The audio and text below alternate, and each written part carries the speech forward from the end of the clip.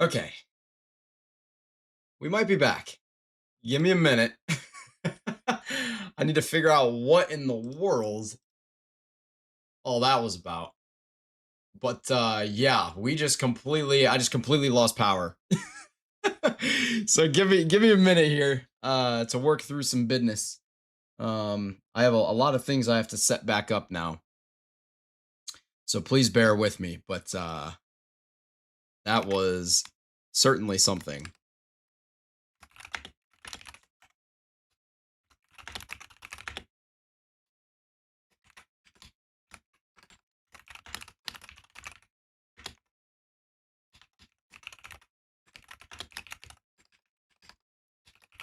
I think we're back live now. Yeah, okay. All right. We are at least live for now. So context, my entire house just lost power, which caused my internet to do a full reboot. And the internet reboot took forever. So I sincerely apologize for that. I literally have no idea what just happened. I don't know why we lost power. It's really windy out here in St. Louis. Um, I can only assume that's what it was, but yeah, give me a moment. Hello, Blake. Oh, you can't hear me yet. Hello, Blake. Yeah. Give me just a minute. I know I apologize for the mess here. But yeah, give me a moment to get things going again.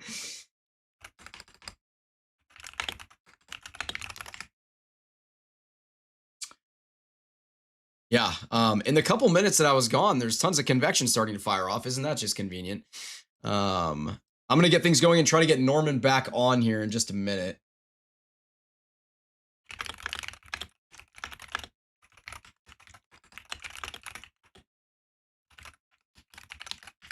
Okay, I have. Let's see. What do I need to do? I have a variety of things I need to do. We're gonna try and bring Norman back on so we can continue to chat with him. And meanwhile, I'm gonna continue working on trying to get our chasers back. Okay, give me just a second. Let's move Mark and CJ there. Okay. All right, we have Mark and CJ back. That's step one. Okay. Now I need to get the Midwest weather boys.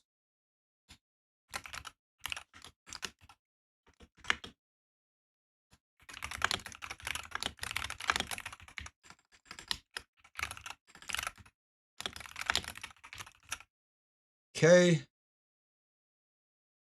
What did I just do? Okay.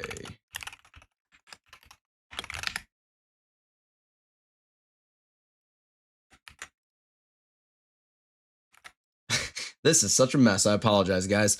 We're going to get this rolling here in just a minute. All right, we got the Midwest weather gentleman back as well. And then I need to get Norman back. And we do have Norman here ready to go. Give me a second. And we can bring him right on. So hopefully he can chat about some things that are going on while I try to fix this mess. Okay. Here we go, Norman. Hello. Welcome back. My fault for kicking your internet off. Yeah. I don't know what in the world happened there, but we are here now. I can hardly hear you, which is on my end. So give me a minute here as I try to fix this properly. Oh, good. Okay, there we go. I got you now. Can you hear me Okay. now? Yep, I can hear you good now. Okay, so yeah, continue your update. Tell me what's going on, or maybe tell the viewers what happened as a bunch of cells look like they're firing off in the last few minutes. Yeah. So right now, again, I am just to the west of Decatur, off of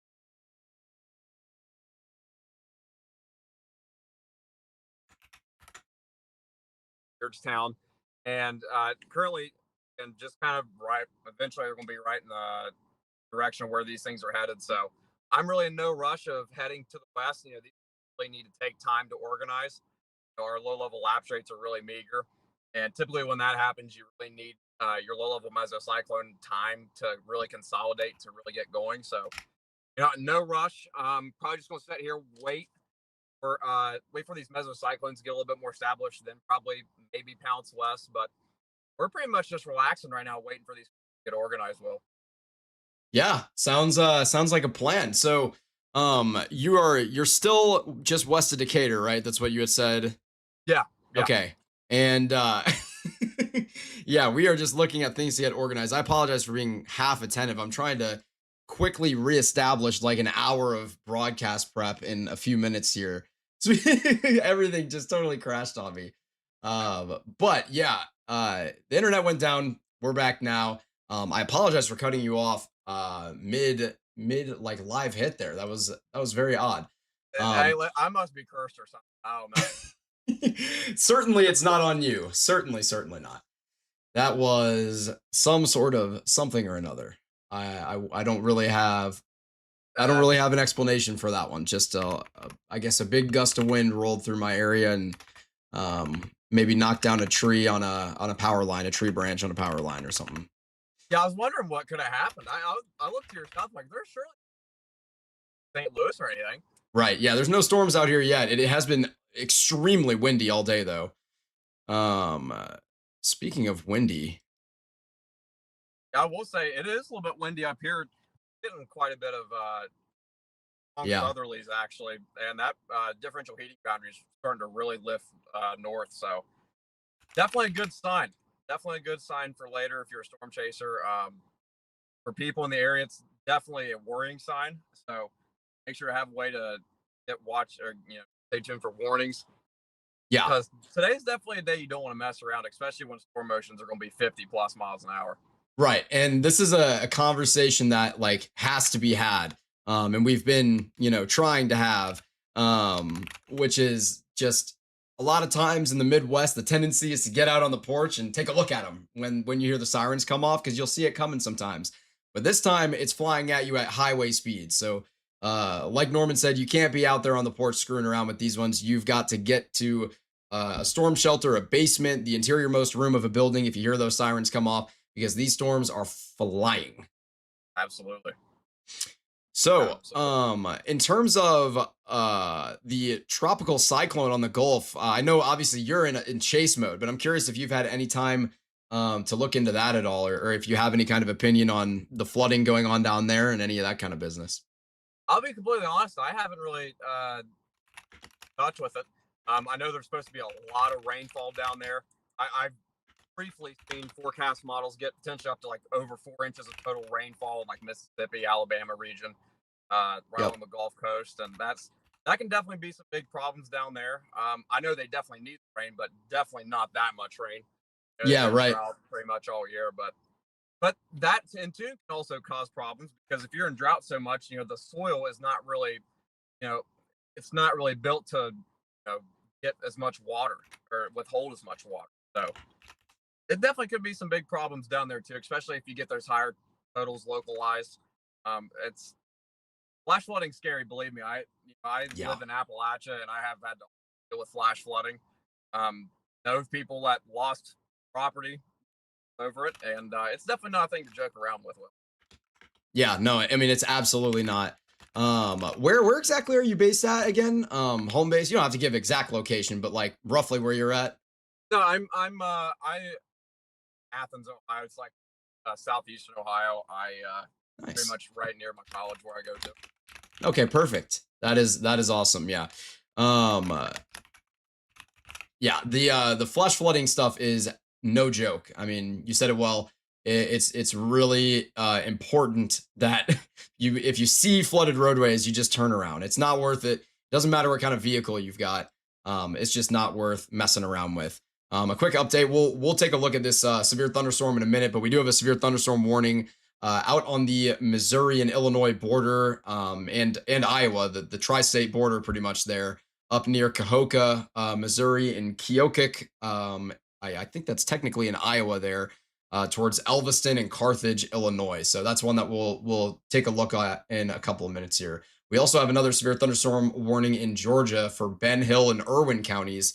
I'm not really seeing much of anything in that. I think they're going to let that expire if they haven't canceled it already, as it looks like that storm kind of dissipated or moved out of the area.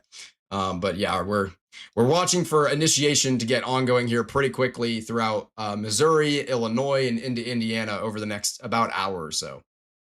Yeah, and Um, I want to say real quick, definitely be on guard for if you guys are in even east of the 15 double hatch, in southern Ohio too. You guys really need to watch out.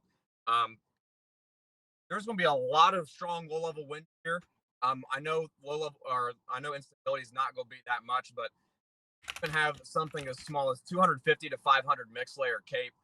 You have really strong low level wind shear with like an excess of like 80 uh, knots of effective shear.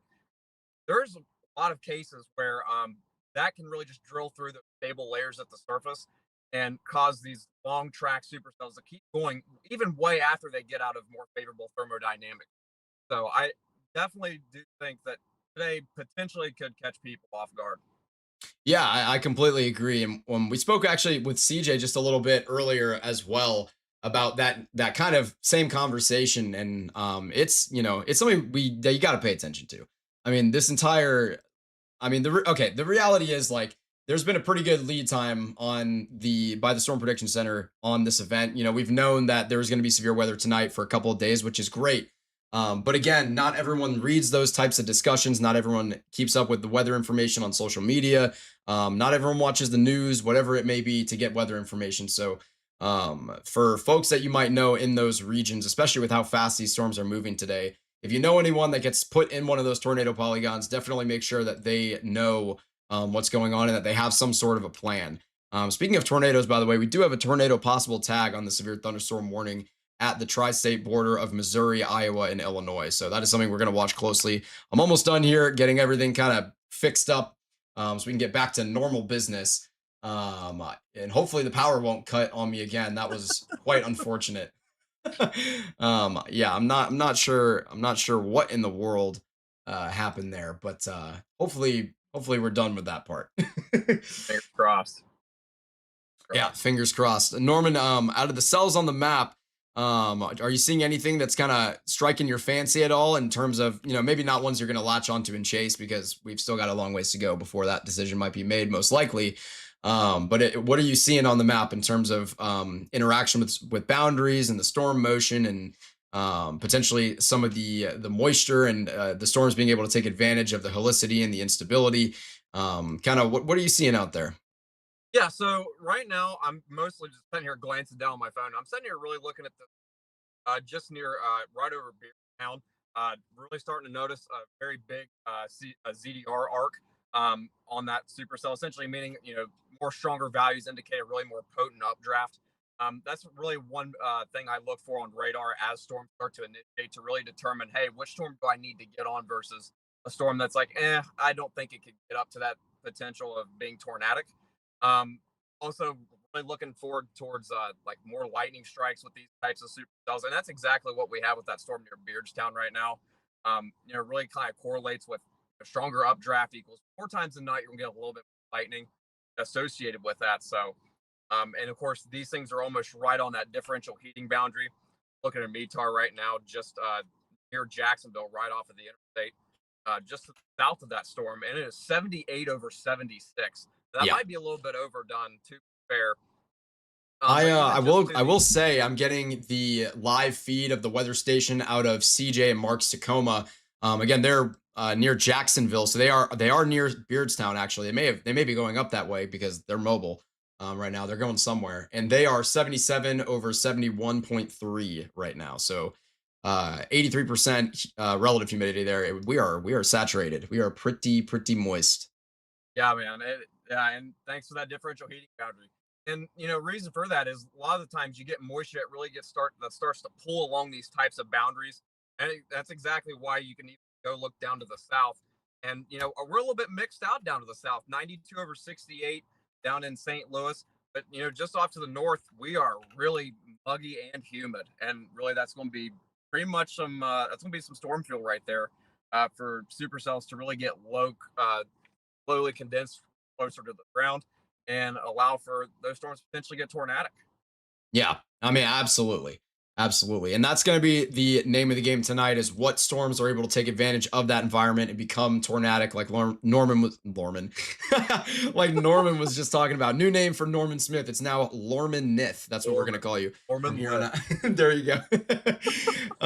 But yeah, Norman, I really appreciate you checking in and especially helping me out with chatting up a little bit while I tried to do a little damage control on my power going out there for a moment. Absolutely, That absolutely. was chaotic, man.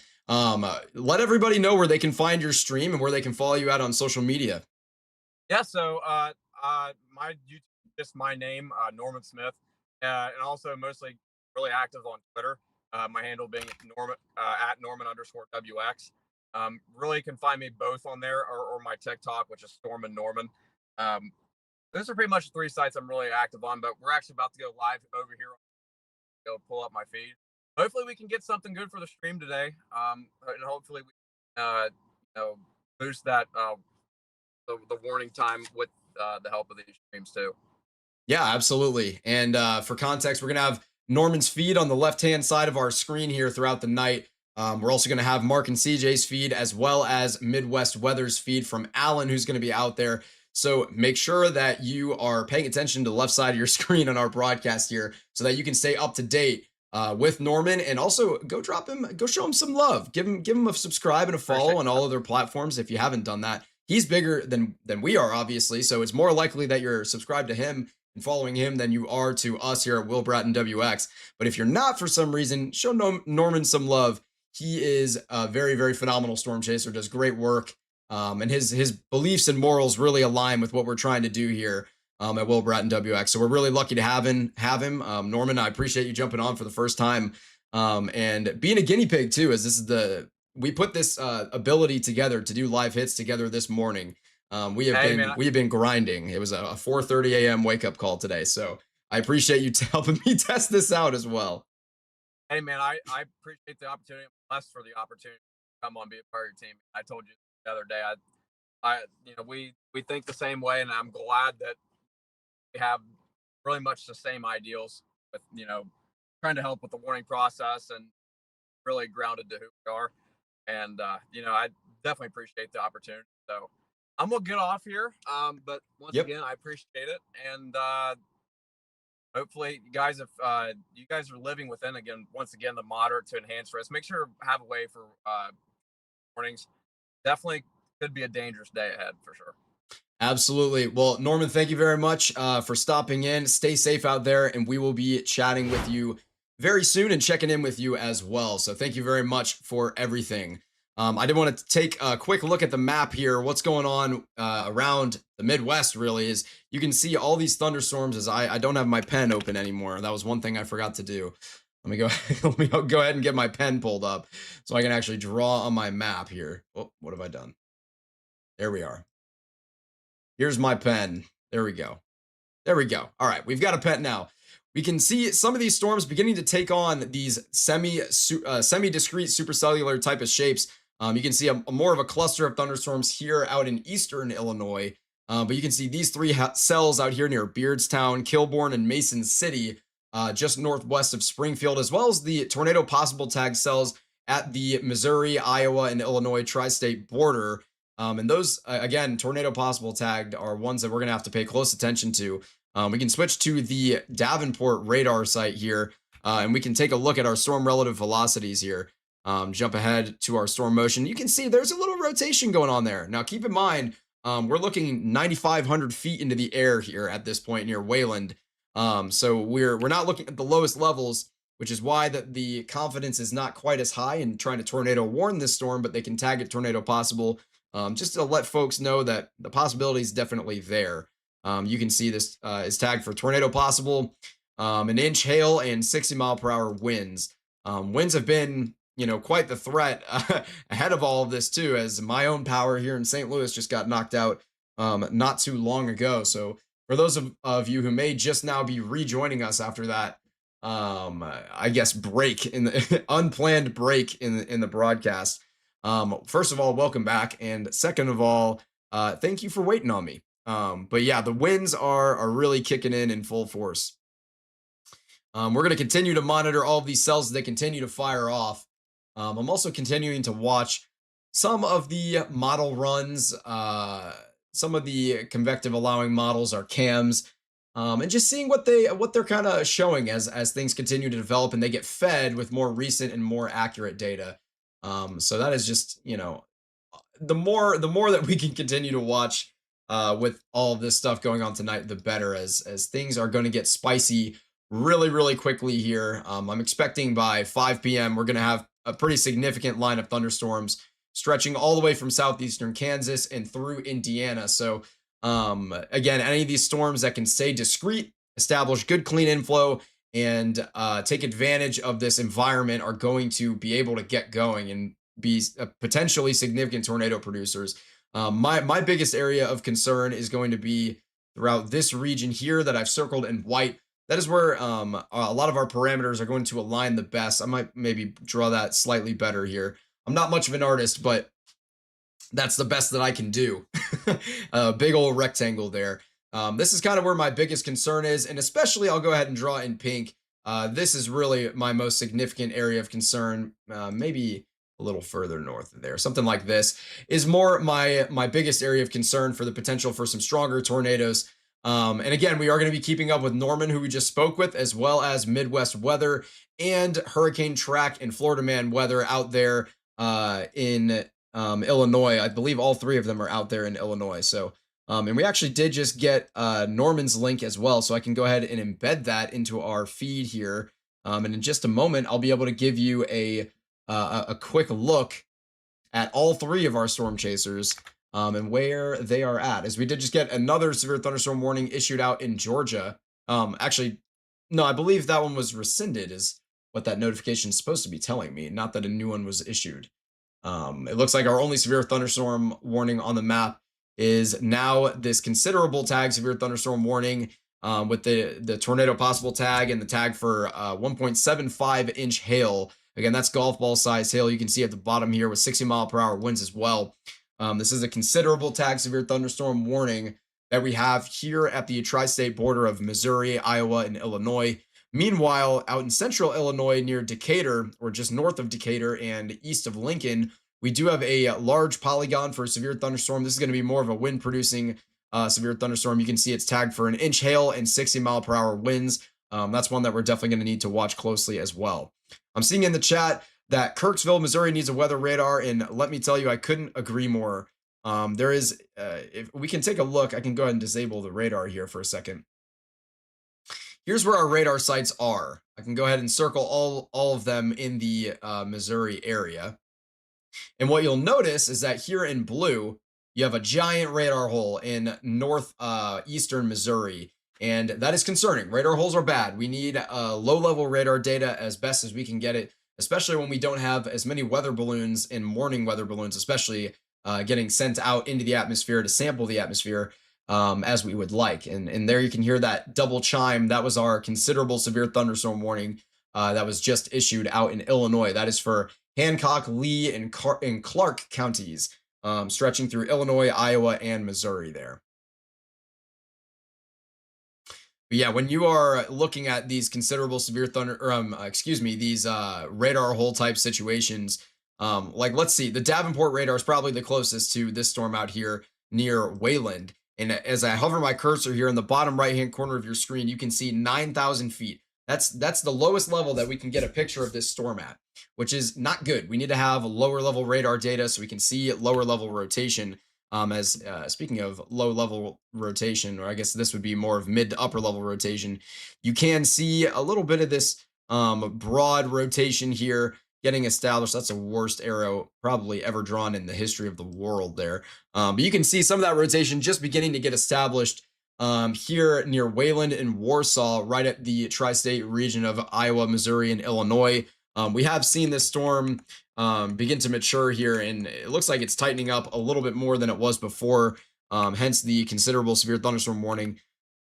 The cell near Carthage is the same story. It's a little more broad, but look, there it is right there. You can see it, that rotation just beginning to get established, that counterclockwise cyclonic motion. So that is, an area of concern. We're going to continue to monitor very closely here.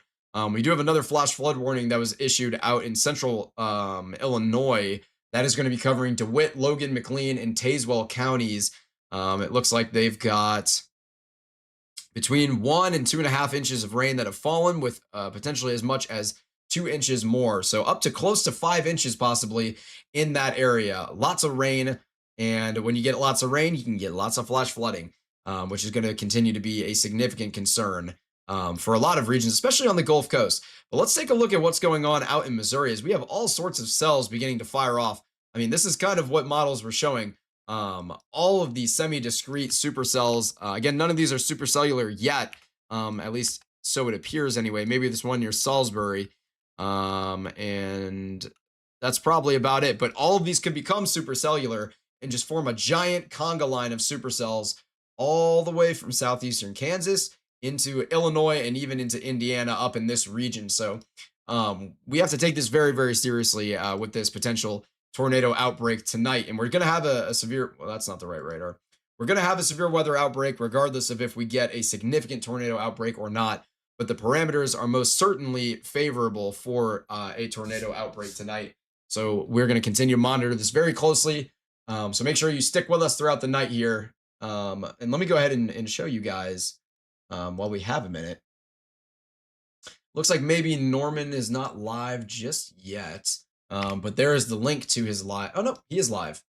What's going on? Why don't I have his, why is his not working? We'll go ahead and fix that really quick. And boom, there he is.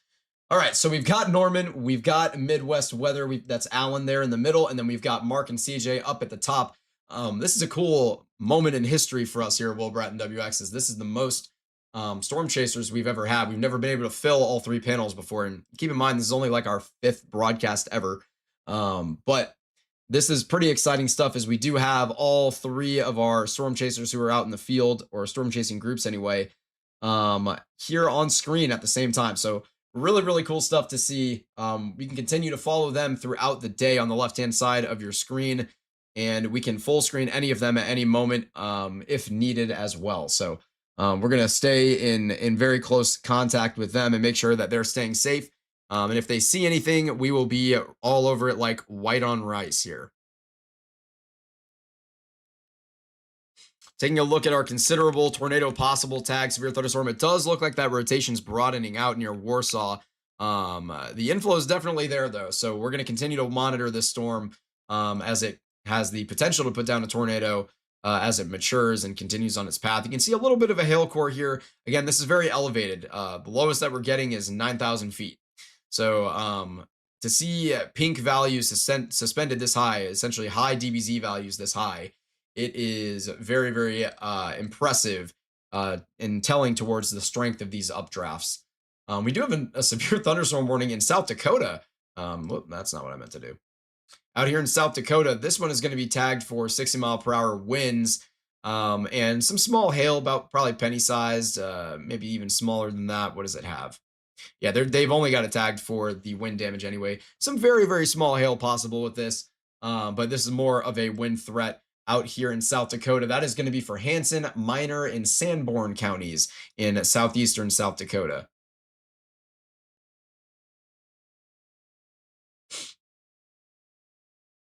Man, this cell looks like it could be a pretty solid hail producer, the considerable tag severe thunderstorm that we have out here in Warsaw. Yeah, definitely one that we have to watch very, very closely. I need to remember to try and keep things on towards the right side of my radar panel now that we've got all 3 chasers on the left. That's cool stuff.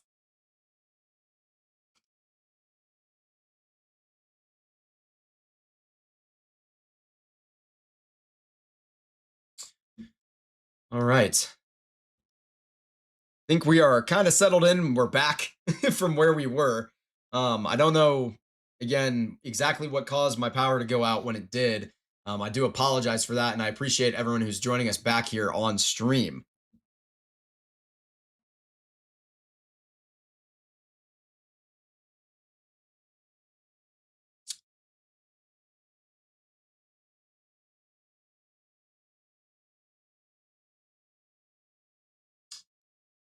Yeah. Quite the quite the mess that we had experienced there.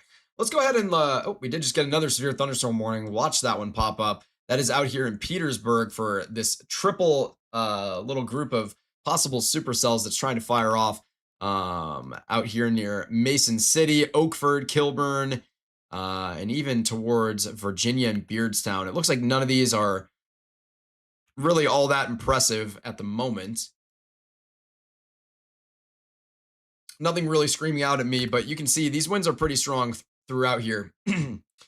Possibly looking at 60-mile-per-hour winds, and I'd imagine that's what this is tagged for. Yeah, 60-mile-per-hour wind gusts and quarter-sized hail. So that is that's what we're continuing to watch here in central Illinois. We do have this other severe thunderstorm warning that we've been talking about. Now, this one's looking like a much more significant wind producer. All these little notches coming out of it, all these little extensions here. That is just a very telling sign of how involved the low level jet is. That some of these localized areas are sending precipitation out ahead of this kind of cluster of thunderstorms or small line of thunderstorms, whatever you'd like to refer to it as here. This is one that we're going to watch closely as well. And this is tagged for 60-mile-per-hour wind gusts and quarter-sized hail. Again, no tornado warnings yet. We haven't gotten quite that far yet, and that's a good thing. Hopefully, the hope is that we get a bust today and nothing happens. That's the ideal scenario. We don't want anyone getting hurt. We don't want property getting destroyed. That is always the worst case scenario. So, yeah, we're going to continue to monitor things here over the next hour as storm initiation gets even further underway here. I'm going to take a check in on all the storms out here through Missouri that are beginning to fire off. Yeah, all of them starting to take on that kidney bean shape, these updrafts, just taking advantage of this heavily sheared environment out here. It's just pretty insane. You can see them just kind of starting to fire off along this line like crazy, eventually probably going to extend all the way down to near Wichita. Look at all these boundaries that are set up near Wichita, by the way. These are some very potent boundaries that have been set up here. I'm not sure whether these are thermal boundaries or these are previous outflow boundaries or moisture boundaries. I'm not sure exactly what we're looking at without seeing the surface observations, but man, you can see those boundaries there on radar. That is a very telling sign of knowing for certain that a boundary is there is when you can see it on radar. Those are you're gonna see those pretty strong boundaries like that.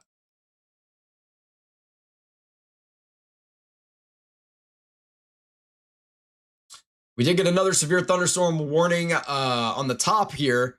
My goodness, the map's getting cluttered very quickly. You can see the second polygon here. I'll go ahead and outline it because it is a little bit difficult to see. 1 second. Here we are. In white here, that is our new severe thunderstorm warning polygon. It's for the cell here near San Jose and Hartsburg, headed out towards McLean, Waynesville, Hayworth, Wapella, and Downs eventually. This one's probably going to be tagged for 60-mile-per-hour winds and maybe quarter-size hail or something as well. That's exactly what it's tagged for, 60-mile-per-hour wind gusts and quarter-size hail. We don't have a tornado possible tag on this. Our only tornado possible tag is on that considerable severe thunderstorm warning near the Iowa, Missouri, and Illinois border. In fact, that is beginning to fully cross into Illinois at this point. It looks like the rotation in the westernmost cell near Warsaw and Basco, Hamilton, West Point is beginning to broaden out a little bit. Meanwhile, the one near Tennessee and Colchester, an area I'm familiar with, as I was just there storm chasing on this past Thursday, we do have very broad rotation and some inflow beginning to get established in that cell.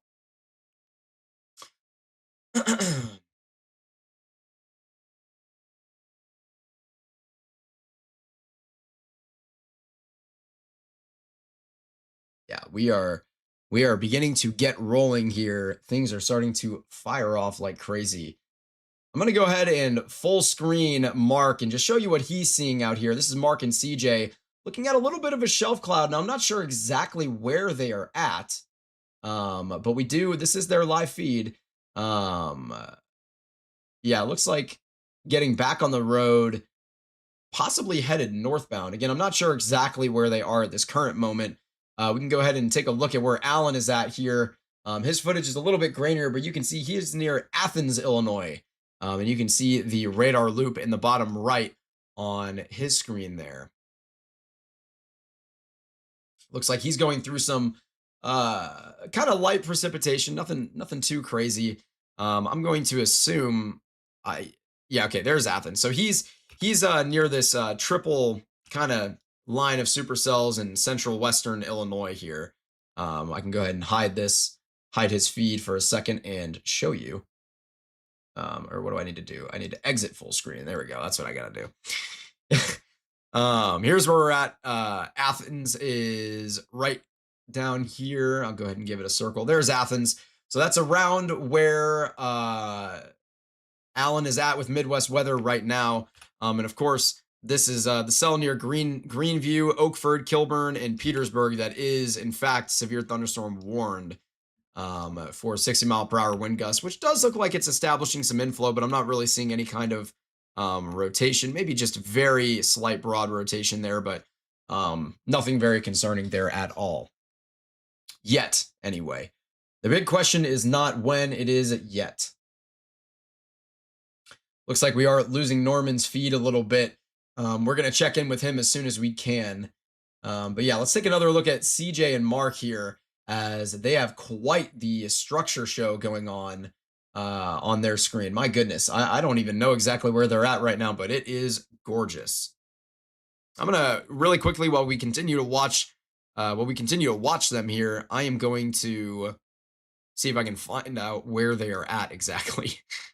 So give me just a minute here. And we know they were near Jacksonville. I'm going to assume they went north, potentially. And I also don't know if they have their spotter dots on, so. Lots of familiar names out there that I am seeing. But yeah, they are somewhere in western Illinois right now, around or at least somewhat near Jacksonville, Illinois. And that structure there was gorgeous for a moment. They're going through kind of a small town right now, so we're going to go ahead and take them off full screen, but you can see them, see their feed continued in the top left-hand corner of your screen here, as we continue to monitor the radar back here in the studio. And hopefully I will not lose power again, as that would kind of suck. It looks like our cell here near Colchester is definitely taking on that kidney bean shape and starting to establish a little bit of broad rotation. Meanwhile, the cell near West Point and Basco, that is in fact in the considerable severe thunderstorm warning polygon that is tornado possible tagged, that one is also beginning to take on a little bit more inflow, try to recycle itself, as things were looking a lot more broad here a couple scans ago, as I'm showing you here now near Warsaw. You can see those greens and reds get a little bit closer together as things start to tighten up near Basco and Warsaw down there. We did just get another severe thunderstorm warning issued in central Missouri, central northern Missouri. This is out near Moberty. This thing looked like it had a little bit of rotation there a moment ago. Again, we're really high up in the atmosphere. We're at about 11,000 feet looking at this storm, so it's hard to gauge exactly what we're looking at here. But we've definitely got rotation getting ingested quickly into this storm. Now, keep in mind, this storm hasn't been alive long. We can go ahead and come back a couple of frames and show you just how quickly this thing's fired off here. So this is it very, very shortly after it began to fire off. This was at, let's see, this was over a half hour ago. This was like 45 minutes almost ago. And this thing's just rapidly developing. You can see it kind of swallow the cell that was to its southwest. So we've got a very dominant updraft here near Clifton Hill. That is going to be one that we are going to watch very closely. You can see more of these storms beginning to fire off throughout Missouri and into southeastern Kansas as well. A lot of these trying to take on supercellular type of structure. Any of them that can remain discrete or semi-discrete are going to pose the greatest risk for tornadoes. And throughout the evening tonight, this is, definitely a region that's concerning, as we may just have a giant line of supercells following ahead of this cold front that's going to push all the way through Missouri and through St. Louis, which can knock my power out again, and as well through areas of western and southern Illinois. Now, I'm expecting things to be a little bit more discreet out in Illinois especially as some of these storms begin to move out of the area and we get that second wave that's going to fire off and push towards the southeast. We do have a lot of warm sector convection going on out here right now. Some very broad rotation near Chandlerville. You can see all these severe thunderstorm warnings just stacked on each other. And again, I want to reiterate, these polygons are very long, as that's one of the rectangles I just circled. Now, keep in mind, that's like a third of the width of the state of Indiana. These storms are moving very, very quickly. So they're trying to put up good lead times on them. So we're going to continue to monitor those very closely. Let's go ahead and check in with where Alan is at. As we can see a little bit of nice structure on his screen there, including a couple of his fingers. He's got some great finger structure there. He's now out in Greenville, Illinois. So he is on that triple stack of severe thunderstorms that we were just looking at on the map moments ago. I can go ahead and hide him, exit full screen here just for a second, and show you this is where he's at here. There's Greenview. So that's where Alan's at. In fact, I bet you I could go ahead and turn his, he usually has his spotter dot on. I bet you we can find him. There he is. There's Alan right there. And it looks like he's trying to get out ahead of this thing and continue to maintain a good visual on it. So you can see there a rain shaft on the right-hand side of your screen out there. And then we've also got a little bit of sunshine way out ahead of him. That sunshine is going to be a key factor in reestablishing the atmosphere over the next 2 hours while we still have some good sunlight left before things get too insane.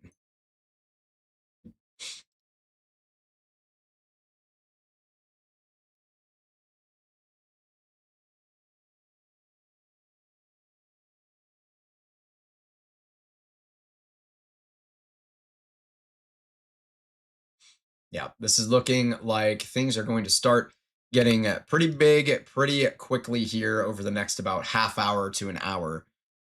We've already have lots of storms firing off. I am continuing to monitor the storm that's just across the border in western Illinois that just came out of Missouri. I'm watching the storm in north central Missouri as well near Huntsville. We're watching everything closely. In fact, let's go ahead and give an update here on this storm out in north central Missouri. So a little bit of a zoom out. Here's where we're at. We're looking at near Moberly, Missouri, Huntsville, Missouri, Clifton Hill, Cairo, and Rennick. And this storm motion or storm relative velocity, excuse me, you can see, again, we are 11,000 feet in the air here. That's a very important caveat that we have to continue to reiterate. But this is a very or a little bit of rotation going on here associated with this storm. And there it is. You can see it right there. Your reds and your greens. You got the cyclonic motion counterclockwise there. As we did just get another severe thunderstorm warning covering Cass, Christian, Logan, Mason, Menard, and Sangamon counties in Illinois. It sounds like I just listed a bunch of my friends or something. Cass, Christian, Logan, Mason, Menard. Just a bunch of first names out there.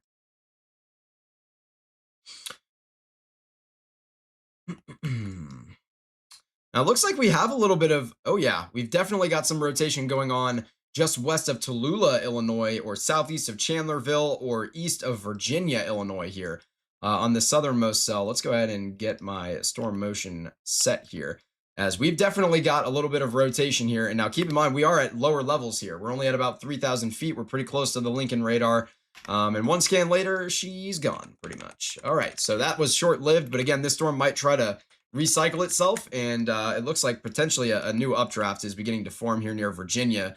That one may take over, and if it does, it's not going to have anything just to the south of it. So this could be the type of supercell that becomes our first tornadic risk of the night, or our first significant tornadic risk of the night.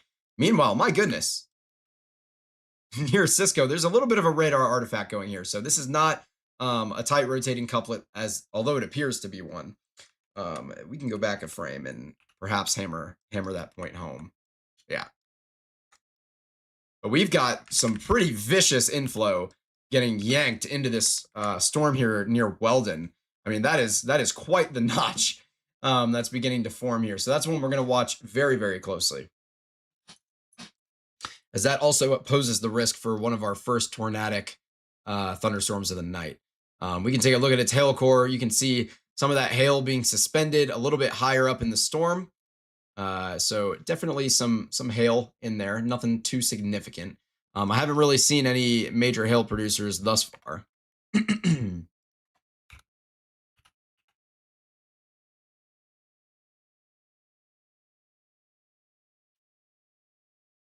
We do have another severe thunderstorm warning near Harrisonville, Missouri. This is just out near Kansas City, southeast of Kansas City. As this one is quite close to the radar, so it's a little hard to gauge. Actually, I think there's a small radar here. I'm not sure if this is going to reach. It's not. Go figure. Yeah, it's definitely taking on that kidney bean shaped morphology, but it is very, very close to the radar, unfortunately.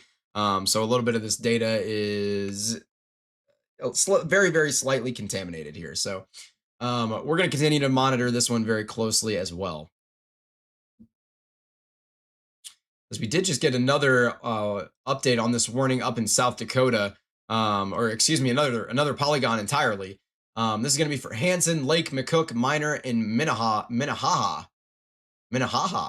counties. Interesting. Out here in South Dakota, this is going to be a wind risk.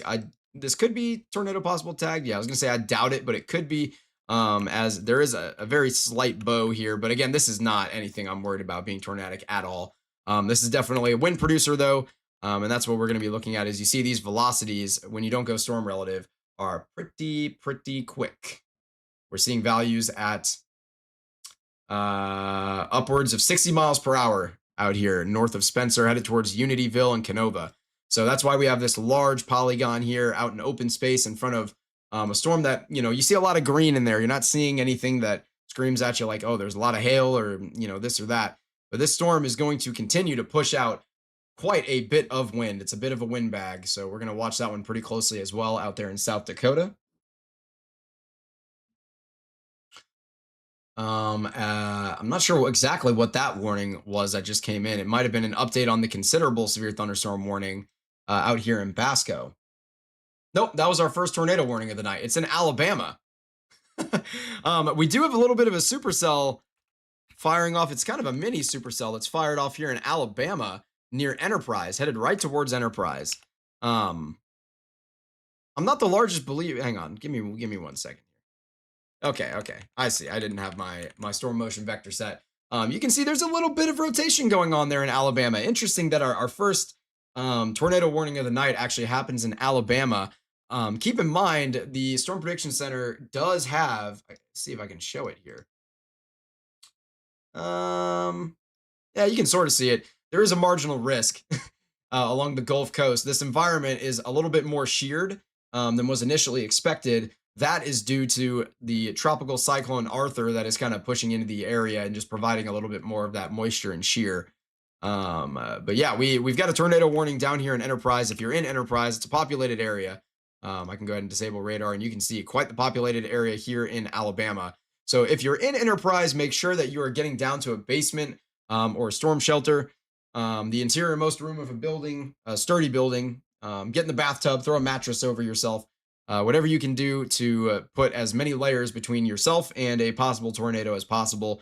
I don't like the way I said that, but that's okay. We're going to jump back into Missouri. Let me disable that.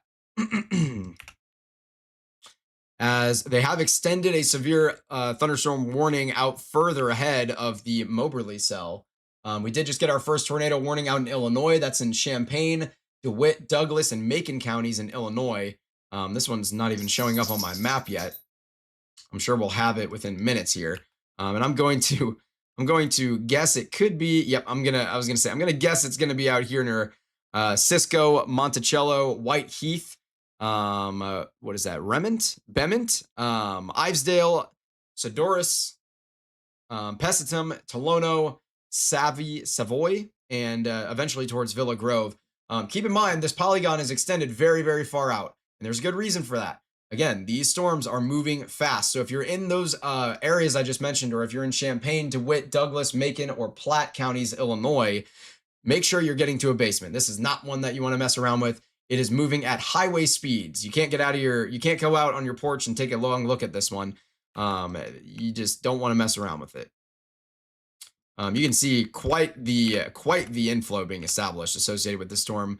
This inflow near Cisco. If there's anyone out there, um, yeah, we did have another update on this tornado warning, possibly here.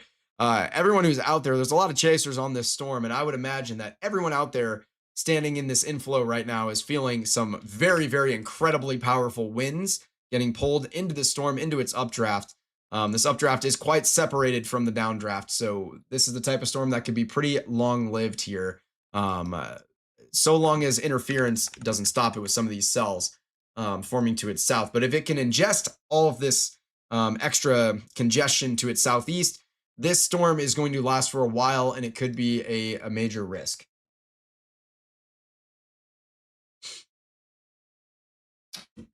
Sorry. Just kicked my dog by mistake. I didn't realize she was sitting there.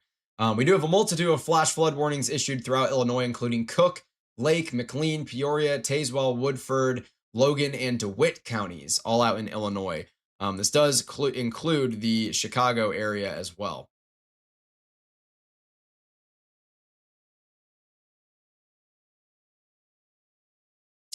Let's go ahead and check in on our Alabama storm really quickly here down in Enterprise. As there she is, you can see that velocity couplet. It's there. It's not super impressive. Again, it's slightly tighter, but look at that hook morphology. And let me be clear. There's nothing that's stopping this storm from getting clean inflow here. There's nothing out ahead of it. It's just going to continue to suck in good clean inflow, good energy that it can use to try and put down a tornado. Hopefully it does not, as it is passing right over Enterprise right now, a very populated area. So our thoughts are with those in that region. If you are in that region, you need to get downstairs right now or to the interior-most room that you can get to. We no longer have any tornado possible tagged severe thunderstorm warnings, nor any considerable severe thunderstorm warnings, but we do have this large tornado warning polygon here near Cisco and Monticello. And again, the inflow on this thing is outstanding looking, in not in a good way, in a scary way. This is not what you want to see.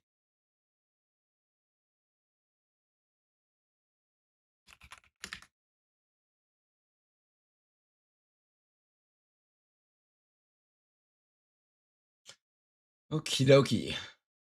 Let's go ahead and check in on where everybody's at. First, let's take a look at CJ and Mark. Right here. There we go.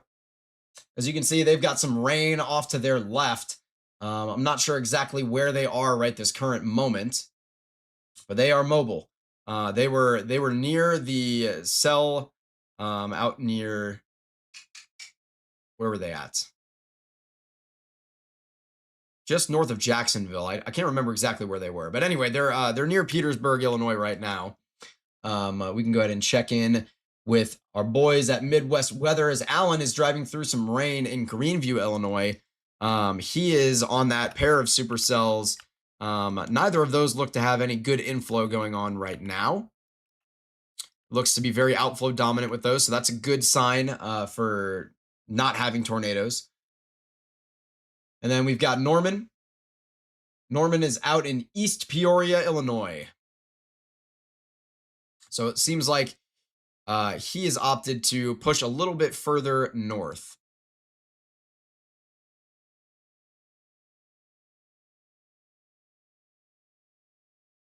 We are going to continue to monitor this tornado warning that we have down here in Illinois, as we are looking at a very concerning supercell down here with not really a lot in front of it.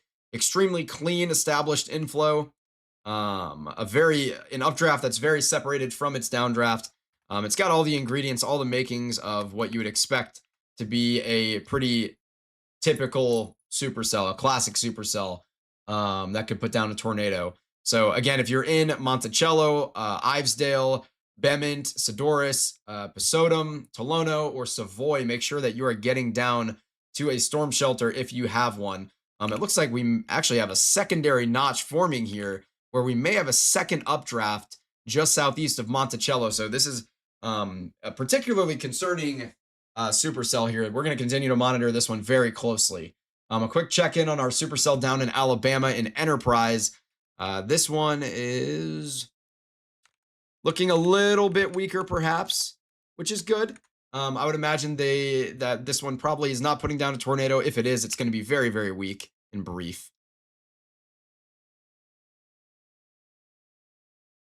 But this is down in Enterprise, Alabama, for Coffee and Dale counties in Alabama. We do have all sorts of severe thunderstorms that are beginning to fire off throughout Illinois. We've got another one down here near Marshall or Concordia.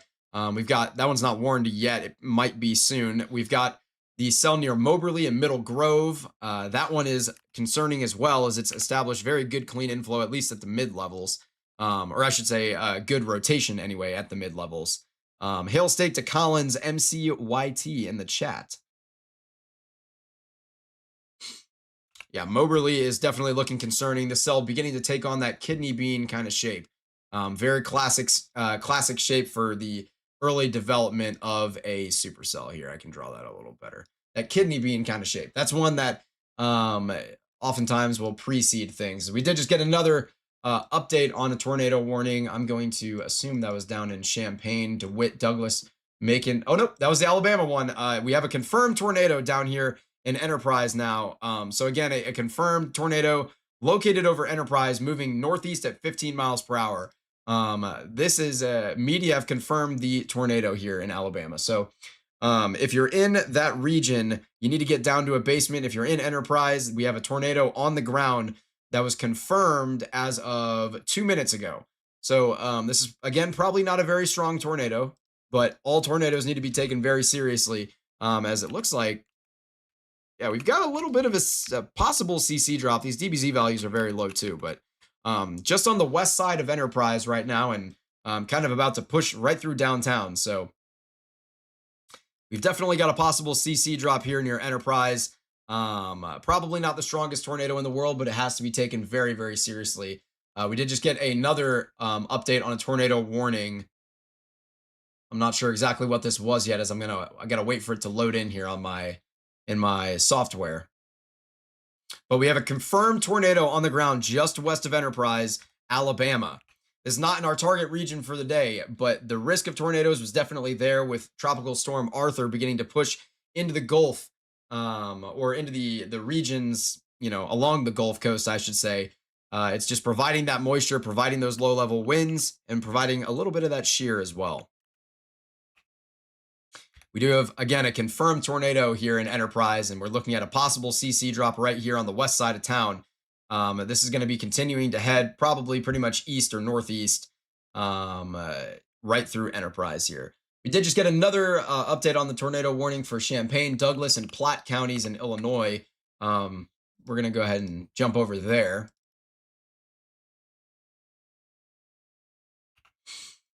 As we are definitely looking at, I believe we might be looking at a pair of updrafts here, trying to get going on the same supercell.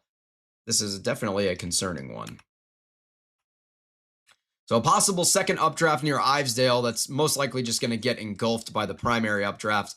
And then possibly maybe even 3 updrafts, as we have the one near Cisco Monticello, and a potential third updraft here. Let me go ahead and show you what I'm talking about, basically. So we have a possible updraft, a possible updraft, and a possible updraft. Most likely, this is a definite updraft associated with this storm. But we do have a couple of other possible updrafts going on as well. I am hearing that we have a wall cloud near Harrisonville, Missouri. That is out near Kansas City. So we're going to continue to monitor that as well. Let's go ahead and take a look at our Moberly cell that we mentioned earlier, as this one is beginning to look increasingly concerning for me. Definitely looking more concerning here near Middle Grove, Rennick. I could see this one becoming tornadic within maybe the next 15 minutes if it can sustain itself. So we're going to watch it very closely. If you hear those sirens go off in that region, you got to get down to a basement. Out in Harrisonville, this is definitely supercellular at this point. It looks like it's got clean inflow, but radar presentation anyway, morphology looks like it's got good notch and some inflow, and I'm hearing reports of a wall cloud, but it is looking a little bit more outflow dominant here, which is a good thing out in Harrisonville. Man, look at the shape these storms are taking on, though, as we may have just had another tornado warning come on through, or at least an update. Yep, we did have another tornado warning come on through. This one is going to be the cell we were just talking about moments ago. This is where Mark and CJ and Alan are all kind of nearby. So continue to watch them on the left side of your screen here. But we have very, very strong inflow coming into the storm near Tallulah and headed towards Athens and Cantrell. Let's go ahead and take a look at Mark and CJ and see what they're seeing here, as I know they were in that general vicinity. I also know that Alan is up in that vicinity, but I believe he's north of this storm right now, so probably won't have a good look on it yet.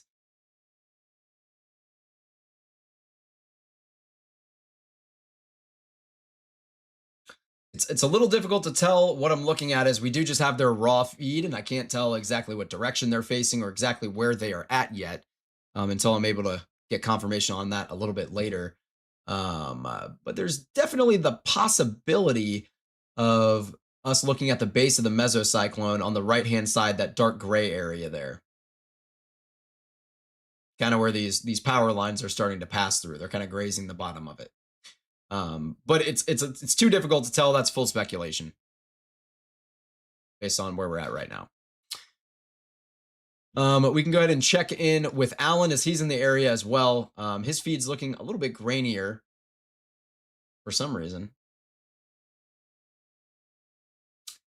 But he's near Williamsville, Illinois. So he is, I see exactly what he's doing. He is currently diving towards Sherman, Illinois. So he's going to have a good view on this storm.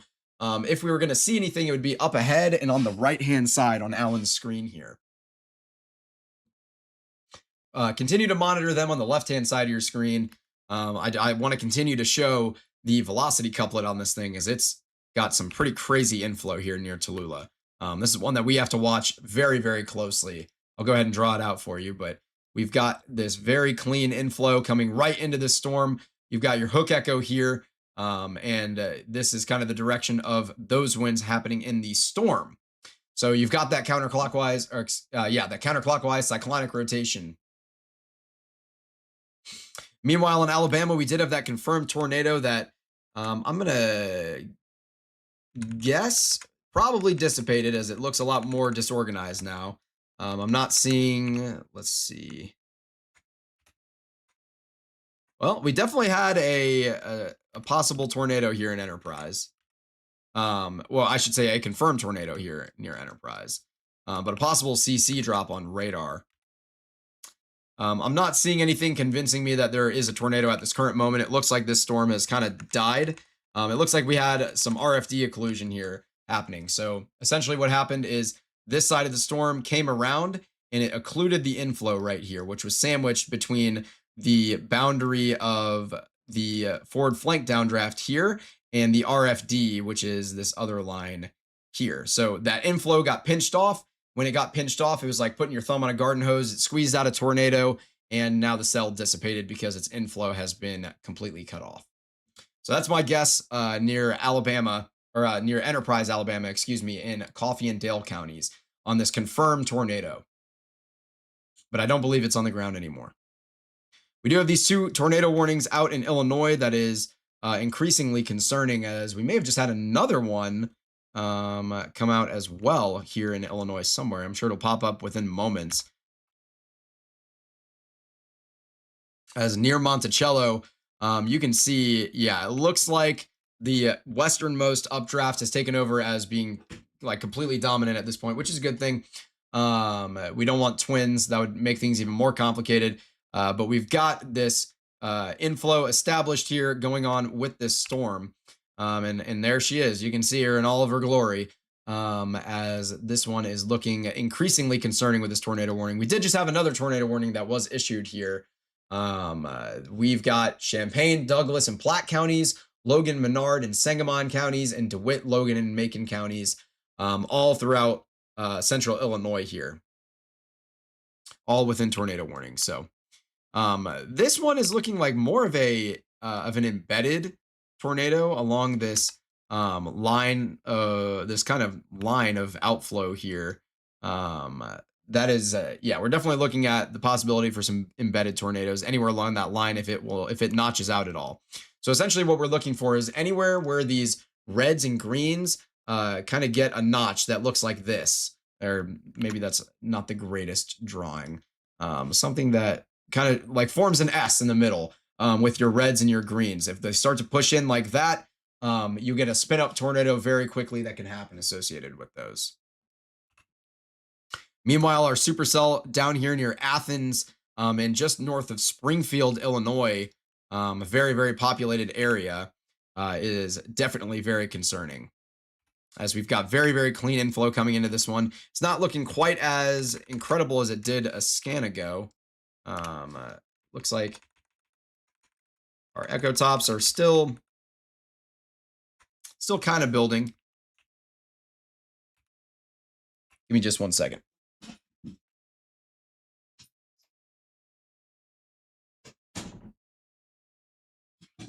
Okay, sorry about that.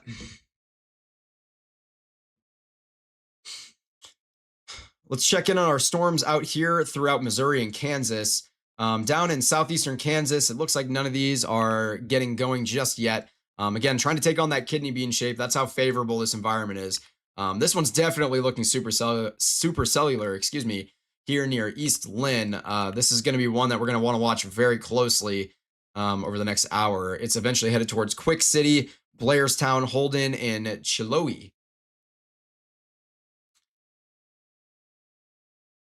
The storm I'm watching the most closely near Moberly is now taking on. This has got quite the couplet going on here now. Again, we're looking at around 8,500 feet in the air, but this is going to be one we have to watch very closely. I wouldn't be surprised if they tornado possible tag this, which makes sense. It's low confidence in that rotation, so it's hard to put a warning on it when the radar beam is that high in the air. But yeah, we have got a very strong supercell out here in northern central Missouri that could definitely become tornadic here very soon. Meanwhile, we have 3 tornado warnings live on the map here throughout central Illinois. We're going to continue monitoring these as well as, yeah, this inflow. It looks like this cell down here is starting to recycle near Sherman, just north of Springfield, as we can check in with Mark and CJ as well as Alan as they're kind of in that general vicinity. You can see some of those aquamarine colors coming up in the top left-hand corner of your screen. That's very commonly associated with potential hail core, or just some elevated hail in the upper levels of this storm. Go ahead and take a look at Alan's feed here with Midwest weather. He's looking a little laggier for us at the moment. Looks like we're looking at a Chevy backup camera here from 1994. But that's okay. Hopefully Alan will get some stronger connection. He is in Williamsville, kind of driving right through the forward flank downdraft of this storm, trying to get in a better position to get a view on it. So he's trying to get south of it right now. He's headed towards Sherman to try and get into that inflow notch.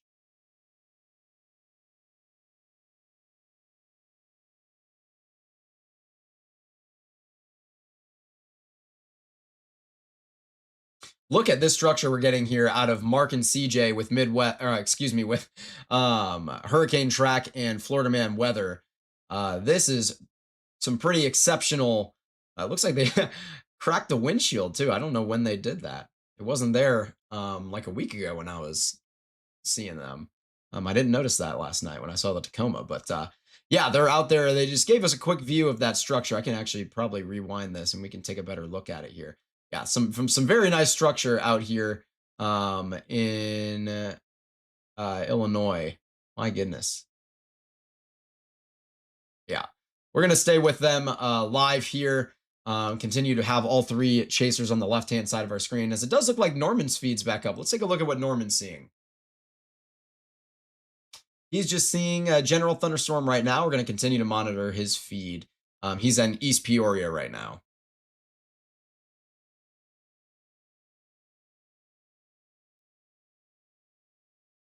Now, I'm not sure the exact credibleness of this, but I am hearing reports in the chat, in our chat here. Make sure to get involved in the chat, by the way, of a potential tornado on the ground near Harrisonville.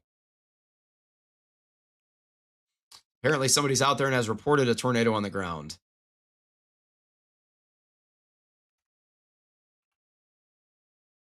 Not seeing any kind of a CC drop that's indicative of a tornado being on the ground.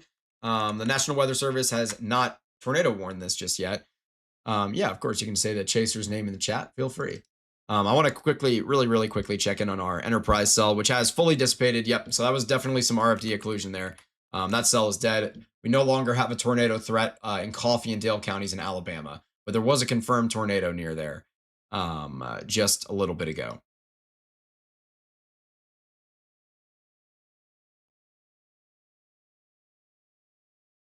Looks like Alan's feed has come back from being quite as grainy here, so we can see what he's looking at. He is now in Sherman, so he's made it to Sherman, Illinois. He is continuing to dive towards the southeast. We did just get I believe, maybe an update on a tornado warning.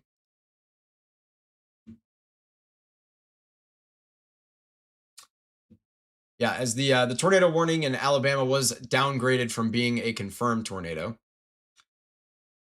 So we no longer have any confirmed tornado warnings on the map.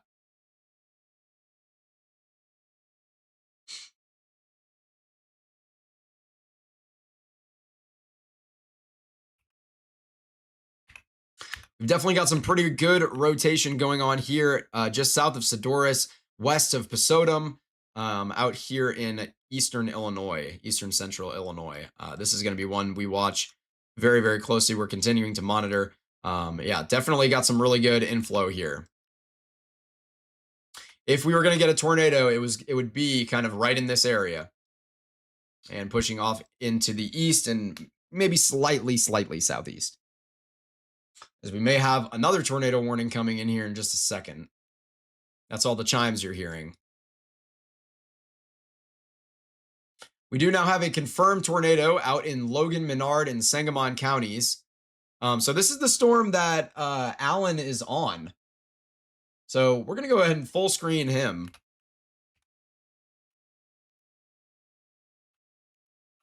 As the National Weather Service has confirmed a tornado and ping pong ball sized hail. Law enforcement have confirmed the tornado here.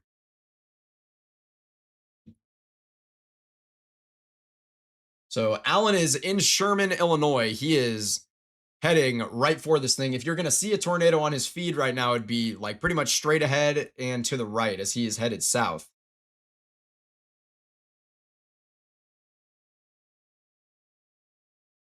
You can see a lot of scud in the center of your screen there. Just some scary looking clouds, pretty much. I'm going to go ahead and get his audio a little bit.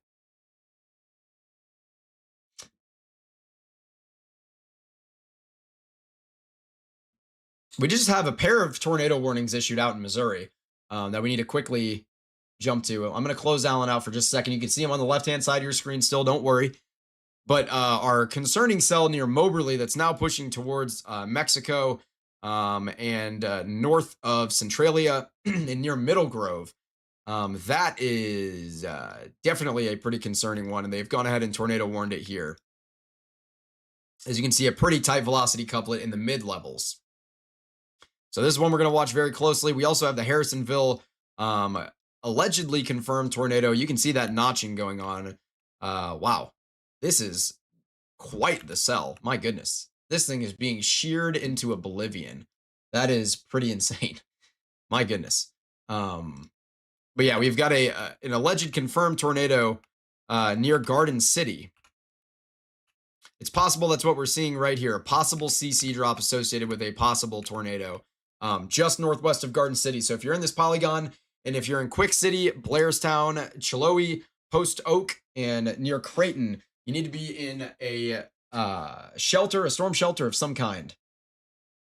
We could definitely have a tornado on the ground.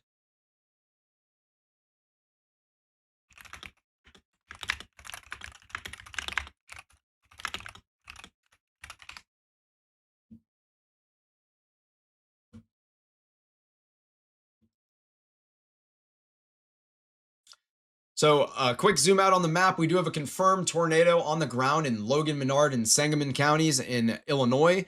That is going to be this purple polygon out here.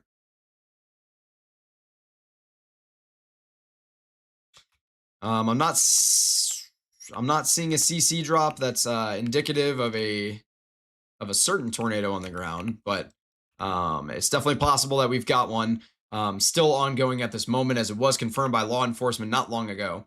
We have 2 more tornado warnings. One of them is with the updraft is now near Pasodum. And they did actually they went ahead and canceled this morning, as it has broadened out a little bit. That's kind of what I was looking to see.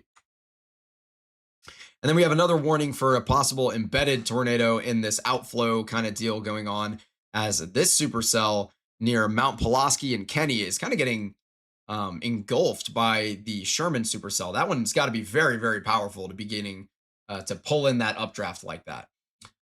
We did in Champaign and Douglas, Illinois, get another tornado warning update, I believe. And again, we have 2 more tornado warnings out in Missouri as well. We're watching very closely this Moberly cell that's got nothing out ahead of it. It's pretty discreet right this moment. We just got another severe thunderstorm warning near Sweet Springs, Houstonia, and Hughesville. That's one we're going to watch very closely as well. It's not really looking to be potentially tornadic at this current moment, but it could easily get there.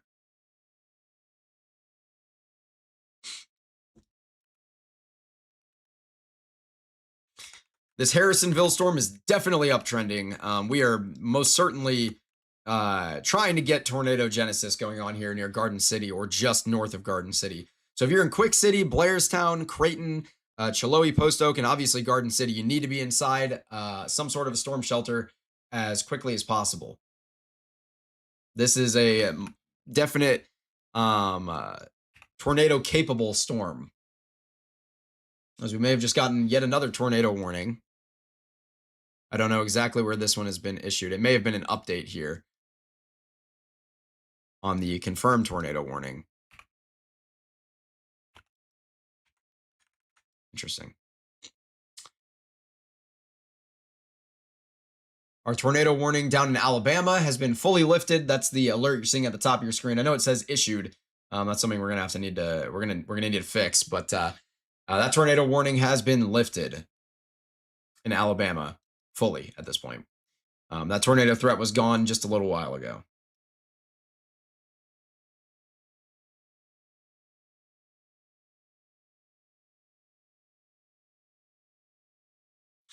Out in Enterprise, we do have a view possibly on, looks like a wall cloud here, some scud, and maybe a very slight funnel trying to condense on the left-hand side here. I can go ahead and circle that for you right here on the left-hand side. Possibly a slight funnel trying to condense there. This was out in Enterprise. As you can see, a rapidly rotating wall cloud there.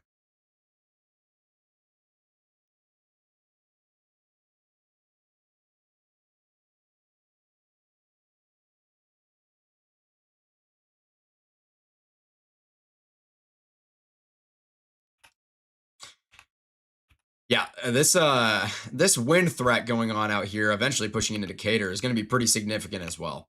So even if you don't end up getting a tornado out there in Decatur, you got to be paying attention to these winds, man. Let's go ahead and check in on what we're seeing from CJ.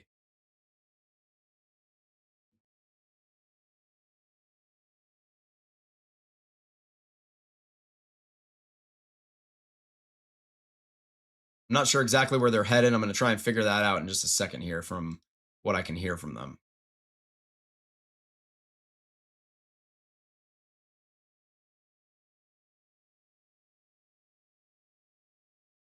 Okay.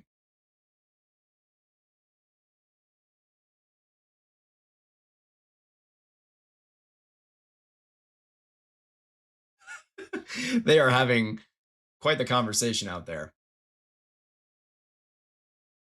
Anyway, let's go ahead and check in on what's going on throughout Missouri.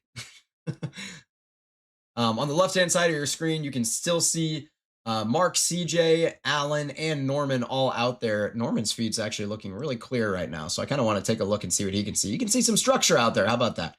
You can see some of those aquamarines starting to come through with possible hail core. He is in Decatur himself, so he is right where I was just talking about a moment ago.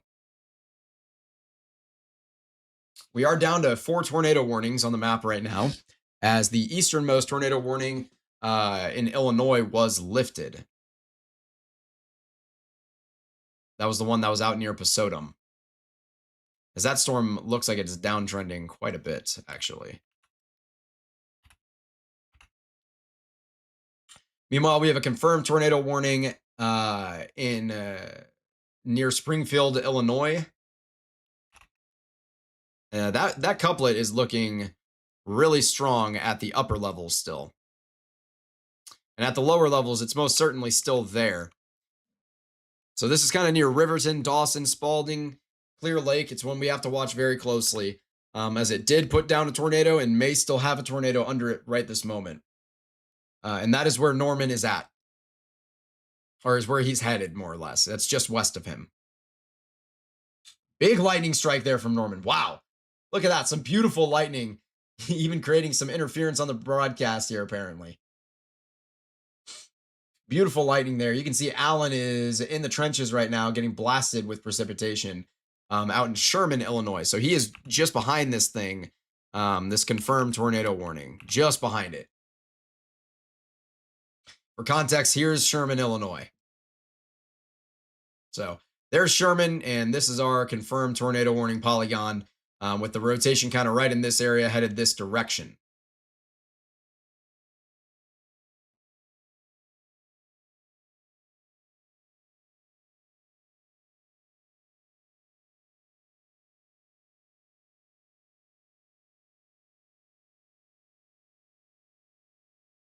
Blake, have you been updating our title, by the way?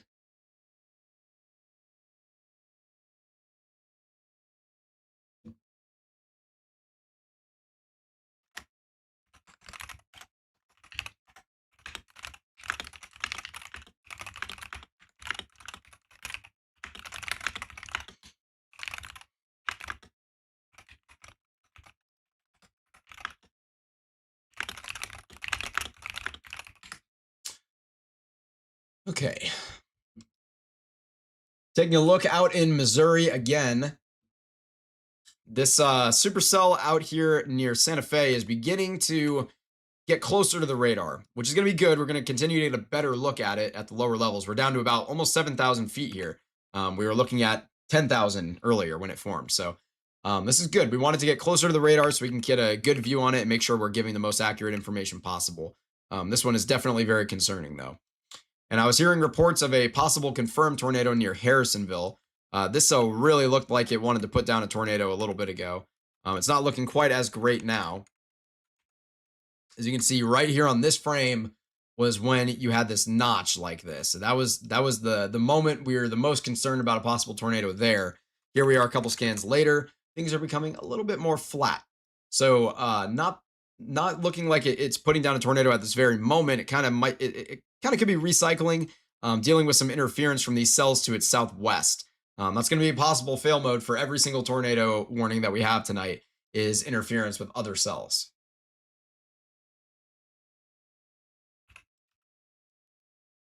Wow.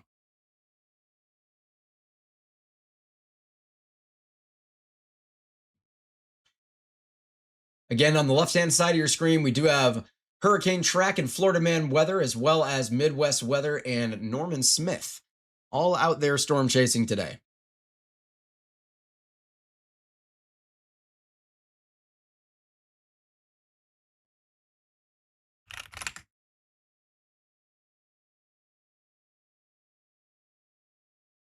Let's go ahead and take a look at Norman's feed, as he is now on the move again. Again, he's in Decatur, Illinois, and he's headed northeast, it appears.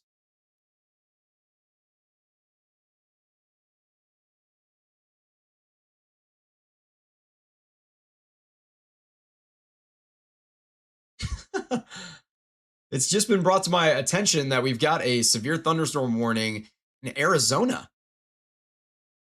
near Elgin. This is for Cochise, Pima, and Santa Cruz counties out in Arizona.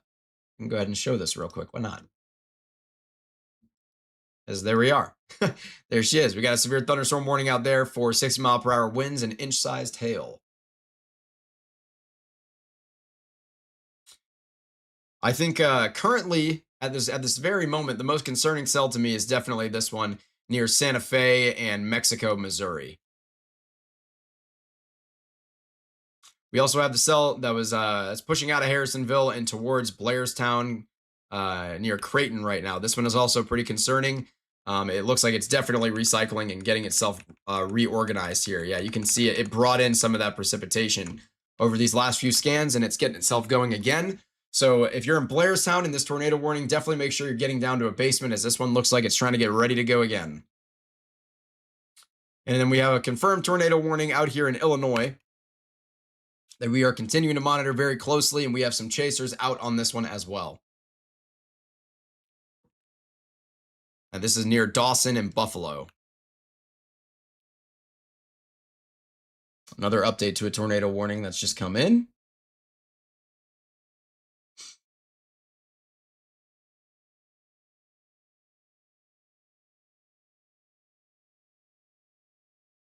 That was CJ and Mark I was just showing you, and this is Alan with Midwest Weather. He's now in Riverton, Illinois. So I believe at this point he's probably punching east, trying to get out ahead of this thing. He's kind of hook slicing at this point. So he just came out of Sherman and now is in Riverton here. So he's going to have a pretty good view on this thing not too long from now. We're going to continue to watch him here.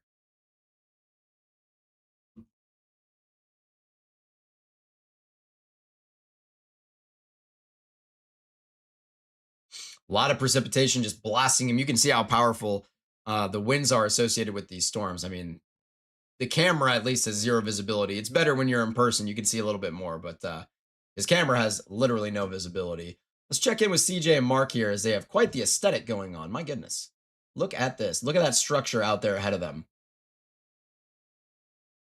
Now, I don't know exactly what they're looking at. Could just be some cool looking clouds. Might not be one of our particular targets here, but still very beautiful to look at.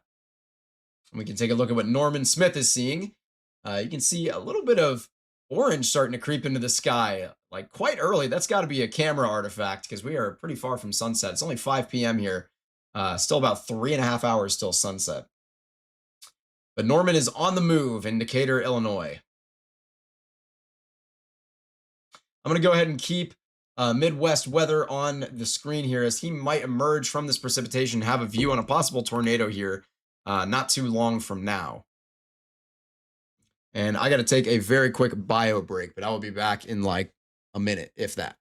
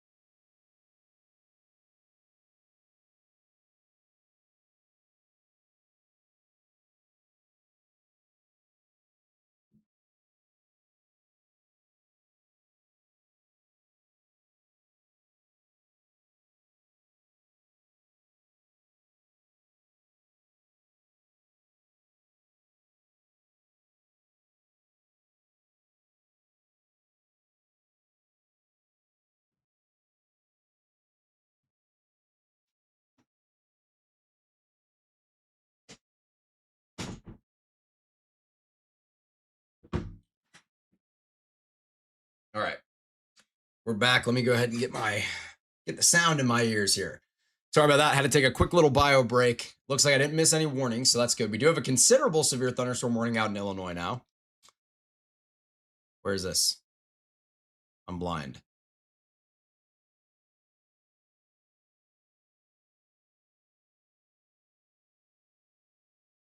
Oh, hang on, Lorian. I need to fix my audio. Okay, I can hear you now. Oh, okay, weird. Let me see if I can fix that.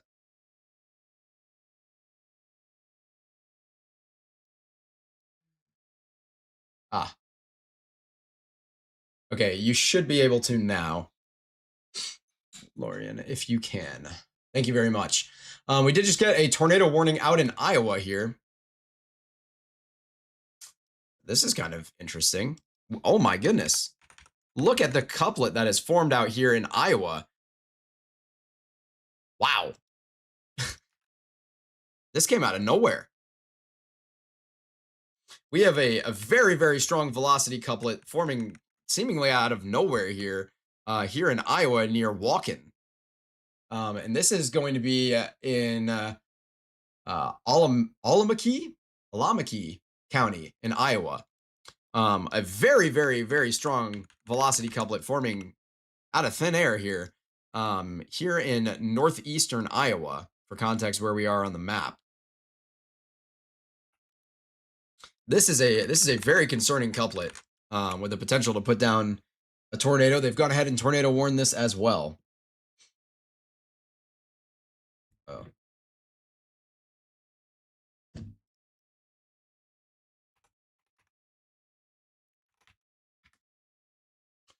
Okay.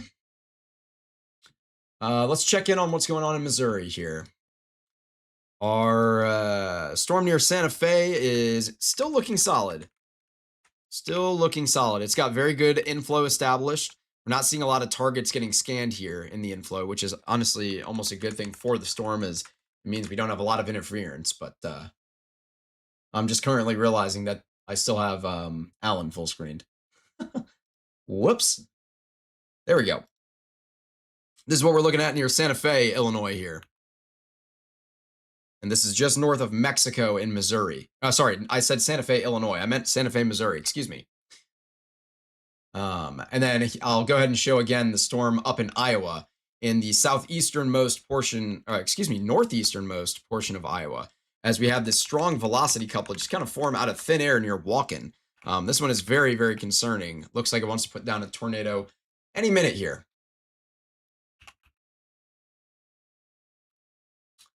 And our confirmed tornado warning polygon in Logan, Menard, and Sangamon counties in Illinois. This time we are actually in Illinois. Whoa! Look at that hail core. Let's go ahead and take a volumetric scan of that. Oh my goodness. Yep. The hail core on this is insane. This is definitely a big time hail producer in Illinois here. Wow. This storm producing some big time hail near Illopolis and Buffalo, Illinois. That is tagged with golf ball sized hail. It's probably going to get upgraded from that. That is some pretty insane hail. Wow. Out in western Missouri, we do have this supercell here that was still looking very concerning earlier as it was getting reorganized. It is continuing to stay reorganized and it's starting to hook out pretty strong here. So this one near Quick City in Blairstown, north of Creighton, is very, very concerning and one we need to continue to watch very closely. As it looks like Allen finally made it out of the rough. Might have a view on something here soon. He's posted up looking at something. You can see a possible lowering on the left-hand side of your screen above that tree where you have that vertical line almost of the shading between the grays. I can't draw on over top of his stream, unfortunately, but possible lowering there. He might be staring right at the mezzo on this thing. Meanwhile, CJ and Mark are still mobile, and you can see they're definitely getting closer to whatever storm they are targeting. And Norman is in a similar boat. It looks like he's getting closer as well, but Alan might have a view in not so long from here.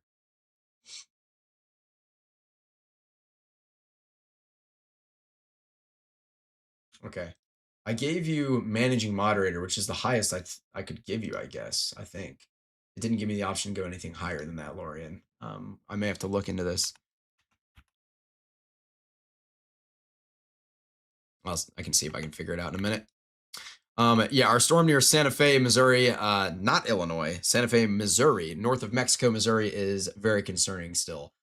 We did just get another tornado warning polygon thrown up on the map here for a possible little spin up tornado, or possibly not a spin up tornado. What in the world? We just have all these supercells kind of clashing with each other here near Forsyth and Oriana and north of Decatur and just west of Oakley. So multiple areas where a tornado is definitely possible here coming up. Yeah. So here is a couple of areas on the map where a tornado is increasingly possible. I'm still in Allen full screen. Incredible. I'm brilliant. Here's those locations. Pretend that didn't happen. We are looking north of Decatur, Illinois here and west of Decatur, Illinois. A very, very populated area.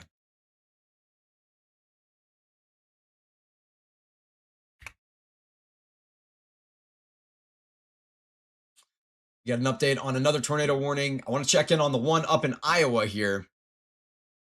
In northeastern Iowa, as this one is looking very concerning.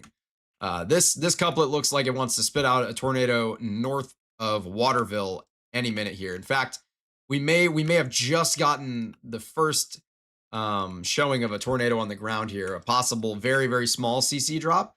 But we may have a tornado on the ground north of Waterville. So if you're in that area near Harper's Ferry, Lynxville, Waterville, Rossville, anywhere ahead of the storm, you need to be in a basement or some sort of a storm shelter as quickly as possible, as we may have the very, very first couple pixels showing up of a CC drop indicating a tornado debris signature. So the radar is detecting debris lofted into the atmosphere by a possible tornado here. So we need to watch this one very, very, very closely. And here's a look at that velocity couplet. This is insane, this velocity couplet. Very, very, very tight couplet, very fast winds. And we're only looking at about less than 3,000 feet in the air. So this is some pretty low level stuff. This storm is very, very concerning here in northeastern Iowa. Whoops.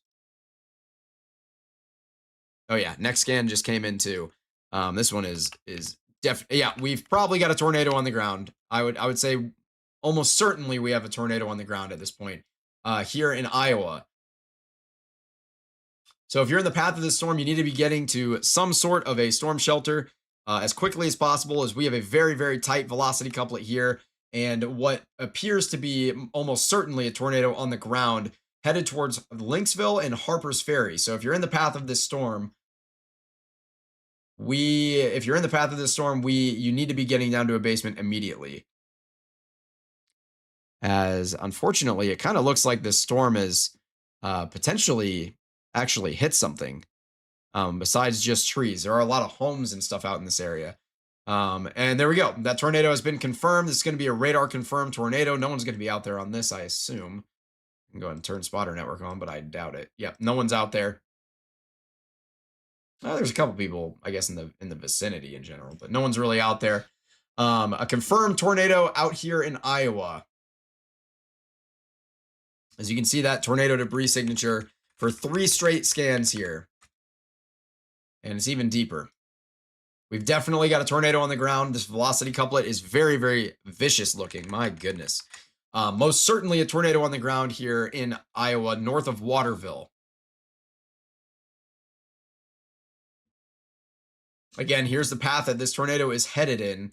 It's headed towards Harper's Ferry and Lynxville.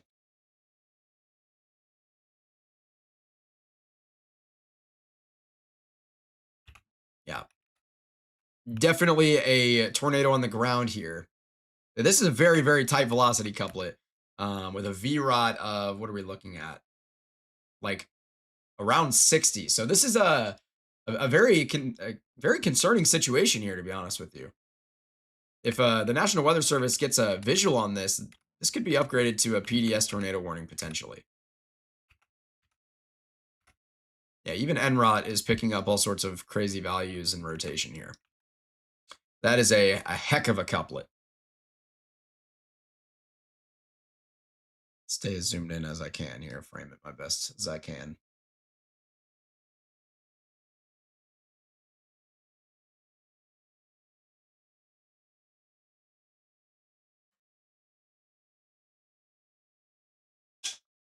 Sounds good. Yeah, this debris ball just got even bigger. My goodness. Yeah, we've got a pretty significant debris ball showing up here on radar on this confirmed tornado north of Waterville, Iowa. This is in far northeastern Iowa. This velocity couplet is looking very intense.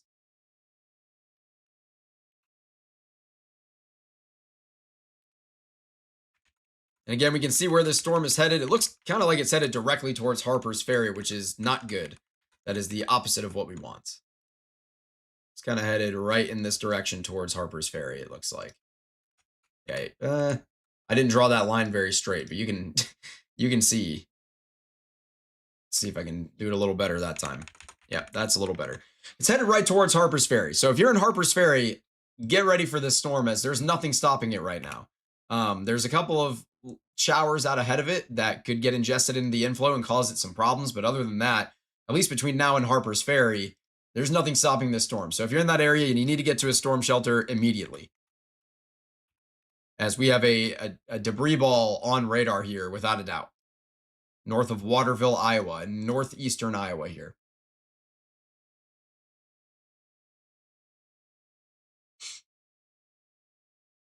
Yeah, and that debris ball, the next radar scan just came in, and that debris ball is even bigger. There she is.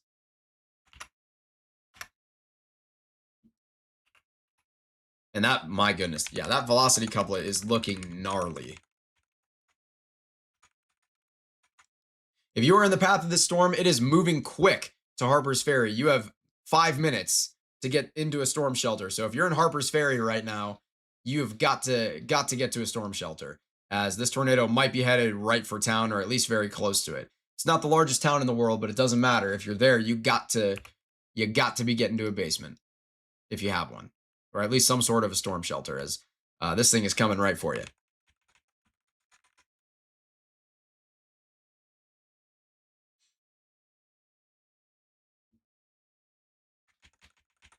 Wow. This debris ball is very scary. See if I can draw the line out a little better and get its motion. Yeah, it is headed right for Harper's Ferry. I mean, yeah, this is very, very concerning. If you're in Harper's Ferry, you've got to get to a basement immediately or some sort of a storm shelter. Do not mess around with this. The storm is flying at you. You have 5 minutes. You need to get down to a basement or some sort of a storm shelter immediately.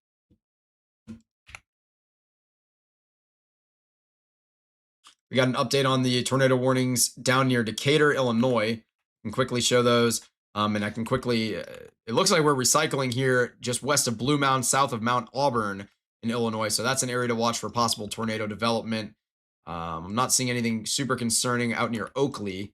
Oh, actually near Oriana. Okay, I see it. Here in Oriana, this is one we're going to watch as well as it continues to move towards the east. So a possible tornado there could come out of that. Nothing confirmed right now. And then another possible tornado that we could get near Mount Auburn and Blue Mound, Illinois down here. Let's go ahead and look at this monstrous hail core as well really quickly before we go back to Iowa. Take a look at this hail core. Those silvers you're seeing in there, let me full screen this. The silvers you're seeing in there, that is pretty insane. This is a very, very strong hail core. So if you're in the path of this thing, you don't want to screw around with this. Stay safe out there, man. My goodness. This is near Booty, Harristown, and Decatur in Illinois. But we're going to go back to Iowa's. This is a very concerning situation right now in Iowa, as this debris ball is continuing to barrel right towards Harper's Ferry. It looks like the tornado might be making a little bit of a turn to its left, and hopefully we go, north of town and split between Lynxville and Harper's Ferry. That would be ideal. So if you're in Lynxville, you need to be ready for this tornado as well. Harper's Ferry and Lynxville, either of these towns could eventually have a very significant tornado headed towards them.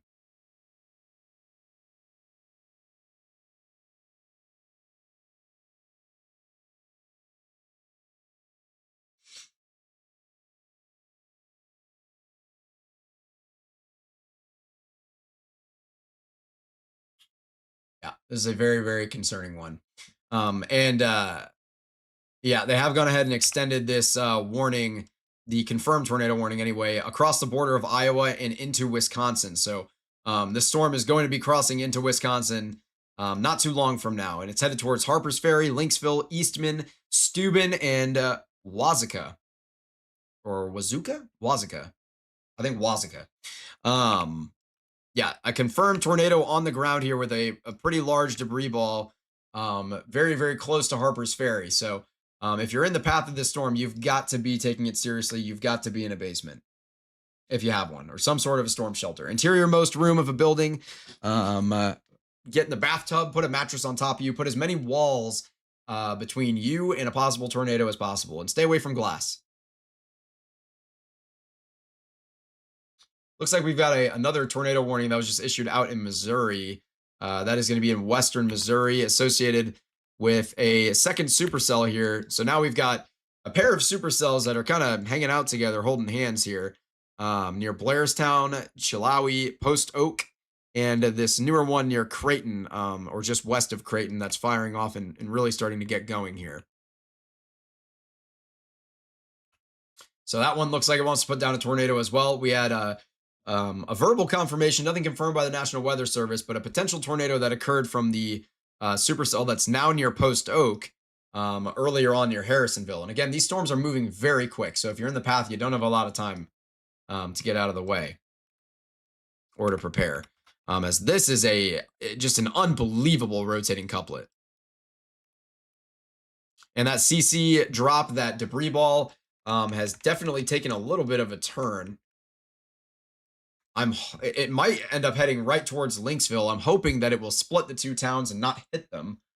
But if you're in Harpers Ferry or Lynxville, this is not anything to play around with. You do not have long.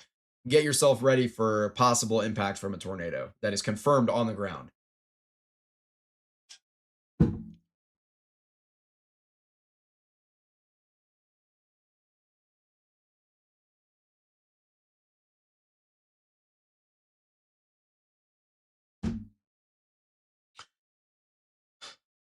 We do have 3 tornado warning polygons in Illinois, 3 in Missouri, and 2 in Iowa right now, / Wisconsin. It's right on the border.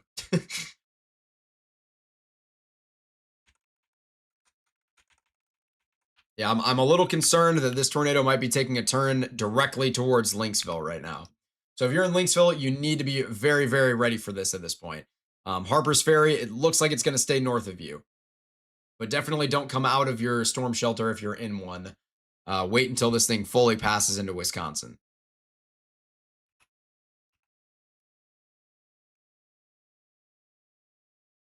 Yeah, this is very, very concerning stuff. I want to quickly take a look at what CJ and Mark are seeing out in Illinois. They've got some sort of a lowering on the just off to the right side of the screen here, and some incredible structure. As I don't know exactly where they are at, but I do know that they are near Illinois. They are in Illinois. I just don't know exactly which cell they're on, but you can see the mesocyclone in that lowering coming out of the cloud base just above those trees on the center right hand side of your screen.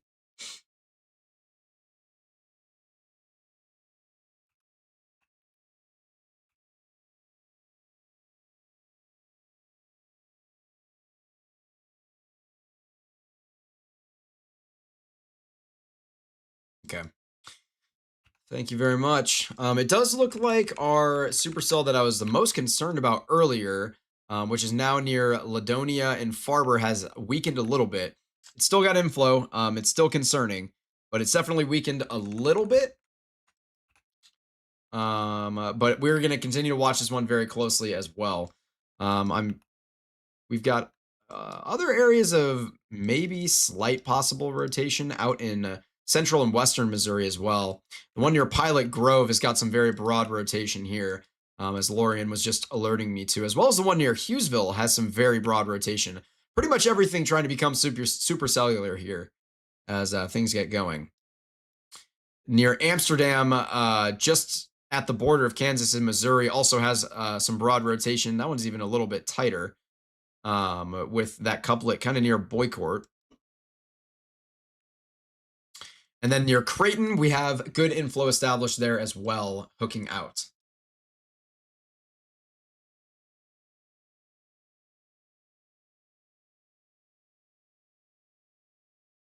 Yeah. Yep. They have extended the tornado warning from the cell we were just talking about a minute ago that ever so slightly weakened near Ladonia. They've extended a polygon out ahead of that one. The rotation is still there. Like I said, it just slightly weakened. I mean, very slightly. This one is headed towards Ladonia, Farber, Vandalia, Middleton in Missouri.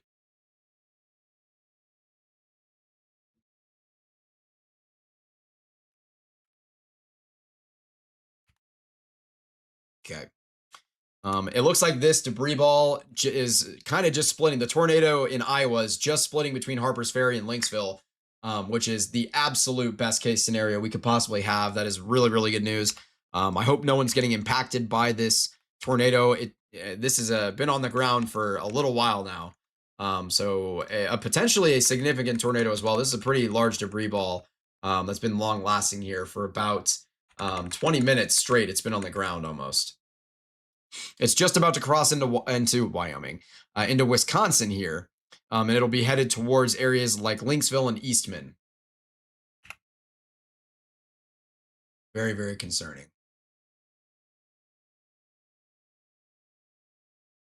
This has been upgraded to a PDS tornado warning, so we've got our first PDS tornado warning of the night.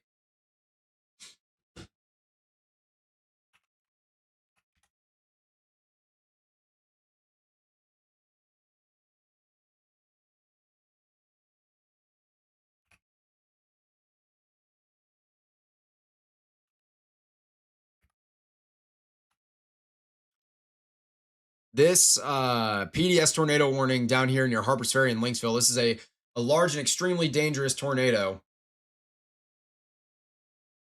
And this is radar confirmed. Again, we have a very vicious looking velocity couplet here. A large debris ball, which, oh my goodness, thank the Lord. This thing is splitting right between Harpers Ferry and Lynxville. It looks like it's not going to hit either of those populated regions, at least directly, which is incredible news. Interesting. Okay. We may be getting another warning coming out in Kansas here soon. Things are getting really active here, so you got to bear with me as we're going to be jumping around from warning to warning. Things near Blue Mountain and Macon, this looks like it wants to put down a tornado like now.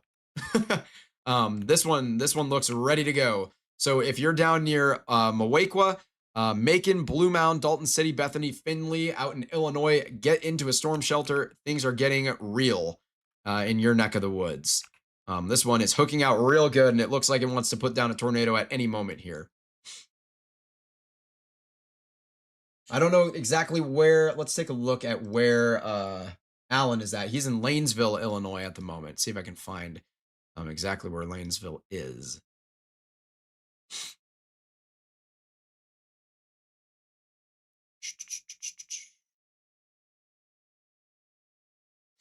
I think he's headed towards this Blue Mountain storm. I don't know exactly where he is though. But I believe he's headed right towards that Blue Mountain storm. So we might get a good visual on it from Allen here in the not so distant future, if this thing does put down a tornado. But again, we have a particularly dangerous situation, a PDS tornado warning for a confirmed large and extremely dangerous tornado on the ground just south of Lynxville. It looks like it just missed town, barely, which is incredible news. I really hope that no one was impacted. It just crossed the river. This is a very, very strong tornado confirmed on the ground here, just crossing into Wisconsin. Here's a quick zoom out on the map so you can see where we are at. And here's that PDS tornado warning. There is nothing stopping this storm from continuing. This could be a very long-lived supercell potentially. This couplet is still looking very, very vicious. A very large debris signature here on radar, a big debris ball. This storm is going to continue towards the east-southeast over its life cycle, eventually towards Eastman, Steuben, and eventually towards Boscobel, which is a very, very largely populated area. So again, Boscobel near in Wisconsin, excuse me, in western Wisconsin, southwestern Wisconsin, is going to be eventually in the path of this tornado. So if you're in that area, start preparing because this thing is moving very quickly as well. And there's nothing really stopping it right now. I mean, it could collapse upon itself, but there's not really any convection out ahead of it that's going to stop it. You can see all of these clouds that are forming this precipitation just getting sucked right into this updraft. This is a very, very powerful storm and a particularly dangerous situation headed into Wisconsin now. And this is just south of Lynxville, just north of Eastman, just south of Seneca, headed towards Steuben in Wisconsin.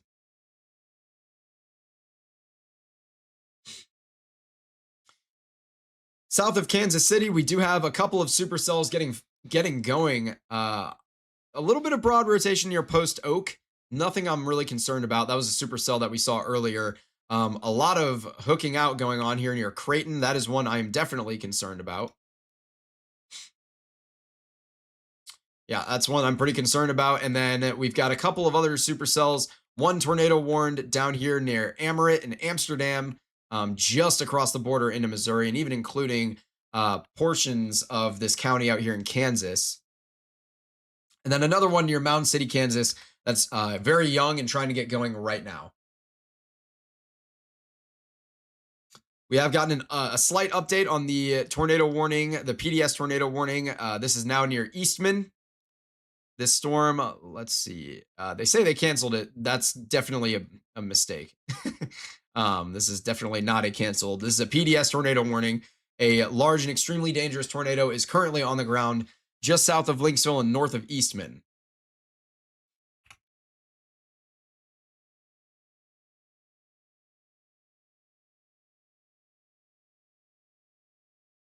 Okay. It looks like the part that was canceled was just the easternmost portion in Iowa. So this tornado warning, this PDS tornado warning is still active and fully into Wisconsin now. We do have a tornado warning that was just issued in Kansas. And that is Lynn County, Kansas, I believe, or Bates. One of those is Missouri, one of those is Kansas. This is near Boycourt and Amoret.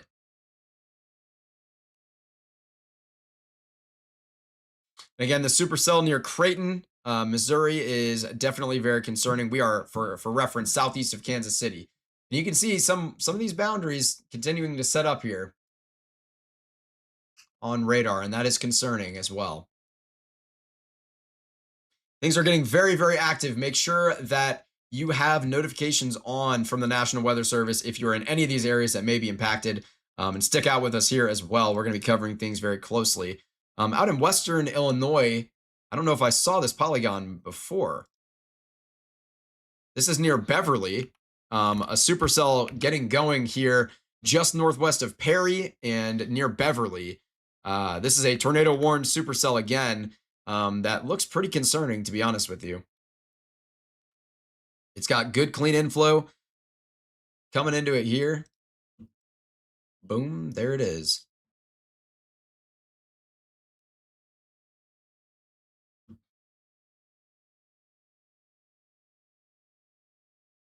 Okay. It looks like this supercell is attempting supercell anyway. It's trying to recycle near Sherman and Williamsville. That's one we definitely will pay attention to as well. It's definitely trying to recycle, not tornadic at this moment, but the one near Macon in Blue Mound is trying to get going like right now.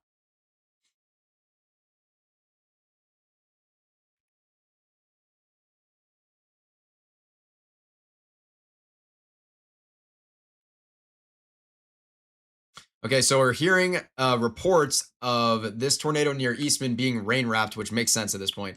It has definitely fallen behind from some of that precipitation. I think as it crossed the river, it definitely became more of a rain wrapped mess.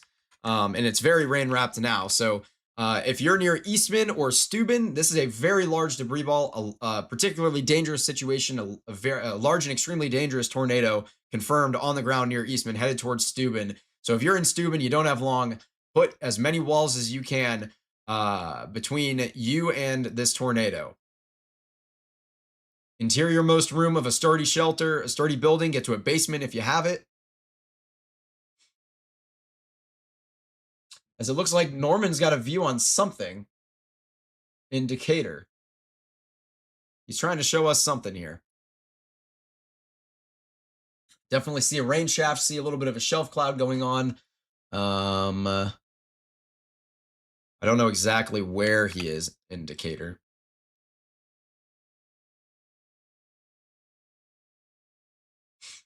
I'm going to assume that he's staring right into this rotating couplet that just came out of Blue Mountain. So this is south of Decatur. Not far south, but south of Decatur. Where we might be getting some possible rotation right there in the middle of your screen, actually, on the leading edge of this storm. Yeah, it looks like a little bit of a lowering is trying to form right now here near Decatur. Yeah, I think Norman's got something for sure. We're going to continue to stay with him. And I'm monitoring this PDS tornado warning in Iowa as well, but we're going to stay, or excuse me, in Wisconsin now. But we're going to stay with Norman here a little bit, as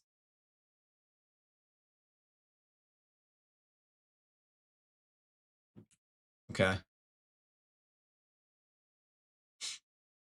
So we had a possible radio tower hit with feed going down out in Crawford County, Wisconsin. That is where this PDS tornado is.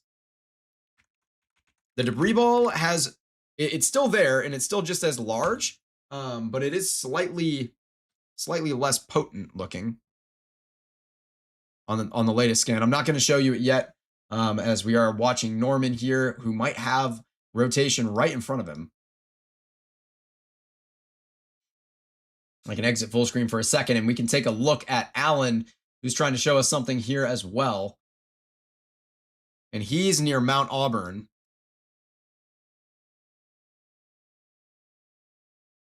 Mount Auburn, Illinois is where he is at.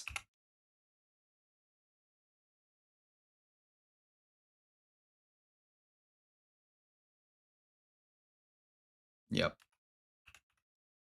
So this couplet from earlier that we saw in Illinois just got another tornado warning as it is recycling here. You can see that couplet right here near Bement and Hammond. And this is headed directly east pretty much. And you can see that supercell is just sort of interacting with the other supercell that is trying to produce a tornado right now on Norman's screen down here near Dalton City. So we've got a pair of couplets going on here with two supercells very, very close to each other.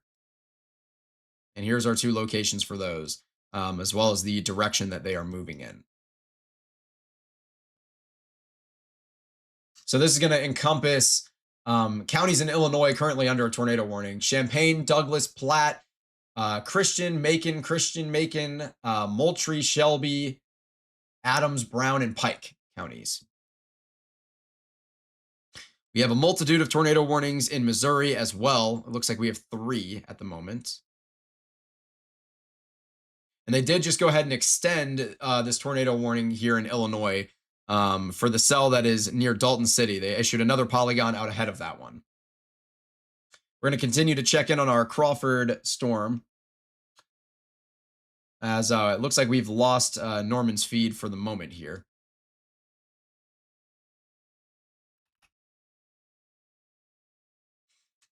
Yeah, things are still looking pretty dire near Steuben. It looks like this tornado might be lifting or weakening, at least temporarily, which would be great as it's headed right for Steuben right now. In fact, it could be impacting Steuben at this very moment, which is a very small town. But if you're in Steuben, definitely make sure that you are in a storm shelter here.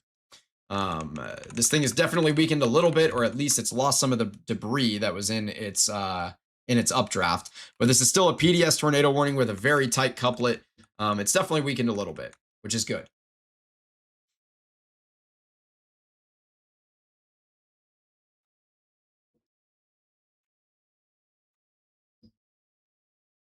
I'm hearing reports of us getting debris as high as 19,000 feet associated with this storm in its earlier stages.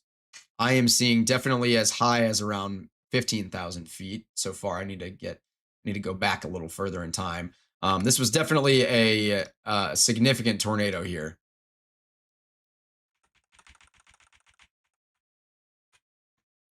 Let's try it right here. Yeah, definitely have debris going as high as 17,000 feet is what I'm seeing, and yeah, 19,000 as well.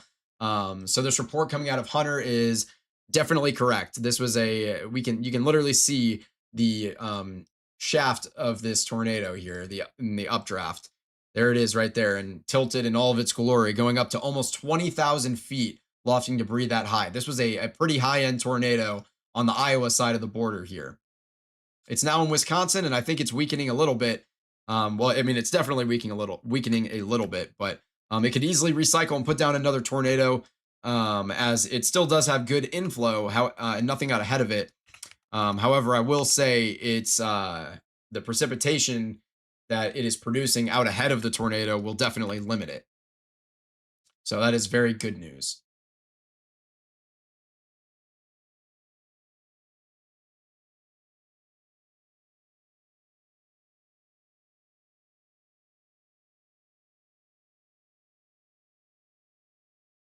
Where is this? Oh, live chat. Okay, got it. Perfect. We have a visual from a few minutes ago from Luke Zim here near Moweaqua, Illinois. That is a heck of a shot. Look at that shelf right there. And you can see the mesocyclone, or at least what appears to be the mesocyclone, here on the left-hand side of this storm. Right there. There's the updraft. A great shot there from Luke Zim.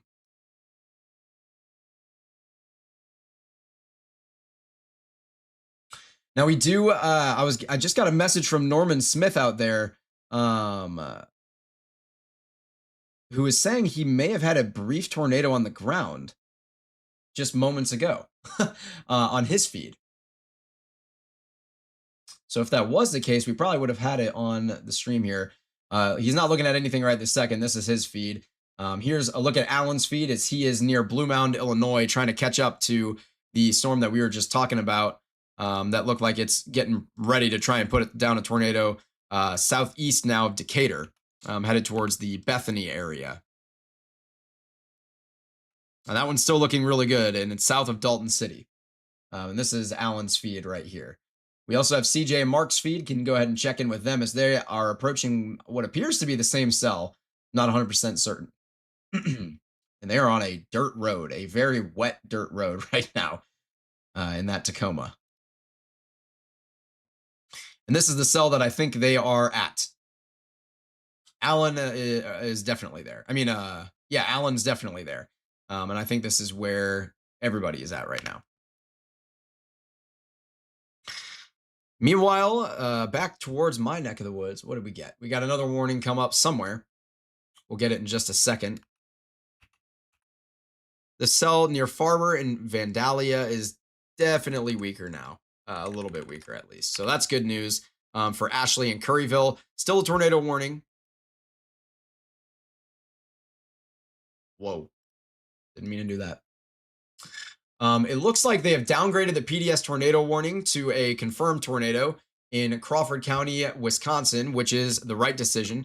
As you can see, that debris ball is still there, but it is significantly smaller and weaker looking as this storm becomes more rain wrapped, and the updraft is kind of falling behind.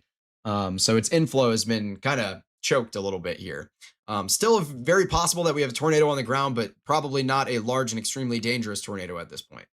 And that is right near Steuben, basically in Steuben right now. And if you're in Steuben, you might be getting some debris dropped right on your head that was lifted up from Iowa, as this tornado was lofting debris 20,000 feet in the air.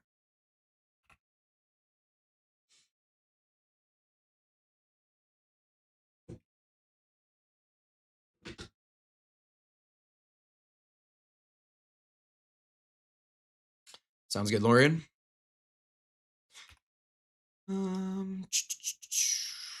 This tornado warning out here near Perry, Illinois, and Western Illinois is not looking quite as insane. What is going on with this tonight? There we go. It looks like they have canceled portions of that warning as they've shrunk it down here. It's definitely got the ability to bring in clean inflow, but it's not looking insane right now. The rotation is definitely there.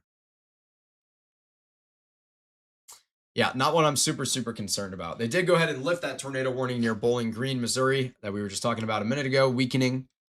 Yeah, we still have tons of supercells in a giant conga line stretching all the way from Kansas through Missouri and into Illinois. And we have multiple tornado warnings in southwestern Missouri right now, or really just western Missouri. Rotation near Hartwell. That one's definitely there. It's trying to get going. You can see that hook shape. We also have a stronger rotation near Butler and Foster and Amoret. That one is definitely trying to get going. This one's been attempting to get going for a couple of minutes here now. So we're going to continue to monitor that one very closely.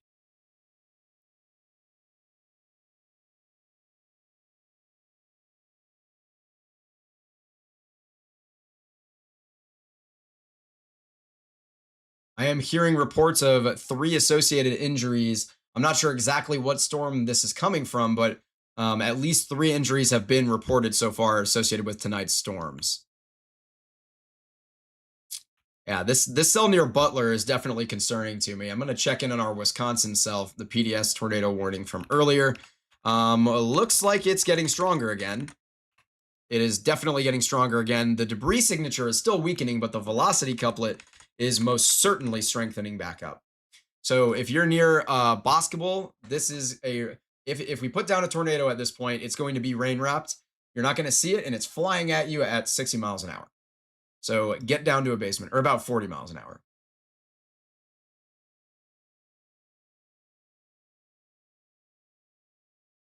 So I'm hearing that injury report is coming out of western Wisconsin here, southwestern Wisconsin, right after it crossed the river, pretty much. So 3 injuries essentially associated with this storm have been reported, not confirmed, but reported. Yeah, the first tornado has definitely fully dissipated, and it's dropped all that debris and thrown it around near Steuben. But that velocity couplet is tightening back up, and it looks like it wants to get going again here. Our most recent tornado warning is in Bates County, Missouri. And again, that's these 2 supercells that we've been watching. The one near Butler is still very concerning to me. The one near Hartwell, not quite as concerning, but both are definitely concerning. Not a lot of interference out ahead of those. And if you wonder what I mean when I'm talking about that, here's your 2 storms that we're worried about, and all in this space ahead of them, there is not any kind of rain, any kind of precipitation, nothing going on out there. So that is the type of situation where that storm's just going to have uninhibited, clean inflow to work with. So that's not what you want to see. Meanwhile, our Illinois cell near Bethany is still looking really good. That's one we're going to continue to monitor very closely here. As well as the other supercell that's sort of half embedded in the forward flank downdraft of the Bethany cell. For context, I can draw this out. So here's your supercell near Bethany, and then you have this other supercell that's kind of getting brought into this forward flank downdraft region associated with the southwesternmost cell near Bethany. But that one still's got a couplet. And I am hearing we're about to get another warning on this cell, an extension. So I might stay down here for just a second and see if that'll pop up for me in the next couple of seconds.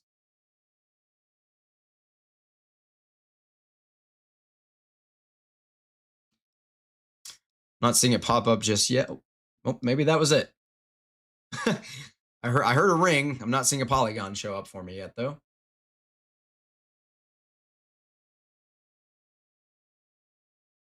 It's going to be any second here. Just a quick check on the storm out near Perry. Still not looking unbelievably impressive to me. Yeah, it's not looking unbelievably impressive by any stretch, but it's there. It is definitely there near Perry. If you're in that tornado warning, definitely make sure that you're staying in a storm shelter of some kind. I'm still not getting that updated warning yet. I don't know why. But yeah, we do have 2 tornado warnings in place here, headed towards Tuscola, Camargo, Villa Grove, Longview, and Newman, as well as the cell near Bethany and Lovington, headed towards Sullivan and Allenville. So that entire region is very concerning. Our storm up in Wisconsin did just get an extension added on it, out towards Boscobel, Blue River, Muskota. Again, this couplet was starting to tighten up again. Now, it did just get ever so slightly weaker, and we don't have any confirmed tornado on the ground anymore, which is good. Hopefully, it'll not be on the ground as it goes to Boscobel.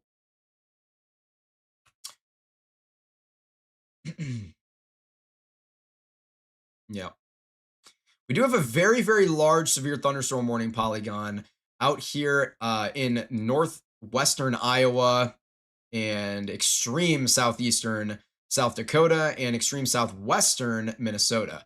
And this is going to be just for a large swath of damaging winds. So 60-mile-per-hour wind gusts.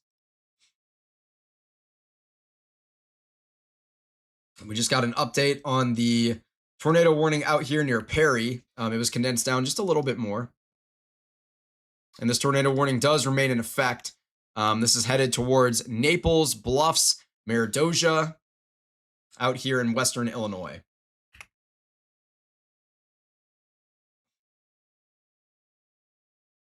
Ooh, Lord, oh Lord. We are getting active here with lots of supercells in a straight line, which is, again, what we were expecting today.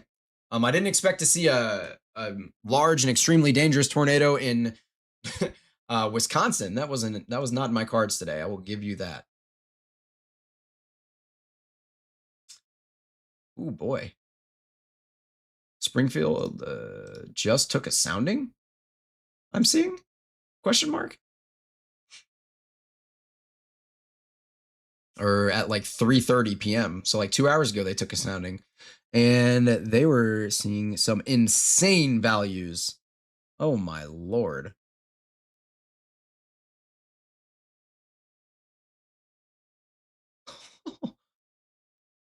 Lorian, I don't know if you saw this sounding in the staff chat.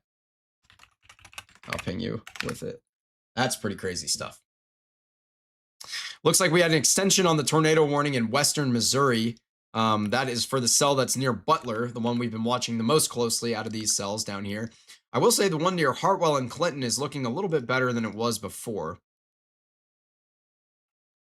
That one is definitely trying to get going here soon, near Hartwell. So if you're in Hartwell or Clinton, definitely make sure that you're in a storm shelter. And if you're in Butler, same thing goes. You got to be in a storm shelter. Rockville, Appleton City, Montrose. This is for western Missouri, south of Kansas City is where we're looking at here. Definitely a significant region of concern. The storm chasers on the left-hand side of your screen are out near this Bethany cell, which really looks like it wants to get going. Meanwhile, the one near Tuscola is not looking as great.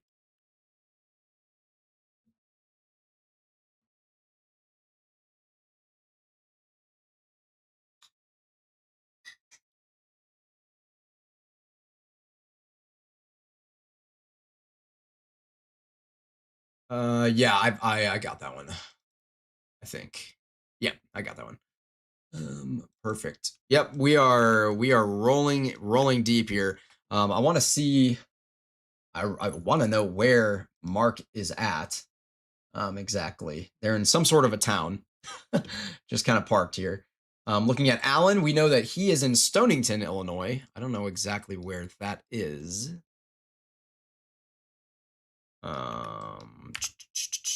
We have another cell I want to quickly show near Elopolis that is looking slightly concerning here. Another supercell trying to develop and get itself going just north of Mount Auburn. So that one's definitely trying to get going. It's not super concerning yet, but it could be in the coming few minutes. Let's go back to looking at Allen's feed here. That is quite the view. I'll give him that much. That is beautiful. And see what Norman's looking at. Same thing from Norman, just flat landscape.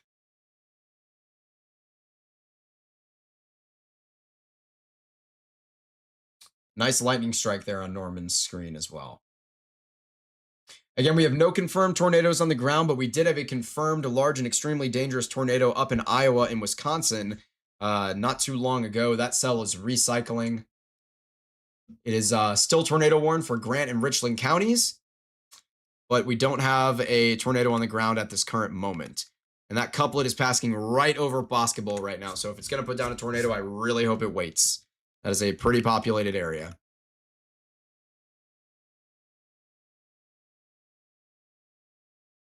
Jumping back into things, this is that cell near basketball right now, what I was talking about. You just got a lot of rotation here right over basketball. This is quite the supercell here. Despite being embedded in all this precipitation, it is recycling itself and getting going very strong.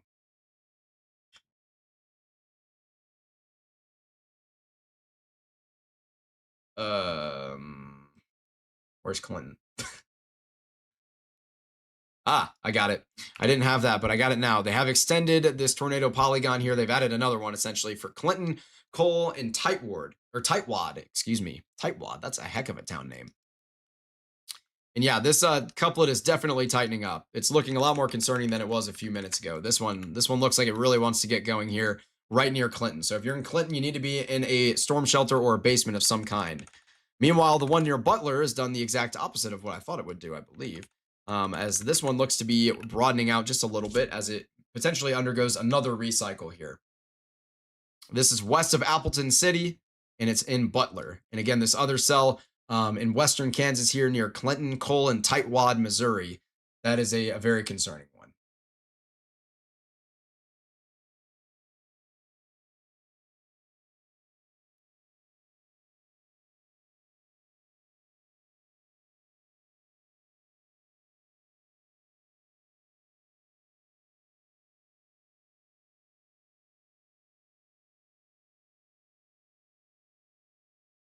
Oh, wow. We don't have permission to share these images just yet, but I am seeing some damage from the tornado in Iowa, and yeah, it's pretty solid. It looks like these homes were not directly hit by the tornado, which is great, and they still have some pretty solid damage on them. Wow.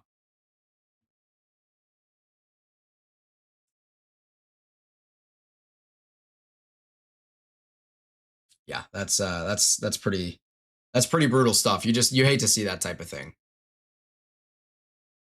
Our thoughts and prayers are with everybody that was impacted by that tornado, and who may be impacted still by that storm as it is continuing to try to recycle up in Wisconsin. Screen view cell doesn't concern me too much. Let's take a look at the Perry cell again. Now that one looks like it wants to. That one's getting tighter. Up near Naples, Bluffs, and Exeter. I don't know how to say that, to be honest with you. Up here in western Illinois. That is one we're going to want to watch closely for a potential tornado. And I would imagine they're going to extend this tornado warning polygon out ahead of that as well, because that couplet is, one, it's no longer in this polygon here that expires in just a minute, but two, it's tightening up. So we might see another tornado warning there.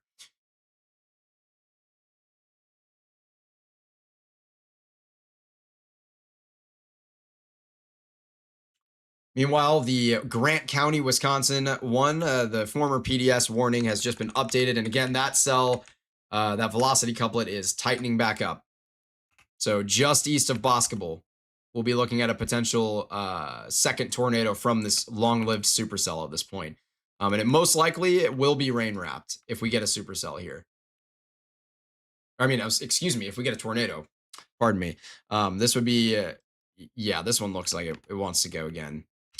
Just east of Basketball, and eventually headed towards Highland, maybe Muskota.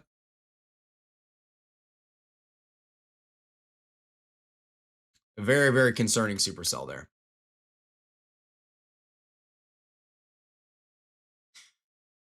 Jumping back into Illinois, the hail risk has definitely died down. We saw that enormous and very powerful hail core not too terribly long ago, maybe about a half hour ago in central Illinois. That's died down. Meanwhile, near Allenville and Sullivan, this thing really wants to get going. I'm pretty surprised that we haven't seen a tornado associated with this near Sullivan to this point. Meanwhile, the cell near Tuscola, Villa Grove, and Camargo is looking a lot weaker than it did previously. It's not one that I am too terribly concerned about at this moment. There is some possible back end rotation on this thing. It might have been a splitter here. We might have an updraft that split off, where we now have a clockwise rotating uh, updraft here just north of Villa Grove. So probably not one that would put down a tornado, but it's one to watch. Yeah, I mean, it's already weakening anyway. Oh yeah, we definitely had a left splitter here. Yep. But I'm not worried about that tornado polygon, to be honest with you. I'm worried about the one near Allenville and Sullivan.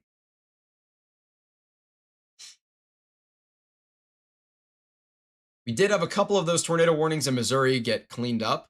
We are looking at just one polygon for the Clinton storm now, and that one is continuing to look very concerning. It's slightly weaker, the velocity couplet, than it was a few minutes ago, but again, still very concerning. Let's take a look at what Norman's seeing here. Of course, is going to lag right at that moment. He is near Decatur.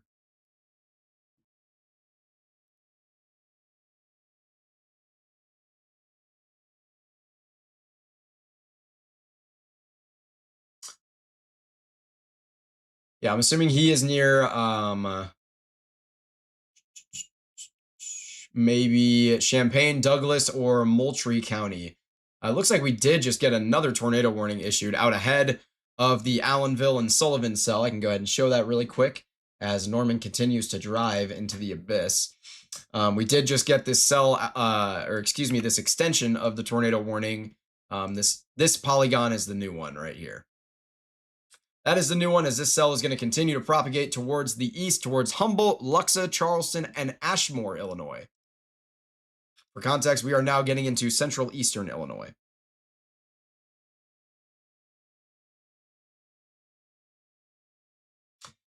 I'm seeing some familiar faces in our chat. I just want to say thank you to everybody for stopping by and sticking with us for this severe weather coverage of this possible tornado outbreak tonight. We've had at least one large and extremely dangerous confirmed tornado that has led to at least 3 injuries that are being reported. And we are continuing to monitor for the risk is only going to ramp up over the next hour and a half or so before it begins to start to wean off into the overnight hours. Now, here near Butler is looking very concerning still. Here near Clinton's looking concerning still. These two cells, again, they don't have anything in front of them. Now, the parameters are not quite as favorable in western Missouri as they are in, say, Illinois. But these are still ones that have to be taken seriously.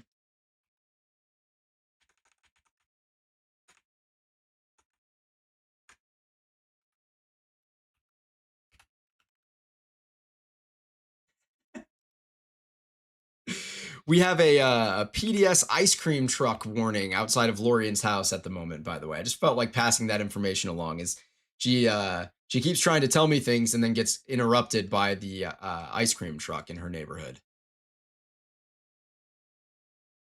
I want to take a look at the Harristown hail core here near Decatur, as you can see some of the silver values getting into there, actually. Let me get a better look at this. Yeah, that's a pretty significant hail core here, sitting near Decatur. So if you're in Decatur, you might be getting some fat hail dumped on you here in the next few minutes. In fact, they just upgraded and added a considerable severe thunderstorm warning for this storm. They do have it tagged tornado possible with 2-inch hail. Excuse me. Thank you, Lorian. Yeah. This Allenville and Sullivan storm is still looking pretty concerning to me. Again, I'm not really concerned at all about the one near Camargo and Villa Grove at this current moment. It could recycle.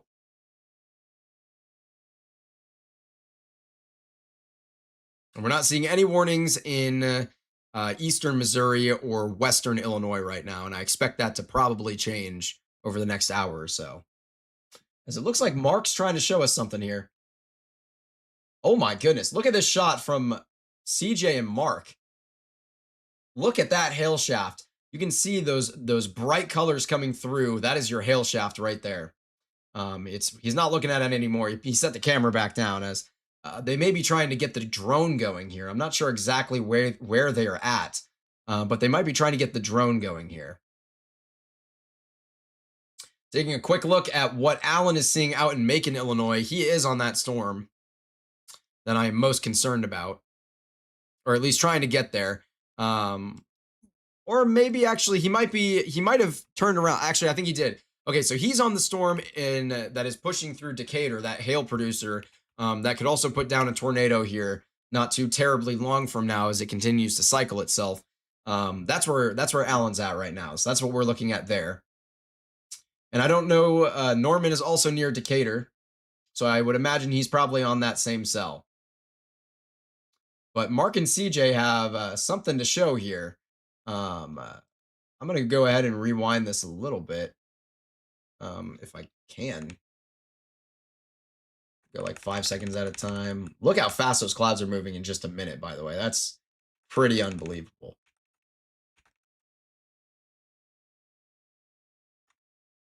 When did he show us this? Okay, maybe I won't. Maybe I just won't play with rewinding it. Oh, well, he's grabbing us right now. He's going to show us something. You can see the sun poking through underneath there, and woo, there's our view. That's the one we want. I'm just going to freeze this frame for a second here. Look at that hail shaft. That is pretty insane. You can see all those really bright colors coming through there in the center of that precipitation region, as well as the lowering on the left-hand side where you have your updraft. That is pretty crazy stuff. And here we got him zoomed in on it here. Look at that. You can see that lowering where the mesocyclone most likely is. I don't know for sure because I don't know exactly where he is. But man, you can see the aquamarines coming through there where you've got a hail core. And there's a beautiful Tacoma that they're driving in. There's CJ getting some incredible photos. Hopefully we'll be able to share those photos with you guys and repost the stuff that CJ posts. He does such an incredible job with the photography. Here's a look at that hail core near Decatur. I'm assuming that's where they're at.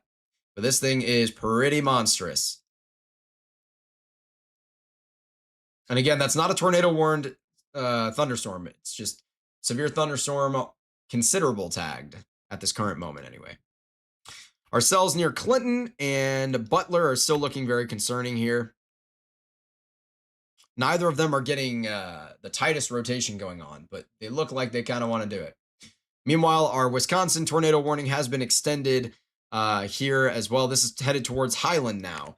This is the former large and extremely dangerous tornado that is tightening up again. Again, it would be rain wrapped if we had a tornado right now. I'm not seeing any kind of signature that would indicate that we do have a tornado right now, but that velocity couplet is pretty tight.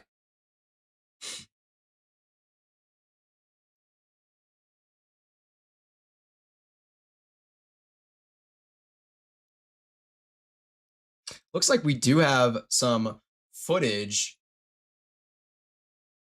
from a live camera in Enterprise, Alabama from earlier.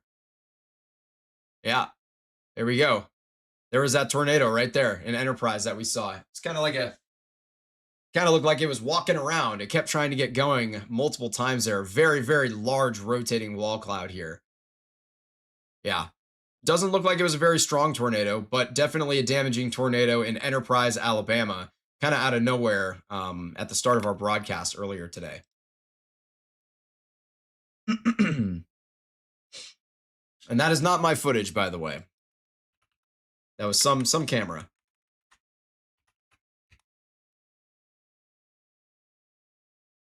Yep. Got that one. I want to take a quick look at what's going on in the Tacoma. So the Tacoma is CJ and Mark's vehicle, and they have a little weather station on there. They are looking at 72 over 66, so still very, very moist, low pressure. I mean, that pressure has just deepened. This is the lowest it's been as pressure continues to fall and this low continues to deepen, which is only going to enhance our low-level jet and our surface winds, which will, as a result, enhance the potential tornado risk down there in Illinois over the next hour or two.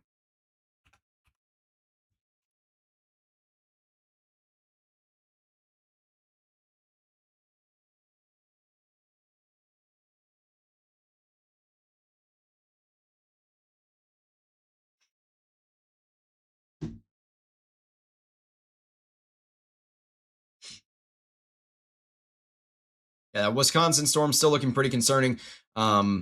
I'm definitely concerned about this storm down here in Humboldt now.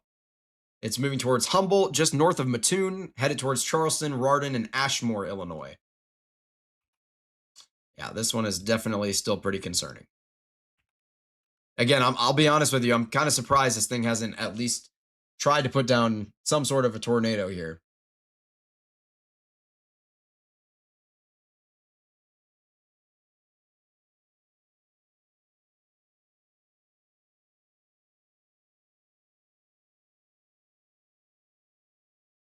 Okay,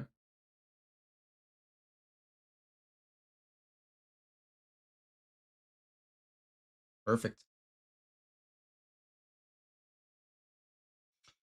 So it looks like the National Weather Service has gone ahead and circled a region on the map where they think the greatest potential for a strong tornado lies.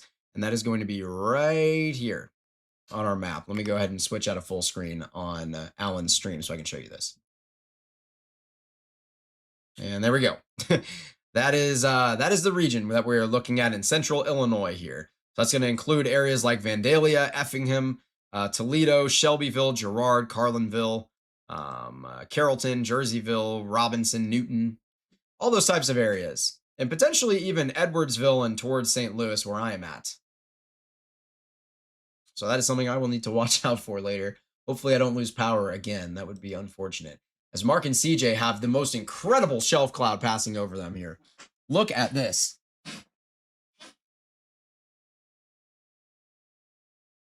Wow.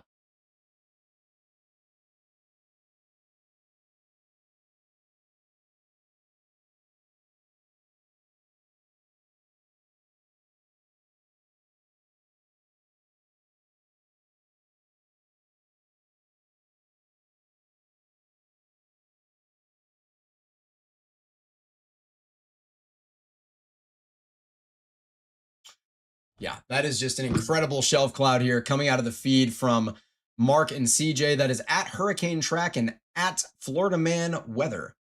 If you're unfamiliar with them, they have a pretty big following. They do incredible hurricane research work. Oh my goodness, that bolt of lightning was crazy.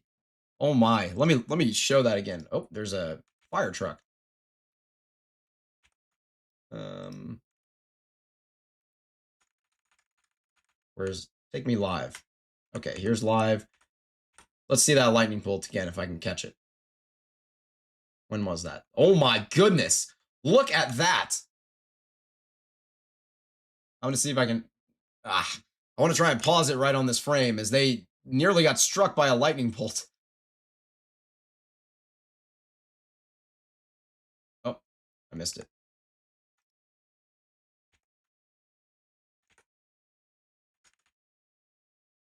Wow.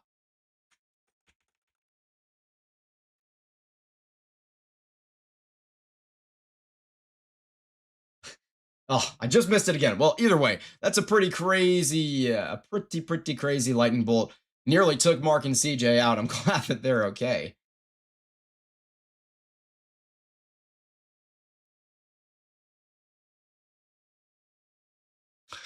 I do want to also talk about the National Weather Service's update on Missouri. They have gone ahead, and let me go ahead and first of all go back to live mode with them and then exit full screen as they are looking at just a stunning shelf cloud passing over them here. But the National Weather Service has gone ahead and outlined an area where the greatest risk for severe hail and wind and also tornadoes will exist in Missouri and southeastern Kansas. And that is going to be right through there, which is where our storms are. Makes sense. Eventually headed towards Springfield, Missouri into the evening hours here.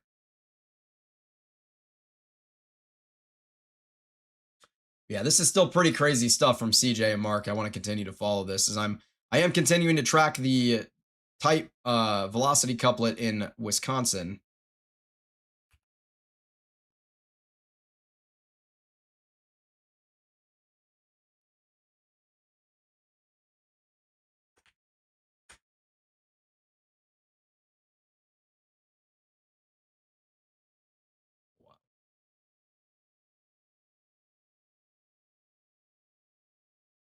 Sounds good. This is a crazy view that Mark and CJ have here right now. This is insane. I don't know exactly where they're at, but yes, they do. Or CJ usually does. Looks like they're getting blasted by the RFD now. That precipitation just came in like a waterfall. Oh my goodness. So we're going to be flying blind here on their stream, as it looks like they might have some sort of a lowering ahead of them and on the right. But it is hard to tell, as they are now getting absolutely blasted by a ton of rain. Meanwhile, the velocity couplet near Highland, Wisconsin is still there. It's a little weaker than it was, but it's still there. And we could still get a rain wrap tornado associated with that in a little bit here.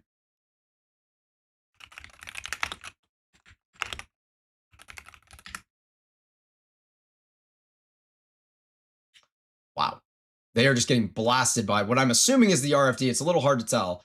Looks like I think Alan's on this exact same storm. I think Alan is on the exact same storm.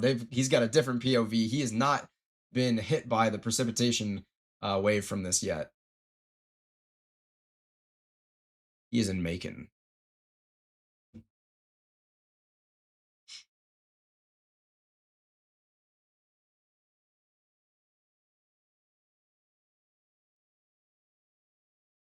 Okay.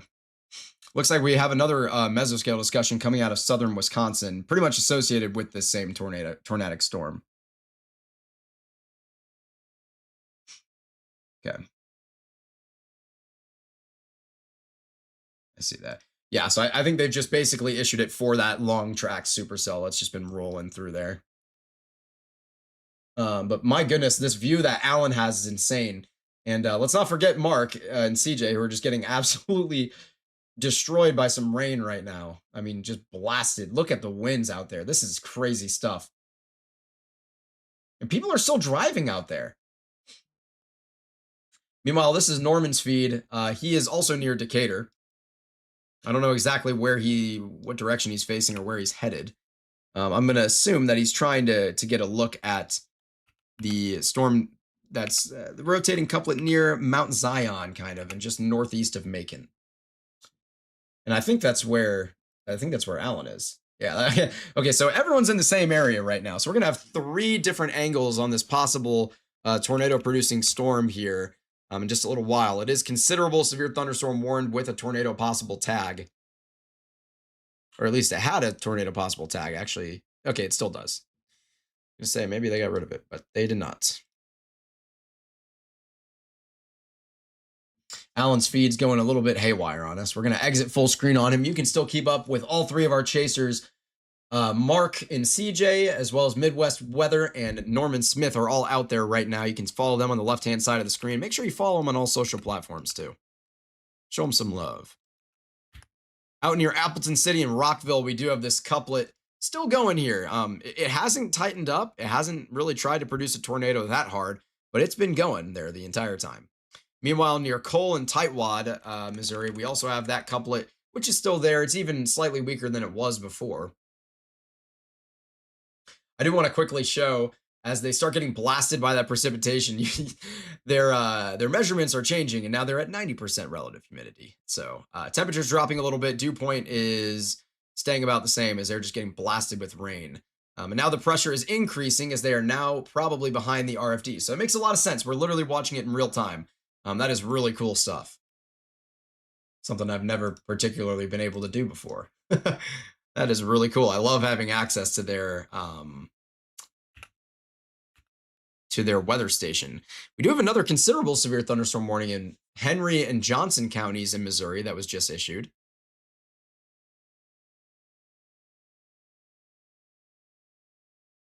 Yeah. They don't have a tornado possible tagged, and I don't think they should.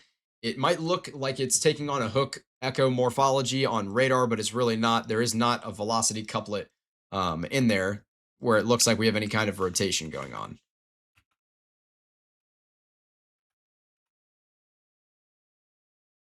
This is near Holden, Chilawi, Post Oak in Leeton, and this is tagged for 60-mile-per-hour wind gusts and 2-inch hail, actually, coming out of this thing. Which makes sense. We're really close to the radar, so in the upper levels, we'll see those pinks. Yep, there they are. So definitely a strong hail core on this storm. And I can actually, we can visualize this a little better. As we go up in the tilt angles, so we're just looking higher and higher into the atmosphere. So here's the bottom right here.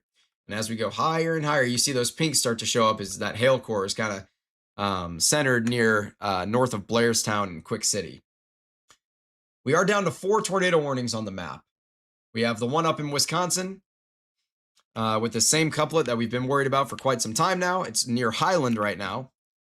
And then we have in Illinois, we have Coles and Douglas counties.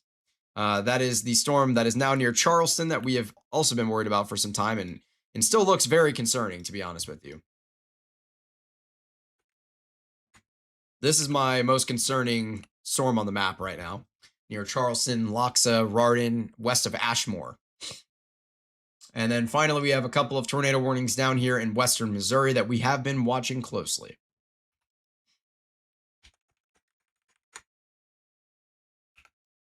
Looks like we have another rotating updraft getting going near Hume and Prescott, right at the Missouri-Kansas border, near Mountain City as well, west of Rich Hill. So that's one that we're going to want to watch over the next couple of radar scans to see if it intensifies. It's a pretty immature young supercell there. Yeah, you can see it just starting to get going and taking on that kidney bean shape. That is the very classic early stages of a supercell.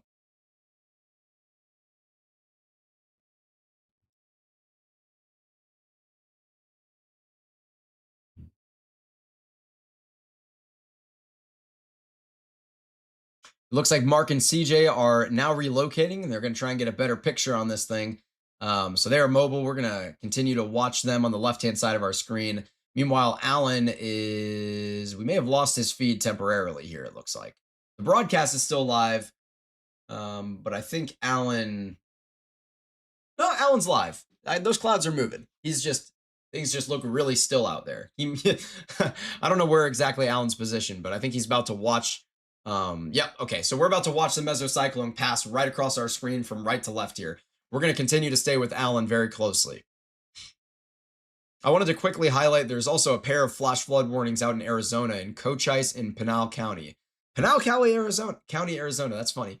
There's a cop on YouTube who's pretty famous out there in Pinal County, Arizona. That's pretty funny.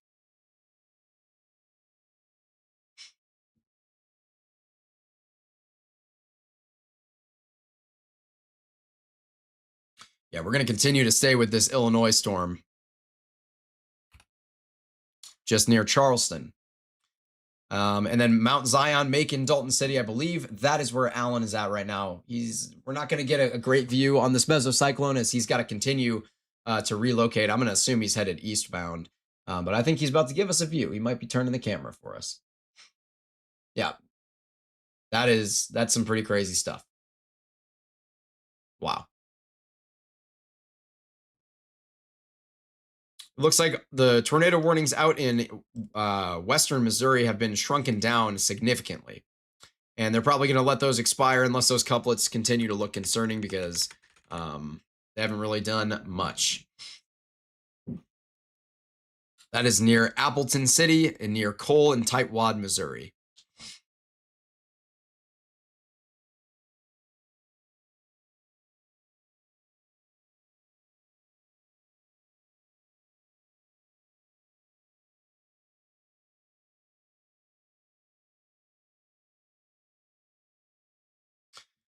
I am continuing to watch the storm up in Wisconsin. It is still going strong. It would still be very rain wrapped if we had a tornado. I'm not seeing any kind of a debris signature that would indicate that we do have a tornado. But the threat is definitely there as Alan is giving us quite the picture here on the left-hand side of your screen. This is one of those moments where it is, are you storm chasing or is the storm chasing you?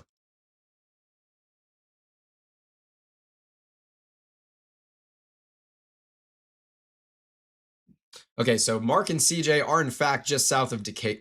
Excuse me, Decatur. We have confirmed that.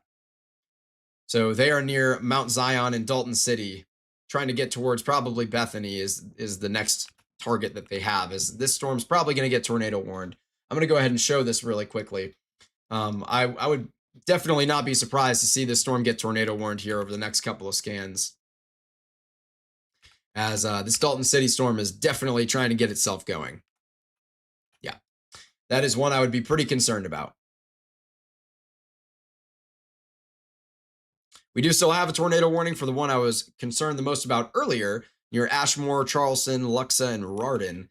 That one's not looking quite as crazy right now. But yeah, this Dalton City one is looking pretty solid. Give me just 2 seconds here. Oops.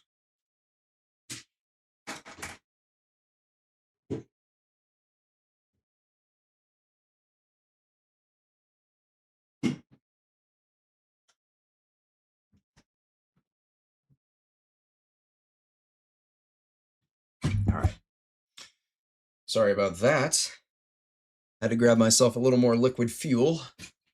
Just a little bit of caffeine, as it was a 4:30 a.m. wake-up call for me today to put out the forecast for this morning. And of course, we've been broadcasting now for like 4 hours almost, if you count the first broadcast I got cut off.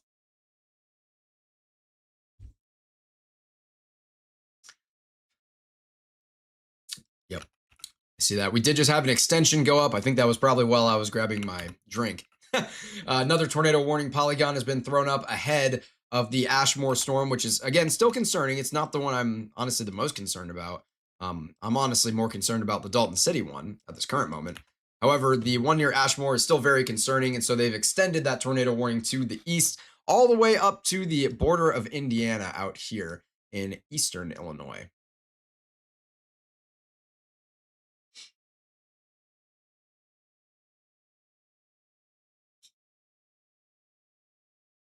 And this is a considerable severe thunderstorm warning that is tornado possible tagged here for Dalton City, Lovington, and a couple of surrounding areas. Let's take a look at this hail core on this thing. See what we're working with.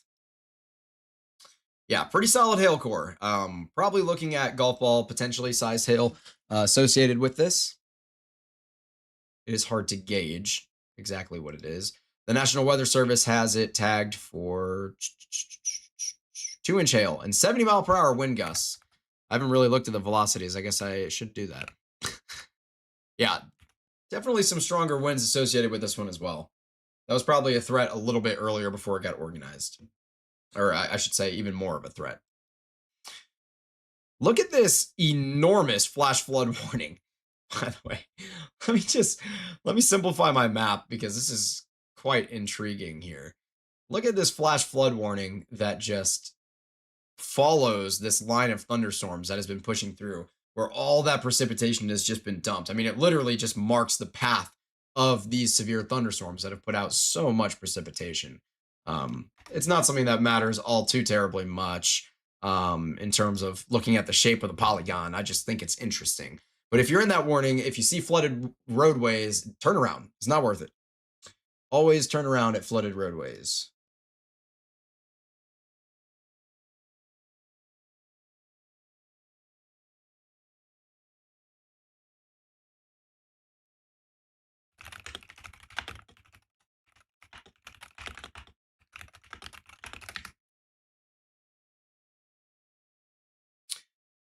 Okie dokie. Let's take a look at what CJ and Mark are seeing as things are starting to get rolling.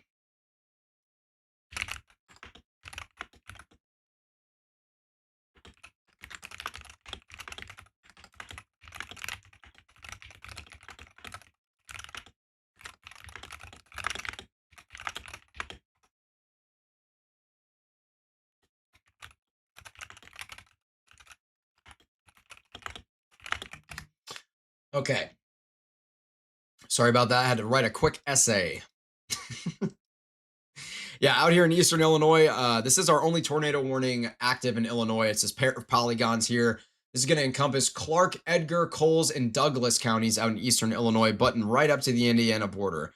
Eventually, the storm will be headed towards Terre Haute in Indiana as well. but we are not tornado warned for that region just yet.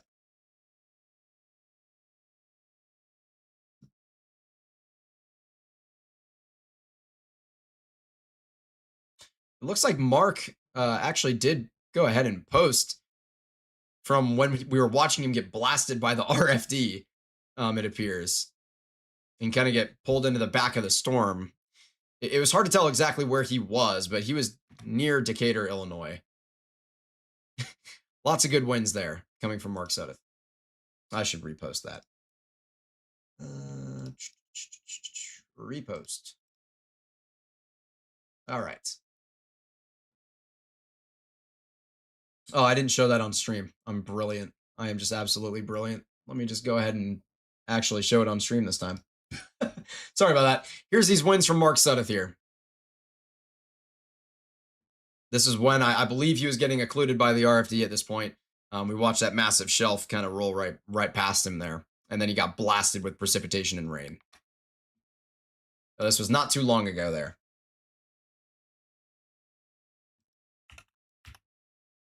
Yeah, this velocity couplet here near Lovington is still looking quite concerning. There are some aliasing issues going on here, I will say. So it's hard to gauge exactly what this is looking like. It's got some crazy inflow at the very least. I can tell you that much for sure.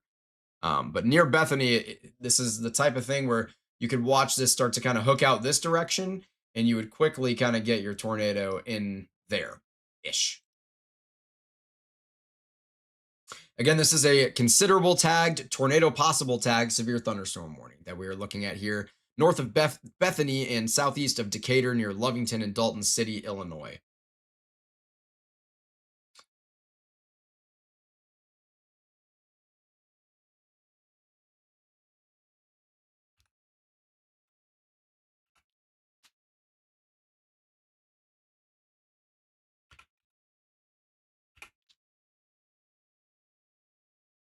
It looks like some of our cells are beginning to weaken in western Missouri. But this one near Hume Foster is a younger one that is starting to kind of come up now. And we could see that one get going potentially over the next 30 minutes or so, for sure. But this last tornado warning in western Missouri is probably going to get canceled, or they're just going to let it expire here, as the couplet is non-existent at this point and has moved. Yep, there it goes. It's now gone. We have no tornado warnings active in Missouri for now.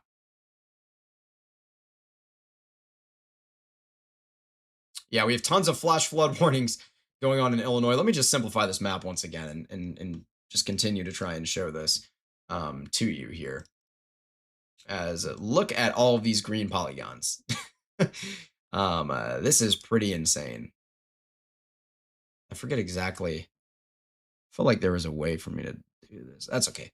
Anyway, all these flash flood warnings throughout tons of areas in central Illinois. If you're in those areas and you see flooded roadways, first of all, report them to your local sheriff's office or police department, whatever it may be, so that those things can get taken care of and warnings can be put out. But second of all, if you're in an already flash flood warning polygon, if you're already within one of those, and you see flooded roadways, just turn around. It's not worth it. Don't screw around with it. People get swept away all the time. It doesn't matter what you're driving. It could be a truck. And we did just get a destructive tag severe thunderstorm warning for 2-inch hail and 80-mile-per-hour wind gusts. This is the storm that we're watching for a possible tornadic development here. As we go from Lovington, Arthur, Chesterville, Arcola, and Humboldt. We just watched this warning, destructive severe thunderstorm warning, get put down in real time here. Let's go ahead and take a look at this hail core again. And yeah, that hail core has gotten stronger since the last time we looked at it. You can see those silvers and grays showing up in the mid levels there.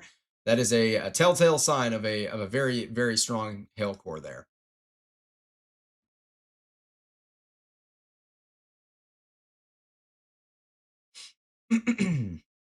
So currently on the map, we only have 3 tornado warnings. We've got one up in Wisconsin. This is actually, believe it or not, Iowa County, Wisconsin. That is certainly interesting. The velocity couplet is definitely weakening. Hopefully the storm is finally going to die out.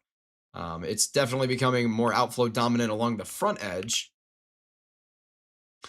which is good. We could still see another updraft develop to the southwest where some of this other precipitation is and get another potential tornado going. But right now, that's not a concern.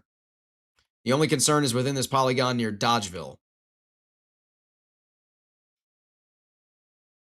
And then the only other two tornado warnings we have is just basically one tornado warning. It's an extended polygon down here in eastern Illinois, right on the border of Indiana.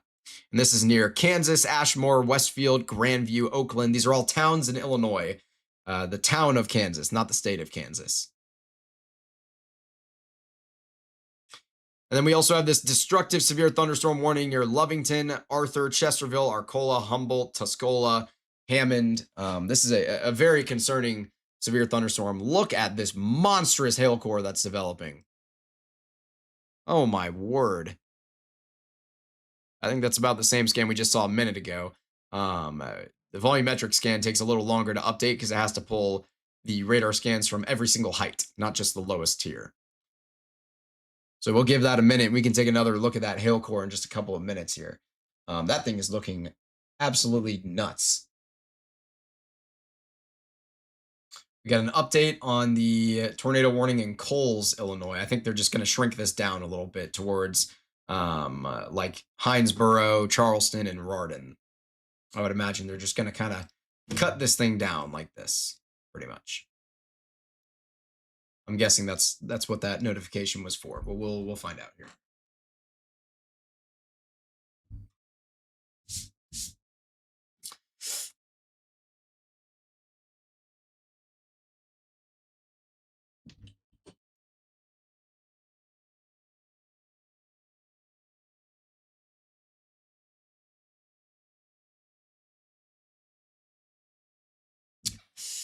Yeah, quite concerning stuff out in Illinois.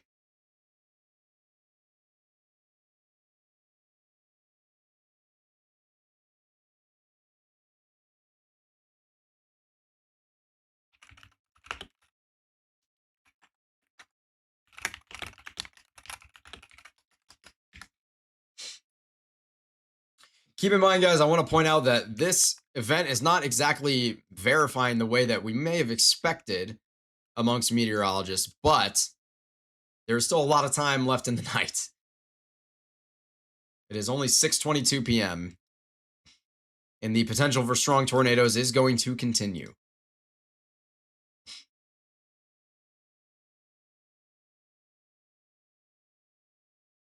Yeah. This hail core down here near Lovington is pretty insane. Pretty insane. If you're in that area, you're probably getting absolutely blasted by hail, like 2-inch hail. So, yeah, you got to be paying very close attention. But we're getting values of 80.5 dBZs. So the radar beam is smacking into some wet hailstones at that point.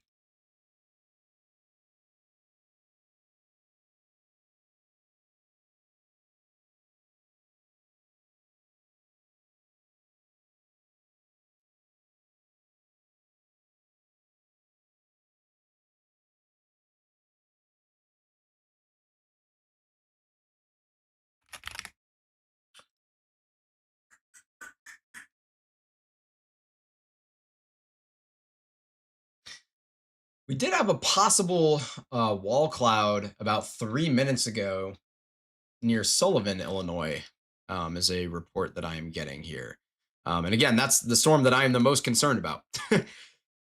So I wouldn't be surprised at all. It looks like maybe almost a left split here. Kind of just a second updraft near Hammond. So a possible secondary area of rotation there near Hammond, Illinois.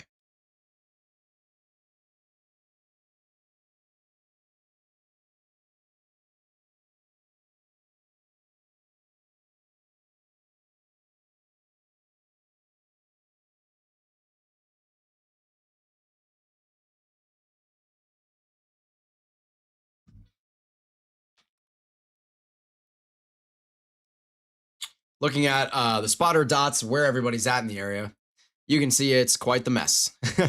There are tons of people out there right now. A lot of folks on this storm. A lot of folks on the tornado warn storm as well.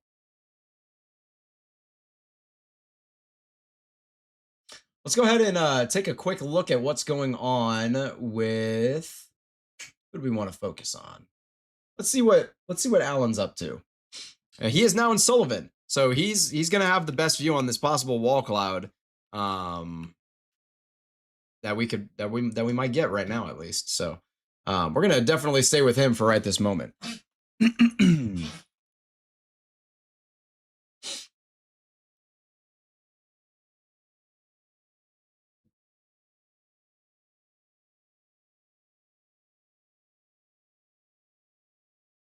Look at this hail core. Oh my lord. This hail core is actually insane. I know you guys can't see it right now. I'm going to see if I can get a... Oh my god, I got to show you this. Look at this hail core. All that silver in there. That is insane. This is a very monstrous hail core here. And for context of where this is right near Lovington and Arthur in central Illinois. So central eastern Illinois, I guess you could say. And this is the same cell that Mark, CJ, Alan, and I think everybody's on this cell that we have on the left-hand side of our screen, or at least trying to get into a better position for it. CJ and Mark are relocating right now, possibly hook slicing a little bit here. Alan looks like he might have a pretty good view on it, but his feed's still a little grainy at the moment. And then Norman's looking good. I don't know where he is exactly, though. It still says he's in Decatur. And I think he's kind of decently far from Decatur at this point. I don't think his overlay at the bottom has been updating, unfortunately. We're going to keep watching Alan here.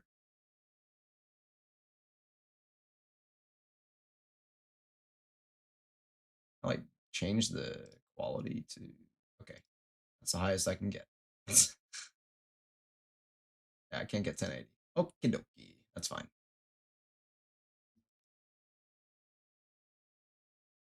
Yeah, no, you're good, Lorian. Things are chilling out. Out here in Wisconsin, that couplet again is still there. It's weaker. It keeps trying to recycle itself. I know I'm not showing it to you right now as we're watching Alan's feed. I can go ahead and just show you really quick. It's still there. It's a little. It just keeps trying to recycle itself as we can kind of follow the motion here. It's just. I think it's pretty much done at this point, but we'll see if it tries to recycle again. This is just some crazy storm shape, though.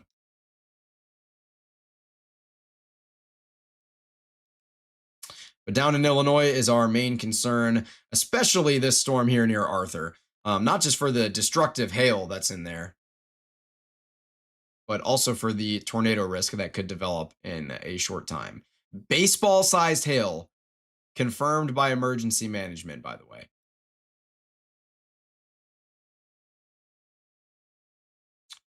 Something got updated. I don't know what that was, that ding, ding, ding we just got, but something got updated.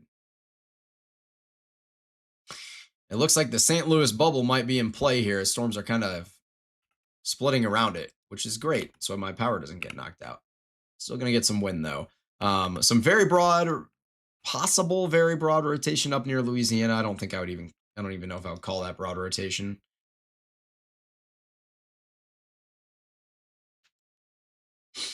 This hail core near Arthur is still pretty insane.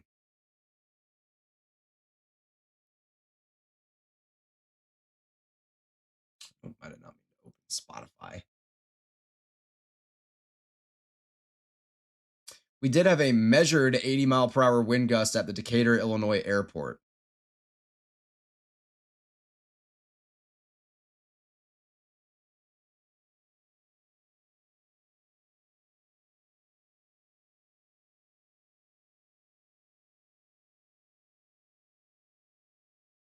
Yeah, things are definitely becoming more linear here in western Missouri and southeast Kansas, which is good. But any supercells that can stay out ahead of it, ahead of the line, and take advantage of the atmosphere in that region could definitely present a tornado risk. And the risk for embedded tornadoes in that region is still possible too. I'm not terribly concerned about stronger tornadoes in that area. It's possible, but I highly doubt it. Meanwhile, in central Illinois and perhaps even just across the border into Missouri, if a supercell can get going, that could definitely pose a significant risk.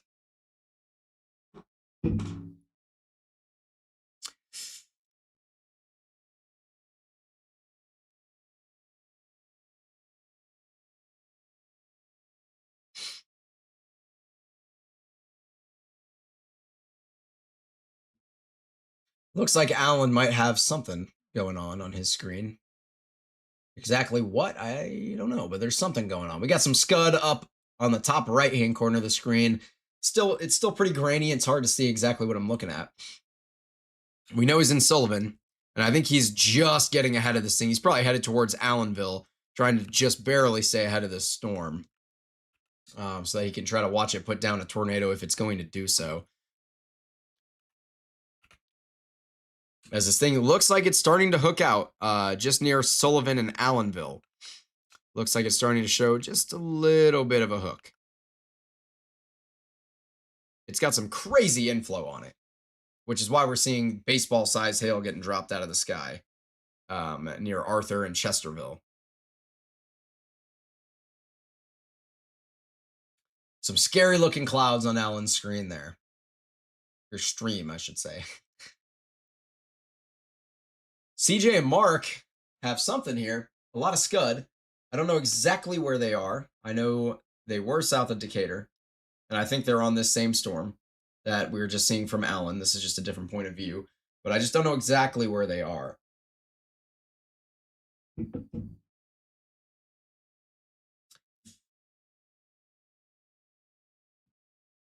Definitely very concerning, though. Alan is now showing us a look right up the belly of this thing.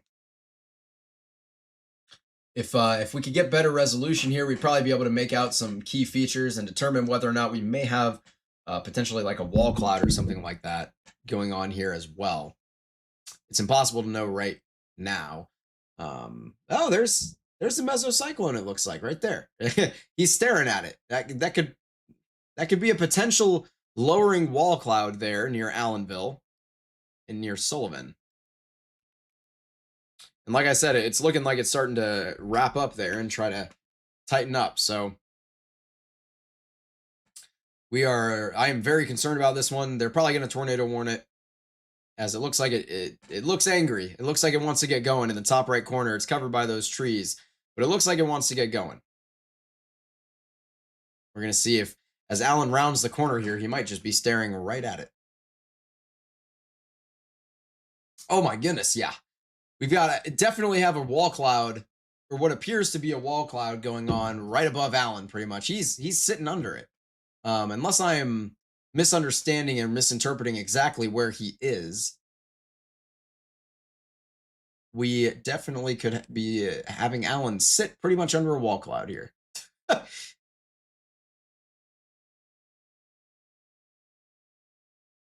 Yeah, I don't know exactly what we're looking at. Again, there's water on the windshield and some other things. I can't hear Alan either. So I don't know exactly what we're looking at, which is okay. That's fine. We're going to go ahead and take him off full screen until we see something crazy pop up on the left-hand side of your screen. You can still see Alan over there. You can also see Mark and Norman, who are out there as well, and CJ, who's with Mark. I want to take another look at the hail core, an updated look. Baseball-sized hail coming out of this thing. Look at that. Those silvers and grays in there, man. That is some scary stuff. Some very, very large damaging hail. As we are, in fact, down to one single tornado warning polygon for Clark and Edgar counties in Illinois. My counter at the bottom of your screen should update here shortly to display 1 instead of 2. But yeah, we just have one tornado warning here for Grandview. And again, it would not shock me at all to see a second one for Allenville and Humboldt and Mattoon, as this storm tries to get itself going here southeast of Decatur.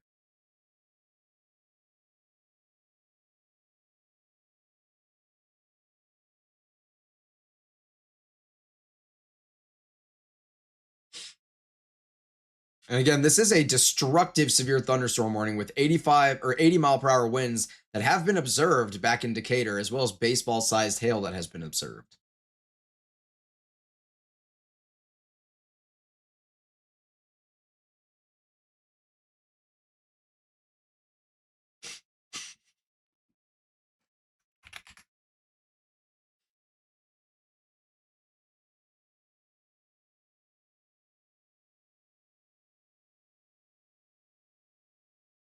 goodness.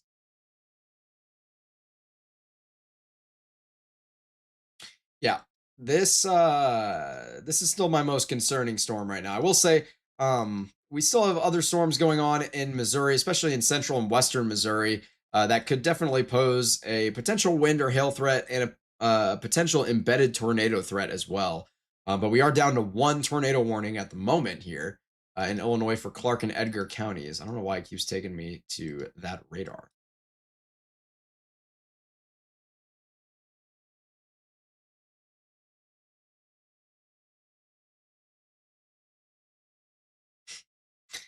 Yeah, so many folks are down there.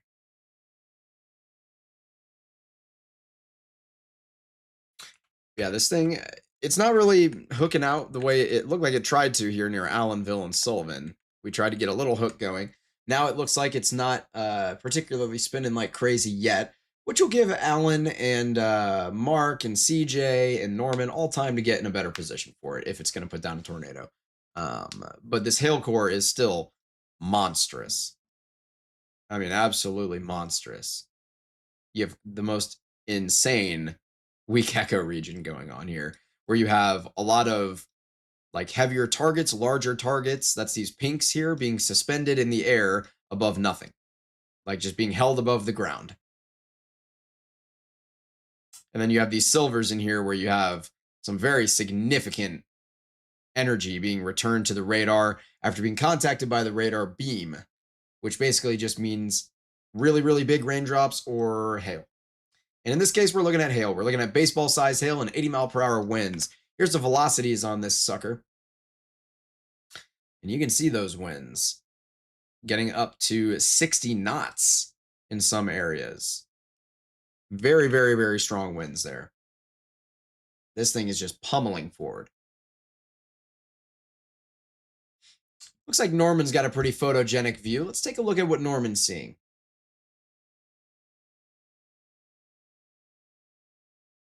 Again, his location is listed as Decatur, Illinois. I don't think that's entirely accurate. They did just go ahead and update the Edgar and Clark County tornado warning. They just shrunk it a tiny bit. Nothing crazy going on there. Those was the two chimes that you just heard. Two chains.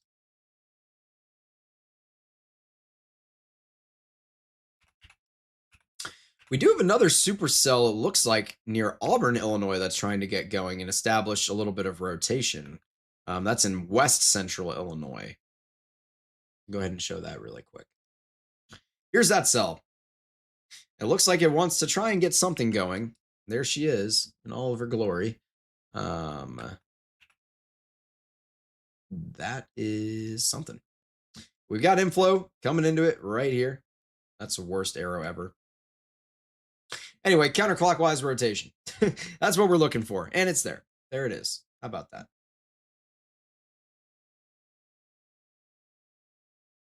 Draw it back on here a little bit better. Something like this. That is what we are looking at. So, at this point, that is a storm that is trying to get going near Thayer, Auburn, and Divernon, Illinois. This is in western central Illinois. If you're in those areas, you got to be staying weather aware as they could tornado warn this storm. We'll see as how it develops here. The one near Murrayville and Manchester looks like it maybe wants to get something going. It's still very, very young. It needs more time to cycle and develop, but it could try to get something going. And one right over the Mississippi River here near Louisiana and Clarksville, north of St. Louis and south of Hannibal. That one looks like it's trying to get something going as well. So we got all sorts of supercells and tiny little areas of rotation trying to get going throughout large portions of this frontal boundary that's kicking up everything here from southeast Kansas all the way through Indiana. Again, I was never too concerned with Indiana for a significant tornado threat tonight. I've talked about this on social media and in our forecast videos a couple of times, but this one is the most concerning here in eastern Illinois right now. near Humboldt. It looks like, I mean, this is a towering storm. 54,000 feet are our cloud tops.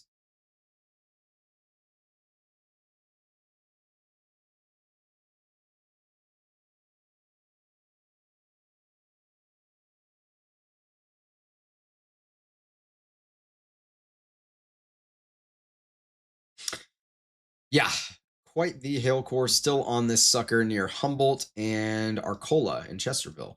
I mean, look at these targets, these pink targets all being suspended in the air. This is pretty insane stuff. This is a heck of a hail core. Again, we did have baseball-sized hail confirmed.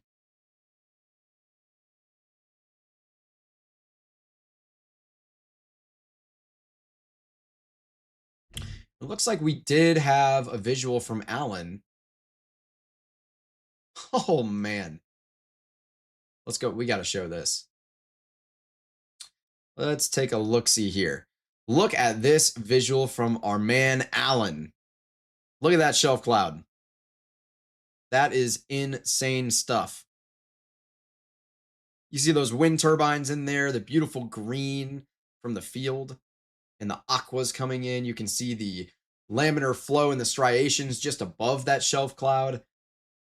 All that instability present. What a beautiful photo that is coming out of Alan. Definitely show him some love there. One word reply. Insane. Absolutely gorgeous stuff there from Alan.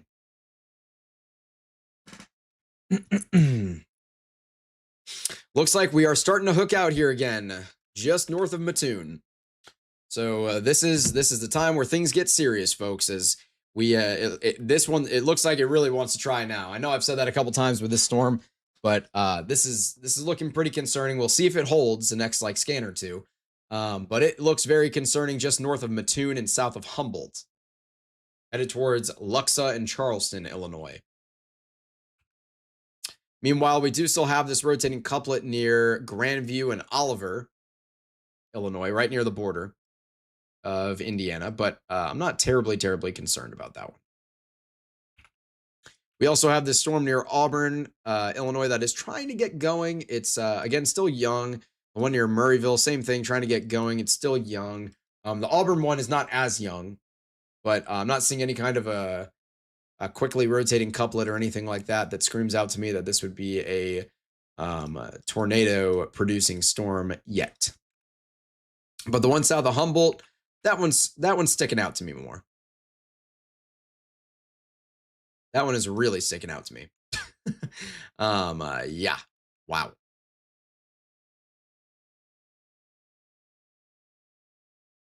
I am definitely pretty concerned about this Humboldt storm just north of Mattoon. It really looks like the RFD is finally starting to catch up and close off this enormous V. You see this giant gap here. That's kind of one of the reasons that this thing has been struggling to put down a tornado. That has got to get tighter, and it has. We are looking at a much tighter V here. An inflow notch, essentially.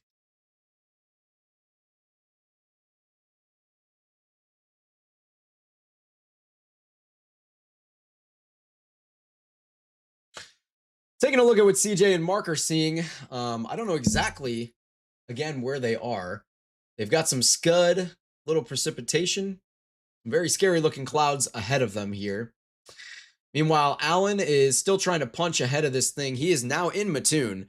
So he is doing his absolute best. If this thing puts down a tornado, Alan's gonna have a visual. You can see some very fast moving scud just above Alan's head. He's probably sitting right in the inflow notch right now. This camera angle is not going to tell us the full story here, but Alan is in the danger zone. I wish we could hear him. Unfortunately, we cannot, but that is okay. As things do look very, very, very intense near Mattoon, Illinois.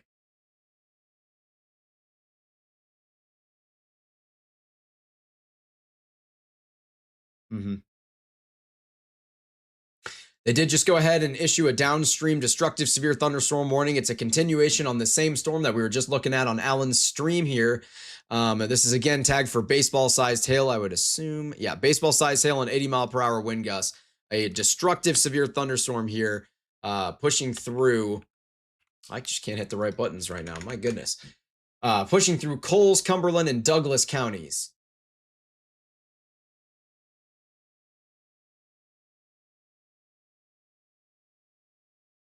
We're hearing reports from a friend of ours that we may have a possible touchdown as Allen is now getting absolutely blasted by precipitation. I'm going to guess that that RFD caught right up to him because this is insane what we're seeing on Allen's stream right now. I mean, this is nuts. It looks like he's not in a tornado, I don't believe, but it looks like he's in one. This is crazy. You can see the lightning flashing too. It literally like looks like he's in a tornado with the flash. It looks like it could be powerful. I mean, he's not. I'm not saying he's in a tornado. I'm not saying we have a tornado on the ground. We are hearing reports of a possible touchdown, and on radar, this thing is still increasingly concerning me. It is beginning to very much concern me, actually. I'm really surprised this isn't tornado warned. I'm sure it will be soon. I really am surprised it's not. The RFD is finally beginning to catch up, and I think it's going to try and squeeze out a tornado here. The tornado warning has just been issued. There she is. And we have multiple reports of a tornado on the ground just north of Mattoon. Nothing is confirmed. Multiple reports. This is not a confirmed tornado warning, but we do have a tornado warning that has been issued. This is for Coles and Cumberland counties in Illinois here. We're going to continue to watch this one very closely. Here's a look at that tornado warning polygon.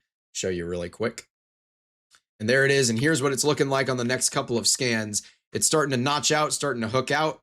That inflow region is getting tighter, which means those winds are going to be sped up. And there's our tornado warning notification. A little bit late, but that's okay.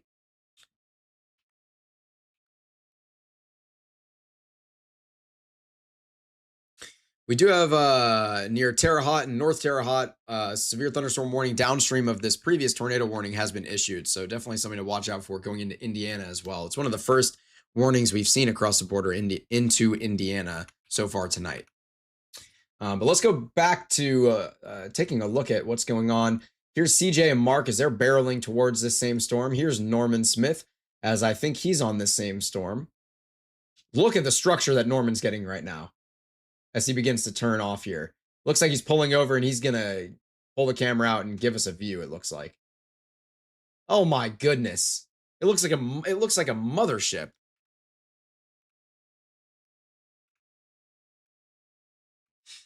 I am seeing multiple reports that we have a tornado on the ground, but nothing is confirmed.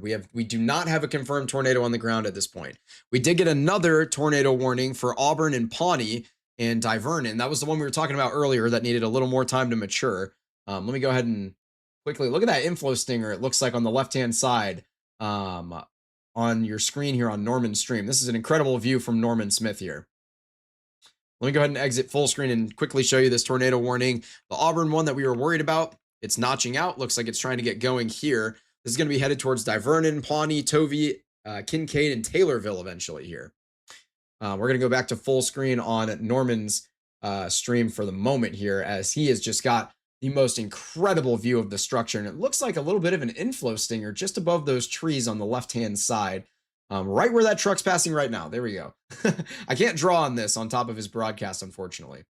But we do have what appears to be an inflow stinger. This storm really, really wants to do it. And there is that tornado warning from just a second ago. Fashionably late. And yeah, the velocity couplet near Luxa, Illinois now, where we're looking at on Norman's screen, it looks genuinely pretty insane. It looks just as strong as the velocity couplet looked in the PDS tornado earlier tonight in Iowa and Wisconsin.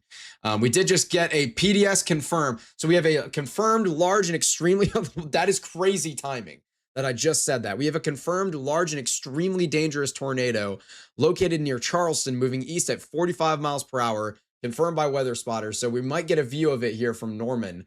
Let me go ahead and quickly double check that Mark and Alan don't have a view. It looks like neither of them do right this second. So we're going to stay with Norman as everyone's trying to reposition. Mark, CJ, and Alan are trying to reposition right now. But we do have a confirmed large and extremely dangerous tornado for Coles and Cumberland County in Illinois here.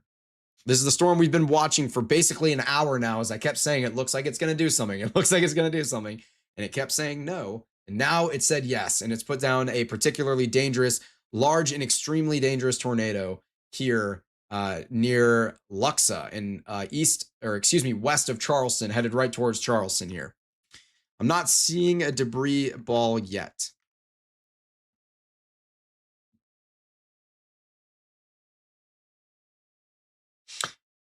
Okay, we do have an image of this. I'm going to show you really quickly, just a second from Norman's stream sent in. I'm not sure exactly the source of this, but this is potentially the tornado on the ground here. It's just starting to peek out of the rain shaft there.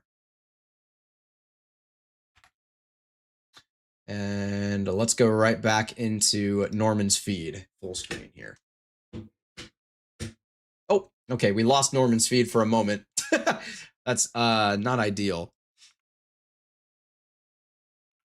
This velocity couplet, while he's on no service, let's take a look at this velocity couplet, which is looking wicked. Absolutely wicked here.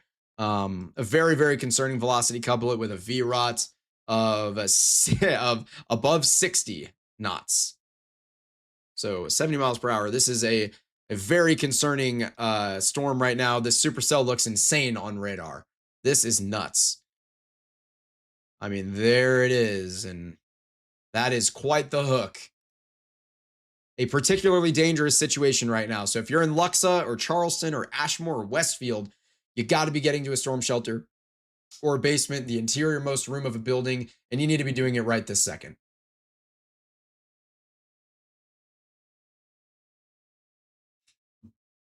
This is a very, very concerning supercell right now with nothing impeding it. And this is headed towards Martinsville, Clark Center, Marshall later on in the in the evening here, I guess I should say. We are in fact in the evening.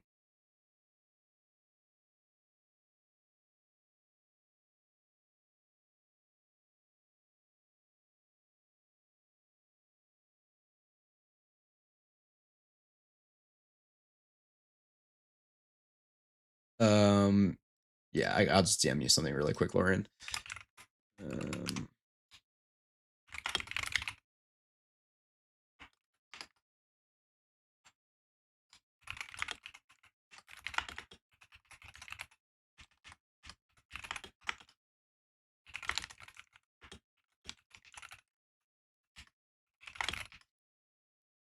Okay. Looks like we may have gotten Norman's feedback, but he's kind of moving. Again, we do have a large and extremely dangerous tornado confirmed on the ground as of a couple of minutes ago. This was 4 minutes ago. So this could easily still be on the ground right now. This velocity couplet is insane. It's so insane that we're getting pixels that aren't even rendering out here in the radar product, as you can see. But this is a VROT of, yeah, possibly getting up near 80 knots. Wow. This is an unbelievable velocity couplet. We're going to continue to watch Norman's feed here and possibly get a view on this storm. Again, we do have that tornado warning out near Pawnee, Illinois, just to the west of here, headed towards Tovey, Kincaid, Jayceeville, and Taylorville. We don't have a confirmed tornado with that one. I'm not seeing any kind of a CC drop. I don't know exactly where he is. He was kind of out ahead of this thing. I'm assuming he's kind of near Charleston right now and is going to be headed towards Ashmore. But this is absolutely insane.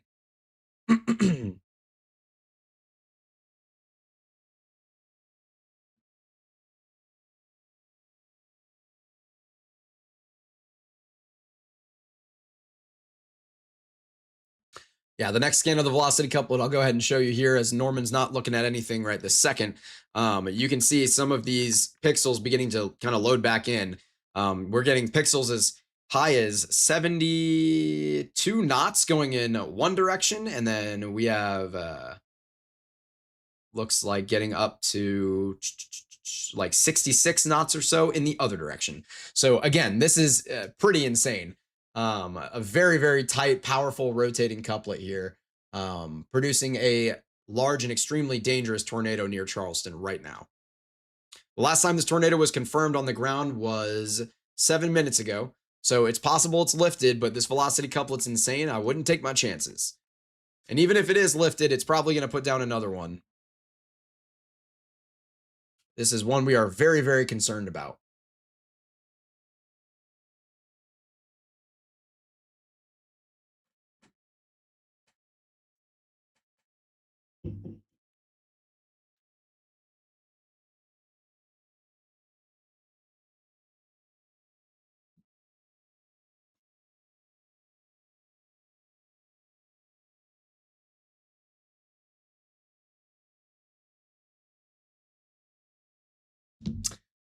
Okay. Yeah, this hook echo is unbelievable. This is a very photogenic supercell on radar.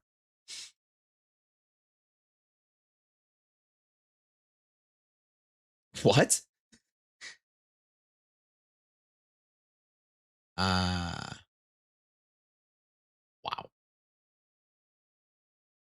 This is this storm is kind of riding where the warm front should be set up too. That's what Adrian just said, and I'm pretty sure he's right. I wasn't thinking about that as I'm sitting here staring at Norman's feed like a little kid, but this supercell is kind of riding the warm front pretty much on where it's roughly set up. So this warm front here, this storm's just going to kind of latch onto it and ride it towards the east, and it's just going to, those types of storms tend to be, you know, the most intense. That was one of our biggest concerns for the tornado outbreak today, was where that warm front was going to set up and how storms were going to interact with it. And we're seeing that right now. My Lord. I'm seeing 111 knots in one direction and 70 knots in the other direction. That is a VROT of 90 knots. This is a very, very powerful couplet. Now, keep in mind, I'm looking kind of in the mid levels. I'm above 6,000 feet here. So not the upper levels, but not the lowest levels either. But this is a very, very powerful mesocyclone, a very powerful updraft. It looks like Norman might have a view. Let's take a look at what he's got. Nothing crazy yet. Alan is still punching right through all this through Mattoon, as he's trying to get east and get out ahead of this thing so we can get a good view on it. Mark and CJ, I don't know exactly where they are at, but they're doing about the same thing Alan is, it seems. But Norman's got the best positioning and view on this thing as of right this second. With this PDS tornado warning was updated, we had, as of 1 minute ago, this tornado was still confirmed large and extremely dangerous on the ground near Charleston. So this is a very populated area. Very, very populated area. It looks like it stayed just north of town, hopefully.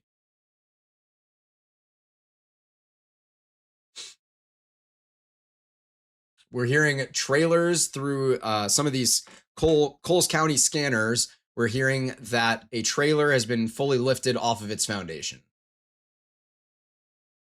I believe that's, if I remember correctly, that I think that's indicative of EF-2 or greater damage. So we may have our second significant tornado of the night.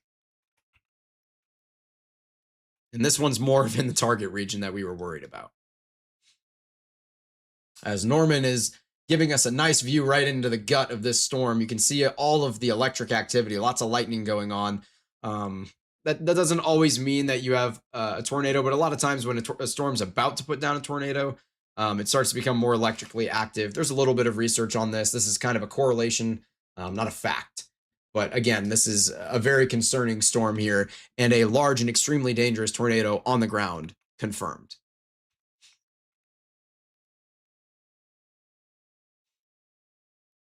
We have more reports of semi trucks flipped over entirely on I-57 northbound as well. associated with this PDS tornado.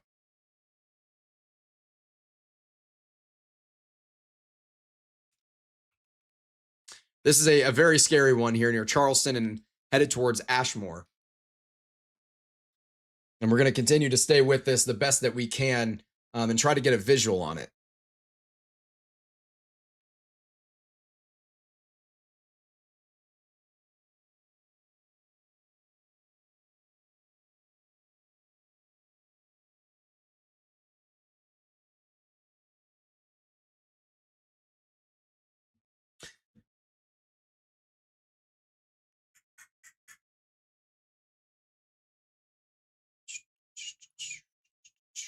Here's another look at that velocity couplet.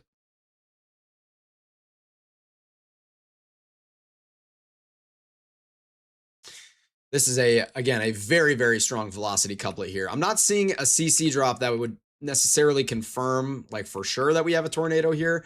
There is, a little bit of a CC drop, but it's not low enough to confirm a tornado on radar anyway. But we do have a confirmed large and extremely dangerous tornado via weather spotters.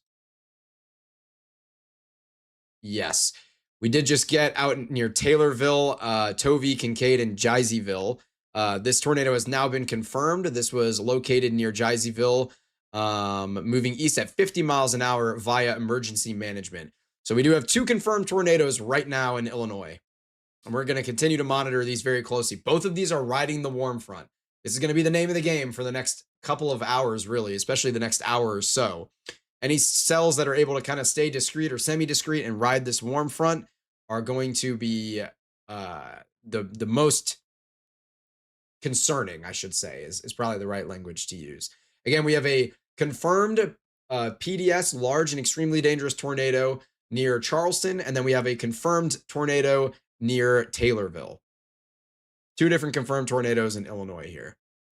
I just realized you couldn't see there we go. Got to work on my framing a little better sometimes. There we go. That's good. Well, look at that. On the left-hand side of your screen, you're going to be seeing Alan, Mark, and Norman and CJ, all of their feeds on the left-hand side. Here's what Norman's looking at as not 100% sure what he's looking at. Let me pull his audio. I know you guys can't hear his audio, but I'm going to see if he's saying anything about what he's looking at or exactly where he is. Big lightning bolt in front of Norman here.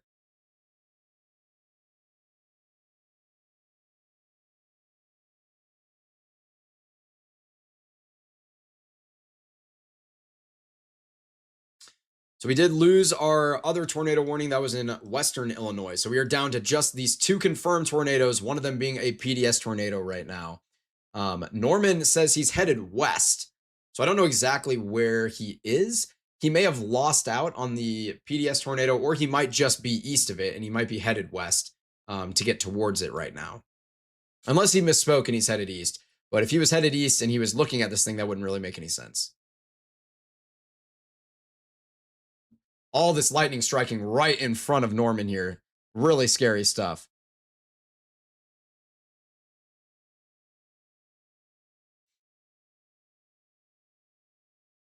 Wow. Pretty insane stuff here. Let's take a look at what Alan's seeing. He is not really seeing much right this moment. CJ, oh, wait a minute. Alan might have a downed tree up ahead. Or is that a reflection?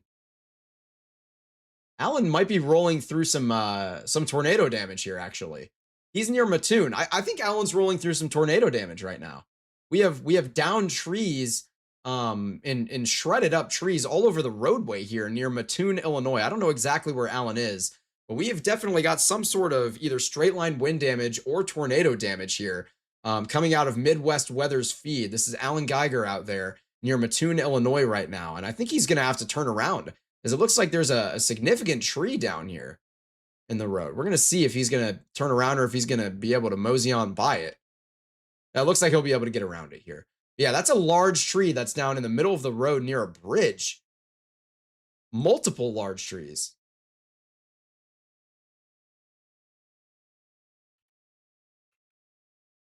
So we're hearing that there's a lot of tree damage and down power lines in Charleston, but most structures are okay. which is good. I don't think the town took a direct hit from the tornado. I think it went just north of town.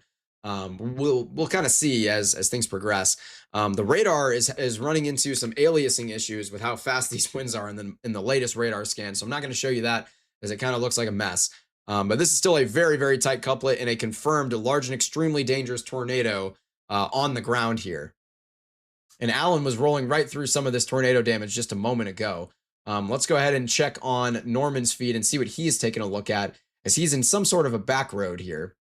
Meanwhile, CJ and Mark are starting to get out ahead of this thing, it looks like. They may have a view on it soon.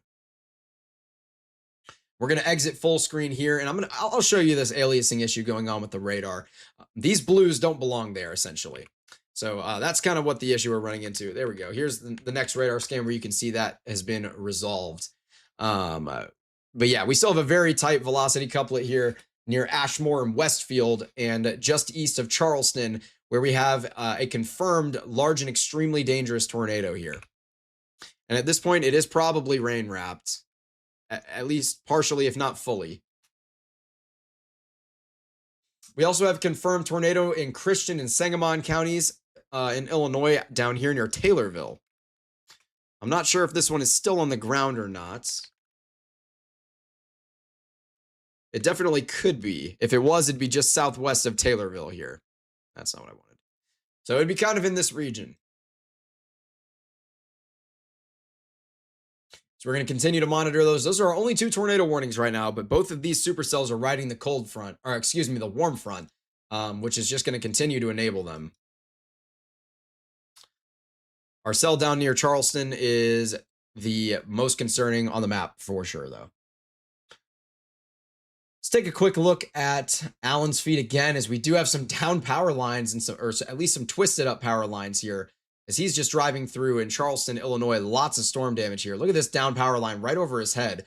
This is very dangerous here for Alan. I really hope that he's smart about this and doesn't drive over these power lines that are kind of coming down right in the middle of the road. This other vehicle near him, I don't know if they're fully aware of how to handle this situation. As it looks like Alan may be stopping to communicate with them. I can't get his feed, so I don't know. We did just get a continuation of this PDS tornado warning. This has been extended all the way out for Clark, Coles, and Edgar counties in Illinois, all the way to the Indiana border. So the National Weather Service is confident in this storm continuing to last for quite a while, as it pushes all the way towards the Indiana border. I'll go ahead and show you that now. Here's that new polygon that has been extended all the way out to the Indiana border. So we now have a total of 3 polygons on the map, and there's the chime notifying us of that update here. So this is going to be through Ashmore, Kansas, Grandview, Westfield, Clark Center, Marshall, Denison, Oliver, and Vermilion. Or Vermilton? It's kind of partially cut off. Give me a second. What is that town? Yeah, Vermilion. Okay. Looks like we lost Norman's feed for the moment, but Mark and CJ might have they have a view on the mesocyclone here. The tornado, if there was a tornado, is probably just to the left of this road, kind of wrapped up in that rain.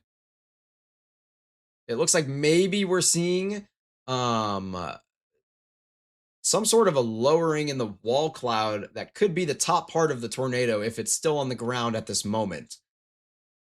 So Mark and CJ have a great view on this here.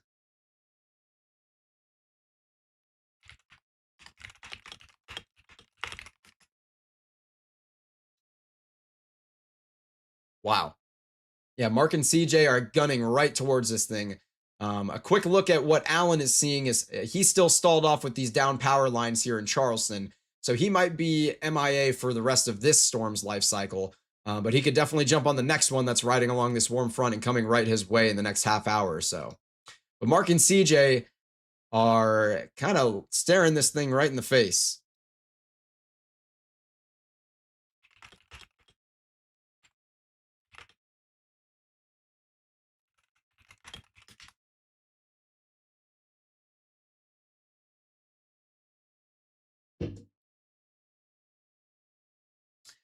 Very, very concerning here. Again, this is a PDS tornado warning, and we do have another confirmed tornado for Christian and Sangamon counties in Illinois, but this is a confirmed PDS tornado that we have in Coles, Cumberland, Clark, and Edgar counties in Illinois. Excuse me.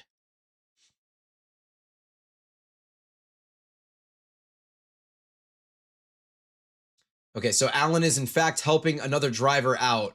That's what's happening here as we see him stalled on the side of the road. Alan is definitely stopped for the time being and helping another driver out with these down power lines. So good on Alan for that, but he's probably going to be MIA for the rest of this tornado, especially with how fast it's moving. Meanwhile, Mark and CJ are staring it in the face. I mean, literally staring it in the face. This is like directly ahead of them, I believe. Yeah, this is very, very concerning. Again, in the screen right now, we could be looking at a large and extremely dangerous tornado on the ground behind all that rain, and we just can't see it. It could be right in front of our faces. This is a very, very concerning situation. We did just get another tornado warning issued in Wisconsin, though. In just a moment, I can take a look at that. Out in Wisconsin, Dane, Greene, and Rock counties, Wisconsin. This is the same supercell from earlier that produced another PDS tornado warning earlier on, as we now have some rotation near Belleville. And all the way really through Monticello, I see what they're talking about in this warning. You have a couplet kind of going on here and a little bit of a notch going on here near Dayton. So a couple of areas where you could get some spin-up tornadoes here in Wisconsin near Dane, Greene, and Rock counties here, headed towards Dayton, Belleville, Monticello, Brooklyn, Albany, Evansville, Cooksville, Edgerton, and Leiden. But we are definitely going to stay with this PDS tornado warning where we've got chasers on it right now, as we don't have Norman's feed, but we do have Mark and CJ's feed, as well as Alan's feed. Of course, Alan is stopped and helping out with some folks right now. Look at this feed from Mark and CJ. All of these branches down. Thank you very much. We do have a lot of damage going on here. I don't know exactly where they're at, but I'm going to assume they're around Charleston, or perhaps even into Westfield if they're trying to, if they're able to get ahead of this thing. So we will see.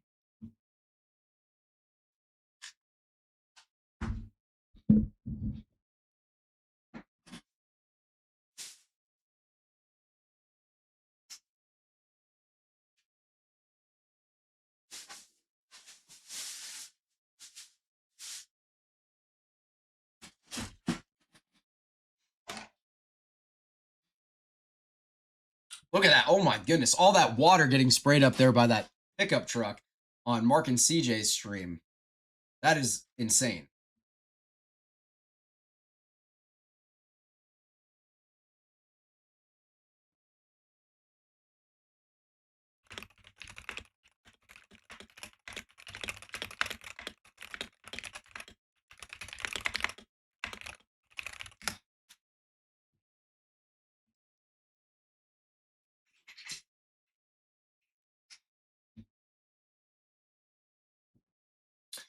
Yeah, a little bit of bumper to bumper traffic here going on at the stoplight for CJ and Mark as they're continuing to chase this tornado.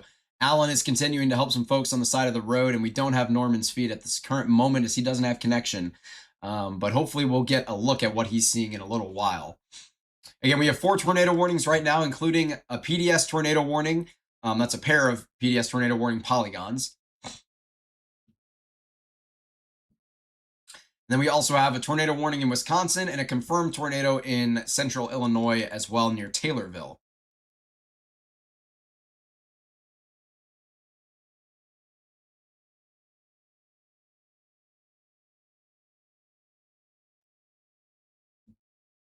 Okay. We do have an update from the NWS in Indianapolis. Looks like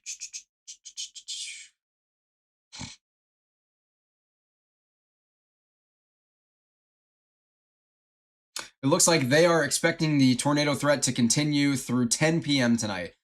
So we are nowhere near done. And I could have told you that too, but we are nowhere near done here.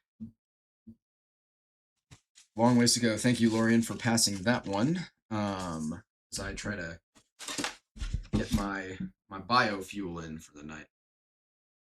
Get a little food in my system here.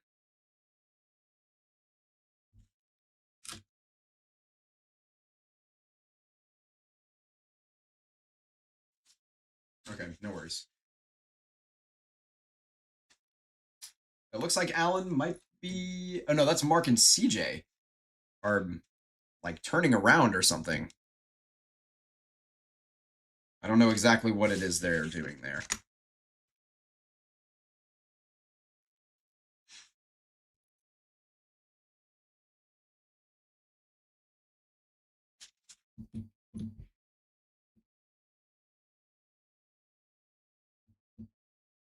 I see that.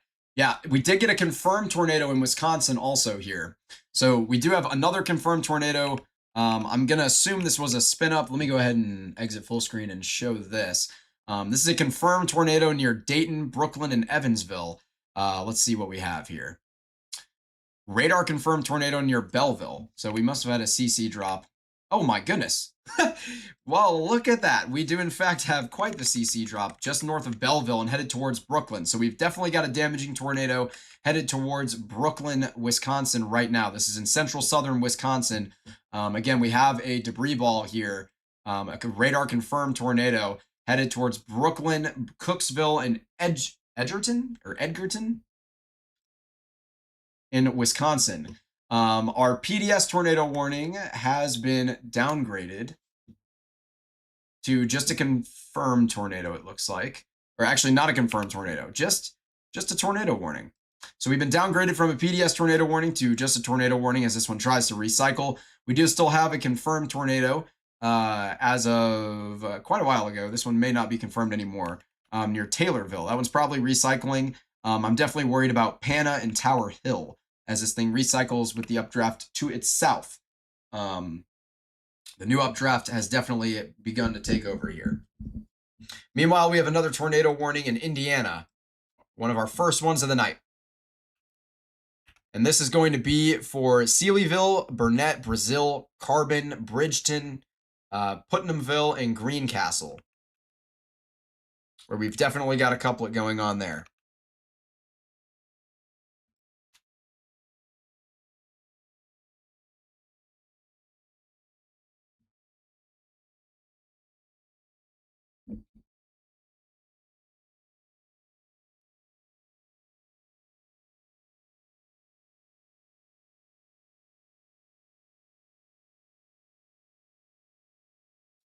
So we're down to 4 tornado warnings, 2 of them being confirmed, 1 in Wisconsin, 1 in Illinois.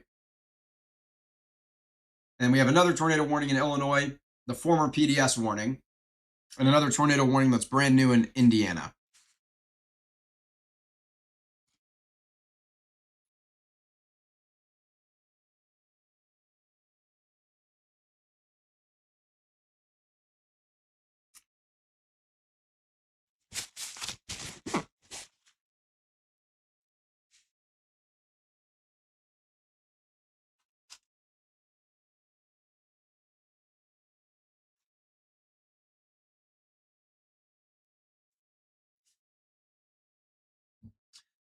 I want to take a look at Mark speed here. Mark and CJ are rolling through more damage. Look at all these down trees. This is pretty crazy stuff here. Again, I don't know exactly where they're at right now. I'm assuming Charleston. All sorts of down trees.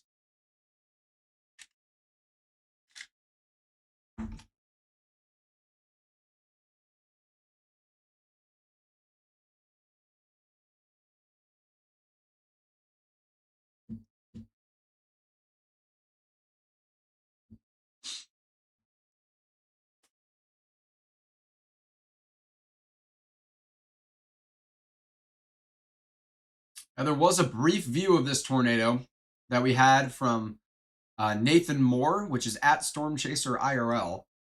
I'm not going to show this because I don't own the rights to this, but we can go ahead and post the link in the chat if you want to take a look at that.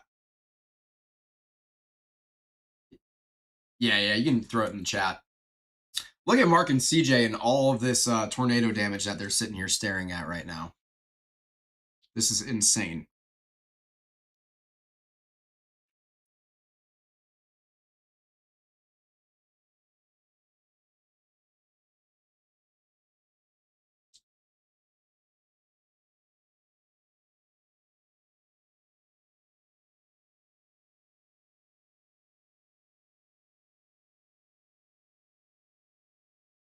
Again, we do have a confirmed tornado for Dane, Greene, and Rock counties in Wisconsin. That was what was the town name? It was near Belleville and headed towards Dayton, Brooklyn, Cooksville, and Edgerton. And then we had another confirmed tornado for Christian and Sangamon counties. That was near Taylorville and is definitely not on the ground at this point, but that cell is recycling and it's headed towards Ottoman, Pana, Tower Hill, Lakewood, and eventually Shelbyville. Because that one definitely looks like it wants to recycle and get itself going again. Just north of, Ullman, not Ottoman.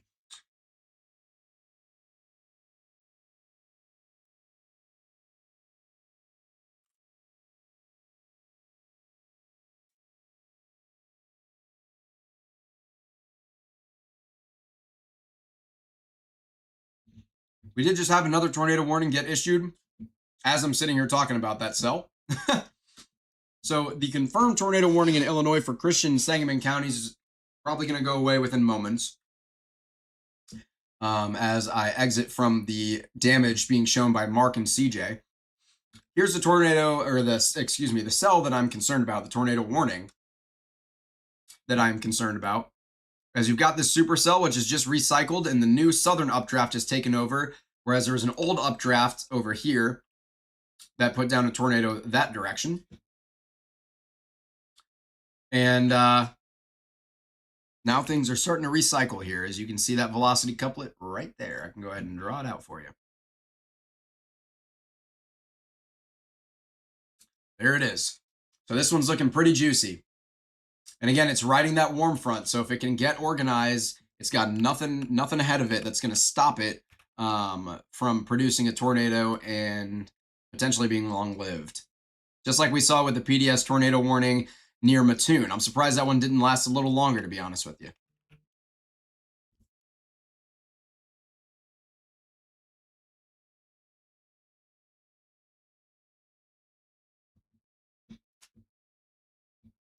We do have confirmation that CJ and Mark are in a town that was impacted by this tornado not long ago. That's what you're seeing here is some tornado damage, some downed trees.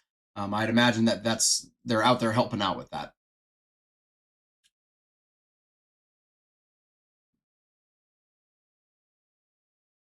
Oh my word. We have yet again another Allen classic. Look at this photo. Oh my days. There's just a tiniest bit of motion blur on it, which is not a problem. It almost adds to the dramatic effect for how fast this storm was moving. But look at the blues and the whites coming out on the left-hand side of your screen here. That is insane. That is just absolutely insane. Obviously, you just have the Liberty Bell coming out of this thing too. And that's, obviously concerning too, but my goodness, that is a beautiful, beautiful photo. Courtesy of Midwest Weather.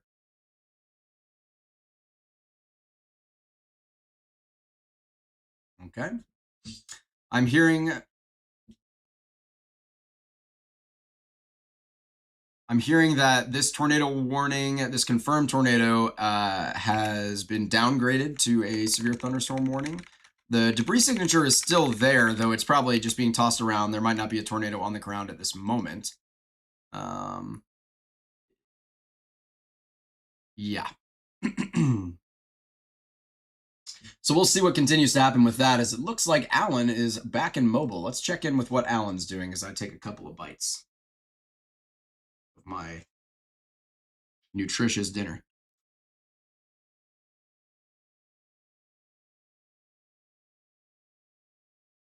So Alan is still in Charleston here. Look at all this damage. All these trees down. Earlier we saw power lines that were down.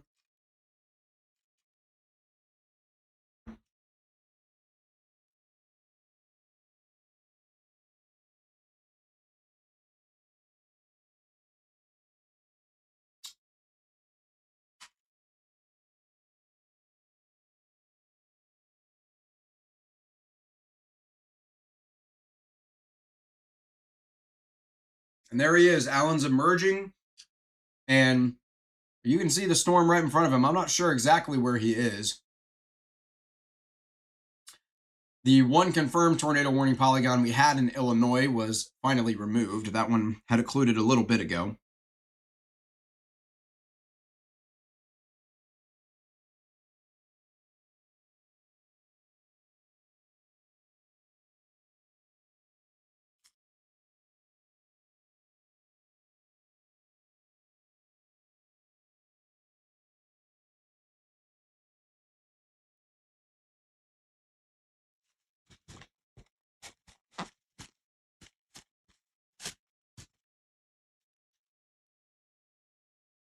So we just got an update on what's going on with Alan. So that's the feed that you're watching right now.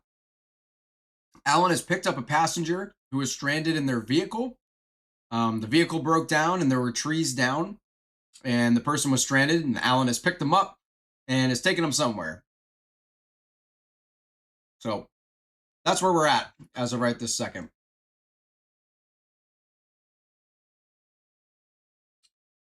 It looks like he might be, I don't know, there's emergency management responding to this event as well. Meanwhile, we have Mark and CJ's feed of all this tornado damage here. I'm guessing in Charleston.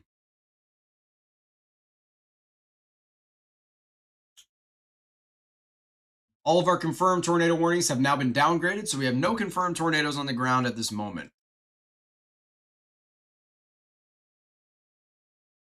I am definitely very concerned about this cell near Pana, Ullman, Tower Hill, and Lakewood, as that one begins to get organized and follows a similar trajectory as we just saw this other cell that put down a PDS large and extremely dangerous tornado.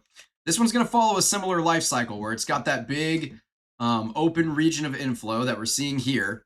But as it begins to close off and that V tightens up, that's where we can get that tornado, and we can get a powerful one given the parameters that we have in the environment right now.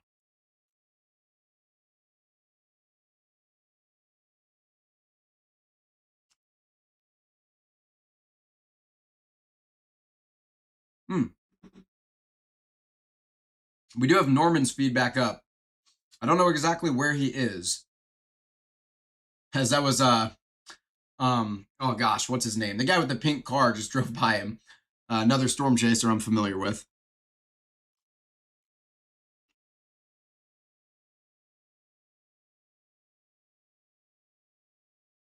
I want to say his name's Edgar.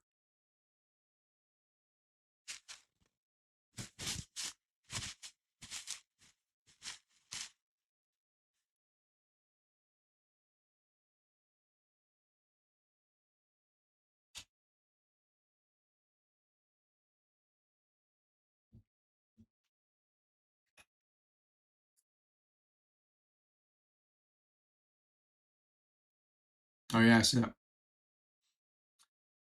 So we do have another downstream tornado warning that's been issued ahead of the previous PDS tornado generator.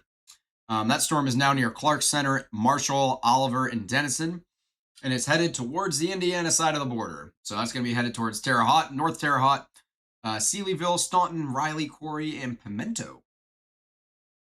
Again, we do still have a tornado warning in effect for this smaller supercell near Carbon in Brazil, which is headed towards Putnamville and Greencastle here. That one could definitely put down a tornado as well.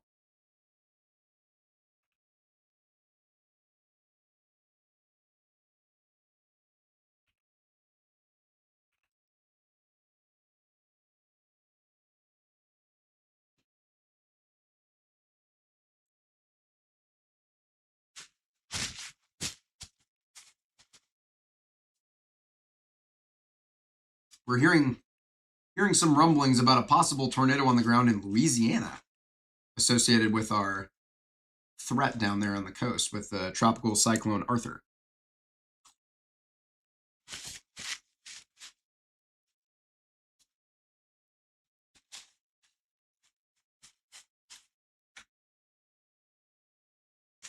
I'm not seeing any kind of a warning for it yet, but it's definitely possible. I do see a special weather statement down there in Illinois where it's probably waterspout tagged.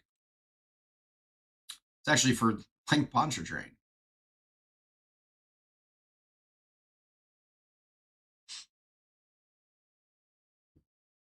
Yeah, interesting.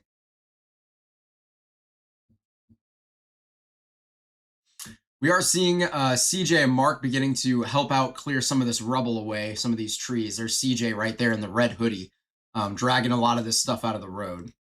Meanwhile, taking a look at Alan's feed, he's repositioning right now, helping out the stranded citizen that he picked up. And Norman is somewhere.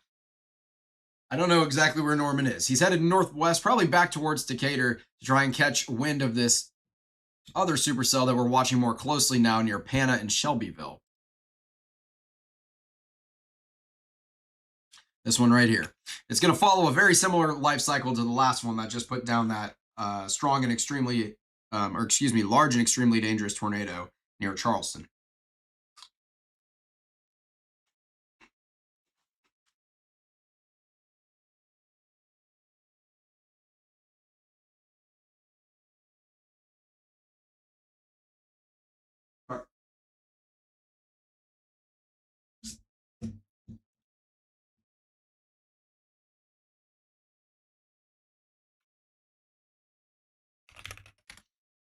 Green light.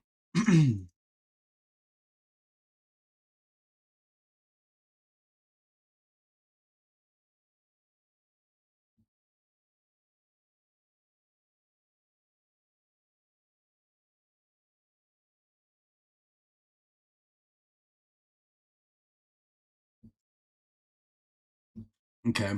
So we do a visual on this possible tornado in Louisiana. I'm not terribly convinced that's a tornado. It could have been a water spout that moved over land. It could have been even a land spout, but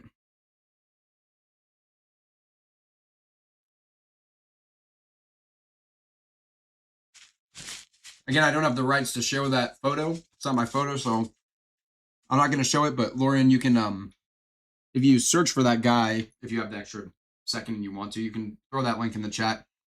For anyone who wants to see it on Twitter, we do have a visual on this possible water spout.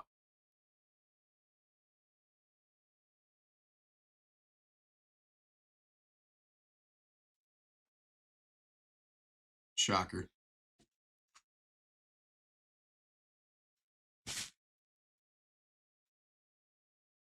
Man.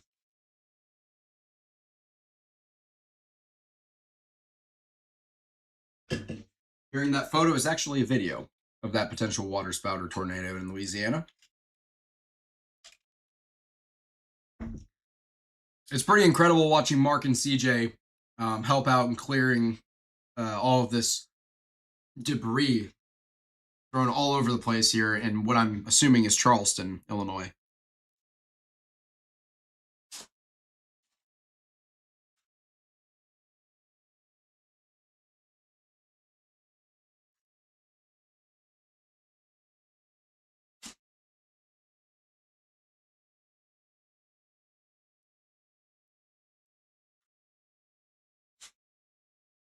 Well,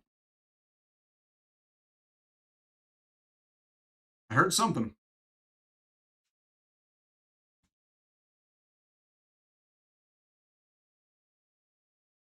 I think they just updated one of those tornado warnings that currently exists. So, I apologize for being a bum, sitting here eating my dinner really quick. But we've got, currently on the ground anyway, we've got in Indiana, or sorry, not currently on the ground, excuse me, currently warned counties for tornadoes in Indiana include Clay, Vigo, Park, and Putnam. In Illinois, we've got Christian, Shelby, Clark, and Edgar. And in Wisconsin, we've got Dane, Greene, and Rock counties. These are all the ones under tornado warnings. Excuse me for misspeaking there like 3 times. We have 0 confirmed tornadoes on the ground.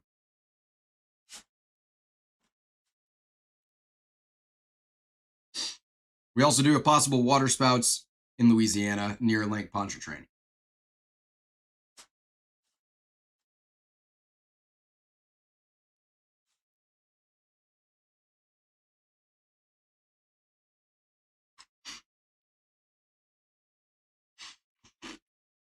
We can make that happen.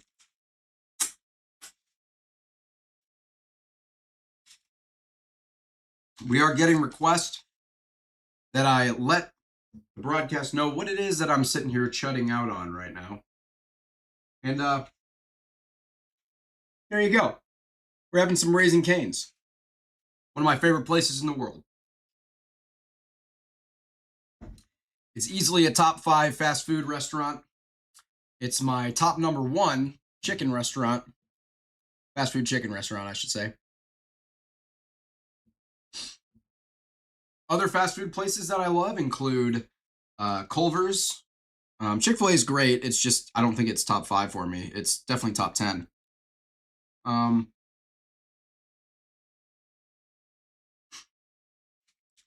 Cookout.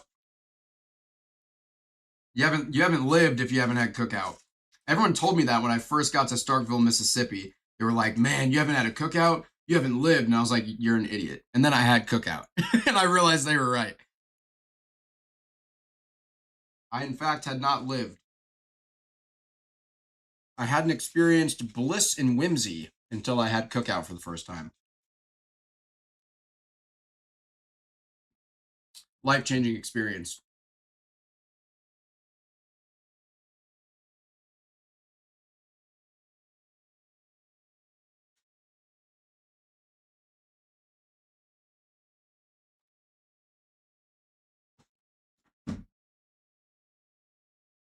I'm almost done eating. And my full attention will be back. I chose a good time to eat, as Lorian just said in my ear. I did want to say that perhaps this punishment for eating on my broadcast, where we're dealing with, extremely dangerous weather for lots of folks, I have managed to bite my cheek in the exact same spot right here, or I guess my lip, my lower lip, on the inside of my mouth, probably 5 times, and it is viciously painful.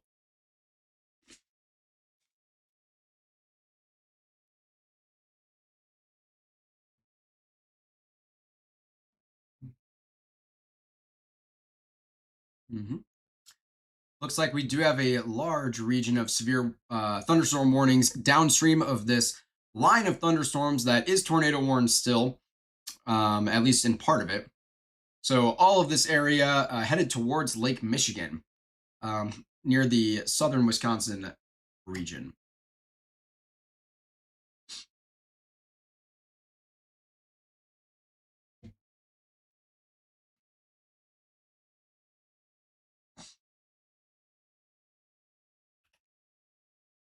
Yeah, I'm still very concerned. This tornado warning, or this supercell, is like strange. The updraft is like really trying to stay west, whereas everything else is moving off to the northeast. You've still got good inflow being established here. Very strange.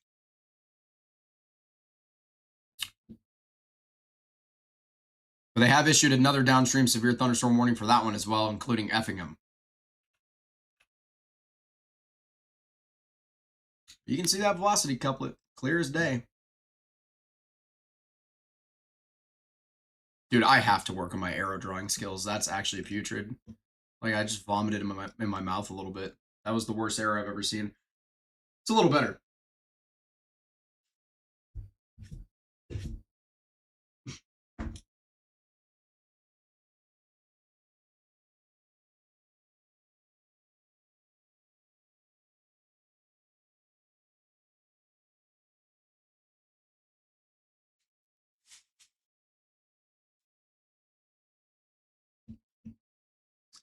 just a little recap of what's going on while I finish up the last bit of my Texas toast here. Alan is helping a stranded pedestrian who's had a tree fall right in front of her car and there were down power lines. Mark and CJ are helping relieve some of the debris from the roads out in, I believe, Charleston, Illinois. And Norman Smith is still out there chasing. I don't know exactly where he is right now. His location hasn't updated in like 2 hours. It's just said Decatur. So we'll see what he's up to. I might actually, Lorian, could you shoot him a message and see what his plan is, if you don't mind? Norman. And then around the map, we have a total of 8 severe thunderstorm warnings. None of them are marked considerable or destructive, and we have a total of 5 tornado warnings. And really, that's for a total of 4 storms that are tornadic, as one of those is split between Indiana and Illinois. So it's split into 2 polygons. So we have 5 tornado warnings, 4 tornadic storms at the moment.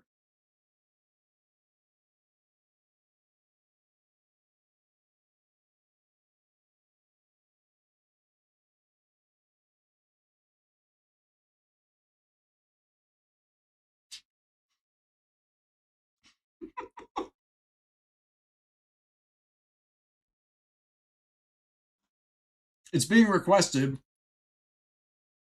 that I take you through my Canes order. This is what we've come to. I don't know. We got the box combo, no slaw, extra toast. And usually I get a lemonade, but I've been up since 4:30 in the morning and we're broadcasting possibly till midnight tonight.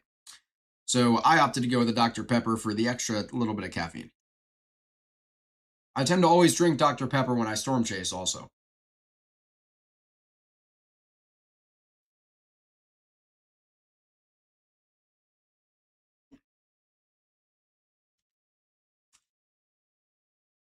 People talk about the American dream of owning a house, the nuclear family, having children. And I want all of those things. But you know what else I want? An extra piece of toast with my Canes. That's the American dream for me. And I achieve that dream every time I go to Canes. And I like the coleslaw. Don't get me wrong, but the toast is just divine. So I never end up getting the coleslaw ever.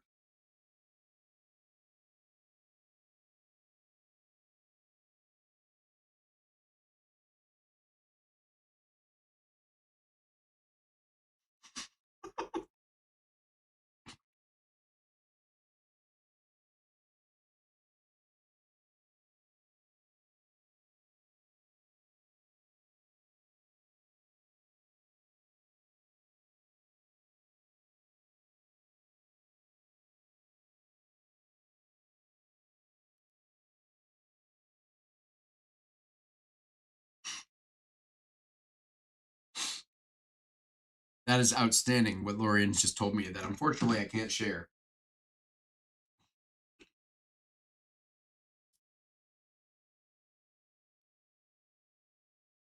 All right. I have completed my session of chutting out. Oh, goody.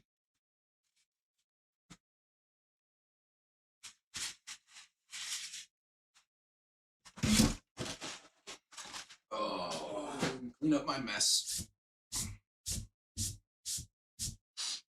All right, we're about to get a new, there it is. I think we're about to get a new tornado warning here in just a second. I don't know where this one is at. Let me finish wiping down my desk.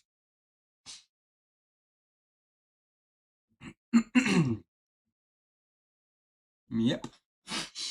Okay, so this is for Rock County, Wisconsin. We've got Footville, Hanover, Warfordville, Avalon, and Clinton, as well as Beloit. This is right at the southern Wisconsin border of Illinois and Wisconsin. So we're down to 4 tornado warnings on the map, 2 in Wisconsin, and then the one that stretches between Illinois and Indiana. I'm pretty surprised to see that our cell near, right now it's near Cowden, Lakewood. I'm surprised to see that that one hasn't gotten going. There's still plenty of time for it. It's right in that warm sector. Or, I mean, right in that warm front, excuse me. Kane's throwing me off my game, man. I had to get some food in me.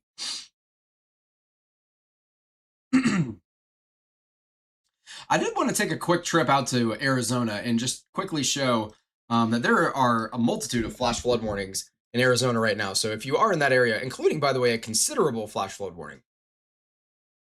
So if you happen to be in Arizona right now watching this severe weather outbreak in the Midwest, make sure that you are staying very weather aware here in terms of, especially if you're driving around.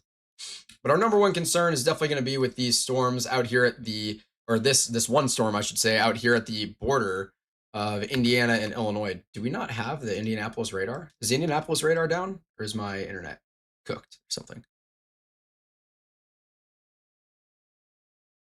I think it might be my internet, because now the Lincoln radar isn't working for me either. Okay, wonderful. Let me just reboot my radar. Oh, I have Twitter open under here. Wonderful. Let's try that again. What do you got? Talk to me. Okay, maybe just GR Analyst is having a tough time or something's wrong with my internet. Oh, I'm stupid. I disabled the radar. Oh my goodness. I don't want to hear any snickering. Yeah, we do have a tight a tight velocity couplet crossing the border into Indiana right now. So if you're in Terre Haute, Pimento, Riley, Corey, Steelyville, Staunton, or North Terre Haute, you need to be in a basement of some kind right now, as this storm's got really good inflow coming right up the border here. So this is what we're looking at. A possible tornado could form in that circle. The inflow is coming out of the south and it's moving towards the east. That's what we're looking at. We are going to get an update here from, my goodness, I've gotten a bunch of messages. PDS extra toast.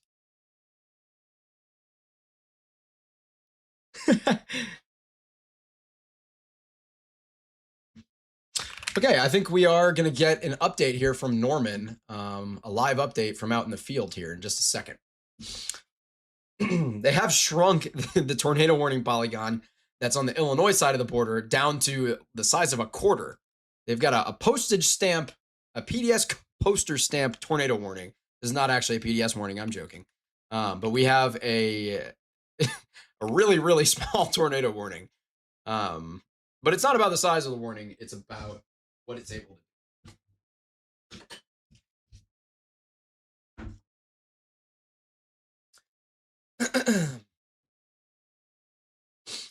So it looks like we are going to be getting a conversation here with Norman Smith in just a few minutes.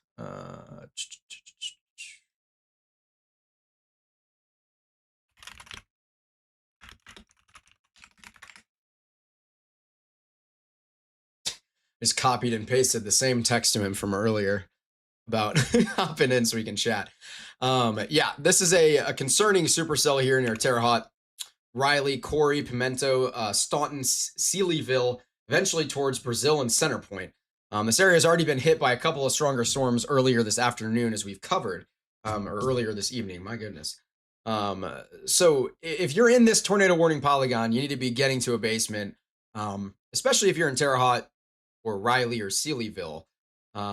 This is a concerning one. I'm not seeing that we have a tornado on the ground by any stretch right now, but this could produce a tornado at any time. So it's one that you need to take very seriously. Make sure that you're in the basement. This is a very populated area. You don't want to be caught on the roadways. You don't want to be in the path of the storm. It's moving very, very quickly. It's moving at, what is this, 45 miles an hour. Okay, as it looks like we do have Norman here. Let me go ahead and get him set up, and we'll have a chat here in just a moment.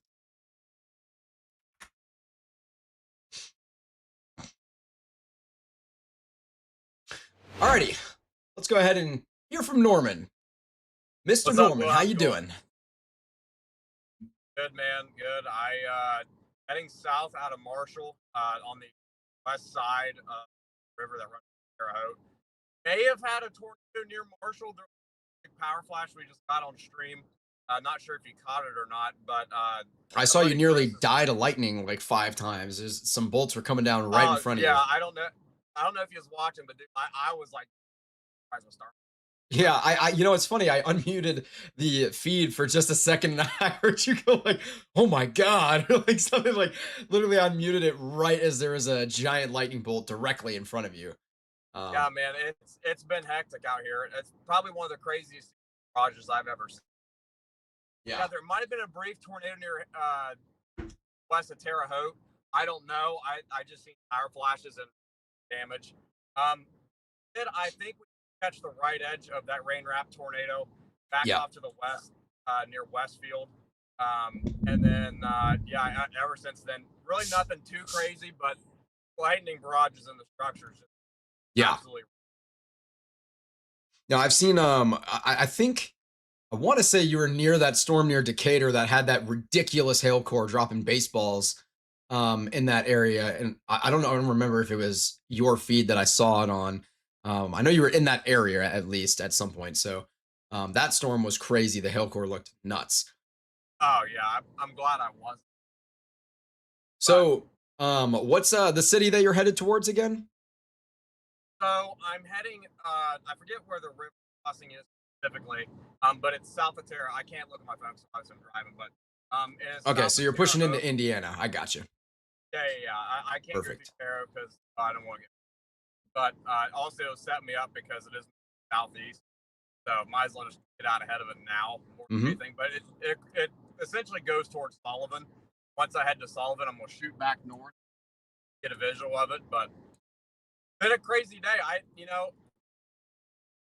Possibly at least one brief tornado through the rain, but we had that one. I don't know if you caught on street, but we had some little bowl funnel that Yeah. apparently a friend of mine that was closer said there was around apparently. So out towards Yes. south of Decatur. I am going to transition away from you for 2 seconds here because we just got a couple tornado warnings. I'm just going to quickly show them. Give me 2 quick seconds here from Norman as he is crossing the border into Indiana, which is where one of our tornado warnings is, and a pretty tight velocity couplet there. That is just near south of Terre Haute and near Riley is where it is headed towards. That is where Norman himself is headed out towards. Also in Illinois, we just had another tornado warning issued for the cell that we've been worried about for a while that is starting to ride the warm front. It's reorganizing near Cowden, Beecher City, and Shumway, headed towards Stewardson and Seigel, probably just a bit north of Effingham. So I just wanted to give a quick little update there. And then finally, the update on what's going on in Wisconsin. Still this linear line of storms for a possible embedded spin up tornado throughout there. So we're going to go ahead and jump back to Norman and continue chatting on what he's doing. Headed out into Indiana. So he's following that storm I just showed you just across the border in Indiana. And he's going to be trying to get out ahead of it, like you said before. He's going to be south towards Sullivan and then trying to come up north right at it and get a beautiful view of it. So um, I'm super excited to see what you do there. And obviously, I hope it doesn't put down a tornado for the sake of the folks in that area. But in terms of if it is going to put down one, I hope that we can get a visual on it and help confirm that tornado and keep folks safe.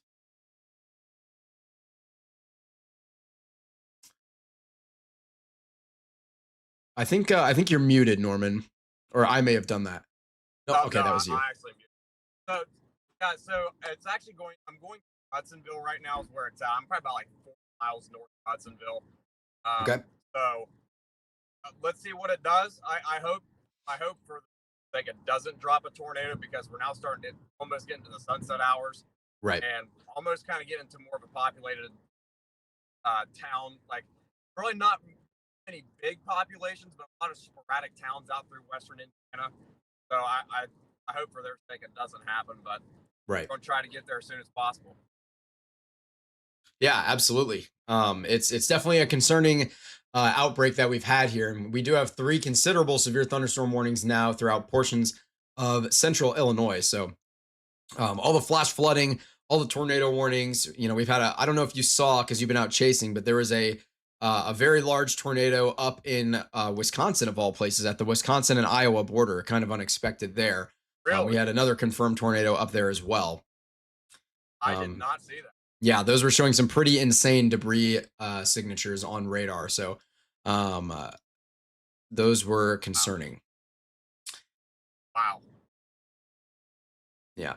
Unbelievable. Not expecting that to happen up. What, say again, Norman? Said I for sure was not expecting Oh yeah. not No, me neither. I'm gonna be honest with you. I expecting had that. spoken earlier, and in our forecast too about that far north. I really wasn't worried about anything at all, to be quite honest with you. In fact, I think that tornado might not have even been. I guess it was within the 2% tornado risk region. that was out there earlier, or perhaps the 5% from earlier this morning. It might have been within as well, but no one was really expecting that. We were Yeah, expecting the severe thunderstorms that we have in Illinois and into Indiana right now. Like I said, we have three considerable severe thunderstorm warning polygons on the map, including headed towards you in Hudsonville, where you're at, just about to cross the river. There is that cell that I'm most concerned about is kind of headed right towards you. That's the one. It looks like it's starting to get its act together and wants to pinch a tornado out here within the next couple of minutes. So we'll probably jump off our wonderful FaceTime call here in just a couple of minutes and take a look at that one. I also wanted to give you an update on Mark and CJ and Alan. Mark and CJ had been helping clear some debris in Charleston, where there was a confirmed tornado. And then Alan was out there in that same area as well and found someone who was stranded in their vehicle from a tree that had fallen down and power lines down all oh, around them. So took them to a safer spot as well. So you're the only feed that we've got um, like in en route right now. But I think both of them, Alan and Mark and CJ, are going to be headed towards this cell that's just north of Effingham right now. is the person trapped okay? Got Yeah, pictures of they're that? completely fine. Like it didn't fall on their vehicle; they just couldn't move. They were stuck, Oh, I as got far you. as I I thought they were saying understand. fell in their vehicle. I was like, holy moly. Yeah. So Alan, no, didn't fall on their vehicle. That would be horrible. I'm really glad that did not happen. Alan took them to a safer location, and I see he's driving now. So I think he maybe dropped them off because he was stalled out for a little while. But yeah, definitely a very concerning night. And the mesoscale discussions from the National Weather Service. Of course, when I'm doing all this radar analysis, I can't really take a look at the environment or the models as much. So I've been kind of leaning on what they're saying about how late things are going to run and where the threats are going to continue to build. They are expecting things to run through at least 10 p.m. Through Indiana and Eastern Illinois, and then the region in Missouri. They expressed some concerns, excuse me, with as well. Though I don't think that's looking as promising anymore. Really, if promising at all throughout Right. Missouri, unless a random supercell could fire off in there and really get going. But yeah, so it looks like you're in the best spot you can be. Yeah, I noticed that there was another supercell off to my west. Hmm. Um, that looks like it's starting to get its act together as well. So Yep, I'll probably pull over here once I cross the river, see my options. I'm also kind of a little bit deterred to not go west because I don't want to head home by late tonight. I really I don't hotel if I don't have to. that's fair Um, enough. yeah, I think the Anna threat. I think unfortunately, I think it's. I don't think it's done anytime soon. Not warm front. It's Yeah, going into almost an untapped environment, and that environment's just kind of meandering east as the night progresses. So I kind yeah, of I wonder how completely far agree. east I it don't think goes. we're done here. Yeah, I'm kind of curious to think about see how far east it does go into Indiana. Yep. But we're about to find out.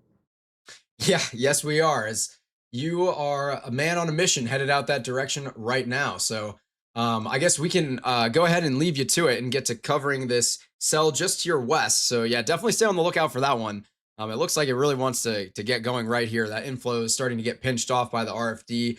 We just saw literally two other supercells go through this exact same pattern along the warm front earlier today, including the one that you were on a little bit ago. So I'm expecting that this one could definitely put down a tornado in the next few minutes. So we're going to go ahead and jump over to that. But this has been Norman Smith, affiliate storm chaser with Will Bratton Weather, and obviously signed with Severe Studios. A lot of folks are familiar with his work. He does phenomenal work. So Norman, thank you for doing a check-in with us. Everyone give him some love on socials. If you haven't already, follow him, subscribe to his YouTube. And if you don't want to watch me talk over the radar, you can definitely follow his live stream, as he'll be near the Illinois Indiana border for the next little while. All right. Thank you, Will. Appreciate it, sir. Absolutely. We'll chat with you soon. Stay safe out there, my friend. Appreciate it. All right, jumping right back into everything going on out here in Illinois, and especially into Wisconsin, and Indiana as well. Excuse me. Out in northern or southern with Wisconsin. My goodness, I'm saying everything backwards today. We still have an area where a little bit of bowing's going on, where we could easily see an embedded tornado get spun up here in southern Wisconsin. This is near Avalon and Clinton, in north of Beloit, is where this line is kind of headed. Meanwhile, we have the most concerning cell with all of our considerable severe thunderstorm warnings surrounding it, which is down here near Beecher City, Shumway, Stewardson, Seigel, and Effingham. And it's going to be headed off towards the Illinois-Indiana border where Norman is at, which is right near Hudsonville there, along the river. So we also have a tornado warning for Terre Haute, which is going to be, let's see, I can go ahead and switch to the radar here. That's going to be impacting areas like Riley and Corey pretty much right now, as this one looks like it's really trying to get going. You can see this inflow just getting yanked into this thing, especially as this RFD begins to tighten up this direction and the inflow gets pinched off. Again, that's what we were just talking about with Norman, the storms that have done that earlier today. That is where our biggest risk is going to be for the timing of when it'll put down a tornado. So I don't think it's going to put down one right this second, though it could. So if you're in Riley or Corey or Staunton or Center Point, you need to be in a basement. So this is a very concerning one here just across the border into Indiana. We're expecting things to continue rolling for at least 2 more hours, if not more, with an elevated tornado risk in portions of southern Indiana and Illinois, especially over the next couple of hours. So we're going to continue to monitor that closely. Lorian, I think, mentioned something about a mesoscale discussion that we'll definitely want to take a look at. But this cell here near Shumway is looking very, very concerning here.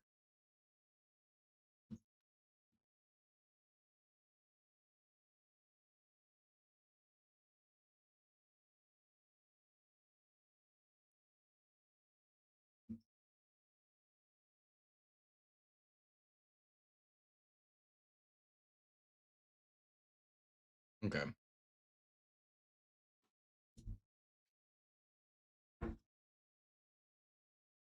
What is going on? Okay. So we have an update from Alan, which is regarding his passenger that he picked up. So they are trying to find a gas station. Pretty much all the power is out in the area, is what I'm hearing. And Alan just doesn't want to leave him, out in somewhere. So he's trying to take the passenger to a gas station or some sort of a secure location. And there's a lot of damage, a lot of debris, and the power is out. So I don't think Alan is going to be leaving there, at least for the moment. We're still going to be continuing to monitor his feet on the left, as it looks like he actually just made it to that gas station. You can clearly see the power looks to be out. Mark and CJ, I don't know exactly where they are or what their plan is for right this second, but we can full screen them and we see he is driving through some rain. They're getting blasted by some rain wherever they are currently at. Of course, we just spoke with Norman and we know where he is. He is right near Hudsonville, at the border of Indiana in Illinois. It looks like he just crossed into Merrim, Indiana. So he is now across the river and into Indiana. We do have this very concerning severe thunderstorm here in central Illinois. We can see a hail core on this guy right there. It's not the most impressive in the world, but it's absolutely there. What is more impressive is the velocity couplet, which is pretty concerning, especially near Shumway and headed towards the Seigel, Effingham, and Teutopolis area, eventually towards Montrose as well. So again, this storm, it has a considerable severe thunderstorm warning extended well out ahead of where the storm is, right? Because this storm is moving very quickly and it's bringing significant winds, the risk for a tornado, and hail along with it. So this is the full deal, the full package, riding along that warm front. We do have another cell firing off near Litchfield that looks like it really wants to try to get going here. It's getting organized, starting to develop just a little bit of rotation. So that's one we need to pay close attention to, as well as it's also riding the warm front. And here's a look at its hail core, which again is definitely there. It's not the most impressive in the world, but it's there. It's dropping some hail, or at least producing some hail. The tornado warning into Indiana here. That's not the right radar. Let's try that again. We are now seeing this couplet right over Riley, pretty much. I mean, you can see, wow, that is a pretty unique signature. If we were going to get a tornado, it'd be kind of right in that region. I don't think it's going to put down one right this second, but it easily could. And it's definitely going to remain at risk for putting down a tornado over the next maybe 20 to 30 minutes, as there's nothing really impeding it in its path. It's just kind of riding that warm front. Meanwhile, near Indianapolis, really, southwest of town anyway, we have another sort of supercell shape trying to fire off here. Near Eminence is where I'd be most concerned. If this thing starts to hook out with the velocities and we get that inflow established, this could be another one that turns tornadic pretty quickly south of Indianapolis. So that would be obviously a very densely populated area. So we're really hoping that does not happen. Up in Wisconsin, we do have only one tornado warning polygon left. That's for Rock County. That's for Beloit and Clinton and Avalon in that region. I'm not really seeing anything that screams at me like this is going to put down a tornado. But again, when you get these wavy kind of notches along your QLCS lines here, you can get those embedded tornadoes. They're not usually going to be very strong, but they will deal some significant damage. So they have to be taken very seriously. So if you're in any of those tornado warning polygons, you need to be in a basement right now or in some sort of a storm shelter. It's non-negotiable, especially with how strong things have been throughout the course of the night tonight. And we've already seen a lot of tornadoes. And again, we're not done yet.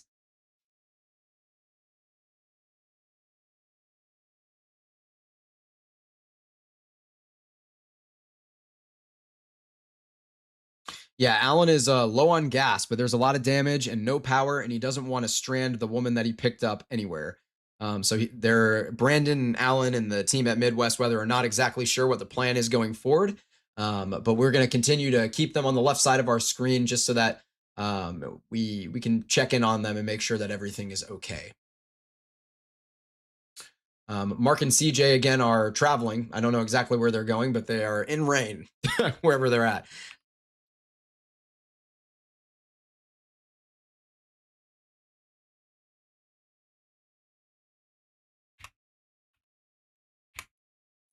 Okay. We're hearing possible reports of a tornado developing near Effingham.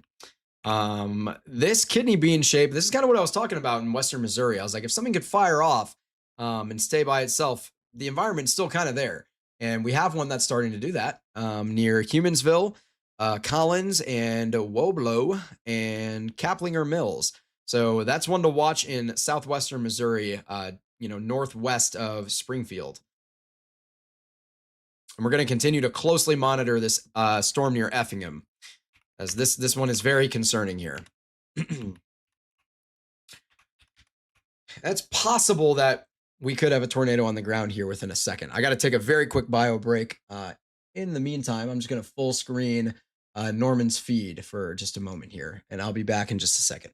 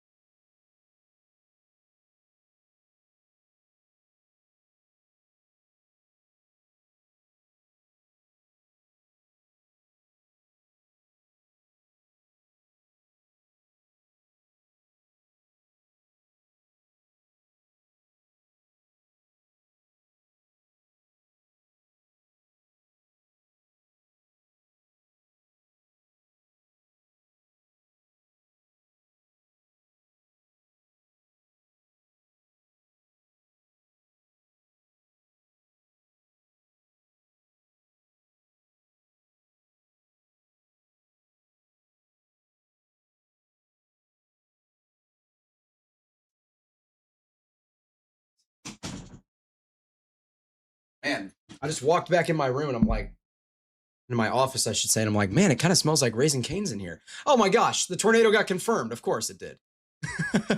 Okay, so we've got a confirmed tornado over Shumway or near Effingham, moving east at 50 miles an hour. Tennis ball sized hail in there as well. Weather spotters have confirmed this tornado. Can I please push the right buttons? I beg. I beg of myself. I'm not seeing a CC drop on radar, so not a radar confirmed tornado, at least that I'm seeing.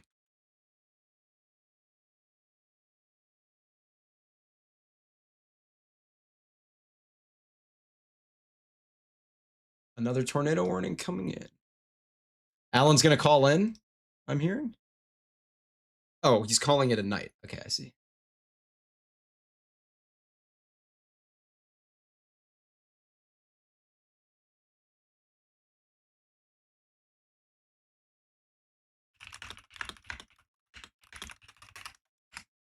Okay, sounds good. So our feed from Midwest Weather is going to be going off. Okay, yeah, we did just get that tornado warning near Butler and Hillsboro.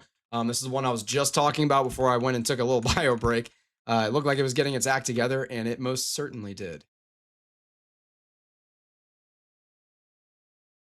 Yes, we do. Okay, we also have another downstream tornado warning coming out of Riley and going into Corey, Center Point, and Patricksburg in Indiana here. This one is definitely trying to recycle and get itself going. You can literally watch it recycle and form this new kind of RFD right here. This is a pretty concerning one here as well. I don't think it's going to put down a tornado right this second, but within the next 5 minutes that could change. So if you're in Corey, Center Point, Patricksburg, even towards Spencer, Steinsville, or Gosport, you need to be paying attention to this one and get ready because it's moving. This thing is moving at 40 miles an hour. So it is moving quick. We also still have this considerable severe thunderstorm warning with the supercell near Effingham, where we do have a confirmed tornado on the ground near Shumway. And we do now have a CC drop, I believe. Yeah, a possible CC drop here just north of Effingham. This is going to be headed towards Montrose. And again, just north of Effingham. So again, that's a very populated area. If you're in that area, you need to be in a basement. This is a tornado on the ground. This is not one to play around with. We also have another tornado warning in Butler, Hillsboro, Irving, Taylor Springs, Fillmore, Bingham, and Ramsey. A lot of names I've already said earlier tonight because these storms are all riding that warm front. So multiple areas receiving multiple rounds of storms. And not just storms, but discrete supercells. It's not something that you see a lot. This is why this date has been circled on the calendar for about 3 to 4 days now, is the parameters have really aligned here. All right. One last check-in on our tornado warning up in Wisconsin, as it's probably going to be allowed to expire pretty soon. It's got 17 minutes remaining on it, and it's going through Beloit and Clinton and Avalon. Now, they may go ahead and actually extend it just a little bit, as this line does look like it could produce a tornado. So I wouldn't be surprised to see them go ahead and extend this polygon to something like this for the next warning, if they opt to go with one. Again, this is an embedded QLCS tornado risk that we have there in Wisconsin, southern Wisconsin, right near the border of Illinois, and perhaps into the northern portions of Illinois with the next warning if they issue one. We've definitely got a CC drop here. Most certainly a confirmed tornado on the ground north of Effingham right now. And you've been staring at nothing for the last like 3 minutes. Okay, wonderful. You're not nothing. You've been staring at Norman's feed for the last couple of minutes. My apologies for that. Here's this cell down here near Effingham that we're very concerned about. And there's that CC drop. Let me go ahead and circle it for you. There's your confirmed tornado. We have weather spotters confirming this one as well. It's not just radar confirmation. In fact, it was confirmed before it showed up on radar. So we do have a confirmed tornado. I'll go ahead and show what I was talking about in Wisconsin here. Here's kind of what I'm expecting. This is still capable of producing embedded tornadoes, in my opinion, throughout pretty much this entire line. So I wouldn't be surprised to see another tornado warning extended out that looks something like this. So we'll see what happens with that over the next couple of minutes, as that one's getting close to expiring. In Indiana, we do have our continued tornado warning for Corey and Center Point as this one continues to recycle. It is, yeah, really trying to get going here. We are most certainly trying to get going near Corey and eventually headed towards Patricksburg, as well as Center Point. So again, West Indiana. If you're in West Indiana, you need to be paying attention to this one. Down in Effingham is our only confirmed. It is now a PDS tornado warning. So we have a confirmed large and extremely dangerous tornado located over Teutopolis or near Effingham. And this is moving east at 50 miles per hour.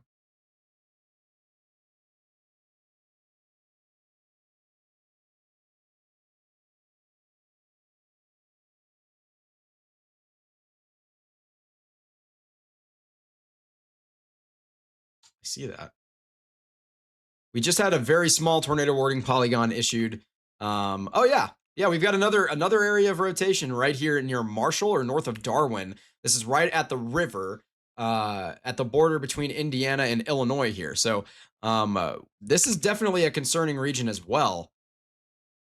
That's that's a pretty strong couplet, to be honest with you. So we have multiple areas that could be putting down tornadoes right now, including a confirmed large and extremely dangerous tornado out confirmed on the ground. I think we're having another downstream tornado warning coming in just a minute here. Should pop up on my map any second. Is this for the PDS?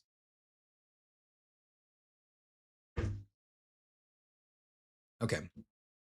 So right across the state line here, the two National Weather Service offices are probably collaborating here, and that's why there's a delay between the two polygons. But we're going to have another tornado warning issued that's going to cover Pimento into Lewis and Clay City, downstream, basically ahead of this secondary line of storms here.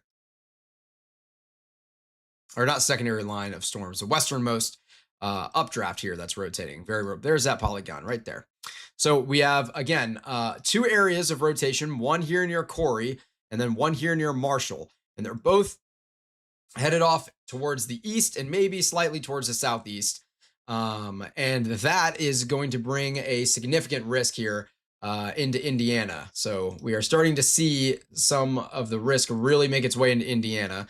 But again, we do have a particularly dangerous situation. A large and extremely dangerous tornado is on the ground right now near Teutopolis and headed towards Montrose. We have a significant debris ball, a very significant debris ball here. This is a very, very concerning situation. Now, again, we know Norman is just over the border in Indiana. I don't know exactly where Mark and CJ are, but we're going to possibly have a view on one or multiple of these tornadoes or tornado warned supercells in the coming period of time here. As it looks like the cell near Hillsborough is kind of just continuing on its path. It's not really looking any better or worse, to be honest with you. But again, this atmosphere is very usable. We're right along the warm front here. This storm near Shram City, Irving, Fillmore, Bingham, and Ramsey is very, very concerning here. Taylor Springs and Hillsborough are, I guess, perhaps the larger town names. But there's where you would get a tornado, and it's headed off in this direction towards Bingham and Ramsey and Fillmore. So if you're in those areas, you need to be prepared, get down into a storm shelter, a basement, and especially if you're ahead of this PDS tornado warning in Jewett, Hidalgo, Greenup, even Hazel Dell, Yale, and Rose Hill, you got to be in a basement. We have a large and extremely dangerous tornado with a massive debris ball showing up on radar here. So this is not one to play around with.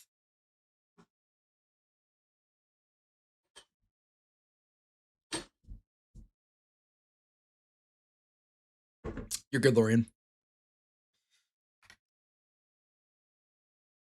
Yeah, again, a significant debris ball here.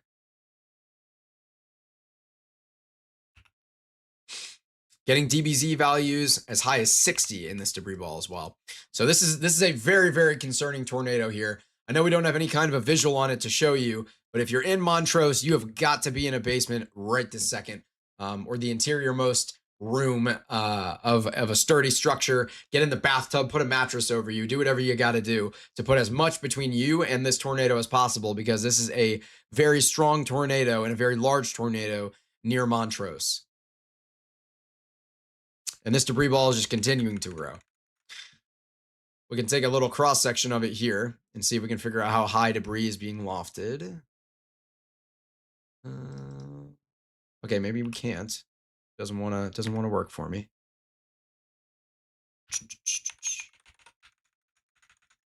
See if we can try this a little bit better.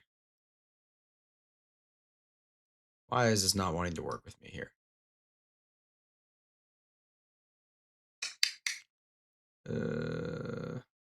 Something like that. It's like I'm not calibrated properly. What is going on? Oh. Anyway, we're gonna figure out how high this debris is being lofted here in a moment.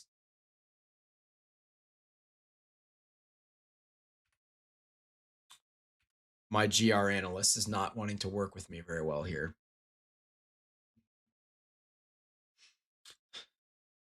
This is a very significant tornado. I just want to point out that what we're seeing right here, this red circle, that is not rain. That is debris.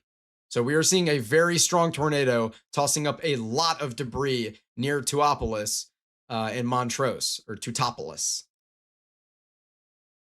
And this is, again, just north east of Effingham, right up the highway here. I'm not sure what this highway is exactly, but it goes from Effingham to Montrose. Say again? Okay.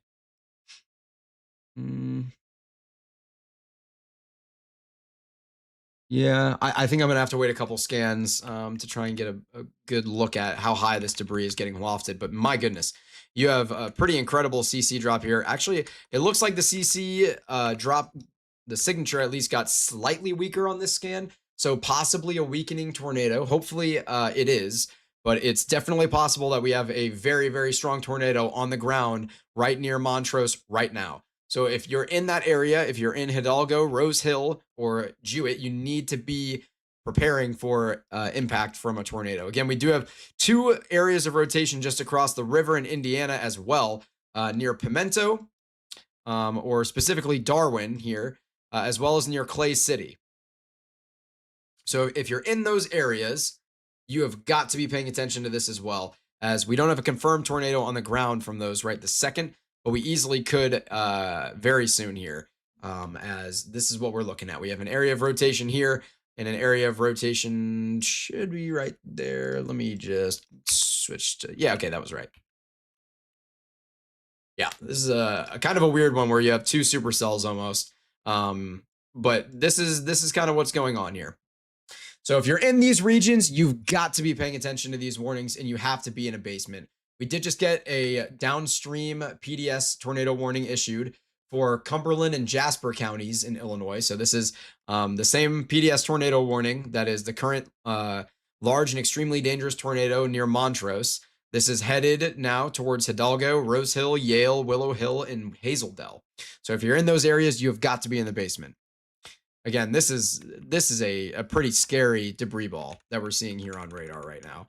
I know one scan, it looked like it was downtrending a bit, but we're right back where that's a horrible circle. We're right back where we were. This is an extremely concerning tornado in a populated area.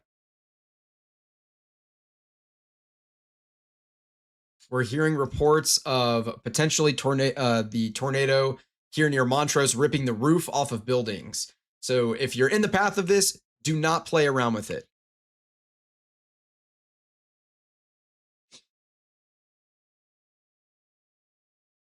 Oh, hello.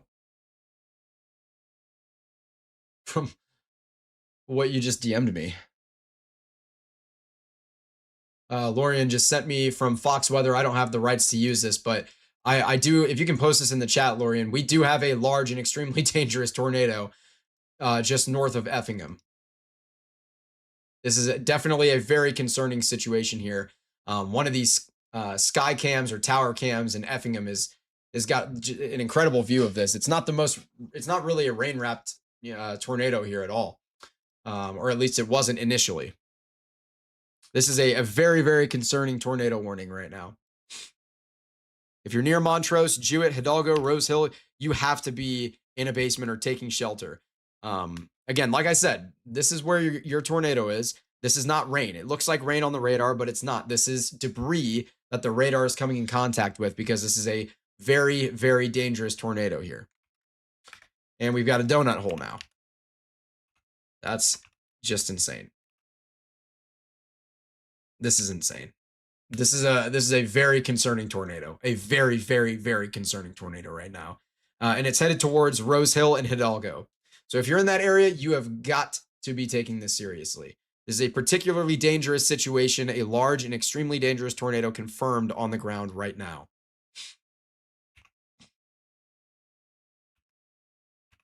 Near Flemington, Missouri, in southwest Missouri, to take a quick pivot, we do have the possibility for this supercell to become tornadic. It's not right now, but it could get there.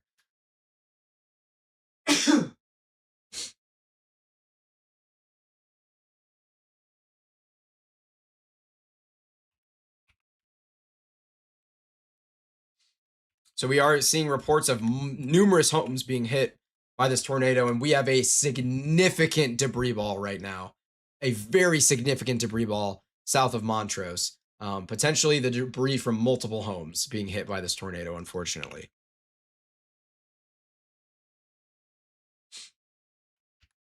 I am hearing 20,000 feet is how high the debris is being lofted. Let me see if I can actually get a good view of it now.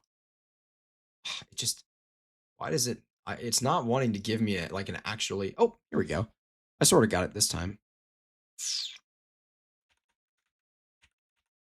Okay. Yeah, I'm getting here at a minimum 15,000 feet. This is what I'm looking at, by the way, right over here at a minimum 15,000 feet. But for some reason, my cross sections are not really coming out the way I want them to. So again, let's not forget that we do have a couple of areas of rotation out in Indiana, just across the river right now, where we have potentially 3 areas of rotation now, all along the same supercell. The most prominent one is near Patricksburg, and then we have a possible one near Corey here. That one's pretty weak. And then another one that's trying to develop near Fairbanks, and that one's probably the second most. So we have 1, 2, and 3 in terms of the most concerning right now with this storm.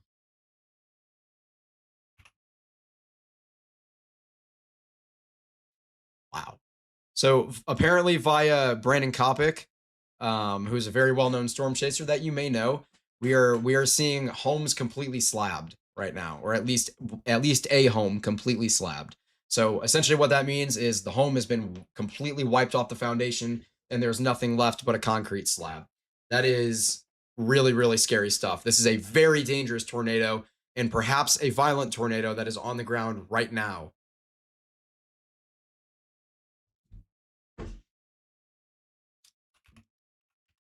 Again, we have a very large debris ball still associated with this storm near Montrose. And we have a classic donut hole showing up here on radar. This is horrifying. We have a very significant debris ball here. Continuing. This absolutely is a particularly dangerous situation. And honestly, we could see a tornado emergency get issued here, given the gravity of this and the fact that it's slabbing homes. If the National Weather Service catches wind of that, they may opt to go ahead with a tornado emergency. We will see on that. But whether or not they do, this is still an extremely, extremely dangerous situation right now. Headed right towards Rose Hill and Hidalgo, north of Dietrich and north of Wheeler.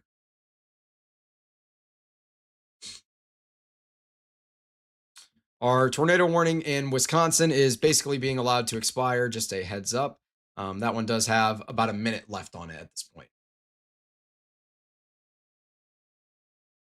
I also don't want to forget about the storm near Fillmore and Bingham, as that one could easily put down a tornado. To be honest with you, at any point here within the next 5 to 10 minutes, this one could definitely put down a tornado.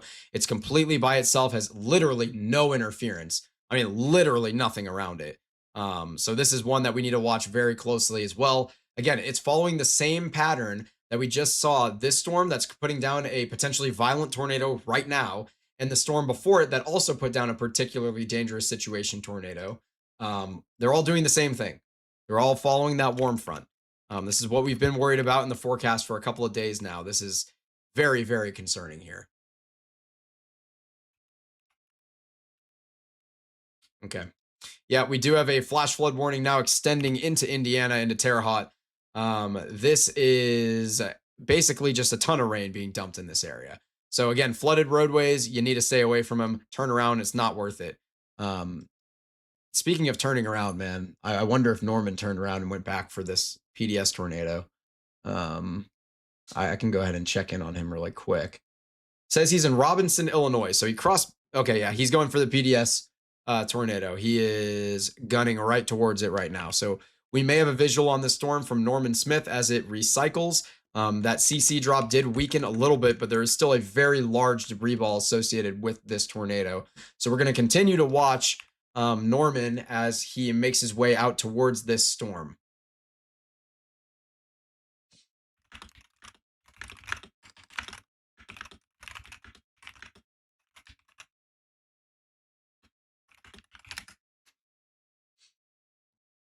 Yeah.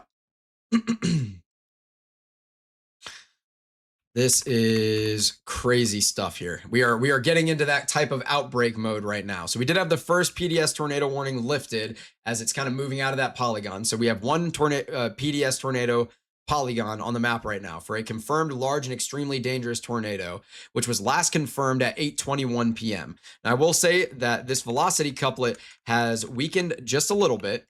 And the CC signature, as in the tornado debris signature, has definitely fallen off a little bit as well. But this storm is not done, I wouldn't think. It's still got nothing in front of it. It's got clean inflow, and it's riding along that warm front boundary. So don't, turn a blind eye to this if you're in Rose Hill and Yale. It could easily recycle within the next couple minutes and put down a tornado again directly on your head. And it's possible that this tornado is still on the ground here and it's just a lot weaker. So you need to be taking this very, very seriously if you're anywhere in this polygon. This is a particularly dangerous situation. I know I mentioned the language of a tornado emergency earlier. We do not have a tornado emergency.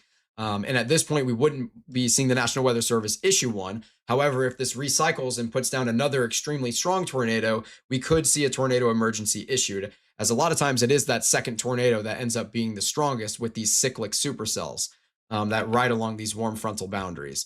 There's a lot of research that goes to that as well. And here we go. It looks like we're starting to strengthen back up right near Rose Hill. So again, I don't think we have a tornado on the ground right now, but we easily could, and we very well might again within minutes. So make sure that you are in a basement or a storm shelter if you're in Rose Hill, Yale, Willow Hill, anywhere in the path of this storm right now. We still do have this storm out here near Fillmore, Bingham, and Ramsey as well, which again, like I said, it looks like it's really trying to get going. It could easily get its act together and put down a tornado within minutes here. So it needs to be taken seriously as well. And then we have this triple area of rotation here, at least potentially. It looks like the westernmost one faded a bit. We still have the most dominant one, which is out here near Patricksburg and Cataract right now. Towards Spencer, Gosport, Steinsville, and Paragon. Okay, so we are getting confirmation that the tornado has officially lifted near Hidalgo for at least the time being. But again, like I said, this could be one of those cyclic tornadoes, or supercells, excuse me, that puts down multiple tornadoes. And oftentimes with those, it is the second or third tornado that ends up being the most powerful. Now we are beginning to get past sunset here very soon. So daytime heating is running out and daylight is running out. So if you're in the path of this tornado, you're not going to really see it, especially anytime after 9 p.m. I will say though, as it gets further east, I don't recall exactly where the time zone border is to Eastern time, but that could change things when you cross the border as well of a time zone in terms of what time it is versus how much daylight you have left type of thing. Yeah, this is very, very concerning stuff here.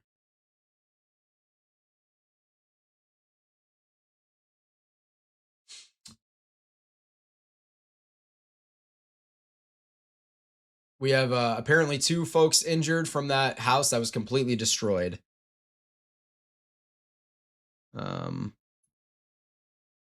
I'm not. Oh my goodness. Yeah, we had a very, very large and dangerous tornado for sure was on the ground there. I'm seeing the word wedge being used. I don't think this was a wedge at any point, but this was a very, very powerful tornado near Teutopolis. in Effingham.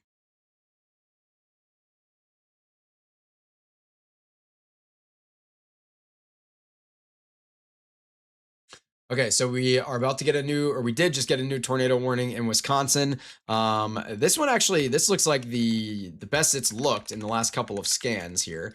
And this is headed towards Walworth and Fontana on Geneva Lake. Interesting town name. Also near Sharon. This is at the Wisconsin and Illinois border. This is an embedded tornado risk right there is where it's at, and it's headed that direction. So if you're in the path of that storm, you need to be taking it seriously. We do have confirmation that a second funnel is beginning to form as this storm is trying to get going again, just like I talked about. So if we get another tornado and it's able to maintain clean inflow, we could see an even stronger tornado than the very strong and dangerous one that we just had near Totopolis. So if you're in Rose Hill, Yale, Willow Hill, Oblong, Annapolis, Stoy, Robinson, Trimble, Hudsonville, or West York, you've got to be taking this extremely seriously, as this is a very potentially dangerous situation. I'm not, we don't have a PDS tornado on the ground currently, but we could easily get back to that direction here.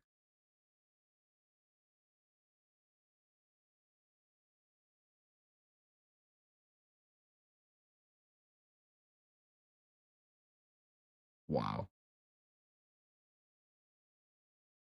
I am getting a lot of photos that unfortunately I can't share on air here, but this was a very strong tornado. And the damage that I'm seeing is pretty devastating. I'm seeing a couple of homes um, significantly damaged. I'm also hearing reports of a couple homes being slabbed. Brandon Kopic, a very well-known storm chaser who's out there, has abandoned the chase and is now in search and rescue mode, helping with the debris. So our thoughts and prayers are with everybody who's been impacted by this tornado. But we do need to continue to follow it, as we may have another tornado getting ready to develop near Hidalgo and Rose Hill and towards Yale. And this is for Cumberland and Jasper counties in Illinois right now. And eventually it's going to be headed all the way towards the river and crossing into Indiana if this supercell can sustain itself. I don't want to forget about the tornado warnings that we do have in Indiana, excuse me, at the moment, with some rotation near Clay City and a larger area of rotation near Spencer. None of this has really tried to put down a tornado, like tried super hard anyway, but it got kind of close. Oh my gosh. I am getting a cross section image that I have to share. So currently, this is what we were looking at with this tornado. We're seeing debris lofted potentially 40,000 feet in the air. This was probably a violent tornado. This was an extremely strong tornado here in Illinois. Extremely concerning. Wow. That should be all the more vision here, that if you're in the path of this storm, which is continuing, do not play with this. If it puts down another tornado, it could get really intense really quickly. I mean, this supercell just has nothing stopping it. A tornado warning has just been extended out ahead of it, and that is through Oblong, Stoy, Robinson, Palestine, Trimble, Hudsonville, West York, West Union, and Annapolis. All the towns I just mentioned before. Again, this storm is coming your way, and you have to take it seriously. This is a very, very significant supercell, and it's riding right along that warm front. We still have the one to the west out in Ramsey, which is looking even better, sort of. It's a smaller supercell, but if it's able to grow along that warm front, it is going to be very concerning. Now, we do have Norman Smith, who's getting out towards that area.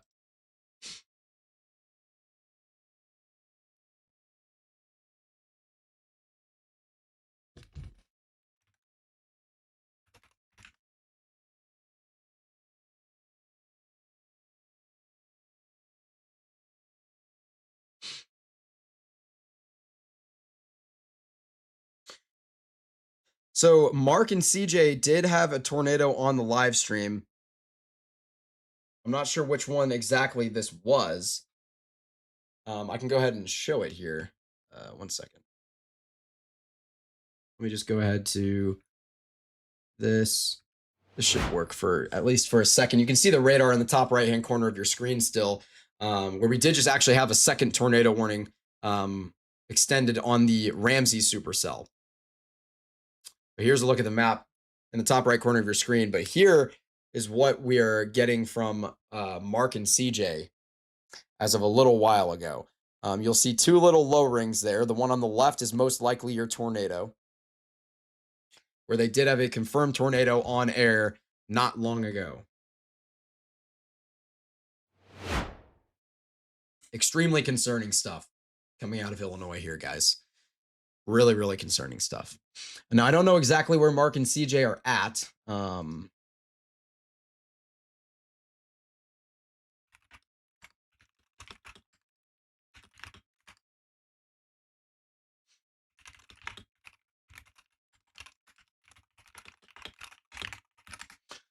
We are seeing some of these tornado warnings continue to get updated. We just had a new tornado warning entirely issued south of Indianapolis for a supercell that's getting going near Franklin now. So yeah, this one's trying to get going pretty quickly too. We've seen the same pattern with a couple of supercells tonight where they start to notch out like this, and then all of a sudden you're getting a tornado put down because the shear in this environment is just unbelievable. I mean, look how far this updraft over here is staying separated from its forward flank downdraft. That's pretty insane stuff to see that precipitation moved all the way out that direction. So if we get a tornado with this storm, it's not really going to be rain wrapped, and it's going to have tons of inflow to try and deal with it. So we could easily get a tornado here near Franklin, Indiana. This is just south of Indianapolis. So our PDS tornado warning has been lowered, which is good. We don't have a tornado on the ground right now anywhere that we're aware of, but we have multiple supercells capable of producing tornadoes, specifically really 4 distinct areas of rotation that I'm the most concerned about.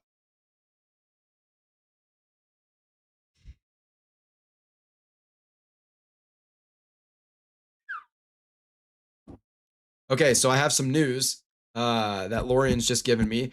No fatalities that we're aware of at this moment, and the injuries that were reported were non-fatal. However, we did have a compound fracture, which for anyone who knows about that type of business, that is really brutal. So that's a pretty significant injury, especially depending on what limb it is. So I really hope that they are okay out there.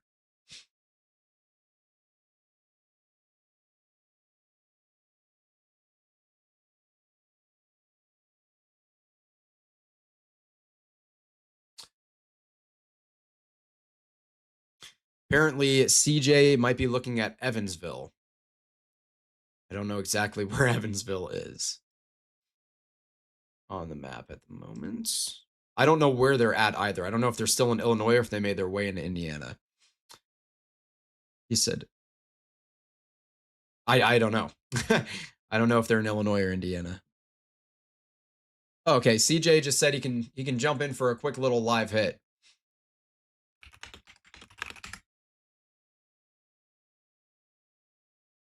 Okay. I think they are eventually headed that direction. That's where their hotel is tonight. But we're going to find out from him in just a minute here.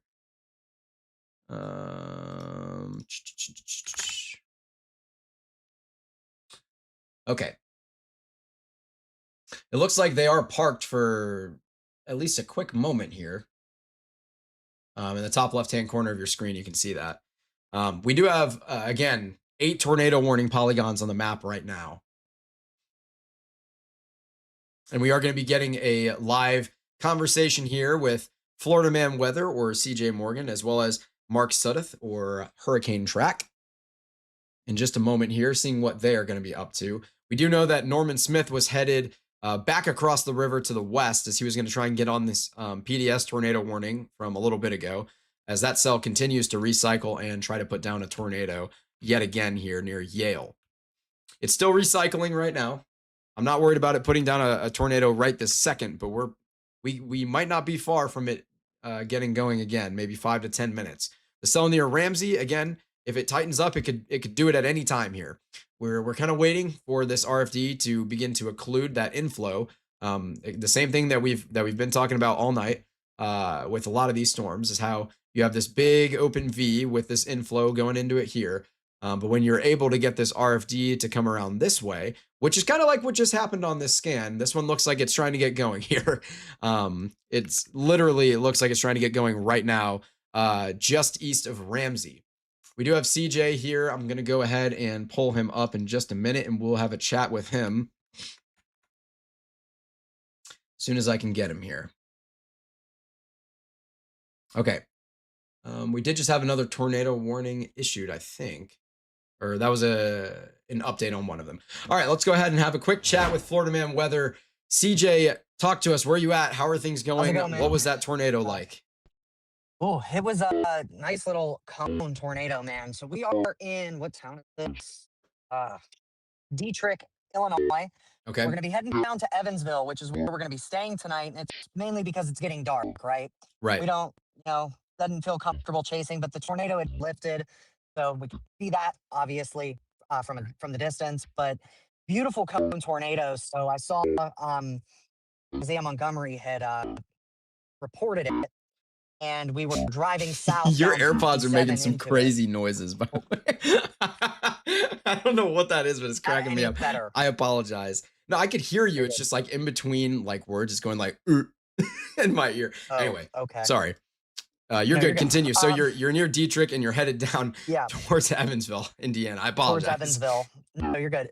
We were driving into it, so we stopped in Charleston, which they did Yeah. sustain damage in Yeah, Charleston, I at was seeing least on your EF-1 guys' damage. broadcast a lot of trees were down, and I Yeah, saw you out in front of the Tacoma helping lift some of that stuff off of the roadway there. yeah, yeah. I tried to at least get as much as I could. We don't have any chainsaws or anything, any gloves to really grip the branches, and I didn't want to cut myself. I mean, you never know what's going to be laying around after one of these. But I'll tell you what, we definitely saw structural damage on this tornado that just went through the outskirts of Effingham, over towards Montrose. Unfortunately, there were homes on either side of I-70 that definitely sustained major damage as the tornado went across um, Yeah, I'm the hearing interstate there. potential from Brandon Kopic. He's in some search and rescue mode, and I'm hearing that a couple Hmm. houses were slabbed. So definitely some really Oof. significant damage out there, man. It's Yeah, I mean, heartbreaking. it is, and coming into it, man, it had the look of a cell that meant business. We Yeah, we were coming actually we were coming at it from the north, which couldn't do, but we right. out of road options was our only option. To pull off, we couldn't see even maybe 5 feet in front of the truck, and had to pull off and let it pass. But once it passed us, got to that intersection there with I-70 and 57, that interchange, you could see it off in the distance. A large cone tornado, beautiful stovepipe out there in the distance. We're able to get some glimpses of there through the trees. But yeah, I mean, there's unfortunately some people that are hurting tonight. Yeah. No, it's really heartbreaking, and obviously our thoughts are with everyone out there, and Yeah, we're really grateful for 100%. you, helping out too a Thanks. little bit while you guys were there, you and Mark. Of course. That's really You know, incredible stuff. I wish I could be out there myself right now, no, helping I with get that it. stuff. So, yeah, it's really heartbreaking stuff. But man, I'm glad you guys are okay. I'm glad you guys were able to get Yeah, a we're good. visual, and we're able to Yeah, help no, it out and was stuff. So, really, um, really good. Really nice to actually get a visual on that. So that's potentially number three that we've seen today, just in this general vicinity of Springfield. But the atmosphere isn't. We're not done yet, and no, I think people are going to get a little weary. This is going to go on into the night. A yep, friend of mine, as I was telling you before I jumped on, sent me some of the photographs from the VWP down there, Evansville, and it looks like we could be seeing some nighttime shenanigans yeah. goes through. So people definitely need to make sure that they have a way to receive warnings, that they got some situational awareness about them. Yeah, I completely agree. It's just one of those things where you got to do what you got to do. If you need to leave the TV on the news station, Mhm. or you need to Exactly. leave on your phone by your pillow, just on some digital meteorologist like Will Bratton that you trust on the internet, Right. whatever it takes, it doesn't matter. A NOAA weather radio is the best way to do it. If you can do that and make sure you have Right. notifications, emergency notifications turned on your phone, on your smartphone, if possible as well. Or for you. So yeah, that is that is the number one thing. You got to be able to receive alerts, man. When you get into these nighttime 100%. storms, they're so dangerous. You can't see them coming. It's harder for weather spotters and emergency management to confirm these tornadoes as well. So yeah, it's Yeah. just it's really And scary especially as we get business into here the for the next night. 2 hours. Yeah, especially now that we're after dark now, the sun is set. We're really going to be, relying on people that are able to spot these that are out there. Yeah, absolutely. So definitely something that we're going to be cognizant of. So I'm going to let you go. We're going to continue, heading southeast towards Evansville, and we're going to be up, I think, for the next couple of hours. Oh my God! Of course. Well, we saw it. It's just not that way. Sorry, got some photos from a colleague, Dr. Eric Webb, there, who's out chasing this week. He happened to be on the front lit side of the cell that we just went through there north of Effingham. And I'll tell you, it's every bit. It was a strong Yeah. uh, tornado there. So they have This was reports I was seeing on. a debris signature potentially up Hmm. to about Yeah, 40,000 feet. This could have been an EF-4 type of tornado. Just gauging on that, which you can't gauge on just one thing. Absolutely not. I'm not saying this was an EF-4 right, tornado. Damage surveys will have to be conducted by the National Weather Service, but that right. is the type of signature that sometimes or oftentimes is associated with tornadoes like that. This was a very strong tornado. Absolutely, it was. Well, I'm going to let you go. We're going to continue, Yep. like I said, heading south, but we got to keep our head on a swivel tonight as these storms continue to fire into the night. Absolutely. Stay safe out there, guys. Thank you for Absolutely. providing your feed Heck yeah. and helping out Mhm. with everyone out there. So drive safe and let me know when you guys get to the Absolutely. hotel. Absolutely. We'll talk to you soon. All righty, CJ. I'll talk to you. Yep. Have a good one. All right, that was CJ Morgan, Florida Man Weather, out there with Hurricane Track or Mark Sudduth. They are chasing with Fox Weather. We do have some tornado warning polygons to update you on. Our Wisconsin polygon is shrunken down quite a bit, but I still see this couplet here just near Hebron, headed towards Genoa City and Richmond. So this is a very concerning one. I'm also seeing a potential secondary couplet near Lawrence and Harvard now. Um, all these notches along this line are going to become concerning for embedded QLCS tornadoes. So really anywhere along this region of the line where you see all of these little notches in the line, that's going to be where our primary concern for these QLCS tornadoes lives. In other news, I wouldn't be shocked to see the National Weather Service issue another tornado warning polygon that looked something like this for these embedded tornadoes. It's possible there's a little area of rotation down near Loves Park or Timberlane into Illinois, but nothing really significant there. We do have a confirmed tornado I need to jump to now in Indiana. So this is the couplet we've been watching for a little while now, actually. And we've got a debris ball. We have absolutely a confirmed tornado on the ground here for the last like 4 radar scans. So I actually don't even think this was tornado warned. Yeah, we got a debris ball before this was tornado warned here, which is really scary stuff. Yeah, we have a confirmed tornado with a large debris ball near Steinsville and Gosport. This is a very concerning one here. The velocity couplet looks ridiculous on radar. This is one, if you are in this area, you have to be in a basement right now near Martinsville or Trevlick and eventually towards Morgantown. This is a confirmed tornado on the ground with a tight velocity couplet and a large debris ball showing up here on radar. That's what we're looking at right here. And I can go ahead and cycle. So there's your debris ball co-located with your velocity couplet and co-located with your high DBZ values. Look at those DBZs getting up into the 60s. You see those pinks coming out there, those magentas. That is when things are very concerning with a debris ball. So you have a tornado on the ground just northeast of Steinsville, and this is headed towards the east and maybe slightly southeast, kind of in this direction, towards eventually Trevlack and south of Morgantown. So if you're in that region, you need to be paying attention to this one as we have a confirmed tornado on the ground with a large debris ball. We also have multiple other tornado warnings still ongoing throughout Illinois and Indiana here.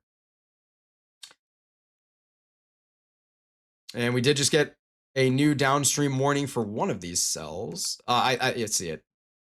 Got you. That was now going back into Effingham, an area that was just hit by a very strong tornado that we just talked with CJ about. Debris being lofted 40,000 feet into the air is now has another supercell capable of producing a tornado headed right to that area towards Tetopolis, the exact same area. These folks are going to be in a very, very bad position here as this supercell rolls in. So if you're in that area, I know that would be recovering from the first tornado, but you've got to find a way to get to a storm shelter now. Don't worry about the pictures or your house or whatever it is. You just need to get to a safe spot right now, and you can worry about it in the morning because the severe weather threat is not over tonight. This storm is headed right towards Effingham and Tetopolis, the exact same areas that just got absolutely ransacked by a very, very strong tornado not long ago, like literally 30 minutes ago. We do now have this confirmed PDS tornado warning here. That didn't last long, that we were no longer in purple mode. We have a large and extremely dangerous tornado confirmed on radar. Let's see. Yeah, radar confirmed tornado. Moving east at 45 miles per hour. This is a very significant debris ball here, northeast of Steinsville. Things are getting real, folks. Things are getting very, very real out here. A lot of folks were talking about the severe weather threat, being a bust or whatever it may be, but we are nowhere near through the night. It is only 9 p.m. and we could be going as late as 1 a.m. tonight. We have many hours left to spend together. This is a large and extremely dangerous tornado confirmed on the ground. This would be our third or fourth PDS tornado confirmed on the night in Indiana. So just a little bit of reference here. There's Indianapolis in the greater Indianapolis area, and this is not far from there. We are in Gosport right now. And again, that debris ball is down here, southeast, I guess, or east of Gosport, and northeast or east of Steinsville. We do have a possible look at debris being lofted potentially 20,000 feet into the air with this. Let me see if I can get this looks ridiculous. My goodness, this is just really concerning stuff here. Yeah, this is a really, really concerning supercell. If you are in the path of this tornado, you have to be in a basement. Excuse me as I try to get a good view on how high this is going. My GR analyst, my radar program is giving me some trouble, but look at this on radar. A very large PDS tornado warning has been issued and extended very far out ahead of this storm. So this is going to include Trevlick, Nashville, the southern portions of Morgantown, Prince's Lakes, and eventually towards Taylorsville and Edinburgh in Indiana. I know there's a Taylorsville, Illinois that we've talked about a lot tonight, but this is in Indiana now. This is a particularly dangerous situation and one you have to take very seriously. We have a very, very large debris ball showing up on radar here. So there's your debris ball, and let's co-locate it with everything. There it is. There's your velocity couplet, and there's your debris ball. This is a large and extremely dangerous tornado. My goodness, this is another really scary one here through a populated area. And it looks like our tornado warnings at the Illinois and Wisconsin border have been lifted, by the way, for those concerned about that area. Shout out Sean Shine.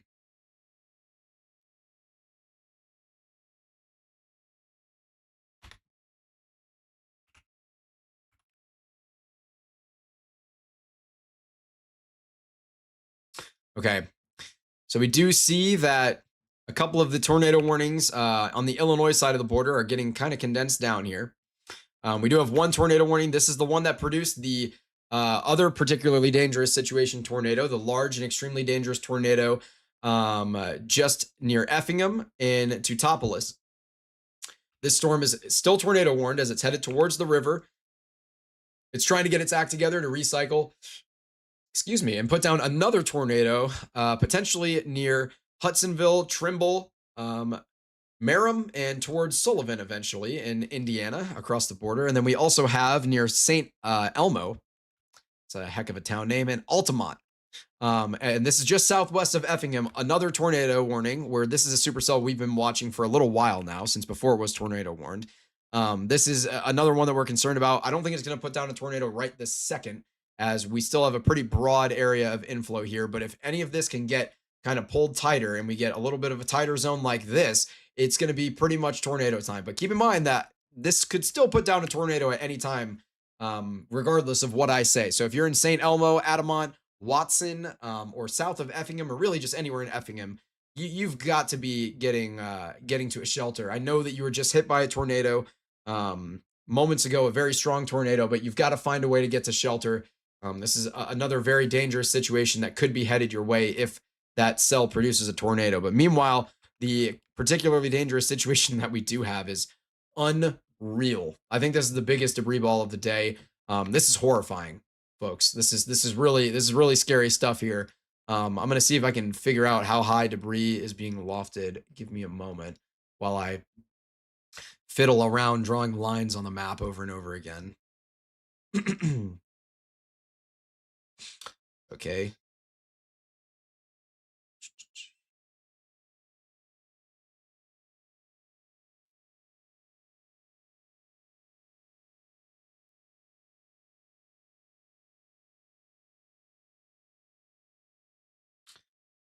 My goodness, I just can't get this debris ball in my I just can't get a good angle on it. Like, I don't know. It's like I'm on my my slicing tool is not calibrated anyway. I'm getting at a minimum of it looks like 12,500 feet at an absolute minimum here. But it's probably higher than that. Unfortunately, my radar program is giving me a little trouble. But this is a particularly dangerous situation. A confirmed large and extremely dangerous tornado 8 miles southwest of Martinsville. Again, we are looking at just northwest of Trevlek. I mean, look at this velocity couplet. Look at the CC drop. And look at those magentas coming through there. This is a really scary situation in a very populated area. For reference, let's go ahead and disable everything and see the region that we're in. So right now it's probably hitting a lot of trees. But look at where it just came from near Gosport. That's probably where it picked up some of that debris. Paragon is another town that has got a lot of folks in it. Trevlik is a smaller town, which is good. But eventually this is going to be headed towards a very populated region near Columbus, Taylorsville, in Edinburgh, Prince's Lakes, out here in Indiana. This is a very concerning tornado right now, as we're getting DBZ values coming back above 70 now, Lorian. I'm not sure if you're seeing this. This is unreal. We also have a hail core near Martinsville developing. That is what this other location, or this other CC drop looking thing is. Yeah. This is nuts. This is actually insane. Looking at our rotation with height here, this is algorithmic. It's a little arbitrary, but you can see the updraft of this storm, that green starting to come up from the ground. I mean, I'm just trying to find different ways to visualize how dangerous this threat is. This is a very large and dangerous tornado on the ground right now. There's no other way to put it. If you're near Morgantown, Prince's Lakes, Trevlik, Edinburgh, or Taylorsville, you have got to be in a basement or some sort of storm shelter right now. This is a crazy debris ball. Now it is hitting trees for the most part right this second, but still, this is a pretty crazy debris ball.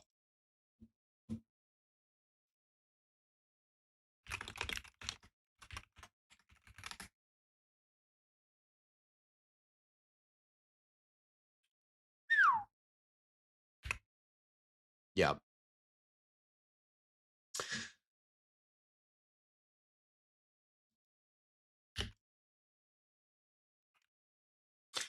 It looks like the Wisconsin-Illinois border, the QLCS tornado threat, the threat for some embedded tornadoes in the line of thunderstorms there has definitely dropped, at least for the time being. I'm not really worried about anything there right now. So that is one area we can check off the list for at least the current moment. I want to take a look at what's going on in southwestern Missouri really quickly, because I know there's a couple supercells out that way. Which there are. We've got an area of rotation in southwestern Missouri, west of Kaplinger Mills. That's one we're going to need to look out for, as well as an area where we could see rotation develop south of Buffalo or near Charity, Missouri. So this is all north of Springfield, Missouri. Obviously, that's not our main concern right now, as we have a large and extremely dangerous tornado on the ground in Indiana. But we do also have multiple tornado warnings for Altamont, Watson, Effingham, Teutopolis, and Dietrich. Again, an area that was just hit hard by an extremely strong tornado. And then we have another area of rotation. The storm that produced that extremely strong tornado near Effingham is still trying to get going again as it crosses the river.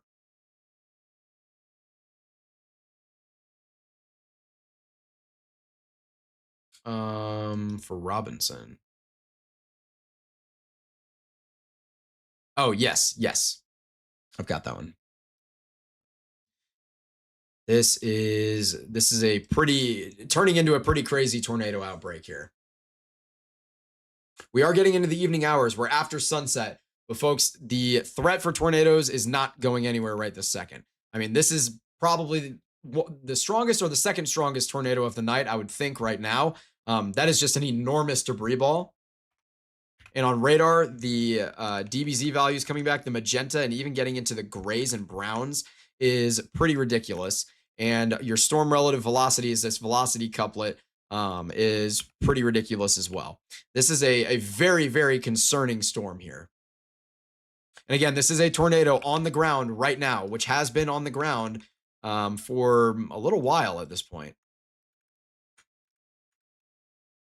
It looks like its trajectory is pretty much due eastward, if not slightly northeast. So it might clip Morgantown. So if you're in Morgantown, you need to pay attention to this. I know Morgantown is just north of the polygon for this PDS tornado warning, but if you're in Morgantown, this storm could turn your way just a little bit here, especially as it gets nudged from the back from this storm, all this precipitation near Steinsville.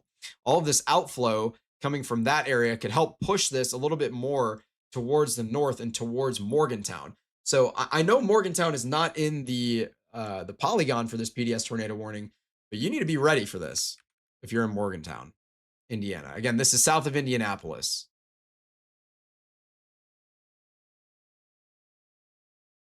Really concerning stuff.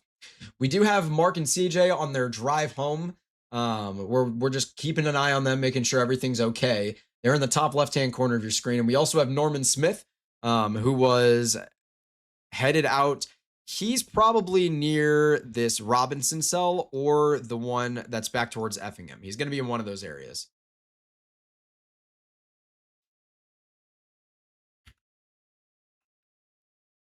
My goodness.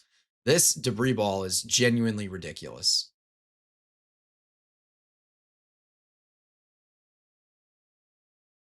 Yeah, we've definitely got debris coming probably around 15,000 feet in the air. I'm still really struggling to actually get a good cross section of the updraft with this, which is kind of frustrating. So potentially not lofting debris quite as high as some of these other tornadoes. So definitely getting around 10,000 feet in the air at the very least here.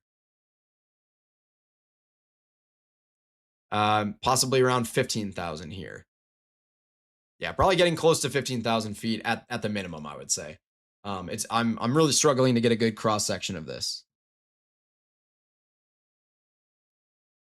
Yeah, right, exactly. That's the issue I was having too. Is just what Lorian was saying in my ear is like it's almost like it's not calibrated.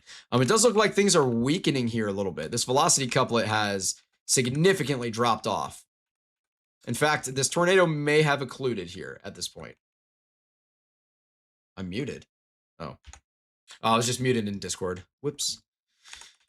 This tornado may have occluded at this point. It's possible that we may have seen an occlusion here. It looks like it's kind of outflow dominant. Obviously, the debris ball is still very much there, but that debris could still be suspended in the mesocyclone up in the air, even without a tornado on the ground. For example, a lot of times you'll see debris get carried for 50 to 100 miles after a tornado occludes. So yeah, we are down to a confirmed tornado. So the PDS tornado warning has been lifted. So that is good. I agree with the National Weather Service. I think we are getting an occlusion here and becoming outflow dominant on this storm, which is good because it was just starting to come to Morgantown. That sharp left-hand turn that the tornado took, you can see its trajectory, and then it takes that left-hand turn right here as it looks like the inflow gets cut off entirely by the RFD. Wow, that is a really cool visual for nerdy meteorology people like me. And I'm really glad. It looks like this tornado was a pretty strong one and it doesn't look like it impacted super populated areas despite being surrounded by super populated areas. So that is really good news as well. So this is our only confirmed tornado at the moment. And it is likely occluded or like literally moments away from occluding. I think it's probably gone at this point. And this cell could easily recycle and put down another tornado. And there's still a lot of debris in the atmosphere that's going to fall down in areas like Trevlick, Morgantown, Prince's Lakes, Edinburgh, Morgantown, and Taylorsville. So if you're in those areas, you might get some debris thrown on your lawn that was lofted into the air, many miles away. So definitely make sure you're staying where it looks like Norman's pulling into a subway. Might be getting a little late night snack during the storm chase here. Meanwhile, our storm that's headed back towards Effingham is still kind of recycling. I don't think it's definitely still very concerning. I don't think it's going to put down a tornado right this second. But that couplet is very much there, and it could easily organize itself and put down a tornado in a matter of moments. So if you're in Watson, especially south of Effingham, towards Dietrich or Wheeler, you've got to be hitting the basement right now.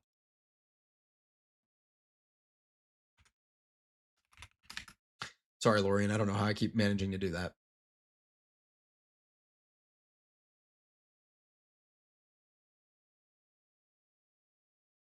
Oh, wow.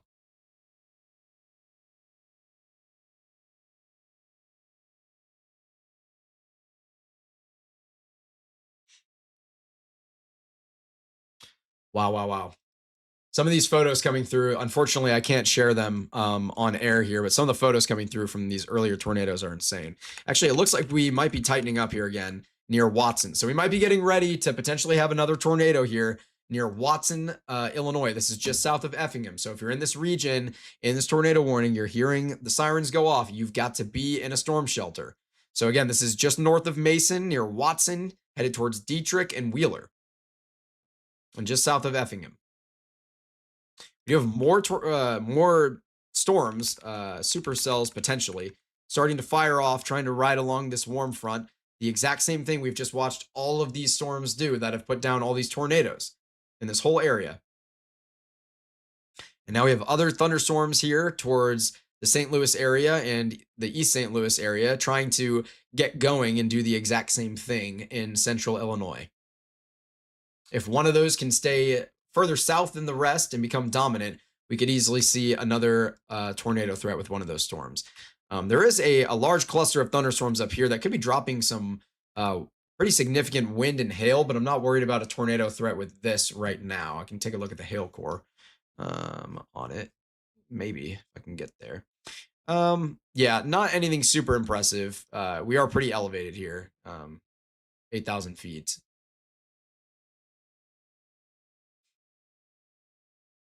We are getting reports of debris from that most recent tornado, the PDS tornado here, that this polygon still hasn't expired. Debris being lofted 25,000 feet in the air. So another strong tornado. It looks like this cell, I mean, we're definitely occluded here. But it looks like it could try to recycle as it nears Prince's Lakes, Taylorsville, and Edinburgh. So the risk is not done yet here with this storm. It's going to be a little harder for it to get going again. But if it does get going, it could be free reign. Okay, so we do have a new tornado watch until 5 a.m. Where's that for? Whereabouts?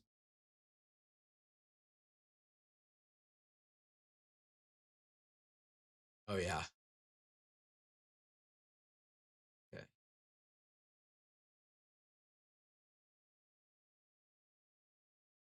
Okay, so I'm going to go ahead and draw out this new tornado watch that's been issued through 5 a.m.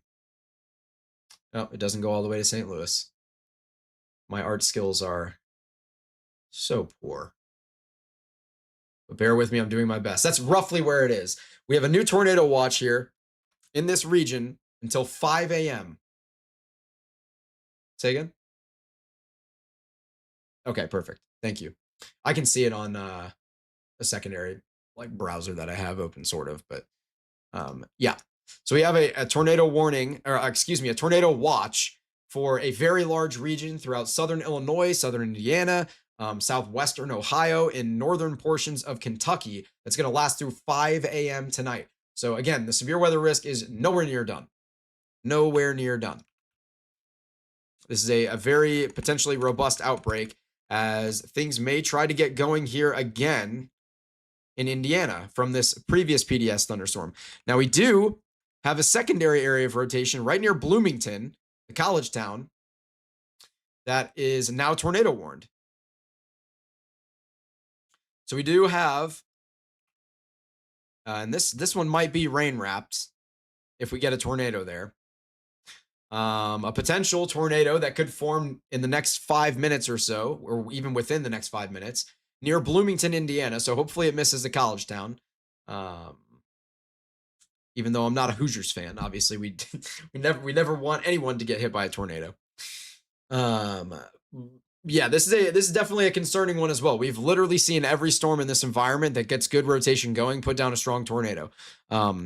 I mean, literally in a matter of seconds too. We saw this one, the most recent PDS tornado, wasn't even warned initially. So we're expecting another possible tornado near Bloomington, Indiana, and headed towards the southeast. I'm going to go ahead and draw this out for you here. That is the direction it's heading in. So if you're in Bloomington or southeast of Bloomington, you need to get to a basement immediately.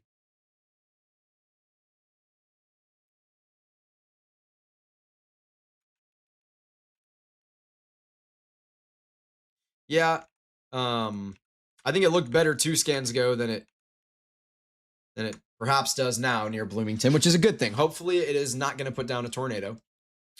Again, the last time we had a tornado confirmed was 9 minutes ago, and that was 7 miles southeast of Martinsville.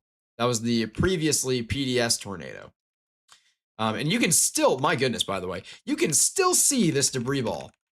We can watch this thing. The debris is still there. So there's still a mesocyclone in there that's supporting this debris. So we still have an updraft. Even though we're not really robustly rotating here and getting another tornado, you know, we still have that updraft, sustaining debris into the atmosphere here south of Morgantown. So this tornado has probably not been on the ground for a little bit now, at least maybe 10 minutes.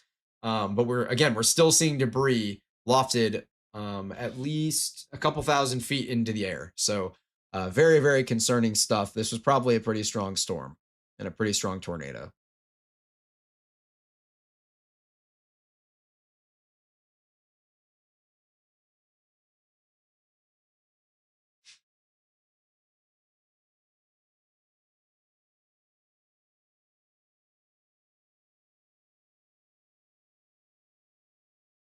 Thank you for those screenshots, by the way, Lorian.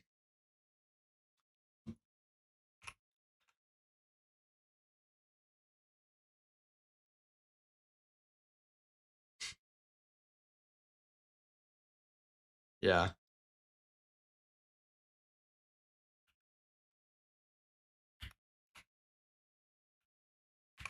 Yeah.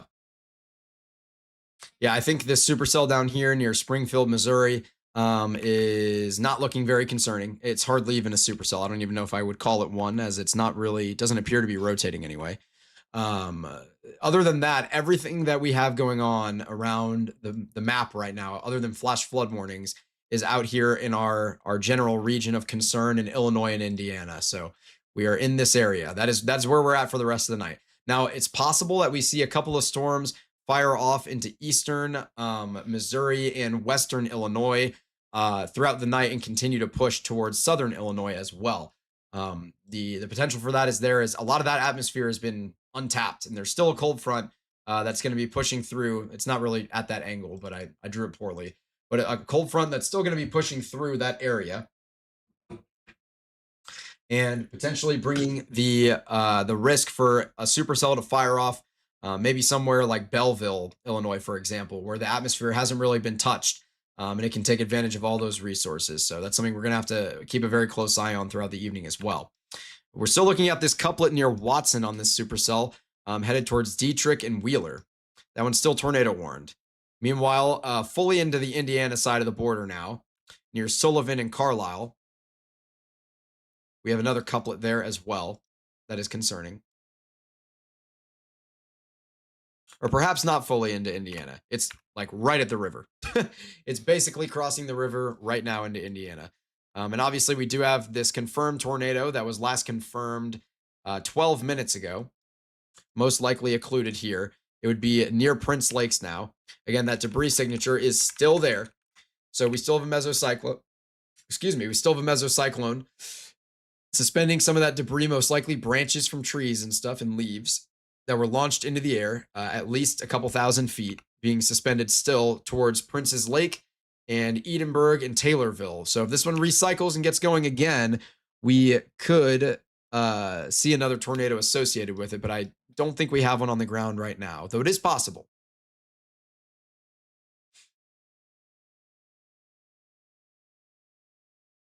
In other news, our little area of rotation near Bloomington is still concerning. We could definitely get a tornado there. I mean, I'm not sitting here, saying I think this is definitely going to put down a tornado, because I don't, just being honest. But it definitely could near Bloomington, and I agree with the tornado warning. When you get these types of cells, these are the ones that fire off, and you get a tornado really quickly. Before you would have time to react and warn it if you played it cautiously, or if you didn't play it cautiously. So you need to play it cautiously and aggressively issue warnings for these types of storms. Yeah, this is near Bloomington and eventually headed south of Nashville, Indiana, north of Freetown, Indiana, west of Jonesville, Indiana. Indiana, Jonesville. I like that.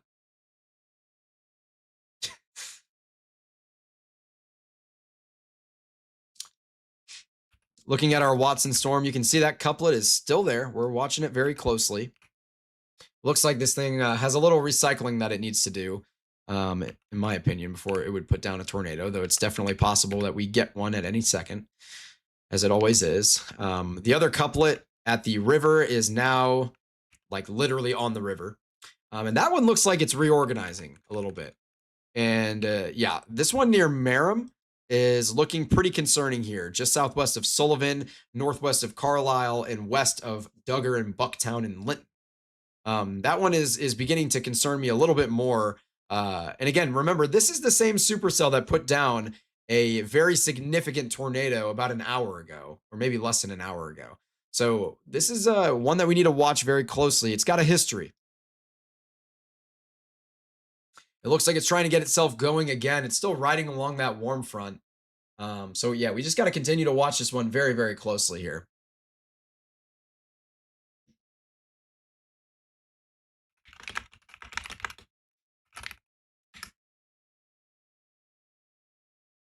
And again, oh, go ahead, Lorian.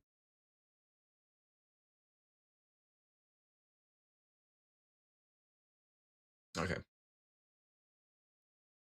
So we do have Mark and CJ in the top left-hand corner of your screen. It is buffering at the moment. And then we also have in the middle left side of your screen, we have Norman Smith.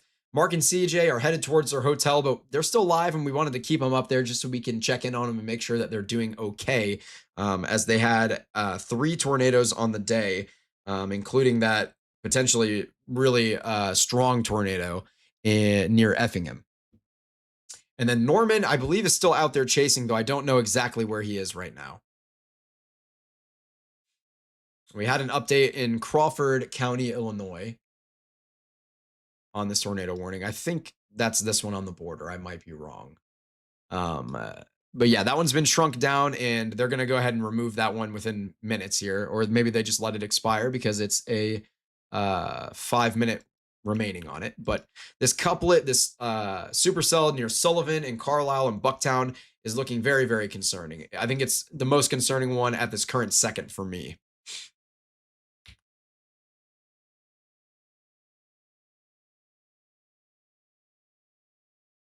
Okay.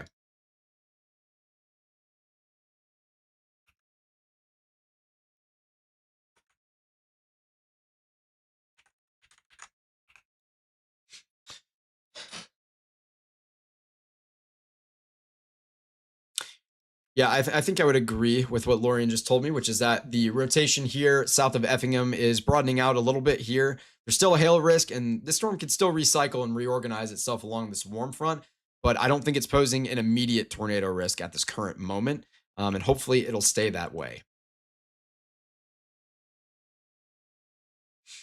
Yeah, these two warning polygons for Gosport, Steinsville, and Paragon are going to be allowed to expire, or they're just going to get canceled within a couple minutes here. They did just go ahead and shrink down the Bloomington polygon, so it no longer includes Bloomington. This thing is absolutely hauling, though. It is probably marked at it's moving east at 45 miles per hour is what they have it marked as. I'm not going to lie, I think it's probably moving faster than that. We do have two different areas where you could easily see an embedded tornado spin up very, very quickly. So these are the areas that we're going to be watching the closest. I don't even know what I'm doing with these colors, but these are the areas that we're going to watch the closest over the next couple of minutes for possible little spin up tornadoes. So this is near Prince's Lake, where finally that debris ball, all that debris is finally dropped out of the atmosphere from that tornado, that PDS tornado earlier, that large and extremely dangerous one. And that was near Gosport and Steinsville is where that one was earlier. All that debris is now dropped out of the atmosphere, and this storm is resetting itself with the, oh gosh, that color is gross, that yellow there, with the potential for two different areas where you could see a tornado very quickly develop. So that's why we have these polygons here. There's a very good reason for that. Now, if you're in Trevlick or Morgantown, you're good to go now. Nashville, I would still be concerned, especially because of the cell to your south, with a potential risk.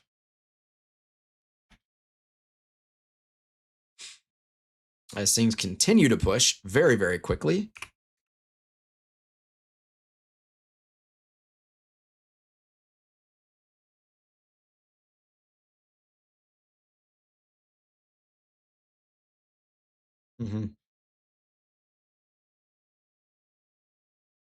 Yeah, we do have this special marine statement in the southern area of Lake Michigan, north of Chicago, with the potential for 34 knot or greater wind gusts. So essentially 40 miles per hour or greater, roughly. I don't think this is tagged for waterspouts. Yeah, I don't think it's tagged for waterspouts, but there's still some risk for any watercraft. I don't think is the right word. I don't know why I keep thinking aircraft. Any boats that are out there, or anything out on the water, any people out there on the water. As it looks like things might be notching up just southeast of Bloomington now, where we might see a very quickly developing tornado. It's just one radar scan. It's hard to tell, and it's very subtle. But again, this is the type of thing that you see when you get that little notch there. A lot of times you'll get those quick spin up tornadoes that, maybe last anywhere from 2 seconds to maybe 10 minutes or so. And usually they're pretty weaker though.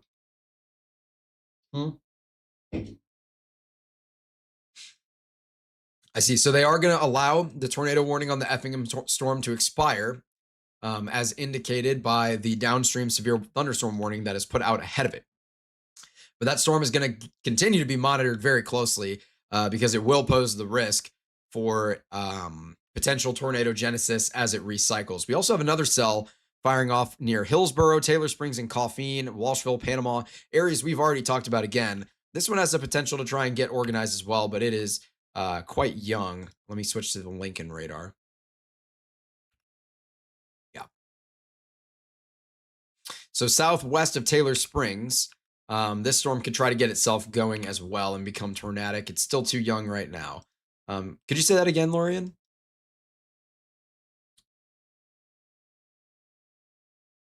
Okay, yep. So I'm going to disable radar for a quick second to show these polygons in clearer light. we do have another downstream region of severe thunderstorm warnings extending out ahead of these tornado warnings. So essentially, they're trying to give extra warning to these more populated areas like Columbus and what is this, Seymour? Yeah, Seymour, Indiana, Edinburgh as well for the risk that is coming your way for potential embedded tornadoes, as well as significant wind damage, especially.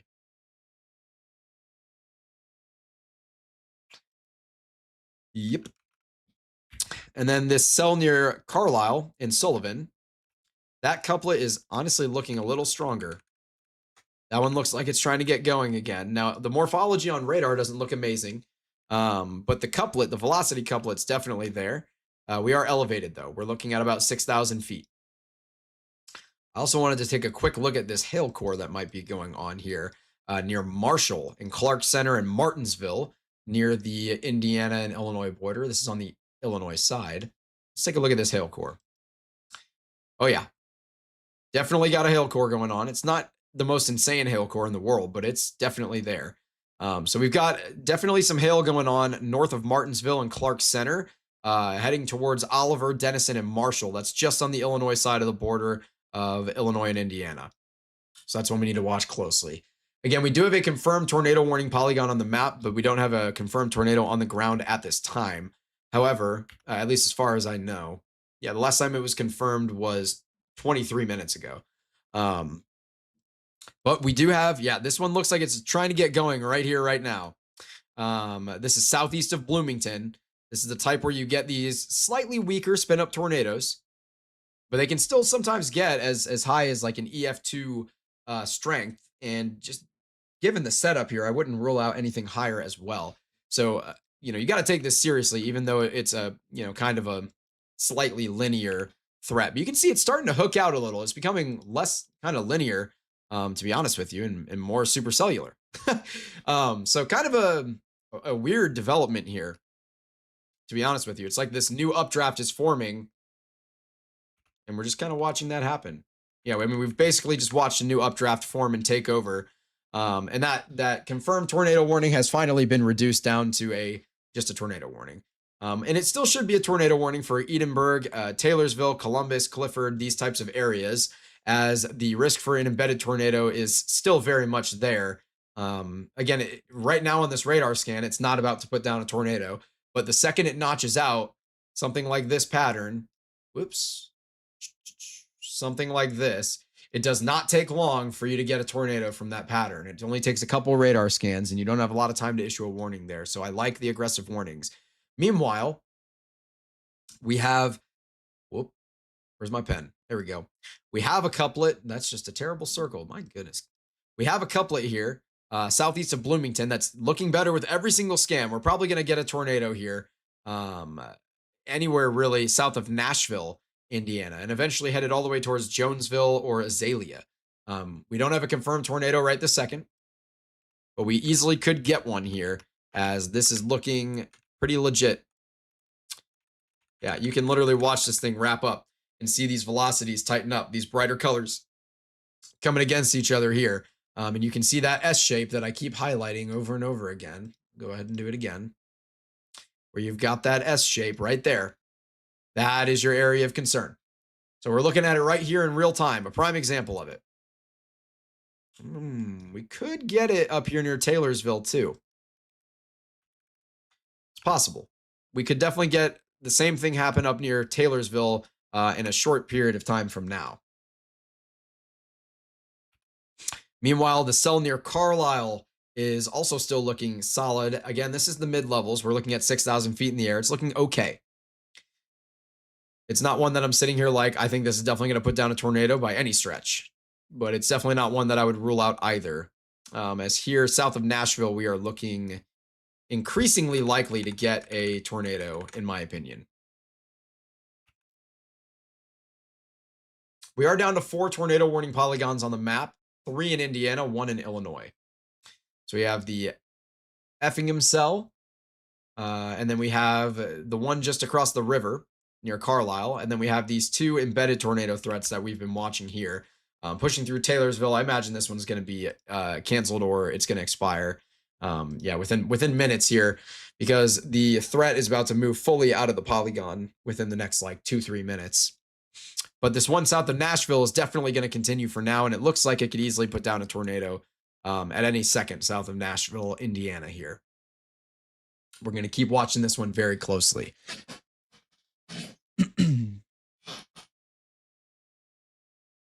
Okay.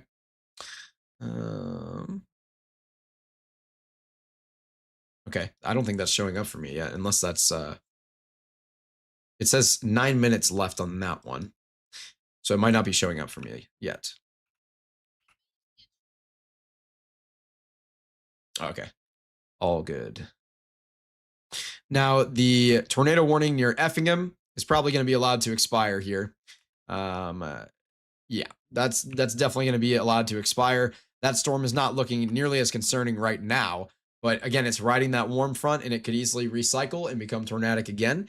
So we're probably about to lose our only tornado warning in Illinois, which is great news. That area has been absolutely hammered tonight.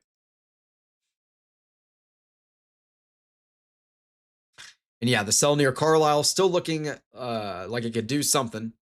This tornado warning polygon, it can probably get removed and perhaps replaced with a tor tagged severe thunderstorm warning.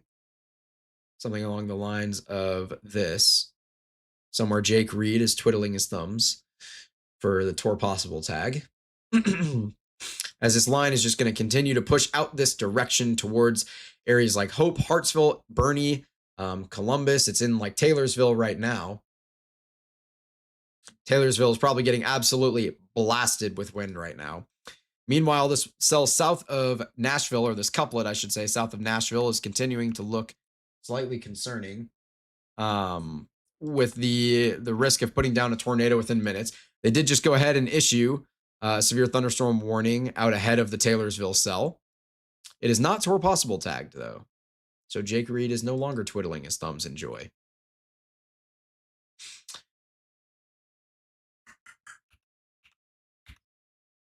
That's tragic.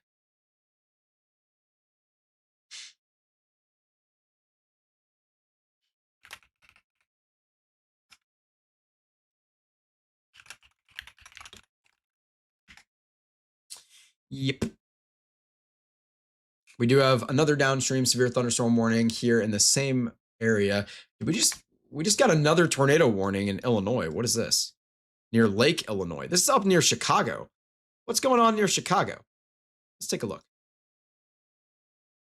Near Libertyville, Chicago. This is the same line from the Illinois-Wyoming or Illinois-Wisconsin border that we were looking at a little while ago. It looks like one of these cells has become tornadic, and there's absolutely a couplet there.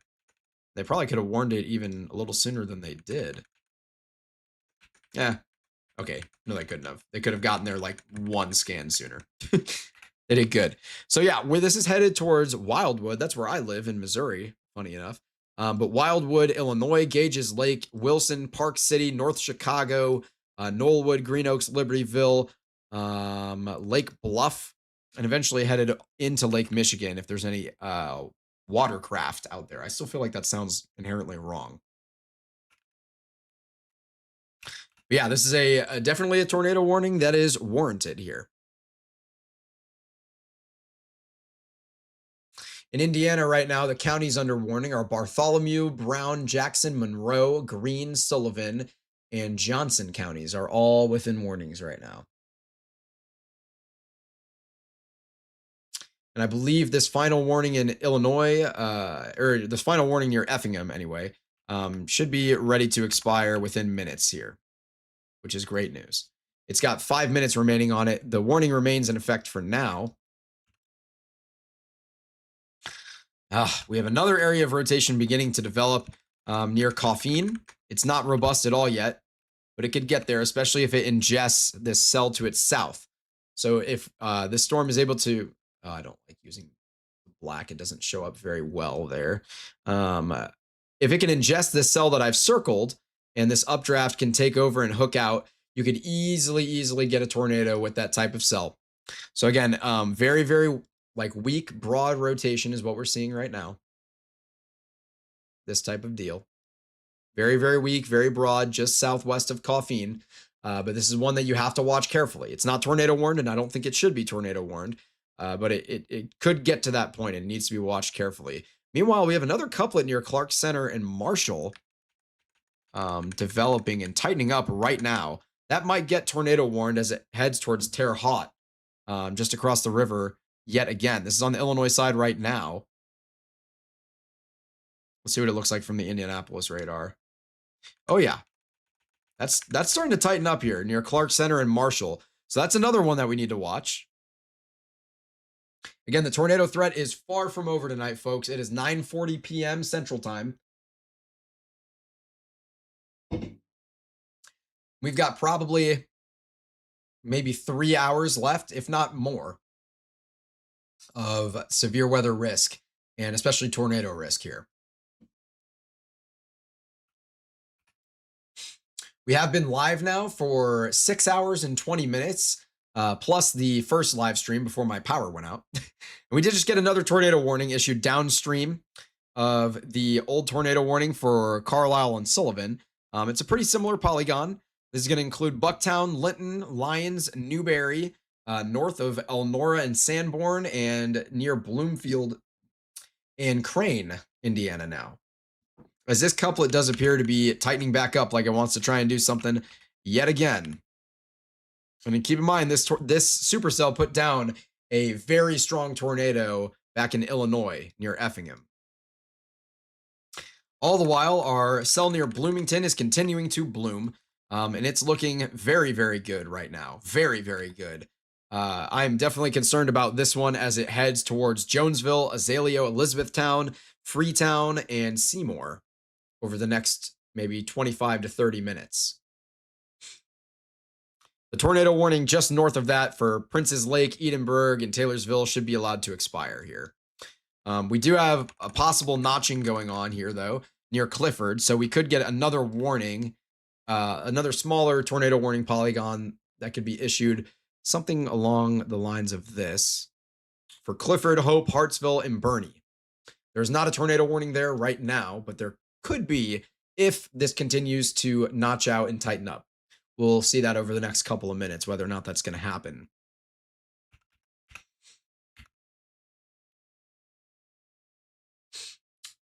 Whole map is spinning. Yeah, we got rotation in Bucktown. We got rotation in north of Freetown and south of Nashville. We got possible rotation near Taylorsville and Clifford. We've got rotation near Marshall and Clark Center. We've got broad and weak rotation, but trying to recycle near Bogota and Newton. We've got rotation trying to get going near Coffeen. I mean, everything's spinning. Everything is spinning. We've even got some rotation in southwestern Missouri, I believe. Unless, actually, this one's dying, and we've got full outflow dominance there, which is great news. So perhaps the southwest Missouri threat is fully done for the night. I'm not saying that as a guarantee, but it's possible that we could be trending in that direction. So that's good news. We do have another cell trying to fire off in central Missouri, so that's one we need to watch. As again, that's atmosphere that hasn't really been tapped into yet. We have another tornado warning that's just been issued downstream here of the cell we were just talking about that looks really concerning. So that's going to encompass Seymour, Jonesville, Azalea. What does that say? Scipio? Scipio? I honestly have no idea how to pronounce that. I think Scipio maybe makes the most sense. Or Scipio. I don't know. Also to Hayden and eventually towards Vernon and North Vernon. This one is looking the most concerning on the map right now, by far. We could easily get a tornado here any second. And it looks like the possible rotation that was developing near Clifford, it doesn't look like it's going to do anything. That tornado warning has been allowed to expire, which is good news. So we are down one more tornado warning. Again, we did add a second tornado warning towards Jonesville, Azalea, and Seymour, but this is 2 polygons for the same cell. So same thing going on over here near Bucktown. So we have 5 tornado warnings on the map, but really we only have 3 tornadic storms at the moment. Checking in on north of Chicago. It's still there. Couplet's still there. We could definitely see a weaker spin-up tornado for sure. Going on near Libertyville, Green Oaks, North Chicago, and Lake Bluff, Lake Forest. Wow, Lake Forest is no joke. Look at all those trees. And eventually that one will be headed over Lake Michigan. And that is now our only tornado warning in the state of Illinois, is that one up there in North Chicago, which is great because Illinois, like I said, has just been absolutely hammered tonight. They have gone ahead and lifted the double polygon. So we are down to 3 tornado warning polygons on the map right now, which is nice.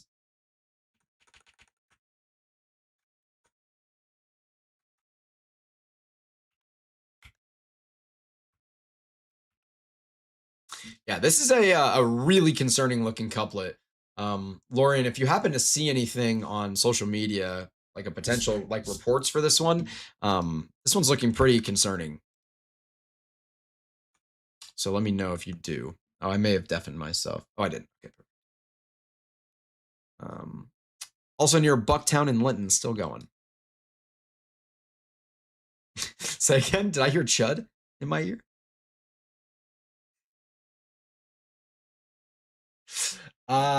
Okay. Lorian's pulling a Will Bratton right now, and she's getting some food in her system, which is good. We got to eat. You got to feed the mind. It's very important. Yeah, still possible area of rotation near Green Oaks, round out Lake Bluff, Knollwood, and North Chicago here, headed right over to Lake Michigan. By far our most concerning area of rotation on the map right now is southeast of Nashville, Indiana, north of Freetown, headed towards Jonesville, Azalea, Scipio is what I'm going to start. I'm just going to call it Scipio, and if I'm wrong, I'm sorry. And also Hayden eventually. We do have this other area of rotation where it's trying to get going near Bucktown, Linton, Lyons, Newberry, and Bloomfield, but that one's definitely not an imminent threat. It could get there. It could easily get there if things tighten up, but it has weakened over the last couple of scans, which is good news. It is kind of cycling back to the southwest, though, so we could see this one try again pretty soon here. But by far, my biggest concern right now is headed towards Jonesville. This is a very concerning couplet where yeah, I don't think we have a tornado on the ground right now. Yeah, I definitely don't think we have a tornado on the ground right now, but we could easily get one pretty soon here. This is a pretty concerning one.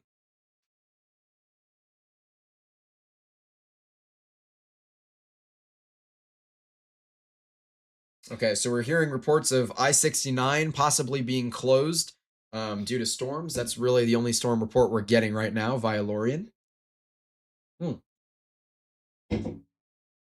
The Clifford cell must have notched back out.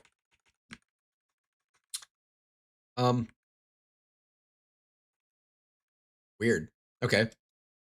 Well, they put another tornado warning for Clifford, Hope, and Hartsville. It's a very small tornado warning polygon. This is the risk for just an embedded tornado here.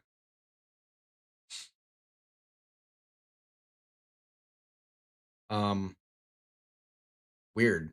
Yeah, I don't know. I'm a little confused by this polygon, to be honest with you. Lorian, what am I missing? It looks like the rotation broadened and then they slapped a small polygon out here. But the National Weather Service knows more than me. So if you're in Clifford, Hope, or Hartsville, you need to be getting to a shelter, some sort of a storm shelter right now. And geez, if you're in Jonesville or Azalea, you really need to be getting to a shelter, as this one looks unreal. Again.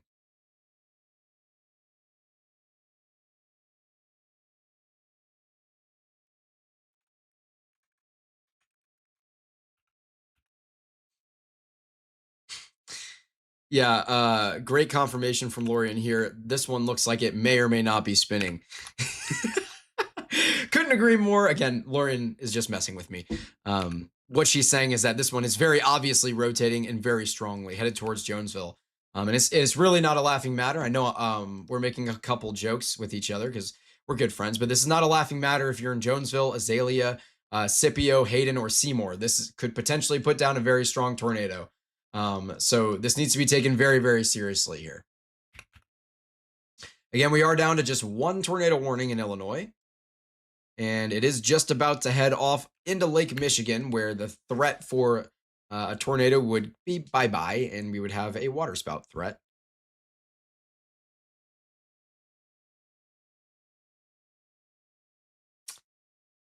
It's about to be bye-bye. That's just incredible English coming from me there. Just outstanding use of the English language.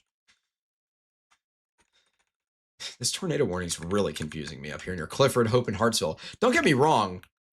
This could still easily notch out and you could get a tornado. But why warn it now versus when it looked like it was starting to notch out near Clifford? Now it looks more broad. Anyway, I'm not here to criticize the National Weather Service, by the way. They do an amazing job. I'm just trying to learn to the best of my ability, and sometimes that requires asking questions when things don't really make a ton of sense. What does make a lot of sense is this ridiculous rotation we've got headed towards Jonesville, so I can't reiterate this enough. If you're in that area, you've got to be getting to some sort of storm shelter. You're not going to see it coming. It is 10 p.m. at night. So that's just the reality we're working with. Let me pull up a map of the time zones. And make sure that we are, in fact. Actually, Indiana's in Eastern time. So it's actually almost 11 p.m. at night. Even better. Right. Very concerning stuff. I've never noticed this before. The Upper Peninsula of Michigan is in the Eastern time zone, but Wisconsin is not. So there's a north-south. I'm sorry, I have to show this really quickly. Really, really quickly, humor me. Whoa, what did I click on? Okay, I'm on a website. There's a north-south border, or I guess an east-west border that separates a southern area in Wisconsin from a northern area of Michigan. That's a time zone difference that should be by longitude, but it's a latitudinal. Anyway, ignore me. Yes. Okay. That part in. Okay. So Lorian just mentioned the one part of Kansas. I was there, and I'm pulling this tab back up. I'm sorry. I was there when we went out and chased in Colorado and Kansas, and we stayed just on the other side of the border in Mountain Time in Nebraska, in Sidney, Nebraska. And it was weird, dude. I just don't understand like why we have just like a few random counties that stayed in Mountain Time, and then instead of just going all the way to the border of Kansas and Colorado, for example. Anyway, that's enough of that. Sorry for the intervention there. Sometimes bigger questions need to be asked and answered. But we have a very significant velocity couplet headed towards Jonesville, Azalea, Scipio, Hayden, and Seymour. This is just a really concerning one. We still have things trying to tighten back up and reorganize near Bucktown, Linton, and Lyons towards Newberry. I'm not worried about that right this moment being an imminent threat, but again, we have to continue to monitor it as it recycles, as it could produce a significant threat.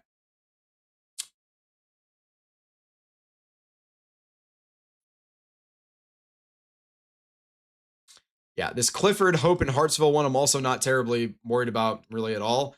But if you're in those regions, take the warning seriously, because even if you don't get a tornado, the straight line wind damage that you might get there is pretty insane. There's a lot of, well, I guess the winds aren't so bad there. Take the warning seriously, though. Say again?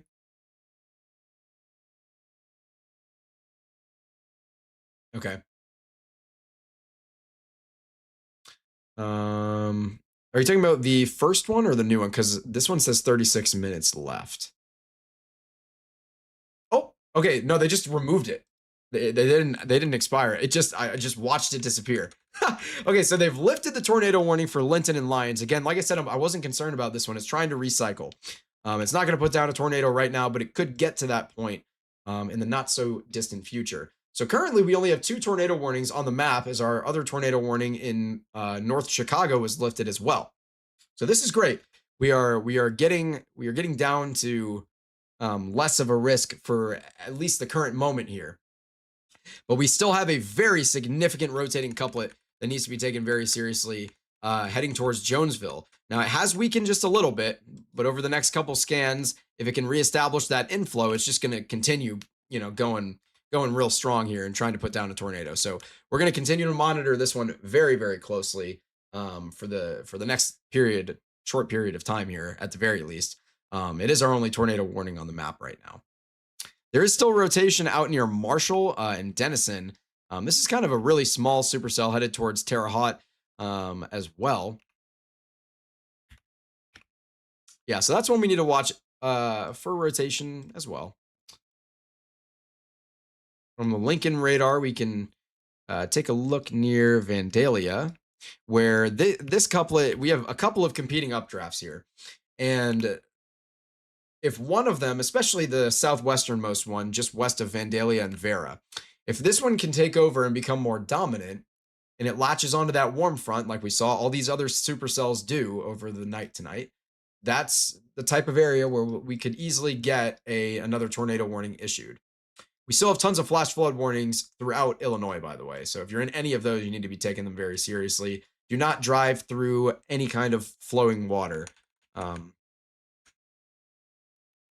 It looks like our Jonesville cell is broadening out, which is good. That rotation is broadening out. It's still there.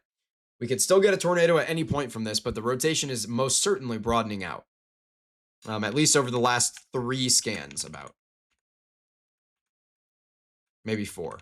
Yeah, the last 4 scans, it's been broadening out. So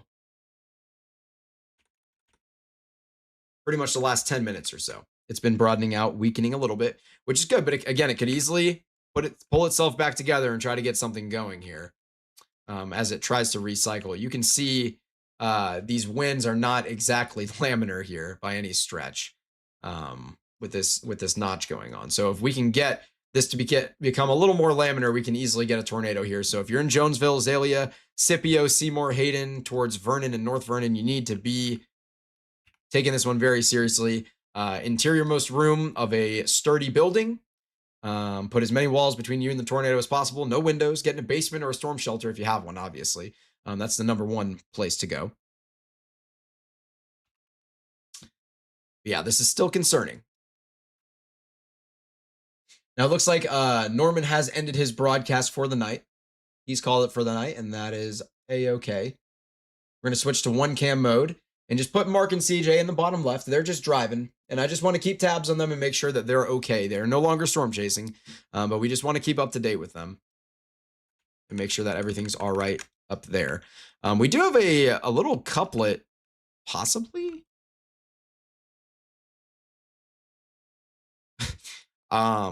Just north of this tornado warning polygon, near areas like St. Paul, Milford, Bernie, Adams, and Waldron, Indiana. So kind of along this area. Possible small areas of rotation that could be something to look for over the next short period of time. Obviously, not obviously, but the cell near Linton, Lyons, and Bloomfield could still recycle itself as well. It looks like it is weakening a little bit, but it could recycle itself as well and try to get going again. And then the cell that's pushing into Terre Haute right now could easily try to get going again. That's one of the more concerning ones on the map for me right now too, as that one's got pretty clean air ahead of it. That's a pretty concerning looking couplet right there. And this is less than 6,000 feet.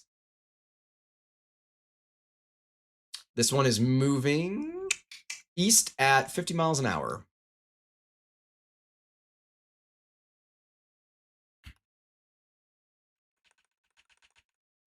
I'm pretty surprised that this velocity couplet didn't put down a tornado. This was a really concerning couplet here at the low levels. But yeah, it looks like the tornado warning for Jonesville, Azalea, Scipio, and Hayden and Seymour is weakening a lot, which is great news. Hopefully this one will continue to weaken and will be allowed to expire. Meanwhile, the tornado warning for Clifford, Hope, and Hartsville, Indiana, could be lifted at any moment, in my opinion. I don't think it needs to be there. I didn't really understand that warning the whole time, to be honest with you.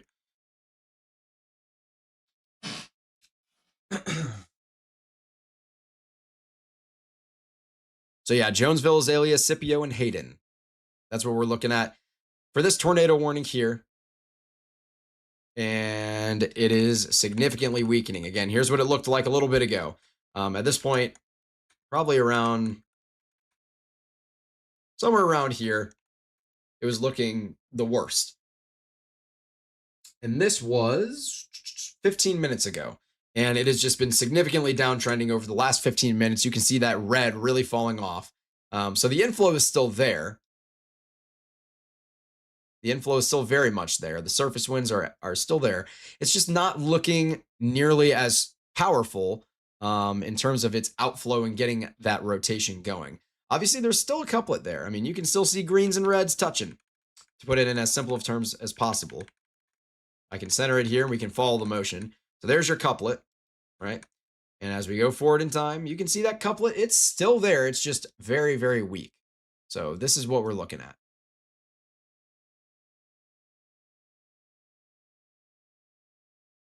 And there we go. Now it's looking even weaker. So it's looking like this is really falling apart near Jonesville and Azalea. That's phenomenal news. I was honestly really worried we were about to get another strong tornado with this couplet here. It was looking pretty ridiculous just about 15 minutes ago. So we'll wait 1 or 2 more radar scans, and then we'll probably get a decision from the National Weather Service on whether they're going to lift these 2 tornado warnings or not, as they are our only 2 tornado warnings on the map right now.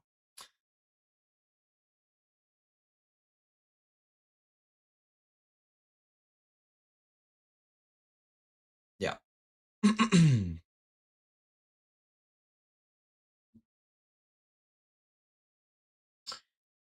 Pretty concerning stuff. Here's a look around the map right now for Indiana and Illinois, even into parts of the Ohio Valley there.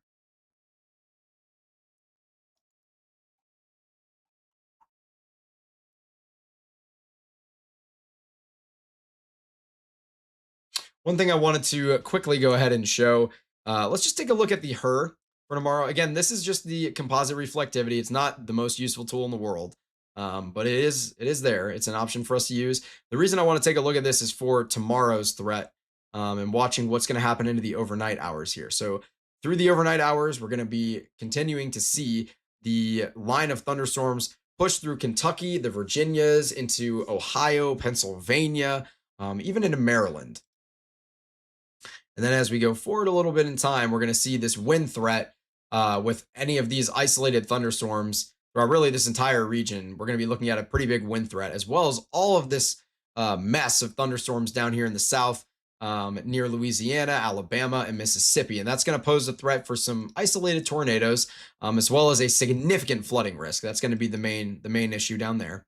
And you can see the remnants of Tropical Cyclone Arthur continuing to spin on the south, or in the southeast here, as it goes through Mississippi, Alabama, into Georgia, and eventually towards South Carolina, which has been in a crazy drought, so they definitely need the rain. Meanwhile, by Thursday afternoon, you can see another line of thunderstorms from the same low that's going to be pushing through the Northeast. So through Vermont, New Hampshire, Maine, Massachusetts, everything up there in the Northeast is going to get kind of rolled through by some of this stuff. You can see as we go forward in time, same thing's going to happen. And then in the evening on Thursday, more thunderstorms throughout the Virginias and the Appalachian region. And then that rainfall is really going to start to make its way towards Georgia and South Carolina, and even northern Florida. So a lot of precipitation there, as well as recent models are starting to show a cluster of thunderstorms near Oklahoma and the Texas Panhandle, and even towards Dallas. So that's an area we need to watch out for tomorrow as well. We may go live tomorrow, depending on what things look like. And into Friday night, you can see even more storms are being modeled. I'm not sure what this is all about, to be honest with you, going into Friday, as I haven't looked at any of the actual meteorology behind this. This is full modelology right now. I'm just following the HRRR because I've been broadcasting all day, so I haven't been able to look at this stuff yet. But going into tomorrow, yeah, some more storms pushing through Florida. This is territory I don't really know anything about what's going on Friday yet. I don't really expect any kind of a severe weather risk on Friday, though. But I did want to quickly show that out. Back to what's going on. They did allow that weaker tornado warning to expire That was the one that was up near Hope and Clifford and Hartsville. So that one's now gone. And we're down to just one tornado warning for Jonesville, Azalea, Scipio, and Hayden. And that one has been condensed even further. So it no longer includes Seymour, which is good. So again, this is still a couplet. In fact, it actually almost looks better on the latest scan than it did the one before, but I'm still not that concerned about it. But I have some news for you folks. This is our only tornado warning on the map right now, which is incredible news because it's been a heck of a night. I do want to emphasize one thing, which is that the tornado threat tonight is not done. It's not even close to done. We have a tornado watch that extends all the way to 5 a.m. tonight for areas like southern Illinois, southern Indiana. I'll go ahead and circle it. Everywhere in here, pretty much. Now, I think the tornado watch itself is more something along the lines of this, if I remember correctly. But, even into other areas of Kentucky and even back towards areas of southeastern Missouri and central eastern Missouri, we could see a couple of isolated supercells as well with the potential to put down a couple tornadoes. So something we have to pay attention to. We do have a lot of flash flood warnings that have been lifted in Illinois, but we've got a pair of them still active in Indiana here, western Indiana, near Terre Haute, as well as Patricksburg, Cataract, Quincy, Center Point, Corey, and Riley, Indiana. I am still worried about this supercell over here near Riley, Indiana, as that couplet still looks pretty concerning to me. This supercell is clean air to work with, so it could definitely get itself going again. Meanwhile, down here in Jonesville, things might be trying to wrap up and recycle and try again. So we may have another tornado risk coming out of this supercell. I know it just kind of occluded itself a little bit in terms of the tornado risk, but we might get another tornado risk that develops here as it recycles going towards Hayden, Vernon, and Butlerville. So we're going to continue to watch this one very closely.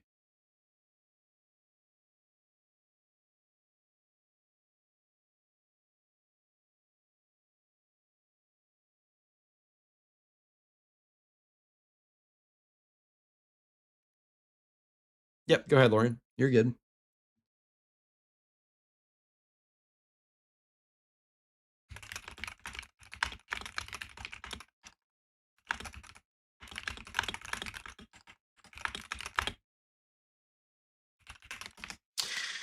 Okay, since we've got a minute, let's take a look at what's going on down in Louisiana. So we've got all sorts of special weather statements through Lake Pontchartrain as well as into the Gulf. And these are for possible water spouts as well as damaging wind gusts with max wind gusts up to 50 knots here. I don't know if these are tagged for possible water spouts or not. Some of them I'm sure are, like this one might be. No, that one's not either. But yeah, these are things we'll have to watch as well. Taking a quick trip over to the desert, we can see some flash flood warnings still active in Arizona, including a considerable flash flood warning, which is out here in Yavapai County in Arizona. Also included in the other flash flood warning in southern Arizona are Pima and Santa Cruz counties. So these areas have gotten, they've been pretty dry, and then they got a bunch of rainfall, and you can kind of see the river in that area, which is contributing directly to that flooding. All the water kind of pools in that area. I'm not sure exactly what happened out here. I'm assuming they just got a bunch of rain and it was really dry. So it was that rain couldn't quickly be, I forgot what the right word is, percolated, I guess. I think maybe that's the right word. It couldn't percolate into the ground. I don't know if that's the right word or not. Taking a look back at our Jonesville storm. Yeah, it's definitely trying to recycle. It is 100% trying to recycle. We're going to continue to watch this one very closely to see if it will recycle. So that is a very concerning one. We still have a tornado warning active. It's not going to put down a tornado right this second, in my opinion anyway. But it is headed towards Scipio, North Vernon, and eventually towards Butlerville. as this one is going to try to recycle here, and we'll see if it's able to generate another tornado risk. Meanwhile, the cell near Riley is looking stronger and stronger, just north of Pimento here by the moment. So this is one that we could see another tornado warning put on as well. It is tagged right now for 60-mile-per-hour wind and 3/4-inch hail.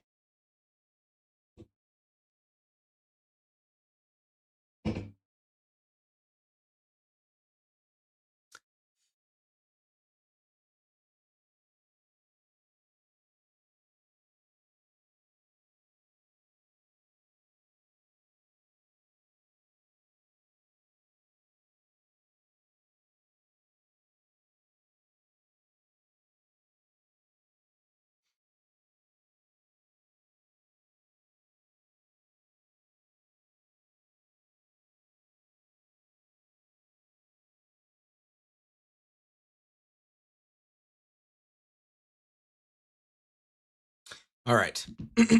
We're continuing to watch this cell near Pimento here. Again, we only have one tornado warning on the map, which is out here in Indiana for Jonesville, Azalea, and Scipio. Also near Hayden as well. Again, this one looks like it's trying to recycle. So we're going to watch it and see if it is able to recycle. Hopefully it is not able to recycle. And we'll see that tornado warning conclude, but we'll see. It definitely wants to recycle. It's not looking super clean right now. So even if it is going to recycle, it might need some time to do so. I am still honestly pretty concerned about this cell near Riley and Pimento. In all honesty, I'm slightly surprised that it hasn't been warned. Where's the radar that we're using? Well, okay. I mean,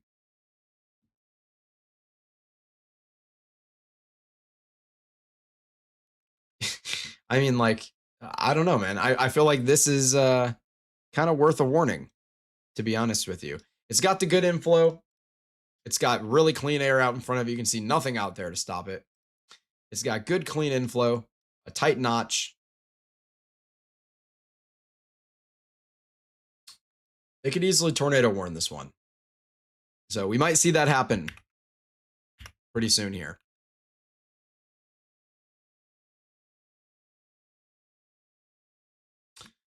Meanwhile, the Jonesville and Azalea one, again, trying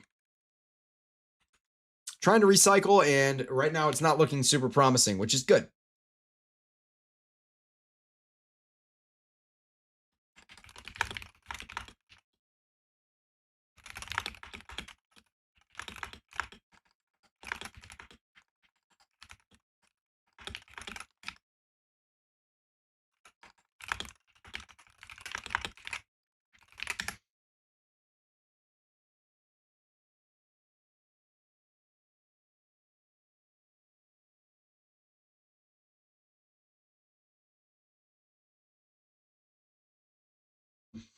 All right.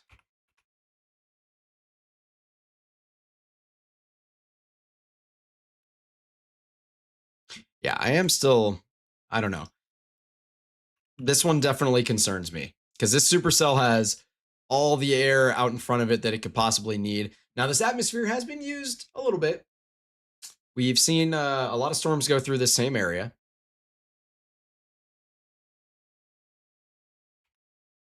But it's got good clean inflow, man. It's got good clean inflow. And again, it is 10:30 Central. When you get into Illinois, or excuse me, into Indiana, you enter Eastern time. So it is 11:30 where this cell now is. So getting into the evening hours, a lot of folks are sleeping, which is why the risk is even scarier. As it looks like Mark and CJ just pulled into a gas station. Not sure exactly where they are at. Whoa. What's going on in St. James and St. Elmo? Okay, this cell is definitely trying to get going as well. So we have another couplet. This is a mid-level couplet. We're looking at around 7,500 feet in the air. It's in a little bit of a radar hole. This is about 6,000 feet in the air, and the couplet is still there. Yep. I don't know how far the St. Louis radar is. Probably further. Yeah, that's 9,000 feet in the air, but the couplet is still there from that too. So that's one we need to watch pretty closely as well. So we have 3 concerning cells on the map. We have one in central southern Illinois near Vandalia, St. James, St. Elmo, Brownstown, and just southwest of Effingham. And then we have another one near Riley and Corey, Indiana. And then we have the one that's tornado warned near Scipio, which is trying to recycle as we speak. It does look like it's weakening though, which is good. I hope it does not recycle. Obviously, we do not want tornadoes. That is the opposite of what we want.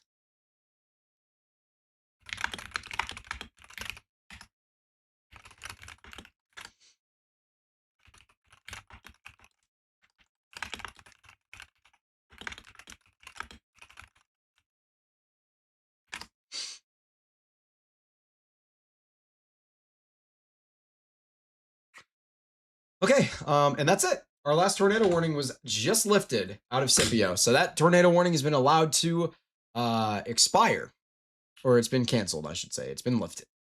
So we are down to 0 tornado warnings on the map. That's a great feeling, given the type of outbreak that we were expecting tonight. I don't know if I would say that the outbreak is verified. And obviously the tornado risk is not done, by the way. I still think we could easily see another tornado warning issued for this storm near Riley, Indiana in the near future. Yeah. I think we could easily see a tornado warning on this one pretty soon. I think we could see another tornado warning on the cell in near St. Elmo. It's not tornado possible tagged, and they just put out a severe thunderstorm warning ahead of it. So we'll see what happens if they decide to end up issuing a tornado warning.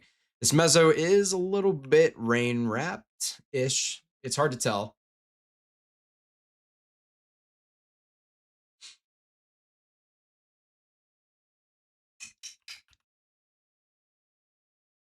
Yeah. So this Scipio cell is not impressive at all anymore.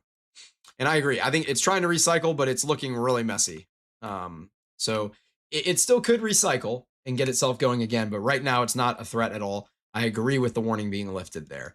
The cell near Riley, I would not complain if a tornado warning was issued. But it's also not an immediate threat. As in, I don't think it's going to put down a tornado within the next like 5 minutes, but it could easily get there in the not so distant future. So we're down to 0 tornado warnings on the map, and it is a sigh of relief.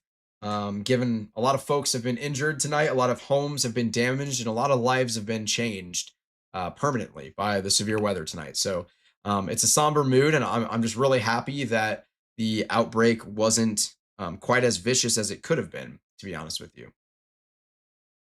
So this is a really interesting outbreak that I'm definitely going to want to study up on, to be honest with you. Yeah. I think we'll probably end up with somewhere between 10 and 20 tornadoes on the day, especially after the overnight hours, where I'm sure we'll get a couple more spin up tornadoes. So I don't know. It's not a bust, but I wouldn't say it verified cleanly for today's outbreak. I'm glad that they didn't go with a high risk. I still think a 15% SIG-3 risk would have made a lot of sense because there is a lot of opportunity for fail modes with the setup. Like we saw a lot of storms under kind of deal with that tonight and not be able to get going. However, storms that were able to get going were able to put down strong tornadoes, as we saw. So a low confidence percentage at 15% would have made sense with a level 3 intensity, basically saying that we're not super confident that any storms or that we're going to get widespread tornadoes, but if we do get any, they're probably going to be strong. And I think that's what we saw today, so far at least. Obviously, again, I want to keep reiterating that the night is not over, especially if you're in Indiana or Southern Illinois. You need to be taking the rest of the night seriously. Make sure that you have a weather radio and multiple ways to receive alerts.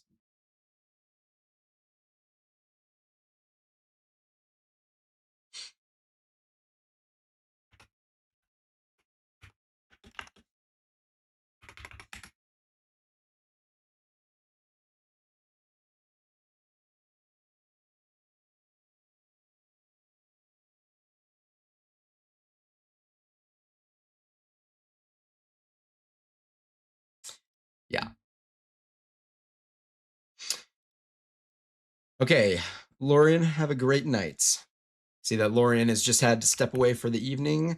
I want to thank her for helping out this evening. I want to give a pretty big shout out to our graphics team and also our production team, which is Blake, Ben, Braden, Lorian, and all of our storm chasers. So many people have helped out tonight to make this a good broadcast and try to deliver the best weather information that we can to the public. So it takes a lot of cooks in the kitchen to put something on like this, and I'm really proud of the way everything is coming together. We're still really early on. This is our first like outbreak that we've ever covered. So we got a long ways to go, but man, it's a good feeling for things to be rolling pretty smooth and to be surrounded by good people who do a good job and are committed to doing things the right way. So really awesome stuff there. Very grateful for our team here. As this cell near Edgewood, Mason, and Watson does look to be weakening a little bit in terms of its rotation, which is another good sign. The cell down in Scipio is definitely, if it is going to try and recycle, it ain't going to happen right this second. It's got a lot of inflow. It just doesn't really have any kind of good rotation coming out of it. We do have a cell near Colleen in Owensburg. I think this is a younger one. Yeah, this is a younger cell that's attempting to become supercellular. So that's one we need to watch for as it goes towards Harrodsburg, Smithville, Freetown, and eventually towards Jonesville. It's kind of following that same path, going to the east.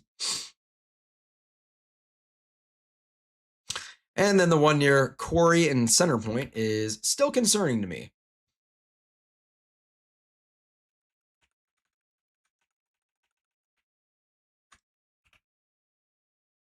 Yeah, still concerning.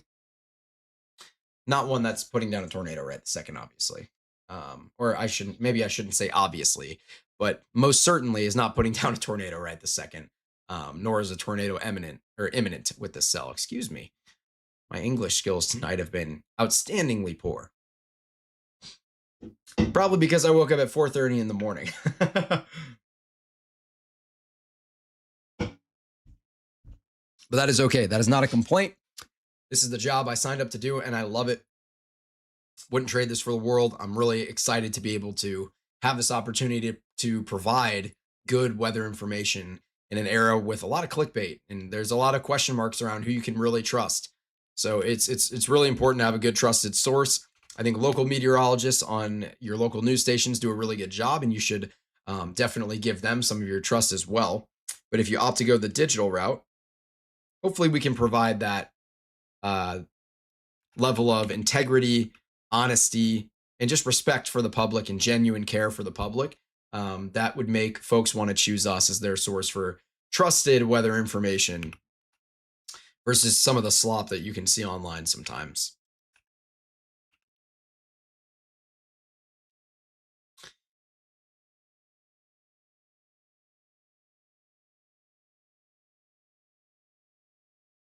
The broadcast, or at least version 2, this version of the broadcast has surpassed the 7-hour mark now. So we did have the first part of the broadcast, which I think was about somewhere between a half hour and an hour or so. And then my power went out. So we had to reboot and get things going, but we did go live at around 2, or shortly after 2, maybe around like 2:20. So we've been live, and that's Central Time. So we've been live for about 8 hours if you count the power outage, which you shouldn't count the power outage, but if you choose to, we've been live for about 8 hours. To be honest with you, I was expecting this to roll towards about midnight and potentially even stretching all the way to 1 a.m., but definitely till 11 p.m. at the earliest. But it's looking like things might calm down a little bit where, and especially with our storm chasers being in for the night, we may call the live stream here in about probably before 11 o'clock here.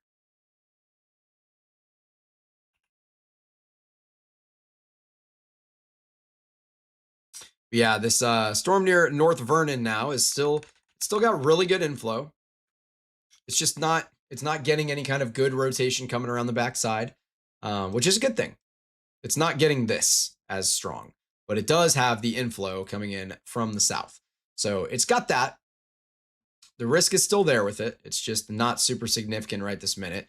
Meanwhile, the cell near Riley and Clay City and Corey has the inflow, and it's got some of the other ingredients as well. It's just it would need to tighten up before we get a tornado warning there.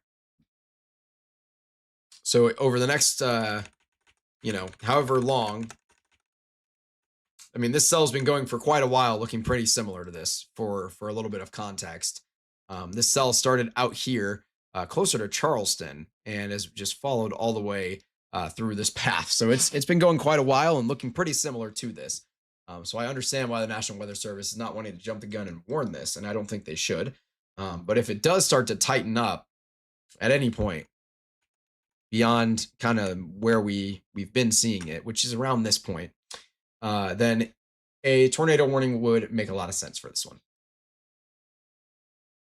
Meanwhile, down in Edgewood, that one is still slightly concerning as it's trying to recycle itself. That rotation, that mesocyclone is still pretty rain wrapped. It looks like another updraft is actually forming on the southern end of this here near Laclede. So that's something we need to watch for as well, as that second updraft is probably going to take over, and we could be getting another classic supercell shape out of this one here. Bryson Hensley out of Southeast Kentucky. Hello to you, my friend. Welcome to the broadcast. We got a little bit of a kidney bean showing up here near Edgewood and Mason. That's one we have to watch out for. Again, it looks like it's kind of recycling to see this northernmost updraft in this first circle kind of get occluded, and a new updraft forming down here in the second circle near Laclede. So that is going to be what we're looking for. If that southern updraft, the one in the circle here, takes over and becomes the most strong, it can really get going. It's got nothing out ahead of it. And we could easily see that one become a pretty classic supercell. Here's a look at what's out ahead of it. This giant circle here. Notice something about that circle. There's nothing in it. There is absolutely nothing impeding this supercell if it can really get itself going. So that is one we really need to be worried about and monitor closely over the next few minutes to see if that southernmost updraft takes over, which it is. It's absolutely taking over. So the southernmost updraft is taking over. We have a new updraft formally established now. I'm going to call it myself, near Laclede and Edgewood here and headed towards Horde. So this is one we need to watch very, very closely, this supercell here over the next few scans if it's going to continue to mature. We could get another tornado warning associated with that.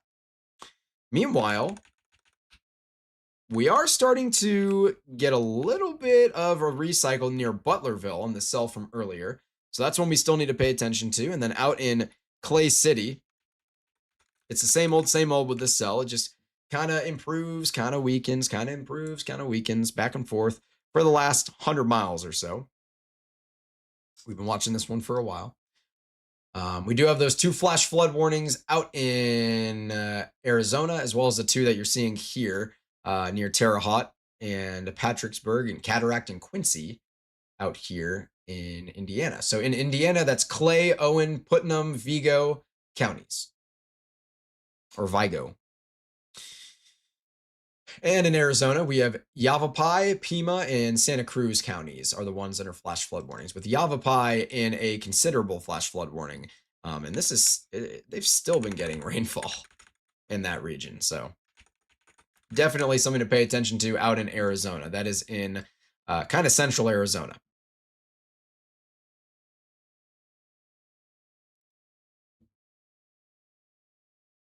We do have a total of 6 severe thunderstorm warnings on the map right now.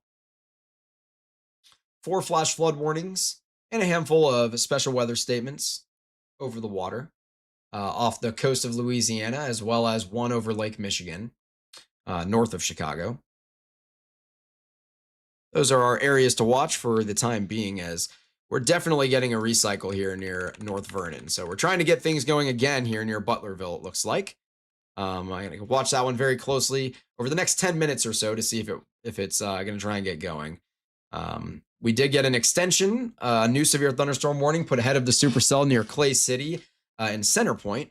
That one's going to be headed towards Ellettsville, Steinsville, Spencer, Gosport, Quincy, Cataract, Patricksburg, that whole area. A couple of those towns, like Gosport and Steinsville, just saw a significant tornado pass through a couple of hours ago. So kind of a repeat there. Again, a lot of these areas experiencing multiple rounds of severe weather.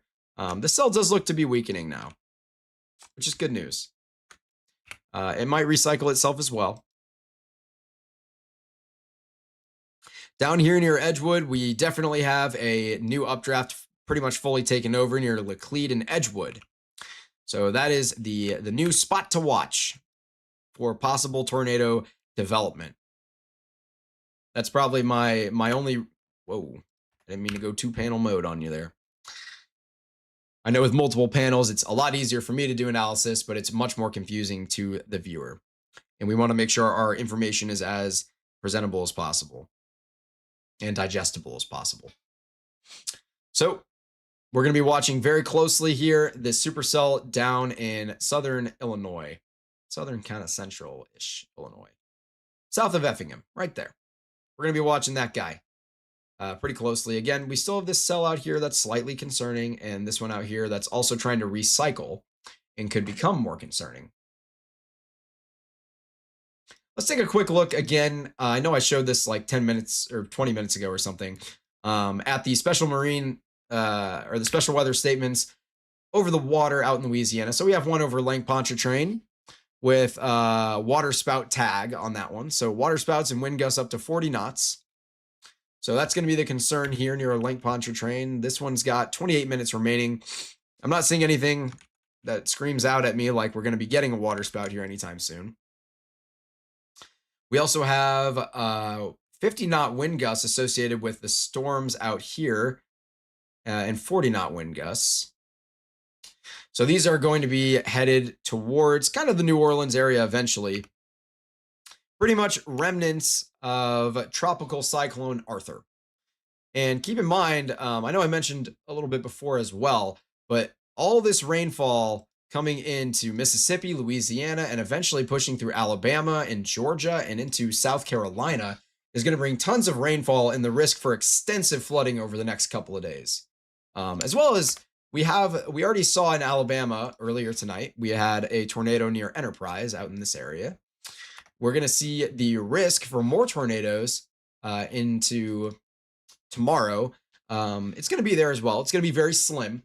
It would be a brief spin up kind of tornado, but that extra shear that's added from Tropical Cyclone Arthur as it comes into this area and works its way into the continental United States and into the southeast, it's going to bring that risk. So, it's going to be there.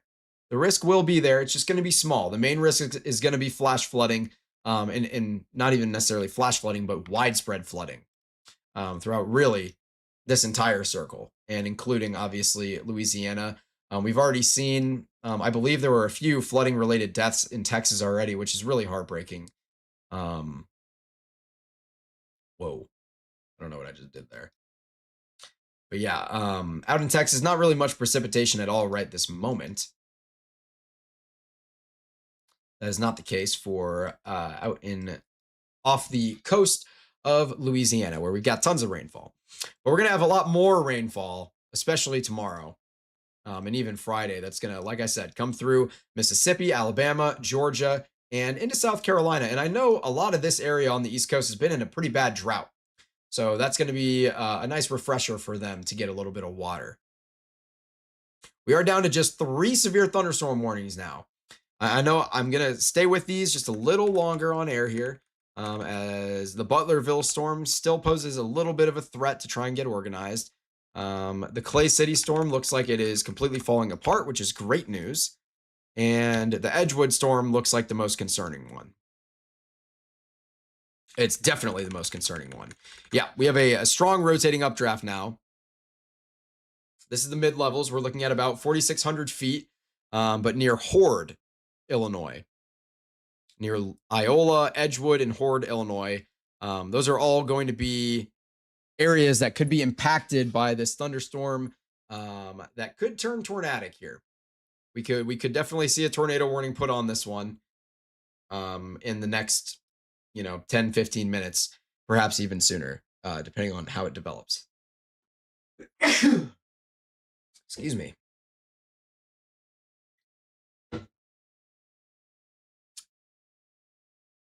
Yeah.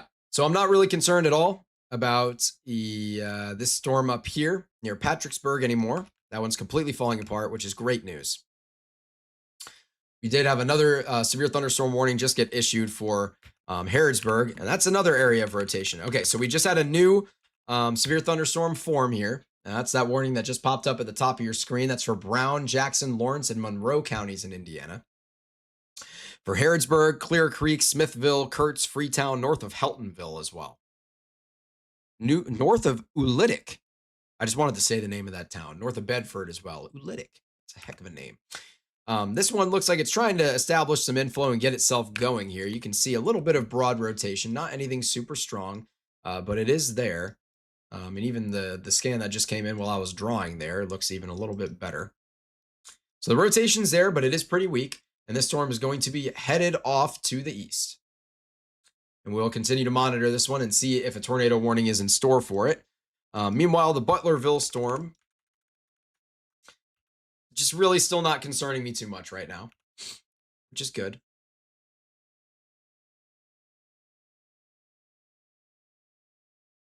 It looks like this whole severe thunderstorm warning is pretty much donezo, which is good as well. And we do have another severe thunderstorm warning in Illinois for Clark, Crawford, Cumberland, and Jasper counties. That's going to be this storm out here. Switch to the Lincoln radar. Might give me a little bit of a better picture. As we do have a little bit of a hail core going on here for sure. Let's take a look at that hail core real quick. It's nothing impressive. This is a young storm.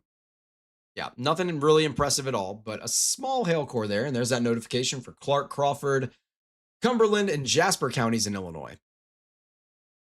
So that's one we're going to want to watch as well. It's taking on that kidney bean shape, and it's got a rotating updraft. It's pretty weak, though. But again, I just want to reiterate the point that I know we went into a little bit of a lull there. The tornado threat is not over. It's going to last late into the evening here tonight. Near St. Louis, actually, we're starting to get a lot of storms firing off. That's my neck of the woods, so that matters, as we could see my power get knocked out again, which would suck. A cell trying to become supercellular out here near Leslie. This is west of St. Louis, southwest of St. Louis.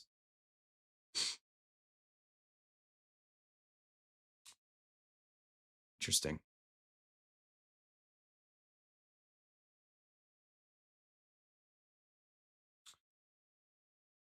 Back to the main event, though, in Indiana right now. Yeah, I think this severe thunderstorm warning is just going to get lifted here near Patricksburg and Cataract here soon, which is wonderful news. That thing is dying out right over Patricksburg. So in that area, you might be experiencing some quick wind gusts associated with this storm kind of collapsing, kind of a downburst. You'll get a bunch of precipitation, you get a bunch of wind, and then the storm will kind of die. Out near Butlerville, things look pretty grim for the storm, which is good. It looks like this one's completely falling apart, which is great news. So I'm a little concerned about the Harrodsburg storm as it continues to develop. Yeah, that one's slightly concerning. And I'm slightly concerned about the storm over here near Annapolis and Hazel Dell. Ooh, what have I done? That one's just slightly concerning as well. Here's a better picture on that one. We're looking at the mid-levels. This is very, very weak rotation at almost 10,000 feet. So again, not anything I'm really worried about becoming tornadic right now, but it could get there. The only one I was concerned about was the one down here near Horde, as this is less than 5,000 feet, and we had a good solid couplet going here for at least one radar scan near Horde. So it's possible that we had a brief funnel or something like that. Probably not a tornado, and probably not worth a tornado warning. But this one's going to attempt to recycle again. And as you can see, it's taking on that kidney bean morphology on the radar. Kind of like that. That's your kidney bean. And that is pretty indicative of a supercell with a rotating updraft, which is what a supercell is, of course. We did have our special weather statement over Lake Michigan, north of Chicago, near North Chicago, get lifted. Oh, I lied, actually. Nope, it's still there. It's still there. It was moved a little bit towards the middle of the lake as this thunderstorm continues that way. This one is tagged with wind gusts around 40 miles per hour.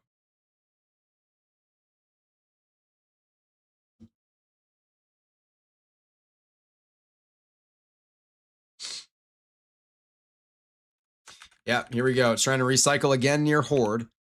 So that one definitely wants to try and get going. They've just issued a larger severe thunderstorm warning polygon out ahead of it, tagged for 60-mile-per-hour wind, an inch in diameter hail, and it's moving east at about 45 miles an hour. East-southeast, really. So here's the track of that cell.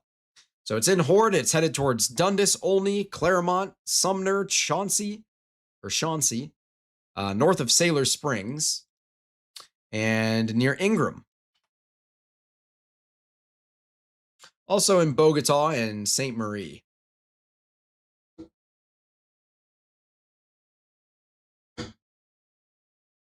Bogota, Colombia. Lima, Peru.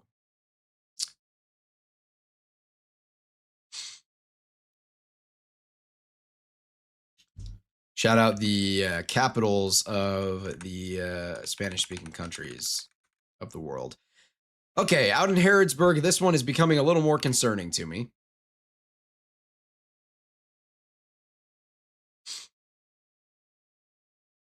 We're looking at about just over 3,000 feet. So this is pretty low level rotation here. Definitely pretty concerning near Harrodsburg. We're going to monitor that one closely. As this Holton and Butlerville rotation is unbelievably broad, very weak. This severe thunderstorm warning is going to be allowed to expire in the next minute or two. It expires itself in 3 minutes if they just want to wait for it to go naturally. So that one's going to go away, which is great news. We can take another quick venture down to Louisiana and look at what's going on down there. As Lake Pontchartrain is still pretty much in the clear. Still has 18 minutes left on the risk for those thunderstorms from earlier. I believe that was these thunderstorms over here that did come out of that region. I like the slightly thicker pen. Anyway, and then we have plenty of rainfall. I mean, plenty of rainfall.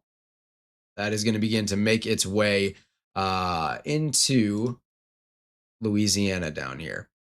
So all sorts of storms down here, lots of rainfall coming up into Louisiana, towards areas like New Orleans, maybe Lake Charles, probably not. You'll probably stay pretty dry in Lake Charles, but Baton Rouge and anywhere around Lake Pontchartrain is going to be concerning, and eventually getting into Mississippi and Alabama as well.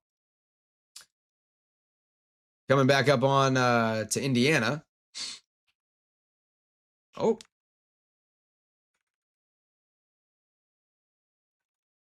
Well, maybe the storm is trying to reorganize near Holton now. So we'll have to watch that one closely. This kind of looks like a dinosaur. Hear me out. Hear me out. Tail, leg, leg, boom, and like some sort of a weird horn there. And there's the tail. We got a dinosaur on the map. Maybe an elephant. Maybe it's just an elephant. Maybe I'm overthinking this. We've got an elephant on the map. PDS elephant. Anyway, let's check in on our storms in Illinois here, as we do have more hail ongoing near West Union, it appears. And then down near Ingram and Horde, this one is still one that I'm decently concerned about, though the rotation has broadened out a good bit there as well. So that is good. Any of these storms that can kind of notch out and have the okay, let me draw this out. We have a lot of time to work with. Let me draw this out. So this area I'm going to circle, that is your whole supercell where you have that kidney bean shape, right? In that supercell, your updraft is over here, and you have on this whole area what is called your forward flank downdraft. So basically all of the cold, wet air and the precipitation that's being pushed out ahead of the storm because the upper level winds are faster than the lower level winds. Okay. Let me get rid of that circle. And then with these storms, you'll also get around the backside, you'll get an RFD, which is a rear flank downdraft. I didn't draw that very well. A rear flank downdraft, which looks like this, where this pink line here is going to be your inflow region, right? So that inflow, when it is more laminar directly into the gut of the storm, pretty much, when it's pointed directly that way, the surface winds in this case would need to be going towards the northwest, right? That is the most ideal for a storm like this, okay? When the surface winds are something more like this, which is kind of what they are tonight, they have to turn as they get pulled into the storm, right? Which creates some issues for them. But a lot of times you'll get a tornado because when these inflow winds are coming into the storm, the RFD will sometimes push further out this direction. So it'll close this gap. And as this gap that I'm going to highlight here in blue, as this gap into the storm, into the inflow of the storm gets tighter, it's like putting your thumb on a garden hose, right? The area for the mass to move through is smaller, but the mass still has to go. And therefore, it has to move faster in order to transport all of that mass. So you'll get the inflow, basically the winds coming into the storm, and the fuel for the storm will speed up. And then that updraft will rotate quicker.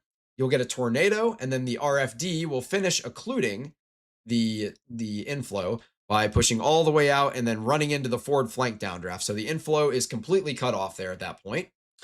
And that is when you'll see the storm need to either recycle or you'll see the tornado occlude. So that's a pretty typical pattern with a lot of these supercells. And that's why we watch ones like this very closely that take on that kidney bean shape. We've seen a lot of this tonight. Lucky Ducky Art, I appreciate you being in the chat tonight very, very much. Sleep well and make sure that you have a weather radio on or your emergency alerts on if you are in any risk areas tonight. Thank you for stopping by. Justin Jackson up there saying Wilmington, Ohio has been crazy for a minute now. Yep. I can imagine Wilmington has been getting some rain. Yeah, probably just getting a lot of rain, a lot of wind in that area. Near Versailles and Holton and Rexville, we are still watching a little bit of rotation going on there. Again, that severe thunderstorm warning has been lifted, but there is some very broad rotation going on near Versailles and Rexville. Something to keep note of. Meanwhile, the couplet is really tightened up here. Really, really tightened up. So we're probably going to stay with this storm over the next few minutes to see if it gets tornado warned. It definitely could get tornado warned here. This is near Harrodsburg or just east of Harrodsburg, north of Heltonville, headed towards Kurtz and Freetown, Indiana. So for reference point, we are due south of Indianapolis and pretty near Bloomington, actually, just southeast of Bloomington. We're also going to be watching the storm near Annapolis, just on the Illinois side of the border. I'm not too concerned about that one. It's going to be more of a wind and small hail threat. And then the potential recovery going on with the kidney bean cell that we've been talking about here in Ingram. It's going to need to recycle completely again as that updraft is completely fallen apart. So it will need to completely recycle here near Horde, Ingram, Bogota, and Dundas if it is going to do anything significant. Right now, it's just kind of a wind producer. You can see some of these winds are pretty solid. Whoops.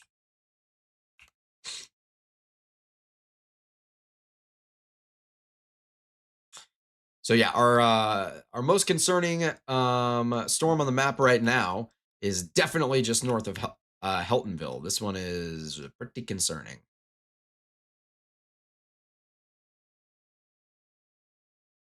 Thank you to my mother as well, who is now going to bed.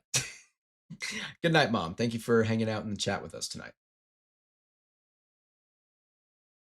And for always being such a big supporter of everything that I do in my life. Just north of Heltonville, we are continuing to watch this couplet. This is going to be a a concerning one for sure. As you can see that rotation right there. That's going to be your couplet.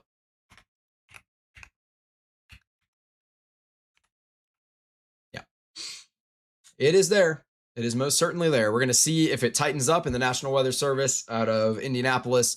I think that's where the office is there. Opts to go ahead and issue a tornado warning for that. We shall see. Mark and CJ are still driving in the bottom left-hand corner of your screen. Again, we're just keeping them there so we can keep an eye on them and make sure that everything is okay and they get to their hotel safely as they are headed towards Evansville, Indiana, I believe, for the night. I think that's what CJ said. They did go ahead and issue that tornado warning. Actually, this is in Ohio. What's going on in Ohio?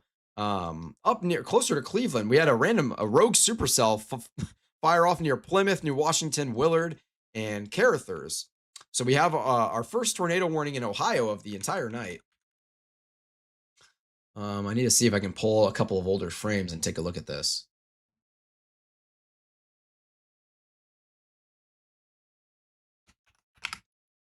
Yep. And there it is. That was a tornado warning.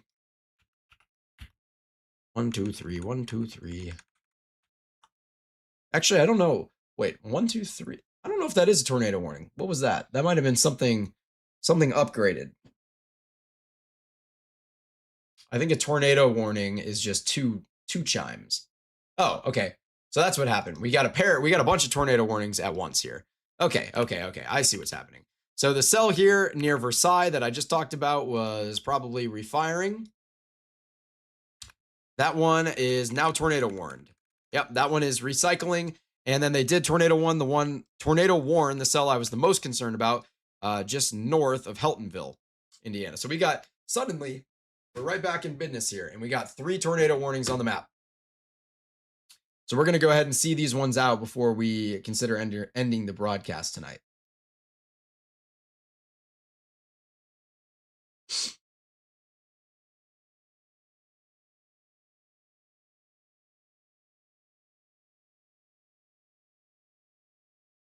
Yeah, this is some pretty crazy stuff here, as we did just get 3 supercells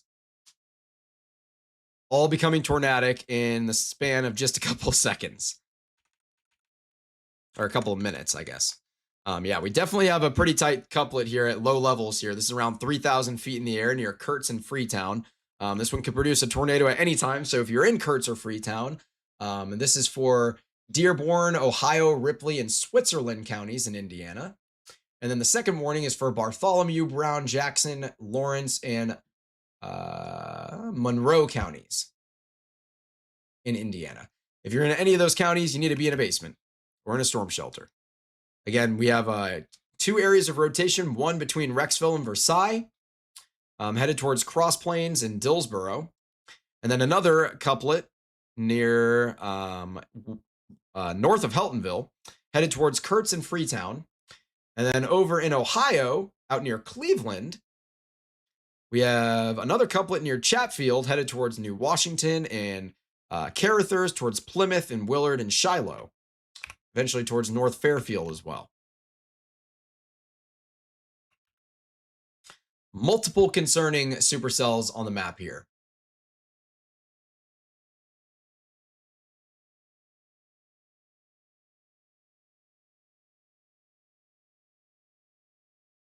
Yeah, this is definitely a handful of concerning couplets on the map. So if you're in any of these tornado warning polygons, you need to be getting to a basement. Take care of yourself. Do the smart thing. Put as many walls as you can between yourself and the outside. Get in the bathtub and put a mattress over yourself if you need to. Do whatever it takes. Especially if you are in Versailles or Dillsboro, or Kurtz or Freetown. And then for the Ohio polygon, if you're in New Washington, Chatfield, Carruthers, and Plymouth. We are going to be watching these ones very closely. We do have a local radar here that we can take a look at. It's really low resolution. Nah, I don't really want to look at that. That's okay.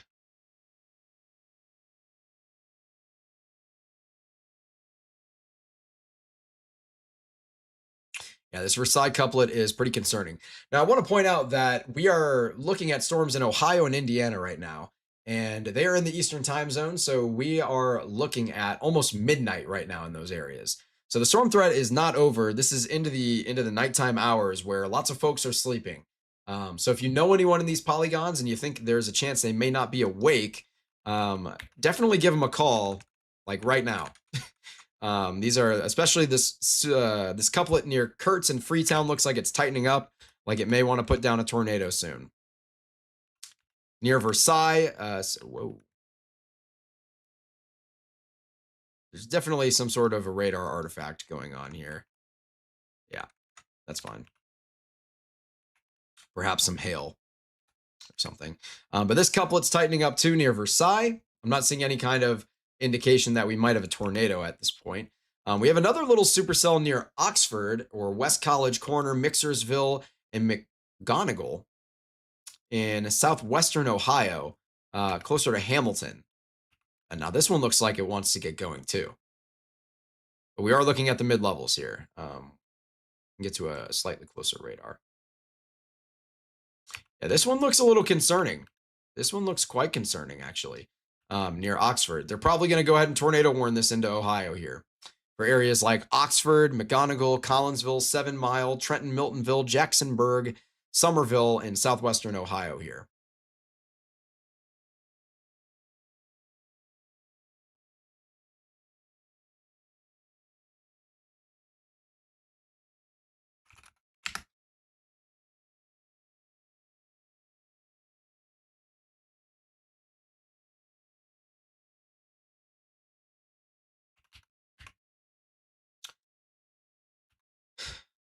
Wow.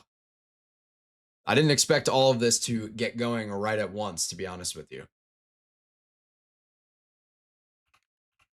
Looks like possibly a second updraft here near Willard as well.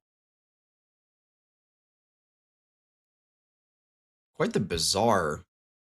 I think this is two separate cells that are kind of like holding hands. So where you have an updraft here and an updraft here type of thing, where these are both kind of holding hands together here, southwest of Cleveland, Ohio, south of the lake, south of the lake.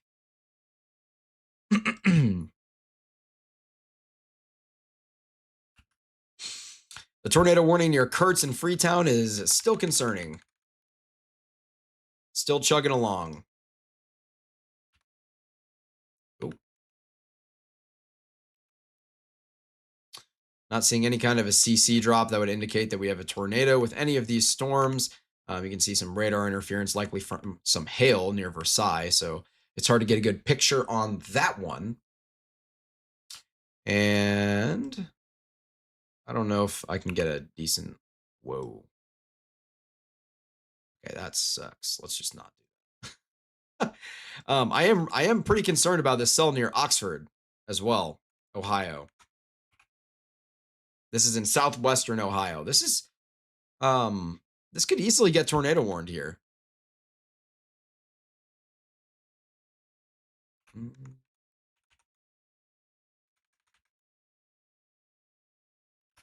Yeah, this could easily get tornado warned out here near Oxford. So we're going to watch this one as well. Potentially 4 areas of concerning rotation on the map. We still have the weak supercell, very, very broad out here near Ingram as well. I'm not worried about that one right now, though. It could recycle, but right now, not a concern. With these cells that are firing off in and around St. Louis, any of these could get going and become supercellular. But I'm not terribly worried about any of them right now. Just some general scattered showers and thunderstorms.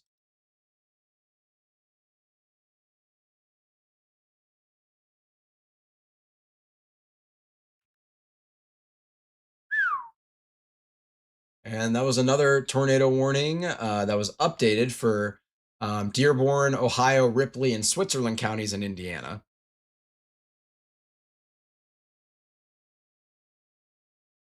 I think that's the Versailles storm.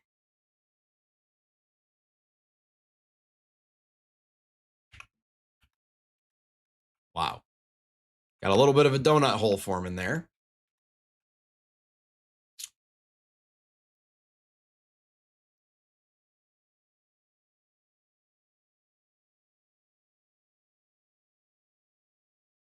More dinging. Something's going on. Now, all of our special weather statements over the water have been lifted, except for the ones south of Louisiana. So the ones in Lake Michigan have been fully lifted. We don't have any of them over any other lakes at all, besides off in the Gulf near Louisiana. This one near Kurtz is still very, very concerning to me. Yeah, cell near Kurtz could put down a tornado at any time. The cell near Versailles is broadened out and weakened a bit, so that one may get lifted within the next couple of minutes if it continues to weaken. They did finally go ahead and warn the cell I was just talking about near Oxford and Somerville. And this is going towards Collinsville, Jacksonburg, West Elkton, Gratis, Farmersville, Germantown, Middletown, Miltonville, Carlisle, Franklin, all these areas out in Ohio. It's in Oxford, Ohio now, headed towards Collinsville and Jacksonburg. How's that for you? This one is also pretty concerning to me. I think this has some of the better rotation on the map right now. So that's definitely one to watch. And we still have the one just southwest of Cleveland. There has been another downstream severe thunderstorm warning issued ahead of that. Actually, that one might have been there for a little while, unless it was yeah, that one might have been there for a little bit. The cell near Chatfield in New Washington looks like it's broadening out or weakening at least a little bit, which is great news. We're going to continue to watch that one, though. We're going to see these 4 warnings out and then possibly consider ending the broadcast for the night. But we are sticking with these 4 warnings that we've got on the map right now.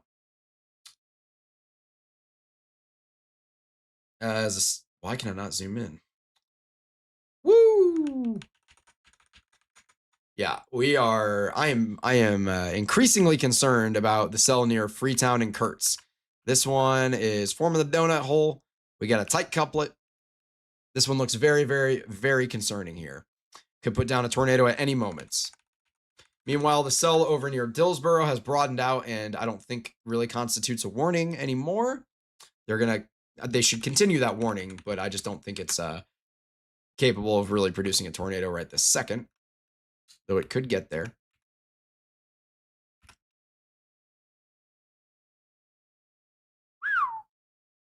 Yeah, that is concerning stuff. In southwestern Ohio, our newest warned storm out here. That one is still pretty concerning to me as well. And finally, up here near New Washington, definitely weakening a little bit, but that rotation is still there. Definitely still there near New Washington. They have gone ahead and shrunk that warning down just a bit.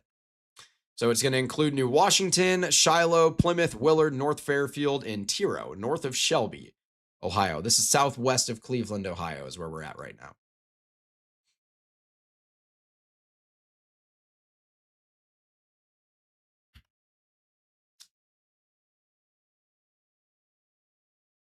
Yep.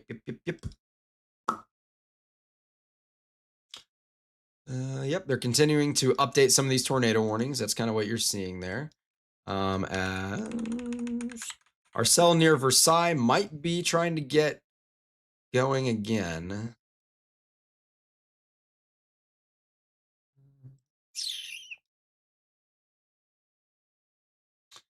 We are looking decently high.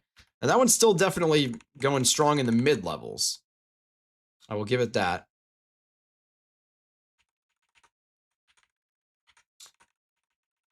Yeah, it's still concerning near Dillsboro and Cross Plains. Again, that's why you keep the warnings going in times like this, because 1 or 2 downtrending radar scans does not mean the storm's going to die. Necessarily, at least. But near Cross Plains and Dillsboro, it's still a little bit broad, but I am definitely concerned with this one being able to put down a tornado in the coming minutes. Meanwhile, we've got a tornado, I think. Yeah, I think we've got a tornado on the ground near Kurtz. It looks like we've definitely got a debris ball.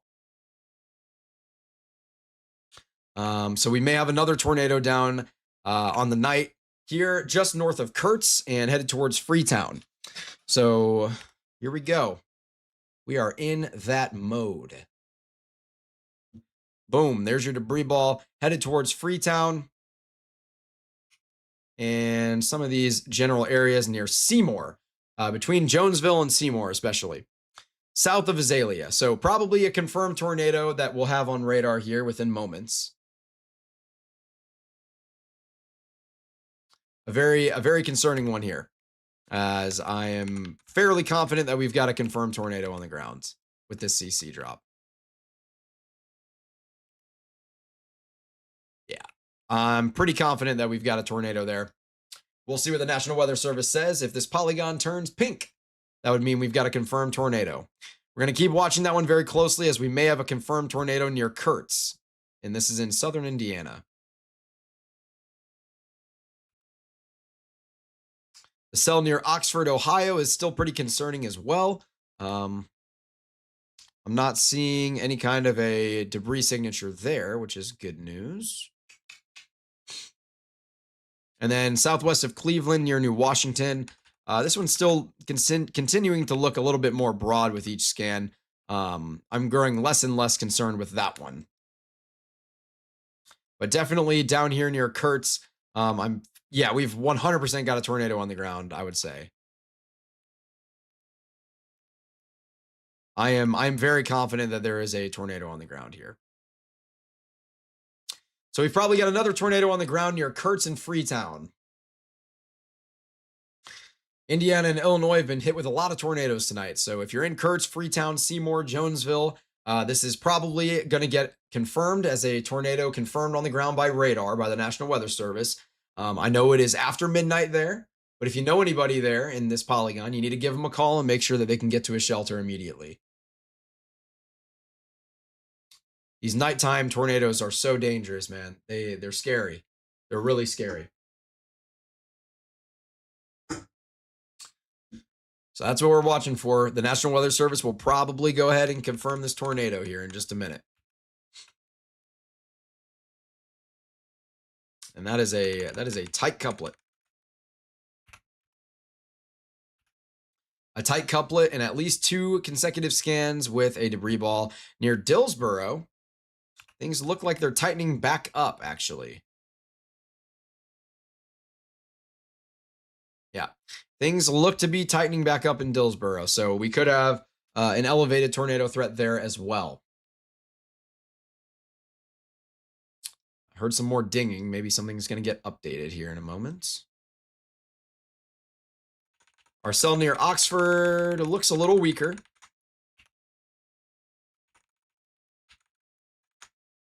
Yeah, definitely a little bit weaker near Collinsville and Somerville now. And we have gone ahead and had this tornado get confirmed. This is a confirmed tornado located 9 miles northwest of Brownstown, or 13 miles west of Seymour, moving east at 45 miles per hour. This is a radar confirmed tornado. We have a pretty large debris ball here, which I'll show again. Boom, there she is. So for 3 scans now, we've had a debris ball here. And there it is in all of its glory.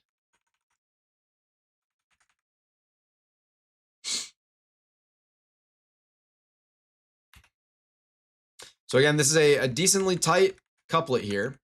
It's not as like vicious as you might expect, or as you would need, I should say, for a PDS tornado warning. We probably don't have any spotters on this storm. I'll go ahead and check. Yeah, no one's out here to confirm this storm. So the only radar or tornado confirmation that we can get if we did have a large and extremely dangerous tornado would be through locals and emergency management here near Freetown and Kurtz. And again, we do have a lot of debris getting lofted here. I'm going to go ahead and disable radar and see what's, it looks like it's hitting trees for the most part.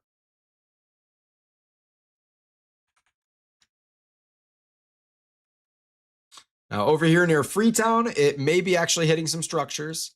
It's mostly trees, but there may be some structures getting damaged and some lives being changed out there. So our thoughts and prayers are with them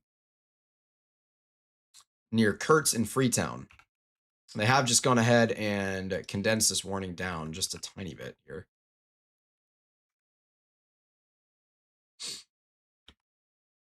Whoa. Yeah, we have a pretty significant debris ball here. Let's see if I can get a visual on how high debris is being lofted. Of course I can't. This thing has been such a pain in the neck tonight.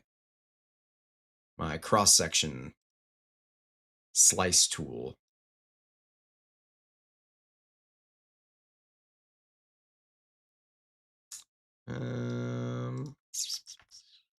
Yeah, I'm not really able to get a good slice on this storm here, but we do have a confirmed tornado on the ground near Freetown.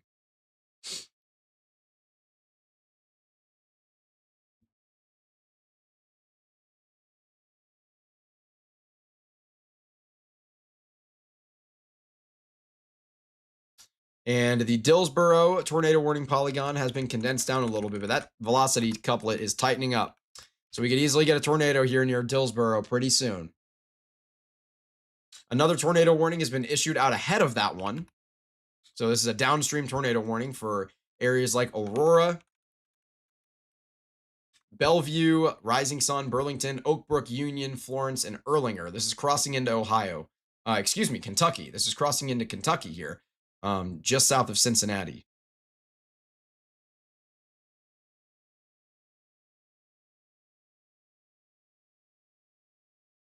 Looking at the Oxford storm from earlier here.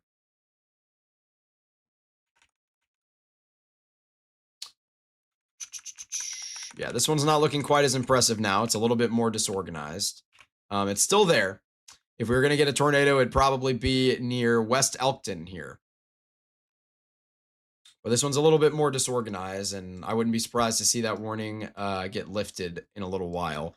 It looks like possibly a similar story up here, but we do have another updraft developing near Chatfield and coming back into New Washington again. A little bit of storm training here almost. So we could definitely still get tornado genesis within this polygon somewhere over the next few minutes. So that is going to be one to watch. Down here in Seymour, Indiana, though, this is where we've got that debris ball, and it's a pretty big debris ball here. Yeah, we've got a pretty big debris ball just northeast of Freetown, Indiana. We are south of Indianapolis a good bit in southern Indiana here.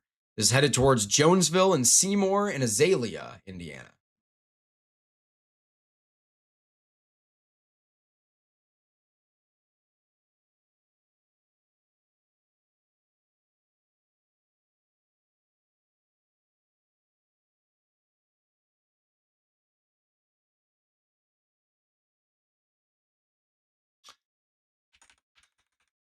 Yeah, definitely a solid debris ball here. They have gone ahead and issued another confirmed tornado warning downstream of this tornado, encompassing its path towards Jonesville, Scipio, Hayden, North Vernon, Butlerville, and what is this? Sardinia.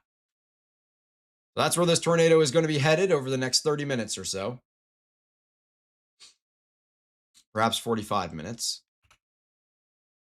So we do have one confirmed tornado right now in southern Indiana.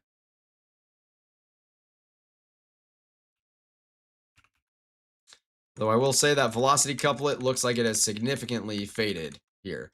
We do still have a pretty big debris ball going on. Without a doubt. A pretty big debris ball.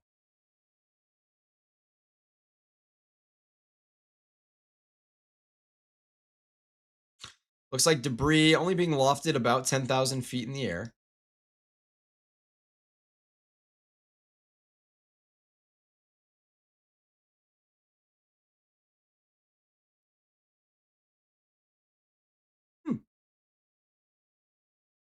The more you know. How about that? I didn't know that I could do that.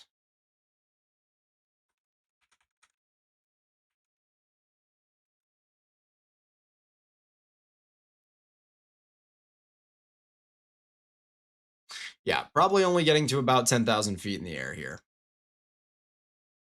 with this debris.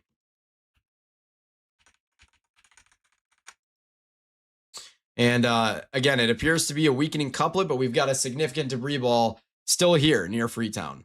And this is headed towards Jonesville and Seymour. So if you're in those areas, you need to be in a storm shelter to the best of your ability here. And try this more local radar since we're so close to it. And you can see that rotation near Dillsboro.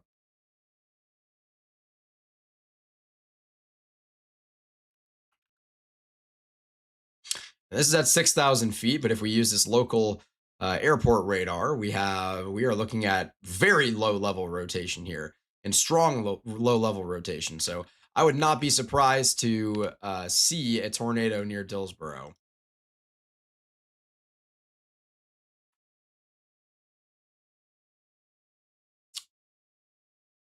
Our tornado warning southwest of Cleveland was lifted, like we had discussed, which is good.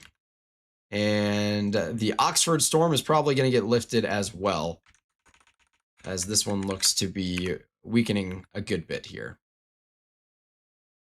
It's still there. There's still some rotation. We'll see, though. Now, I believe this tornado warning polygon... Yeah, okay, so they lifted the old tornado warning. We have one confirmed tornado warning on the map here, with a debris ball that has been present for like at least 5 minutes. Yeah, showed up here at 12 minutes ago. So we've had a debris ball present for at least 12 minutes here in southern Indiana.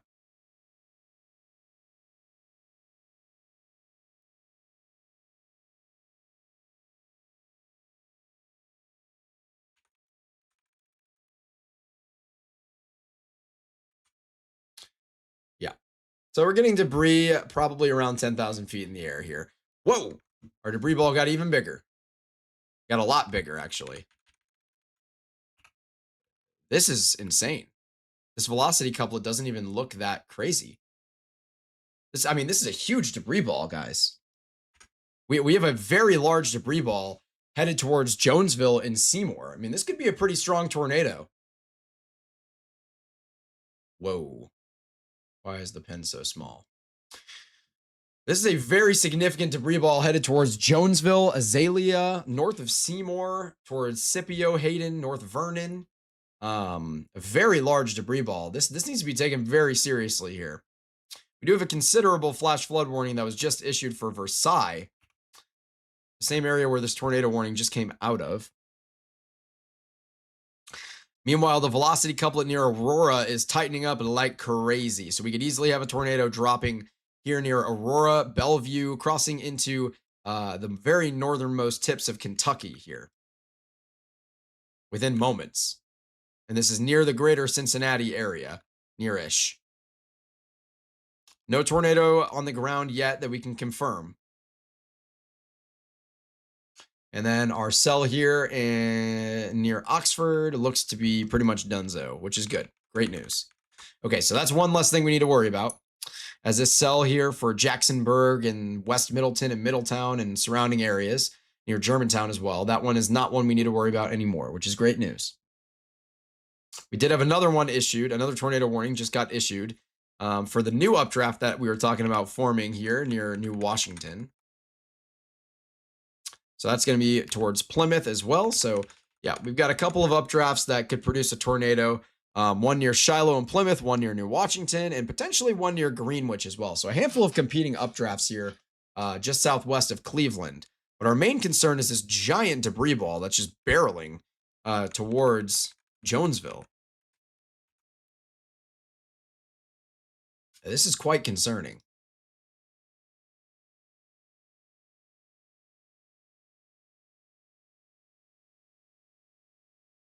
Yeah, definitely debris being lofted as high as 10,000 feet here.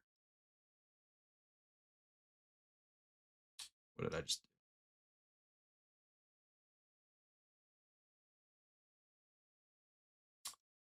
Yeah.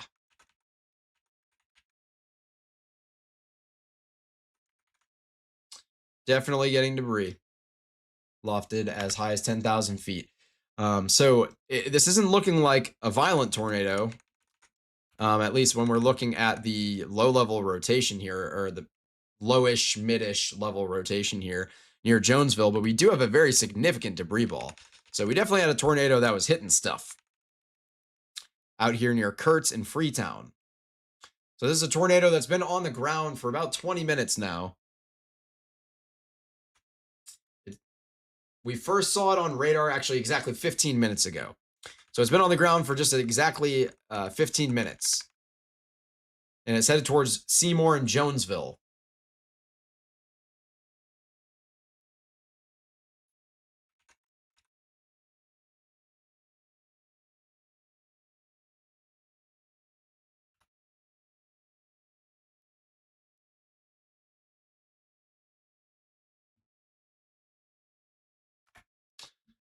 Snap. I'm grabbing a quick screenshot for some of our other meteorologists who have gone to bed tonight.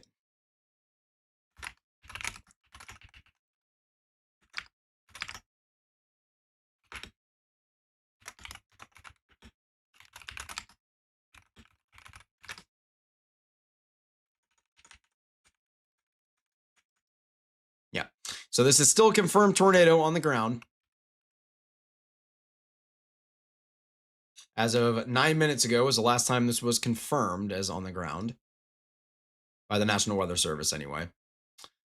We are looking at another possible tornado that we could get here, crossing the border into Kentucky near Aurora and headed towards Bellevue. This is the one coming out of Versailles in Dillsboro that we've been watching for a little bit here. I'm not seeing any kind of indication that we have a tornado on the ground, but a very strong velocity couplet here. A very strong velocity couplet.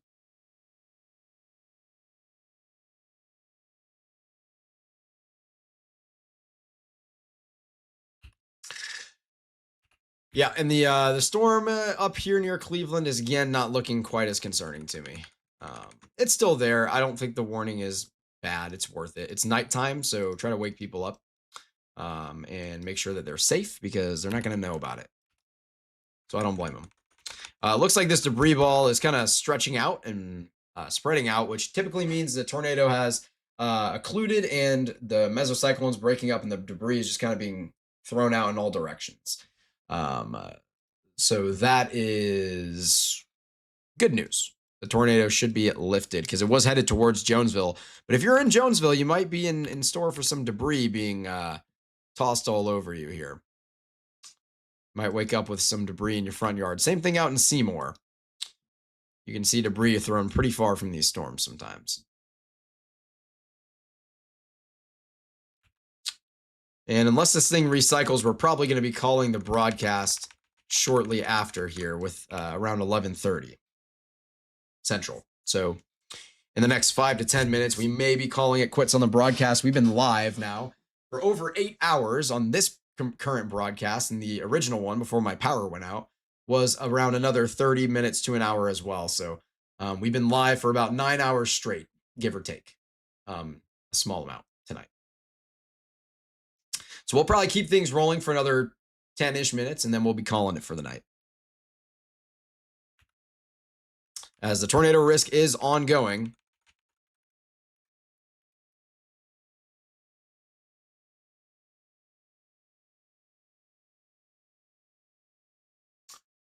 What was that?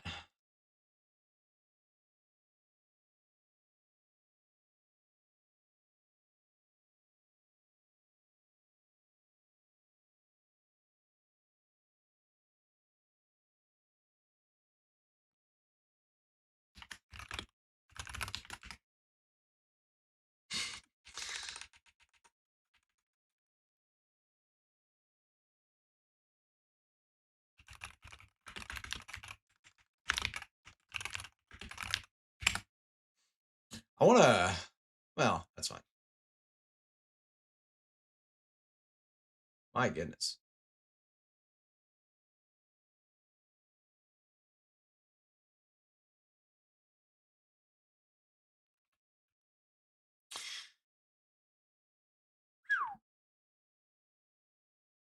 Yeah, this velocity couplet still going on here near Bellevue is still concerning.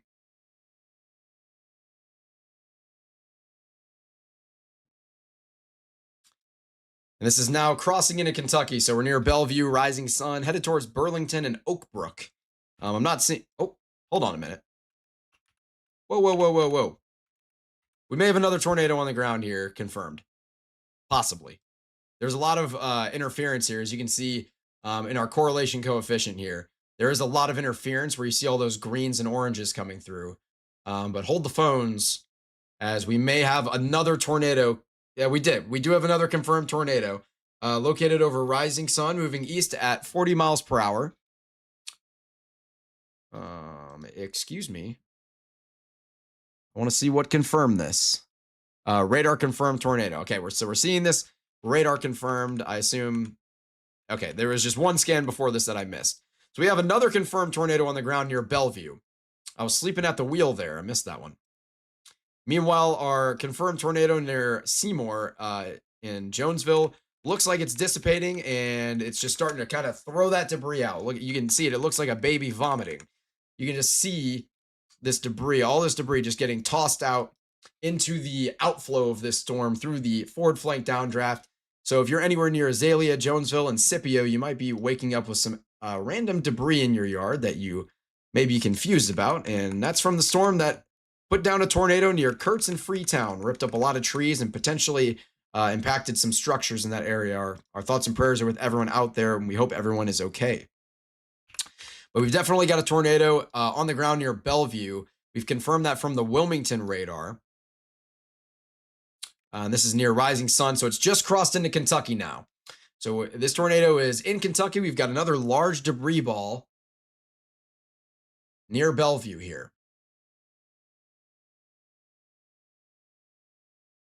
So multiple tornadoes on the ground or at least multiple confirmed tornado warnings right now. We have 2 confirmed tornado warnings. I believe the one near Jonesville, Indiana has lifted and is tossing that debris out into the wind. Meanwhile, this one in Bellevue just put down and is most certainly on the ground. So for those of you who are just joining us, we're probably going to actually stay on air a little bit longer here, as this has been quite the unexpected turn of events with a couple of these storms. I didn't really expect this storm that originally came from Versailles here.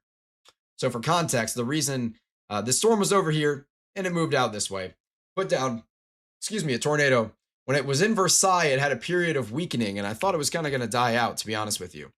I was mistaken, as we now have a tornado on the ground. It looks like it was very brief. Looks like it's already gone. So a very brief tornado, but a tornado nonetheless. It could still be on the ground, but it just doesn't look like it is. But again, it could be, so. It's really struggling with my cross sections to actually be able to get what I need here today. Every now and then I run into this issue with GR Analyst. I love the program. I use it for a reason. But sometimes it's really hard to get this cross-section thing to give me what I need. Looks like we're not going to be able to get a cross-section to see how high debris was being lofted just yet. I'm going to do my best to do that as soon as I can. I apologize. But yeah, we definitely had a brief tornado here near Aurora and Bellevue. It looks like it's occluded and it's going to continue to scatter that debris, but this couplet is still there. It's a little weaker, but it's still there near Bellevue. So we could easily get a quick recycle and another tornado, as there's not a lot impeding this here in Kentucky, and this is air that hasn't been tapped into at all. There's a couple of scattered showers that could limit things for this supercell just a little bit, but it's got nice, good, clean inflow. Now, keep in mind that it is 12:30 in the morning out in this region, so a lot of these folks are sleeping. If you know anyone out there, make sure that you're giving them a call or something if you don't think that they have a weather radio or notifications turned on for emergency notifications on their phone. We are looking here in South Indiana and just crossing into the northernmost tip of Kentucky, with a couple warnings in Ohio as well that we've seen. Again, this one southwest of Cleveland, I'm not really worried about at all, to be quite honest with you. That is just my opinion. It's looking kind of measly, and it's definitely falling apart here. So I'm not worried about that one at all. I wouldn't be surprised to see that one just get yanked off the map within the next couple of minutes. But just crossing into Ohio, excuse me, Kentucky. I keep wanting to say Ohio because for some reason I don't expect Kentucky to be there. It's there. I just don't expect it. Shout out Kentucky, though. Great fried chicken. Yeah, definitely had a tornado on the ground. Definitely occluded at this point. But again, still a very tight velocity couplet here. It's slightly weaker / more broad than it was a few minutes ago. Yeah, but it's still there, and we could easily see a recycle where we get another tornado put down from the storm in a short period of time, because there's nothing stopping it. I mean, there's literally nothing stopping it right now, besides the fact that our daytime heating is run out and our instability and our mid-level lapse rates are just not as good. I'm not expecting this to put down like a serious tornado or anything crazy. It is possible. It's not outside of the realm of possibility with how much spin is available in the atmosphere right now. But there's not a whole lot ahead of this, just a lot of, general precipitation, deep cold pools in general. I mean, this storm could continue to put down another tornado or two. So we have to pay close attention to it. I'm not trying to mush your brain with any of the meteorology and the science that I'm kind of tossing around here. The moral of the story is that if you're in this tornado warning polygon, the tornado is probably lifted at this point, but we could easily get another one here within the next couple of minutes. And this would be near Bellevue, Oakbrook, Florence, Erlanger, Devon, Burlington, Union, Richwood. This is all in the very northernmost tip of Kentucky. I'm going to go ahead and disable the radar here so you can see it, just to look at the map of where we're at right now. I also wanted to point out how we suddenly don't have a single severe thunderstorm warning on the map right now. We are just looking at 2 confirmed tornado warning polygons, a couple of flash flood warning polygons, and a couple of special weather statements in Louisiana, where we've been seeing the risk for some water spouts throughout portions of the evening tonight. I'm still not buying it here, but if we are going to get one, it would be near Greenwich. This is the area of concern, pushing towards areas like Nova, New London, Spencer, and Rochester in northern Ohio near Cleveland. Southwest of Cleveland, I guess I should add. Here's a bigger picture. Here's where we're at. They have downgraded the confirmed tornado that we had near Jonesville. The National Weather Service clearly agrees with my wonderful analysis. Super high level analysis that our vomiting baby, I think is what I called it, as this tornado and the mesocyclone kind of fell apart. The updraft fell apart, and it just spewed out all of that debris that it had lofted up into the atmosphere. Around 10,000 feet in the atmosphere was the best cross section I could get. I've been having issues with our cross sections here tonight. We do have a confirmed tornado warning still out here in the northernmost portions of Kentucky. My goodness, my English skills tonight. Definitely not a tornado on the ground anymore, but we did have a brief one, lasted about, let's see, this was maybe around 4 to 5 minutes or so that we had. And this could easily put down another tornado here in a couple of minutes if it can re-strengthen itself just a little bit. I want to point out in the bottom left-hand corner of your screen, you do have Mark Sudduth and CJ Morgan. That's Hurricane Track and Florida Man Weather, affiliate storm chasers of ours here at Will Bratton WX. They are headed down to Evansville, Indiana for the night. We've just got them down there because I want to just they have their feet up. So I just wanted to keep an eye on them and make sure everything's okay. Driving at night can be really scary, especially with the wind damage and the tornado debris that we've seen tonight in a lot of these areas. So I just want to make sure that nothing happens. So we just got their feet on there just in case, so that if something happens, we can see it on the video and I can try to get a hold of them because I know where their location's at and we can try to send them some help.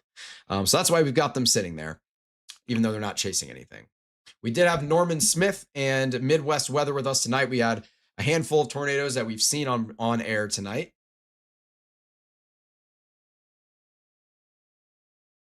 Let's take a look at this storm from a different angle. Yeah, so we're looking at the mid-levels here, or really the upper levels. We're at 9,000 feet here. We're pretty high. Rotation's still there. Moral of that story. We can take a quick trip down to Louisiana and see what's going on down there with a lot of these storms. They do have a handful of special weather statements. I don't think any of these are tagged. Lake Pontchartrain had previously had a handful of waterspout capable thunderstorms that passed over it. We don't have that anymore. But we do have 3 special weather statements out in the Gulf. It looks like 45 mile per hour winds with that one, 45 mile per hour winds with that one, and possible water spouts, as well as 60 mile per hour winds with this one. And you can see a little bit of that rotation in there. You might have a little over here too. A couple of water spouts might be possible off the coast of Louisiana into the Gulf. And again, this is just going to bring that rain risk. It is just going to continue to bring that rain all into Louisiana, Mississippi, and over the next couple of days into Alabama, Georgia, Florida, and South Carolina. Some areas like South Carolina that have been in a drought and need the rain, but too much of it at once, and you're going to get yourself a lot of flash flooding. We already saw that in Texas, associated with Tropical Cyclone Arthur. Let's take a look at how things are shaping up. Still looking kind of mid, to be honest with you. It's coming and it's going. You're seeing the inflow weaken just a little bit, but the storm, the storm's like rotation itself, associated with its own hook, has increased a little bit. So overall, it hasn't, the risk for it hasn't really changed much. But they have just gone ahead and issued another tornado warning polygon ahead of that and downgraded from a confirmed tornado. So we no longer have any confirmed tornado warning polygons on the map. We haven't had any confirmed tornadoes on the ground for about 10 minutes here. We do have another tornado warning. That's an extension, just a downstream extension here, pushing towards areas in northern Kentucky like Sunny Acres, Taylor Mill, Camp Springs, Independence, White Tower, Ryland. In Kentucky, we've got Campbell, Kenton, and Boone counties in Kentucky that are all within these warnings. In Ohio, we have Ashland, Huron, and Richland, just south of the lake, southwest of Cleveland. Again, I'm not a believer in this, although it looks a little better now. But again, I'm still not really a believer in this. You could get a really weak spin-up tornado, maybe near Greenwich, maybe near New London. I'm just not a believer in it. And then out in Indiana, in Bartholomew, Decatur, Jackson, and Jennings County, we had this previously confirmed tornado that had a pretty big debris ball associated with it not too terribly long ago, about half hour ago. Headed towards Vernon and Butlerville and Scipio. This one is, I'm not really concerned about it now. This rotation has pretty much fully broadened out. It looks like the storm kind of went kerplunk on itself, which is good. That is going to limit the tornado risk associated with it and hopefully kill the tornado risk associated with it here.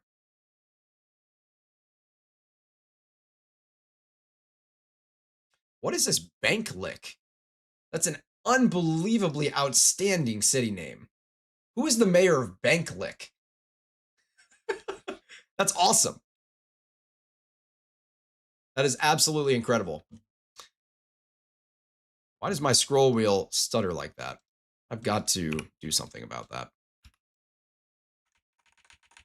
It's got to be like miserable to watch. All right, so we're beginning to tighten up a little bit more here. Let's see if we're building still. Okay, the storm has definitely weakened a bit. Let me pull a couple more frames as well.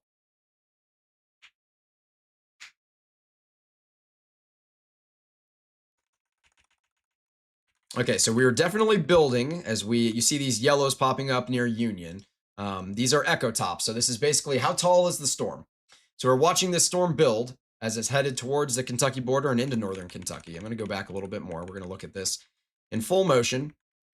And now it's beginning to lower. Those tops are beginning to lower. So the storm might be in a position where we get some sort of an occlusion with possibly the RFD and maybe just the updraft beginning to weaken or come into contact, I guess I should say, maybe not weaken, but come into contact with the downdraft. And so what we might see happen here is another tornado gets squeezed out pretty soon, and then the storm will probably just splat after that. So that's what we got to watch here. And I could be wrong. This thing could become cyclic and put down multiple tornadoes after this, for all we know. But that is my prediction right now, as things begin to tighten back up a little bit near Devon, Oak Brook, and Florence and Union here in northern Kentucky. Again, we are here in Campbell, Kenton, Boone counties in northern Kentucky. We did see, let's see.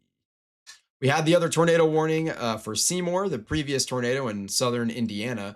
That warning has been lifted, and rightfully so, as that storm has also kerplunked itself. I mean, you can see there's nothing there near North Vernon now. That thing is completely dissipated.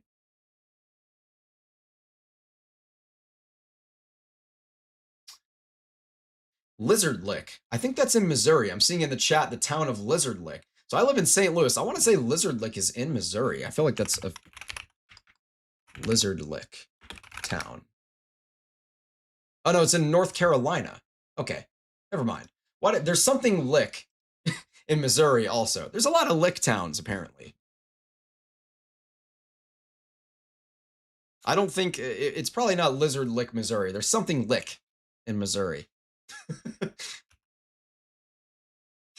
Anyway, that is slightly besides the point. We do still have 2 tornado warnings we need to pay attention to. The one southwest of Cleveland that I'm not a believer in at all, but could still get something going here.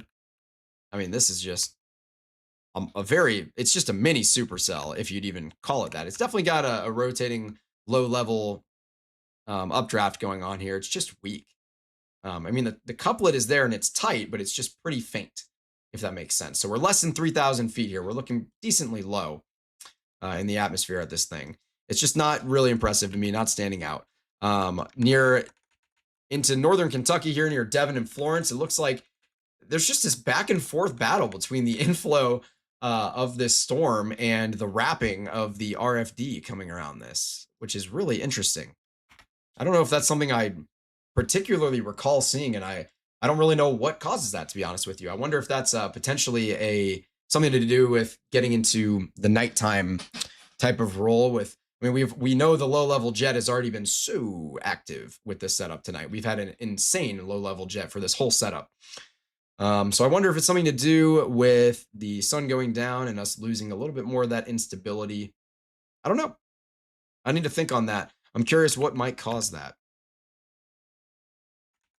If we have any meteorologist folks out there in the chat, brainstorm with me a bit.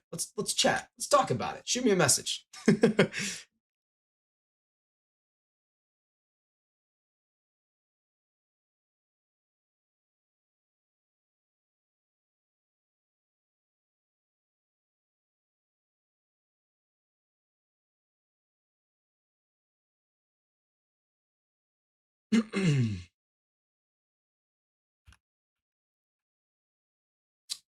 Whoa.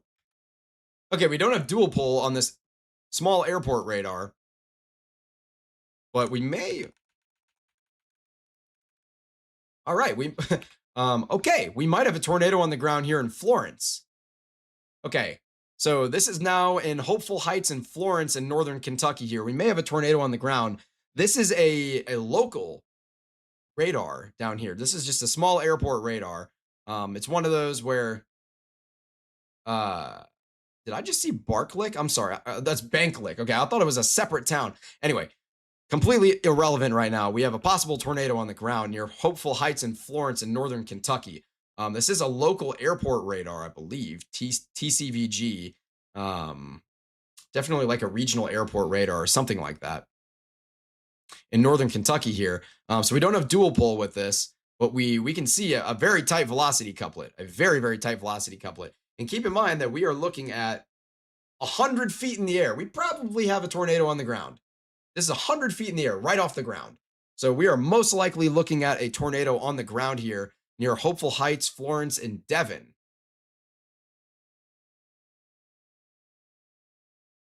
I see Help Weather in the chat just mentioned that same thing, actually.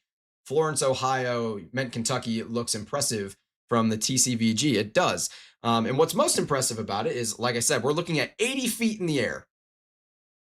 80 feet in the air. So we are looking at right above the ground. Right above the ground. And you can see this is really a pretty neat radar presentation here. I'm going to turn off polygons for a second. This is pretty neat. I like this a lot. I mean, you can see everything going on with this storm. Wow. That's pretty cool. It's so close to this small regional radar here. Very, very cool stuff. But very concerning if you're in this area, as we definitely could have a tornado on the ground in Florence. This is an extremely populated area, by the way. Extremely populated. Yeah, this is very concerning stuff.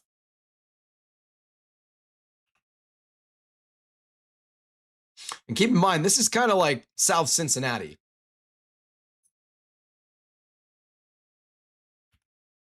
Yeah, this is concerning, man. It looks like a possible tornado basically trying to form right here near Oakbrook and Hopeful Heights, and probably on the ground here in Florence right now, which is really concerning. You can see these DBZ values. We don't have dual pole, so I can't see if there's a CC drop, but this is a very urban area, just neighborhoods and neighborhoods. And it's in the middle of the night. This is 12:45 a.m. right now on a work night. So any folks in this area, if you know anyone out there, please call them and make sure that they are aware that this is coming their way. If they're in areas like Latonia Lakes, Ryland Heights, Independence, Taylor Mill, Spring Lake, DeCursey, anywhere in like the South Cincinnati type of region on the Kentucky side, as this is probably a tornado on the ground, genuinely. Just south of Ellesmere and Erlanger. I mean, we're looking at less than 80 feet in the air here with a tight couplet at high resolution because we're so close to the radar. I mean, so close to the radar. There isn't even a cone of uncertainty on this thing. There's just a little bit of ground clutter. Very, very interesting. We're so close to the radar.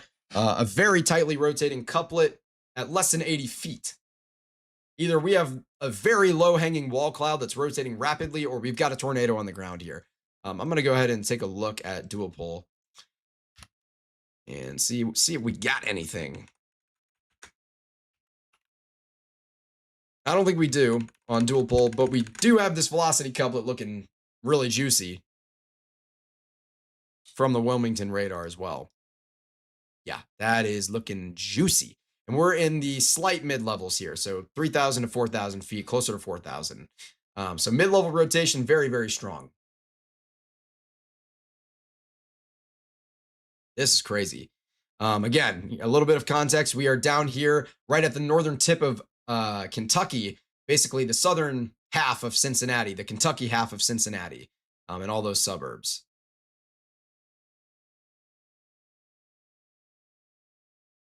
Yeah, this is pretty crazy stuff. Pretty concerning.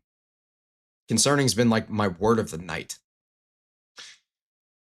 But yeah, I am definitely of the opinion that we have or did have or could have at the very least a tornado on the ground here. We are now looking less than 70 feet in the air and still seeing very, very fast winds rotating between 60 and 70 feet in the air. And this is such a populated area when I turn off the radar. It's just nothing but neighborhoods. So I really, really hope everyone's okay out there. I'm not seeing a debris signature on radar. But we would have to have debris getting lofted like 6,000 feet in the air to see it on dual pole, because the Wilmington radar is a little bit far away from this. This is now our only tornado warning on the map, by the way. We have 2 severe thunderstorm warnings, one in Illinois, one in Indiana. I can check on these really quick as well. It wouldn't hurt. Okay, so this is another couplet trying to get going from Worthington towards Whitehall. So this is one that could become tornadic. It could definitely become tornadic here over the next maybe 10 minutes or so. This is in southern Indiana near Bloomington, again, areas that have been absolutely hammered all night tonight. And then in Illinois, this is for Lawrence County, Illinois, so right at the river. We're looking at another area with a little bit of very broad rotation.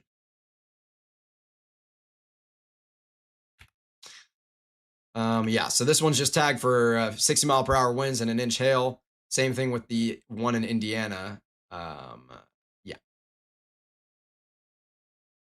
I'm not seeing anything on the map anywhere else. We have 2 considerable flash flood warnings, one in Arizona from earlier tonight and another one in Indiana, which we are looking at here. It's basically from our tornado producing or possibly tornado producing storm back in Versailles that is now pushing through northern Kentucky here. And yeah, this one's, it's not looking quite as strong here. At the very least, there's no way we didn't have like a very low and quickly rotating wall cloud at this point, like over Florence. And I'm seeing a report in the chat from Help WX that there was a wall cloud reported 3 minutes ago near Independence, Kentucky, a bit southeast of Florence, Kentucky.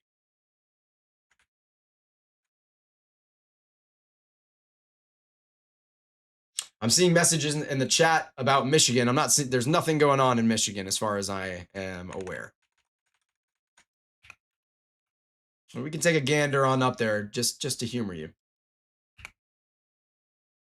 We got a lot of scattered showers and thunderstorms, no warnings, nothing severe up here in Indiana, or excuse me, in Michigan. There's the possibility here from Vassar to Caro and Bach and Gagetown that we could work our way into an embedded tornado threat with this line of thunderstorms. Again, I talk about this S shape in the line of thunderstorms. When you get that, anytime you get that, you can quickly get a tornado, usually brief and weak, but you can still get a tornado that gets spat out right there. Right now, there's no reason to have a tornado warning there and no reason to be very concerned anywhere throughout Michigan right now. I'll check the UP as well. Just showers in the UP. So nothing going on in Michigan. What is going on is down here in Kentucky. Wow. What is this? What is this? Twins trying to get going? What am I looking at? That is a weird radar presentation. Don't tell me we have twins. Oh my God. We could have twins. We could have twins. So it looks like we had possibly one tornado near Florence, or at least a very low and quickly rotating wall cloud near Florence. And then as we go a little forward in time, it kind of breaks up. And okay, this is definitely not twins, I don't think. This is still strange. Very strange. The rotation's a lot more broad, I'll tell you that much. It almost looks like we have another area of rotation, though, up here near Highland Heights. Whoa. Okay, everything might have just blown up on us here. Yeah, okay, we might be... I don't know if... I think this was a bad radar scan, actually. Yeah, this was a contaminated radar scan, I see. We're missing a lot of data in this next radar scan. We're going to try and avoid looking at that.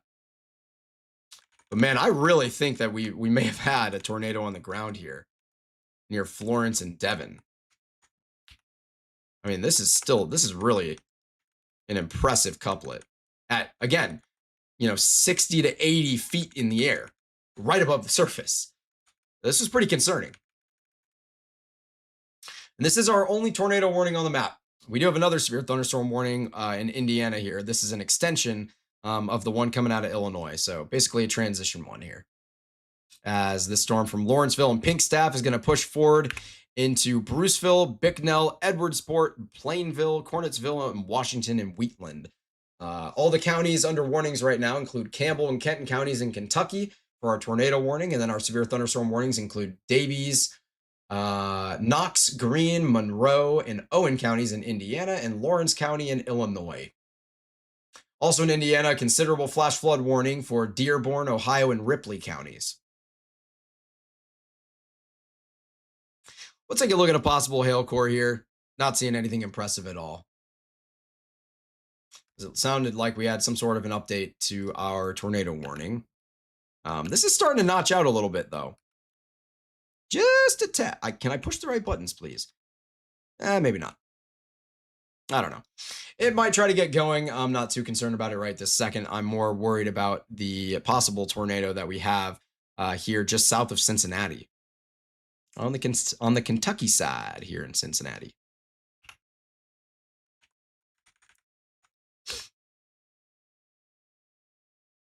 Interesting. Very interesting. It looks like it's a lot weaker Things are kind of breaking up here, which is good. We could still get a recycle, though, as you take a look at this supercell and where it's at. I'll go ahead and use the Wilmington radar for a little better reference here. This is just another example of what I like to call nothing stopping the storm. It's got good, clean inflow. Now, when I say nothing stopping the storm, there's a big caveat on that. There's a lot that could stop this storm. What I mean by nothing stopping the storm is just that there's no precipitation or other cells out ahead of it. So in areas like this, there's a little bit of stratiform precipitation that's out there, maybe some elevated clouds that are getting picked up by the radar. Nothing significant, though, just maybe a little bit of stratiform precipitation. And if anything, in the evening time, that extra precipitation is going to help from cooling in that area in the overnight hours. Is going to help that area retain a little bit of that heat that it needs for the fuel for the storm. So, yeah, then we have all this inflow coming in, nothing impeding the storm in its path. And we have a storm that is able to continue for a while. Our considerable flash flood warning down in Arizona was just rescinded as well. I was not expecting this to turn into what it did here. It really is possible that we have two updrafts going on here. It really is possible. So we got an updraft here potentially and an updraft right here as well. So possibly two updrafts with this thing here. Both are kind of weak. One of them is going to have to take over in full, most likely, if you want to get a tornado, which obviously we don't want to get a tornado. That is the opposite of good. Even the NROD actually is kind of picking up on two different updrafts here. There you go. There you have it. The algorithm tells the story. Screw the meteorology. Let's rely on the algorithm and the models. Brilliant.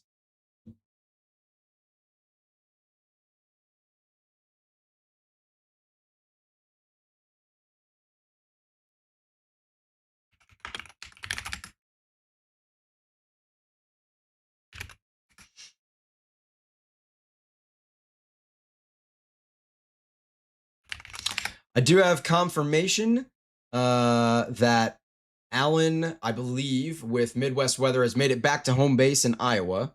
He said, "This was the most difficult chase I've ever been through." He said, "I didn't get to see it because I was busy not dying." And I think that speaks to the gravity of how complicated it can be when you're chasing storms that are moving at highway speeds. They're flying at 60 miles an hour. You can drive faster than 60 miles an hour, but you can't drive in a perfectly straight line the majority of the time unless you have an interstate that happens to be directly in line with your storm motion.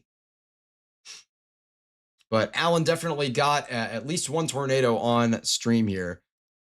Holy incredible timing. Let's take a look. Here's a screenshot. This is really, really low resolution, but definitely had at least this one tornado on our broadcast here earlier tonight. Boom, there she is.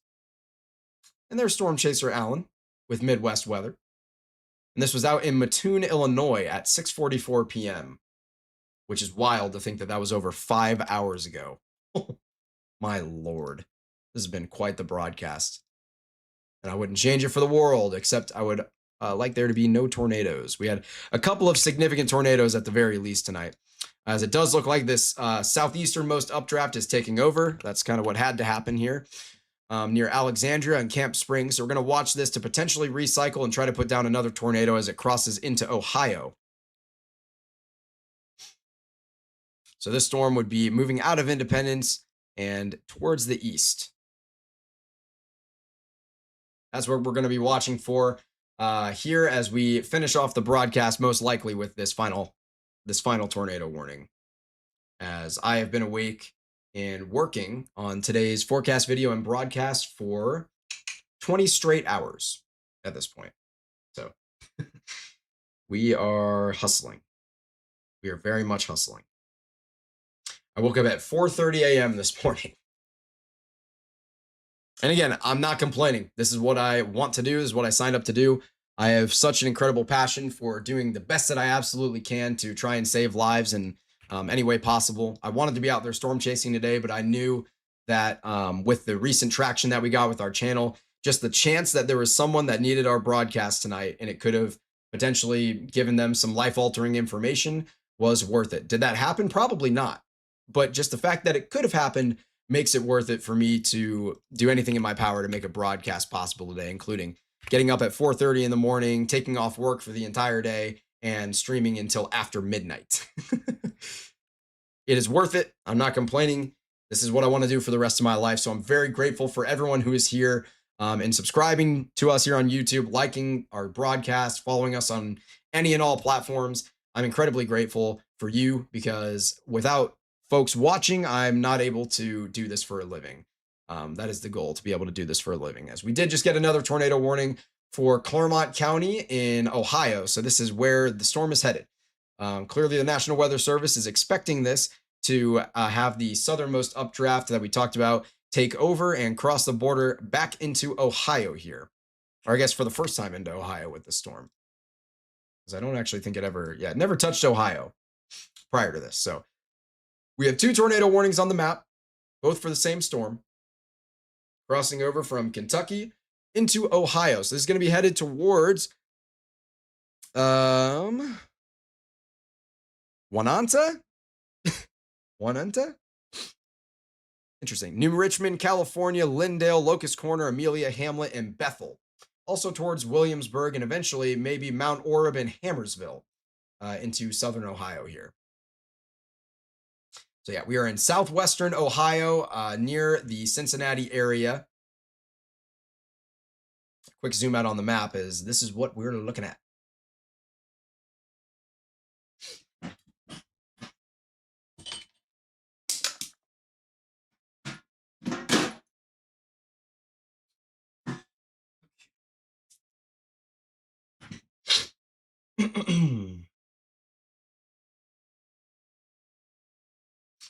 My earbuds are a little twisted up, but that is all right.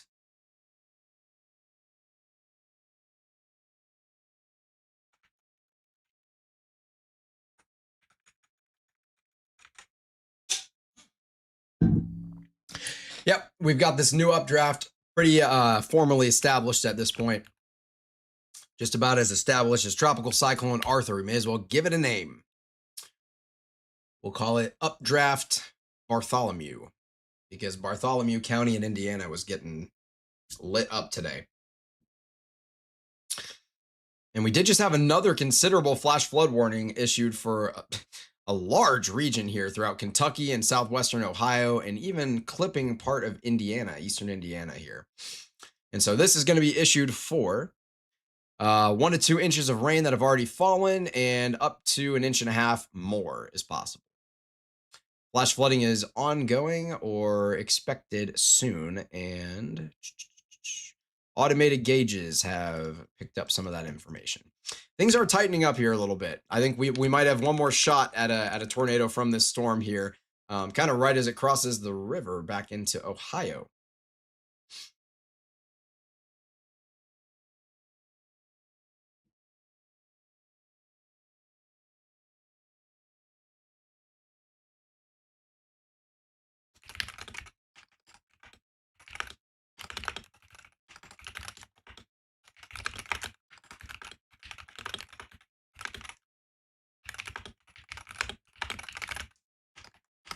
I'm just seeing a really, really kind tweet from a very well-respected storm chaser in the space named James Pettis. He has just quoted one of our updates from earlier on the broadcast and said, "Will really crushed it today. Have had his stream on in the background. 100% recommend tuning in. It's a nice different vibe from the rest. Bright future ahead." And I just want to say I really, really appreciate that, James. That means a lot, man. I've got a lot of respect for you.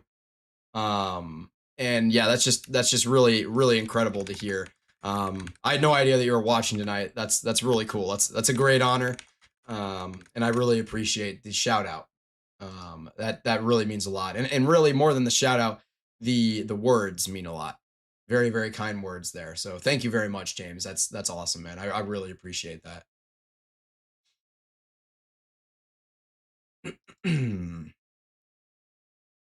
Why do we have another possible couplet near Osgood and Versailles?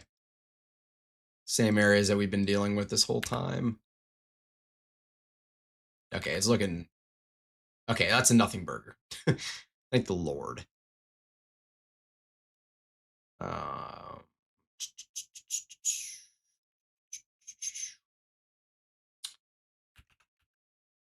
What? What am I getting yelled at for? Okay, out here in Bruceville, this one could try to get going. I don't know what our surface winds are looking like. I wish I had surface wind observations here at this point, because I feel like our surface winds are starting to shift to be a little bit more like this direction, which would create a much less laminar inflow situation, and therefore limit the ability for a lot of these storms to undergo tornado genesis. But yeah, this one's definitely trying to get going. We'll see near Bruceville towards Bicknell, Cornetsville, and Plainsville. It's not warned right now. It's not our main concern. We did... Okay, wait, that's not the one near Versailles. I was looking at the wrong thing. The one near Brookville is where we've got a couplet starting to spin up. Oh, okay. I see what's going on. Okay. So we got a little bit of a couplet near Oldenburg and St. Peter. So if we're going to get a tornado with this storm, it's probably going to be in this area, headed towards area like Cedar Grove, Sharptown, Rockdale, Mount Carmel, Scipio. Man, a lot of names that I've already said tonight, which is just insane. Anyway, this is out here just crossing the border of Indiana and Ohio. It's headed towards Ohio soon here, towards Oxford, an area that was under a severe thunderstorm or a tornado warning not too terribly long ago as well.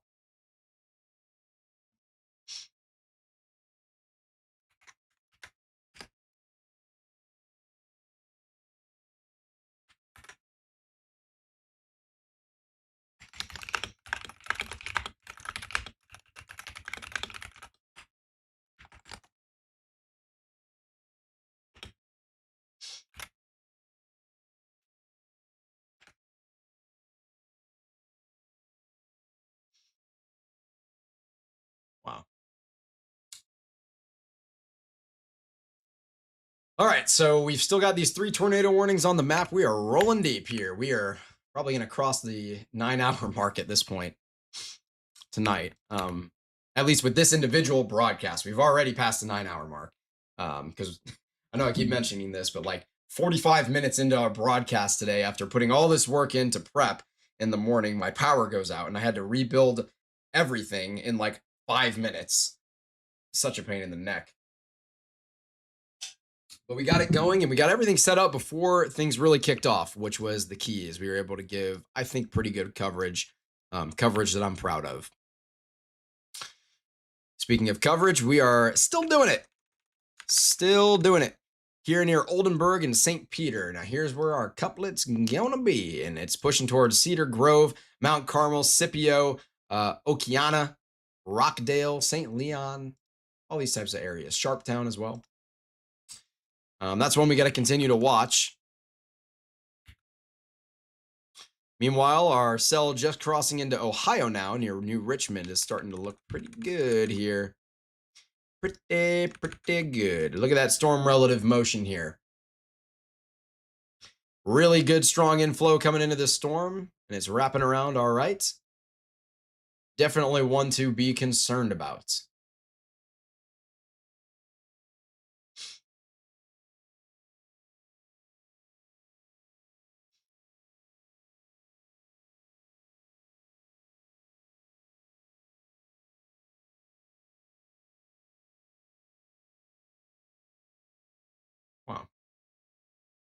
Wow. Wow. What have I done? Stop that. Okay. So here's a look at the map. Every single polygon, every single warning that is out right now, except for one. Here, I can go ahead and do this. There we go.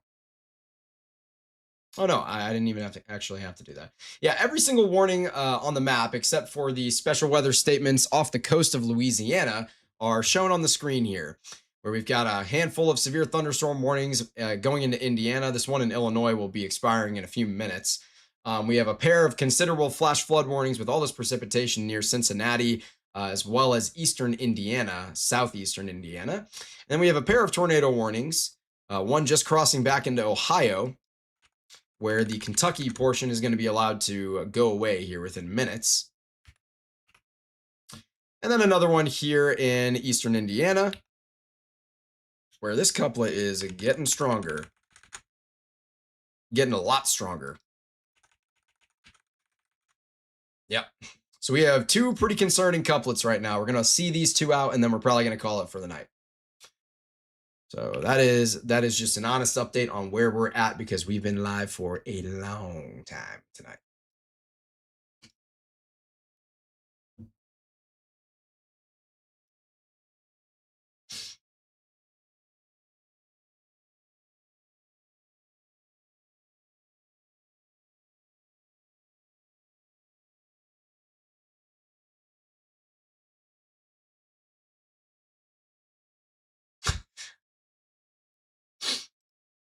Yeah, okay. And there we go. The Kentucky portion, I don't know if that must have happened just a second ago. The Kentucky portion of that tornado warning has been allowed to expire. I'm seeing in the bottom left, I don't know how long this has been buffering. There we go. Okay. Mark and CJ are still rolling. I'm still watching them closely here just to make sure they make it okay to the hotel in Evansville, Indiana.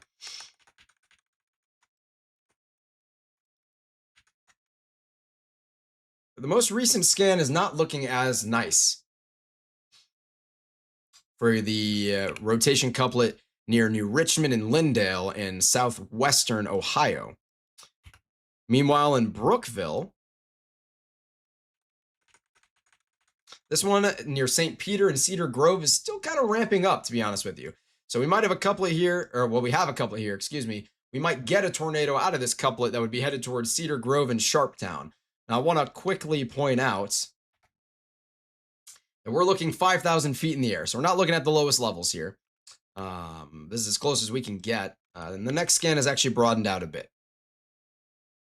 And it's, yeah, I don't know. This one's not looking quite as juicy anymore. It looks like we might be on a downtrend here, which is good. And then here in southwestern Ohio, I think we are also on a downtrend there as well. Possibly. That one's a little more debatable. Versus a downtrend, it might be kind of a not moving trend. We're on a plateau. I am going to go ahead and take Mark and CJ's feed off, as I believe they are at the hotel and good to go for the night. I'm going to go ahead and check in with them really quick. Again, when you're storm chasing, a lot of times one of the more concerning things is the drive home, believe it or not, versus the tornadoes.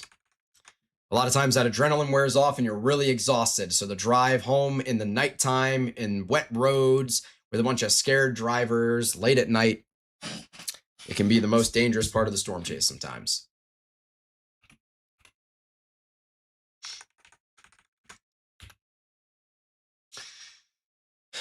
This cell here near Lindale, it's kind of got the ingredients, but it's not striking my fancy like crazy here. Dude, my arrow drawing skills are actually abysmal. I need to spend like a few hours. You know when you're like a little kid and they make you just practice cursive? I need to spend a few hours just drawing arrows on weather maps.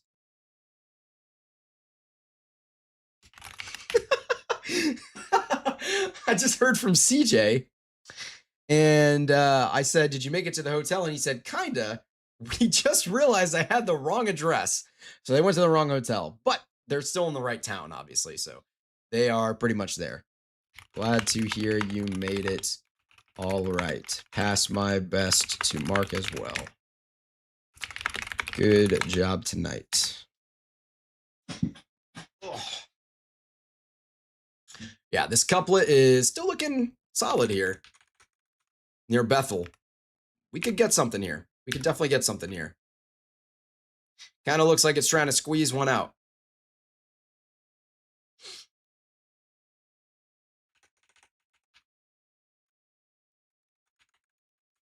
The Cedar Grove one is really not impressing me too much. It's definitely worth keeping a tornado warning up.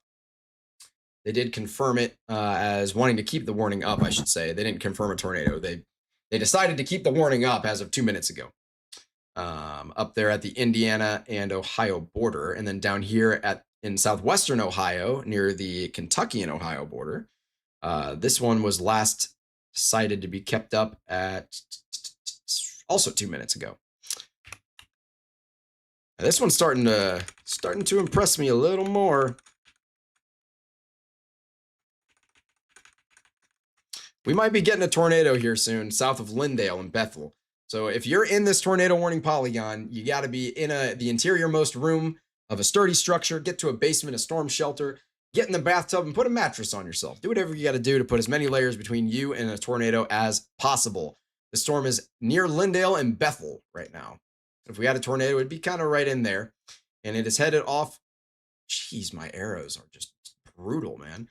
It is headed off towards Hamersville and eventually towards areas like south of Mount Orab and Sardinia, Macon, Russellville, Georgetown, that general vicinity here in southwestern Ohio.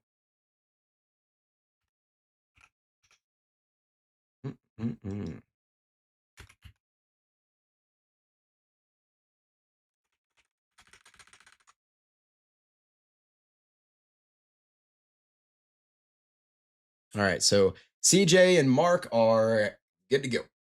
Makes me happy to hear all of our folks have, I believe, gotten where they need to be safely.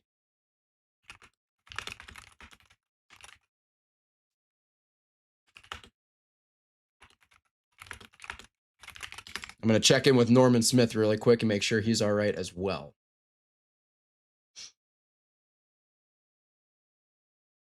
I have missed probably like 5,000 messages tonight.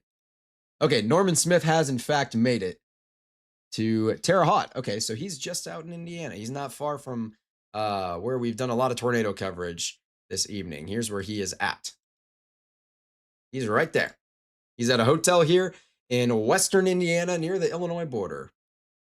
So he's all good to go. We got Help WX in the chat saying Brookville, Indiana doesn't look as robust, though there's a weaker area of convergence from the terminal radar. Maybe I ought to look at this terminal radar. I typically don't look at them that much. Yeah, it's there. This is only at 1,000 feet, so these radars really help you with the low levels. The data just seems so meh sometimes. But yeah, this tornado warning polygon is not impressing me too terribly much here near Cedar Grove, but still, if you're anywhere in this polygon, make sure that you're taking it seriously. It's a nighttime tornado, and you could easily get, something spinning up quick. So you need to be taking it very seriously. Meanwhile, down here in Bethel, this one is definitely increasingly concerning here. I think we could easily get a tornado here. And, the next 5, 10, 15 minutes, anywhere in that range, we could easily get a tornado. And keep in mind, we do have a couple of considerable flash flood warnings for Ohio, Boone, Campbell, Kenton, Hamilton, Dearborn, Ohio, again, and Ripley counties across Indiana, Kentucky, and Ohio.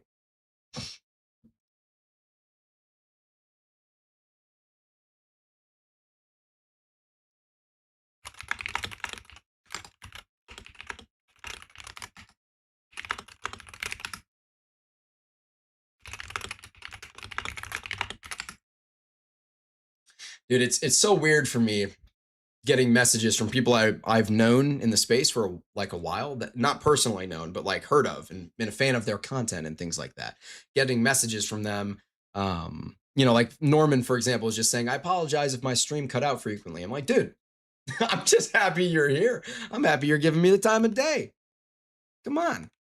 You're Norman Smith. I'm not worried if your stream cuts out a little bit. He's like, I'm trying to get some new equipment to make sure that doesn't happen. I'm like, that's awesome. But don't feel like you got to do that for me by any stretch. Help Weather is saying, okay, yeah, the convergence near Cedar Grove, Indiana is picking up. Could possibly produce a tornado soon. This convergence is evident from the terminal radar. Okay, we'll take another look at it. Let me humor you. Let's look at the trend here. Give me a few more scans back into the past. Back to the future. Marty. Okay, where is our storm? There it is. Do that and do that. Okay. Yeah, it's definitely picking up at the lower levels here near Cedar Grove. So we could definitely get something going. I definitely do agree with that assessment. I will say at the mid levels, the storm near Bethel and Lindale is looking really good. At the lowest levels here, this is around 500 feet or so. I ain't seeing jack squat.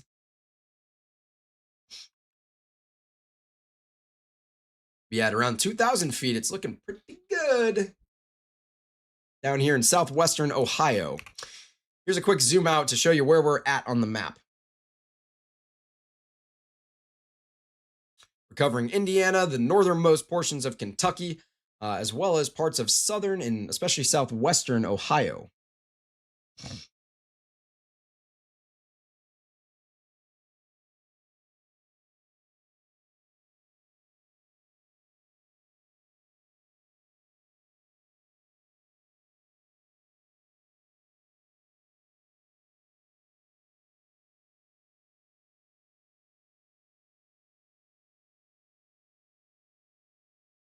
Doing a quick check on some things that I missed today. A good buddy of mine, Julian, joined our Discord server, which you can join by visiting our website or the links in my bio.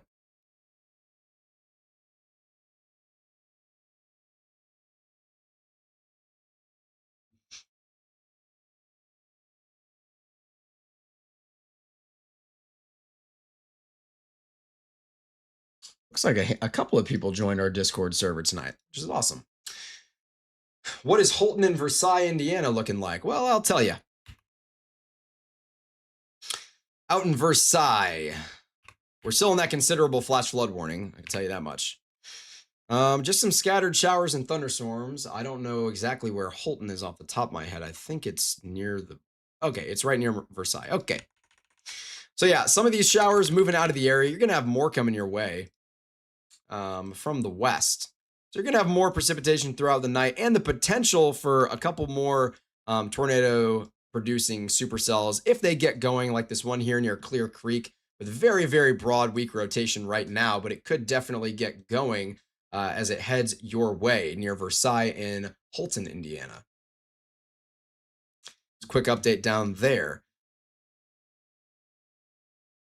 We do have another, I don't even think I would call this a couplet. I would not call this couplet, actually. It looked like one from the Indianapolis radar. Interestingly. Perhaps an upper level meso that we're seeing, just the top of that mesocyclone. We did just have another tornado warning issued out ahead of the Bethel storm. This is for Hamersville, Mount Orib, Beaufort, Sardinia, Mauriestown, Sugar Tree Ridge, Winchester, Macon, Russellville, and Cherry Fork. This is going to encompass Adams, Brown, Highland, and Clermont counties in Ohio. Those are the ones currently still under tornado warnings right now. Lisa says, thank you so much. My husband is disabled, so I wanted to get prepared. Yeah, I completely get it. Having a reliable source of honest weather information is by far the most important thing that you can have in terms of any time that there's severe weather coming your way. I will say sometimes you might be watching your favorite digital meteorologist. That might be me or may not be. And at that point, things might be hectic and you may not be able to get a reply about a certain area. So I always do recommend tuning into your local news networks as well and having a NOAA weather radio as well as emergency alerts enabled on your phone so that you can get them sent right to your phone and you'll know what to do, even if some guy like me on the internet is unable to help as much as I would like to for your specific area, I should say. We're always going to be covering the tornadoes and everything like that, but sometimes a quick check on an area like Versailles and Holton may not be possible, given how busy things are. Right now, it's pretty easy. And I'm always more than happy to help the best I can. You can always reach out to me on social media platforms as well. I keep my DMs open. Still got some pretty solid rotation here. Stretching from Bethel to Hamersville. It's a little bit broad.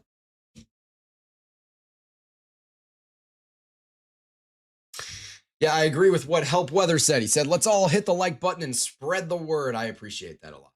I'm not going to ask you guys to like and subscribe, but if you do, I'd be happier. I'm already very happy. I am just incredibly elated to be able to do this.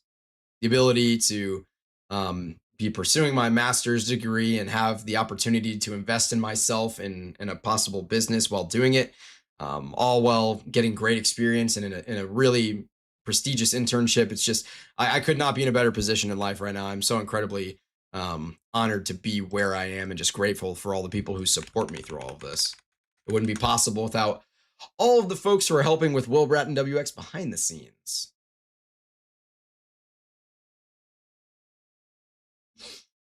And I see Help Weather has joined our Discord as well. How about that? Thank you very much for doing that.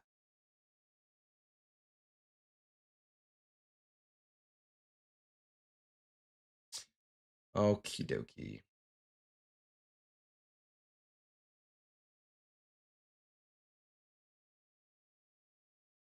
I am seeing some video and photo coming out of the Effingham tornado, as it looks like it did in fact wedge out very briefly.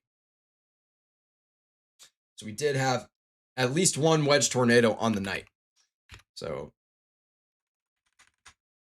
big night. Not seeing any kind of a CC drop here. No indication that we have a tornado on the ground. Looking at some of this lower level rotation. It's not super impressive near Hamersville and Bethel.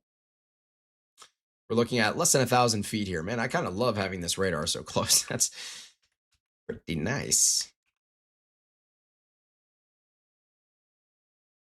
Gotta love those random local radars that you can access freely.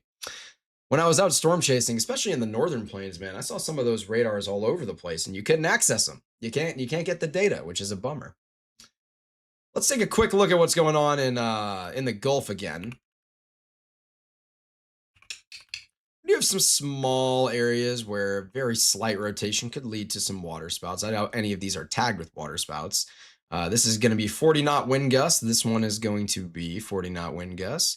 This one's going to be 40 knot wind gusts. And this larger polygon is going to be the one with the potential for water spouts, but it is about to expire and they're going to allow that one to expire as all the storms have moved over land at this point.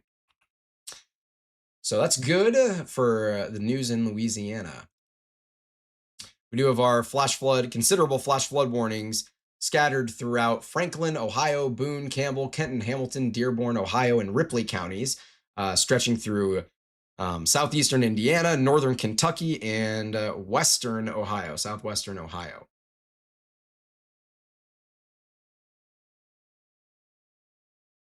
We did just have another tornado warning put up here.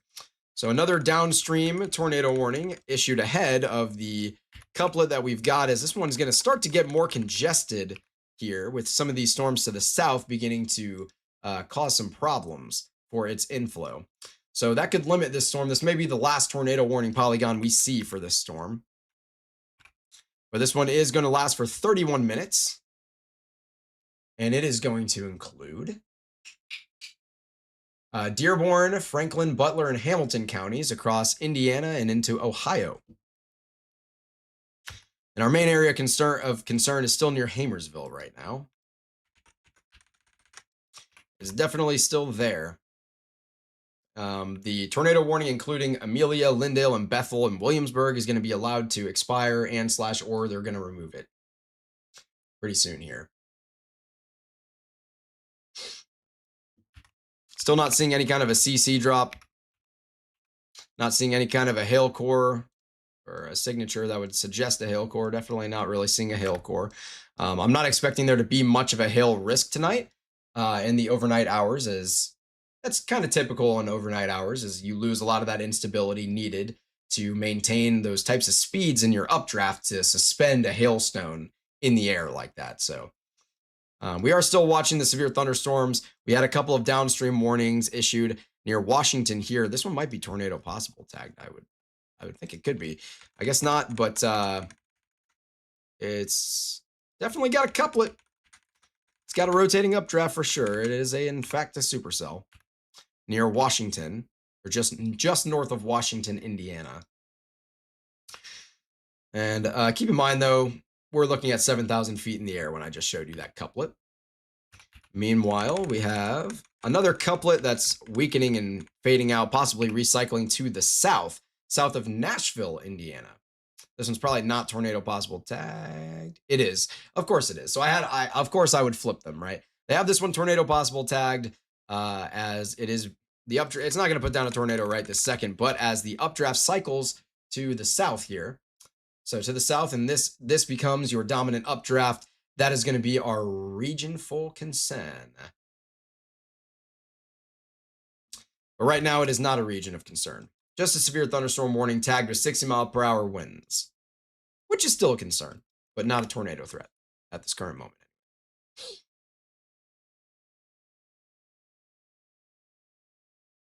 Yeah, we've got that. We've got that thing trying to hook out a little bit down here. Got that S pattern. There she is, that I'll always love to talk about. And we're looking pretty low. We're pretty close to the radar unit here. So we're only 2,200 feet in the air, or 2,000-ish feet in the air. So we're looking pretty low. How low can you go? They did go ahead and cancel that tornado warning, the original one, towards Cedar Grove. And now we're down to just one polygon there, which is encompassing Dearborn, Franklin, Butler, and Hamilton counties through Indiana and Ohio, crossing the border there. And then this tornado warning here, which is encompassing Clermont County, that one's going to be allowed to expire within minutes here. I can't imagine they keep this for more than a couple seconds. As the tornado threat is now shifted east towards Hamersville and Mount Orab in Sardinia. Seeing in the chat from Help Weather, we're also seeing a training effect in southern Illinois, which could promote a flash flood threat. So no flash flood warning at this time for the areas, though it wouldn't be surprising to eventually see one. We actually had a lot of flash flood warnings in Illinois throughout the evening earlier. And I agree with you. We've seen a lot of storm training along this warm front. Let's talk about it. We've seen all sorts of storms firing off and following this pattern. A lot of these storms that are in Indiana right now came directly out of Illinois. So a lot of these areas, really just anywhere in this circle. I don't like that circle. Let's try that. Let's do this a little better. Kind of like something like that. This area has experienced a lot of rainfall, and therefore we could be looking at a lot of flooding in those regions as well in the overnight hours, especially as our friend Help Weather in the chat mentioned, we've got a little bit of storm training. Whoa, why did my pen keep getting smaller like that? We've got a lot of storm training going on, just a conga line of thunderstorms here in southern Illinois and southwestern and southern portions of Indiana right now. So the flash flooding risk is going to continue without a doubt.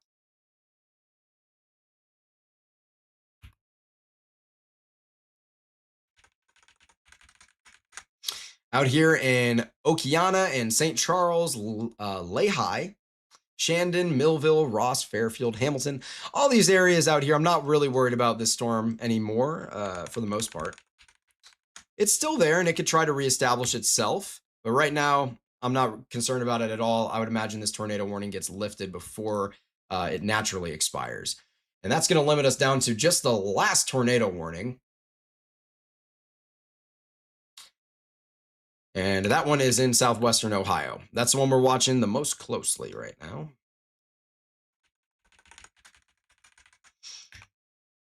It's a little messy. This one may become outflow dominant here. We'll see. It's not right now. It's definitely not right now, but it could. It could get there, especially over the next half hour.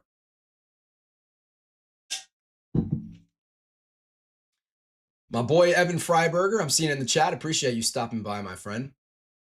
And still very, very grateful for all the love that you've shown and the advice that you've given me and the support that you've shown us as well behind the scenes. I really appreciate it.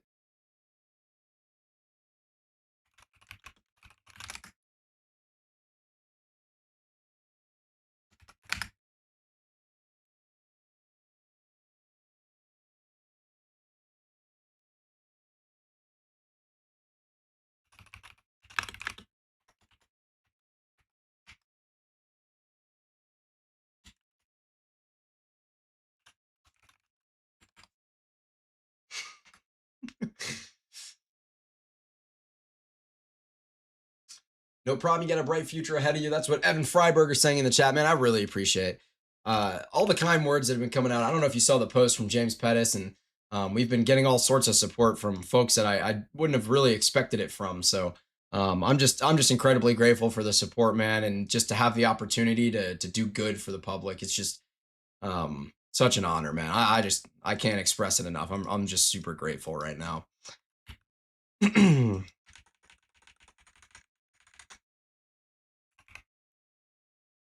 Still got a couple of supercellular-ish type of structure. This one near Washington is not looking nearly as good as it did earlier, which is good, but it might want to recycle and try to form a more dominant updraft, and it would take on a shape that would look kind of something like that, as some of these targets would be brought down to the south, and we get a new updraft established and a new RFD established with that one. It's got clean air in front of it, so hopefully that doesn't happen, as it would be looking kind of scary.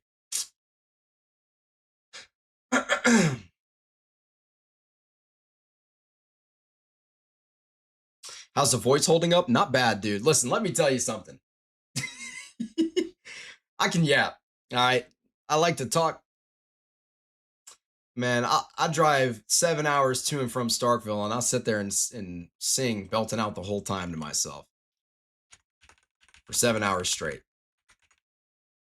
Now, I'll lose my voice here and there sometimes, but it doesn't last more than a couple hours, and then it's back. You can't shut me up, man.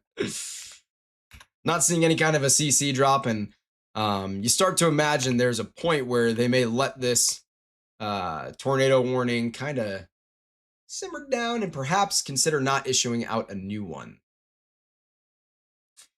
How's Southeast Indiana? The sirens have went off more than 4 times in the last hour. Yeah, Southeast Indiana has been a very significant area of concern. Still have 1 or 2 more cells coming your way that could pose a threat later tonight. Mostly you're looking at a flash flooding risk. So here's a little zoom out of what's going on in Indiana. You've got a cell here south of Indianapolis, another one down here north of Jasper. And those are going to be your 2 most concerning cells, other than a giant risk for flash flooding. Really, I don't even know why I circled that. This whole area has got a big risk for flash flooding. Evan's talking about hearing me sing a song, maybe one day. If I ever have the money to invest in studio time, and by invest, I mean waste on studio time, I'll put out some music for fun. If I'm at a point in my life where I'm lucky enough to be able to do that. I've done a couple of studio sessions before, nothing crazy. I've never like written and performed original songs or anything like that. I've done some epic karaoke out on a beach in Mexico, as well as in a couple of bars, but nothing special.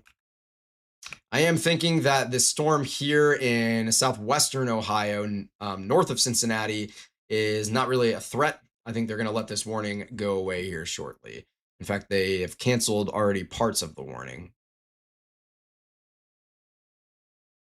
Still remains for Hamilton and Butler counties. But I imagine they're going to go ahead and lift that one pretty soon here. Meanwhile, our cell to the south is still looking like our only significant threat. Evan's saying he actually used to produce music back in the day. I might take you up on that. You never know. The last time I was in Huntsville was 2 summers ago. And so just about 2 years ago now. And it was a lot of fun.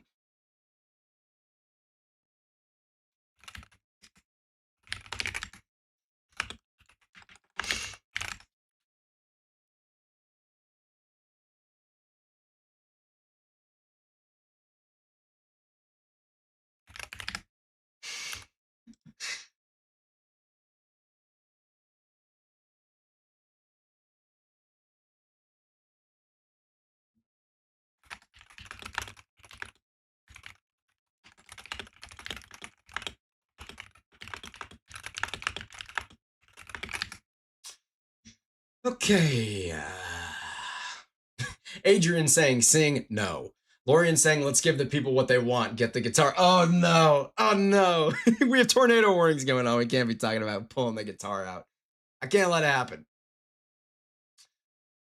Adrian saying, supercells will continue until singing occurs. I guess I gotta sing, dude. We gotta sing. Happy birthday to you. It's probably someone's birthday. Evan saying, yeah, it's a nice little city. Growing fast, though, but all right, I'm going to sleep. You're talking about Huntsville, I assume. Sleep well, my friend. Your risk there is non-existent. You did have a tornado in Alabama. I don't know if you saw that down in Enterprise. A confirmed tornado that we saw on radar, and we saw some video of as well that I unfortunately wasn't able to share on the broadcast, but we were able to put out in the chat for people to take a look at. That's what I was thinking, probably flash flooding, though the siren just came on again. What? What do you mean the siren came on again? Where? Where in Indiana? There's no tornado warnings in the state of Indiana. Something's wrong. You need to sue your local emergency management. I'm kidding. Do not do that. They do a phenomenal job. We just got a tornado warning in Louisiana for the Terrebonne Parish. Excuse me. I just said parish. What is going on here? Oh, how about that? Where did this come from? That just kind of spawned in here. So this is going to be headed towards Chauvin and Montaigut. Or Montague. I don't know how you pronounce all these French names. Yeah, definitely a couple of capable of producing a tornado here, pushing into Louisiana. So this is southwest of New Orleans, for those who don't know their Louisiana geography. We are in the Terrebonne Parish.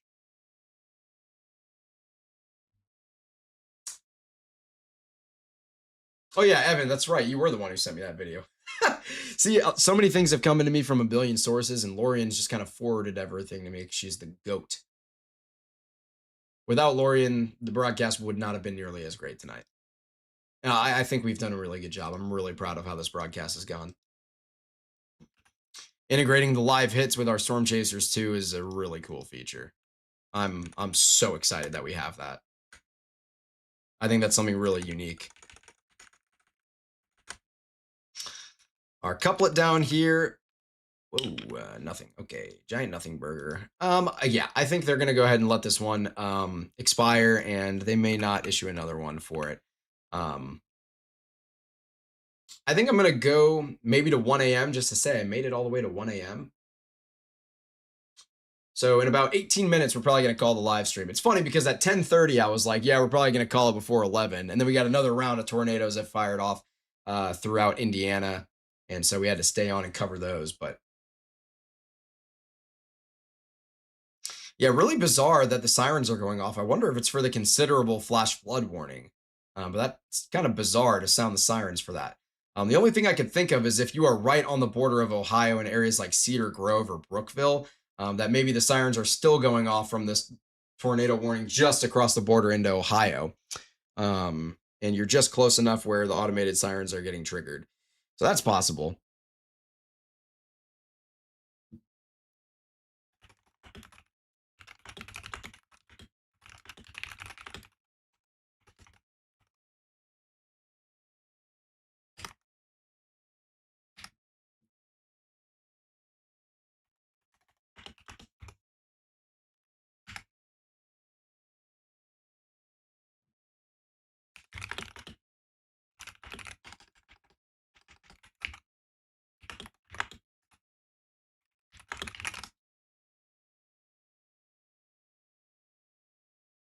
Yes, I am. The border is like 10 minutes away from my house. So that's probably what it is then. I'm going to guess you're somewhere like a Rockdale or a Sharptown or a Mount Carmel, maybe a Raymond or a Mixersville. Maybe even like St. Leon or something like that, or Cedar Grove. So yeah, that could be why. But you're good there. You don't have any kind of a risk. I wish they'd just lift this tornado warning, to be honest with you. I think it's a giant nothing burger now here near Fairfield. I wish they would just let that one. I wish they would just lift it.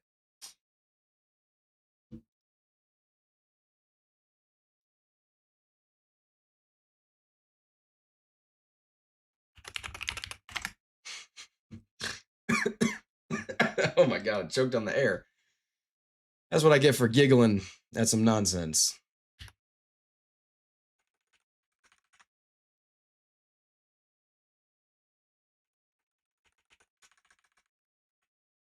Yeah, things are starting to weaken down here, which is great news. So we're probably going to be occluding here. So in 15 minutes, we're definitely going to kill the broadcast. We'll kill it right at, you know what? We'll kill it right at 1 a.m. just to say we made it that far. I mean, we made it this far. Why not? You know?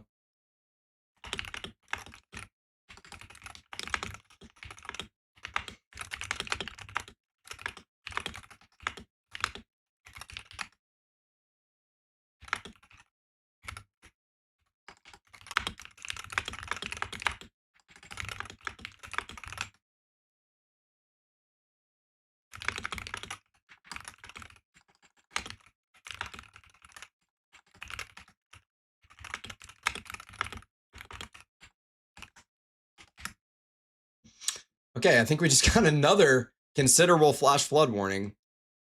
So we now have 4 of them stretched across Indiana, Kentucky, Ohio, all in this general vicinity here. Let me go ahead and turn off the radar so I can just show you the map of where this flooding risk is. There we are. We're kind of surrounding Cincinnati, basically. So if you're near Cincinnati in Indiana, Ohio, or Kentucky, definitely be on the lookout for flash flooding, possibly on the morning drive in the morning to work or school or whatever you do. Maybe just a breakfast. Who am I to judge? Yep, things definitely weakening. Excuse me, things definitely weakening down here south of Maureystown. And west of Winchester, this couplet is looking less and less concerning.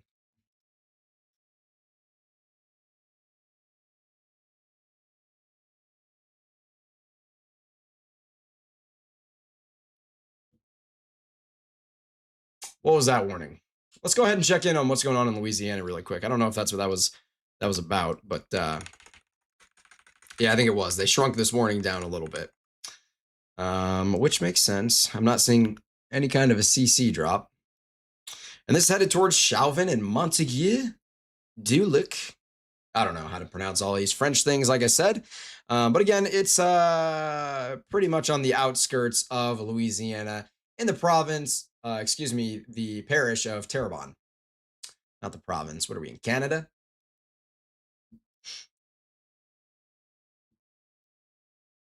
All right.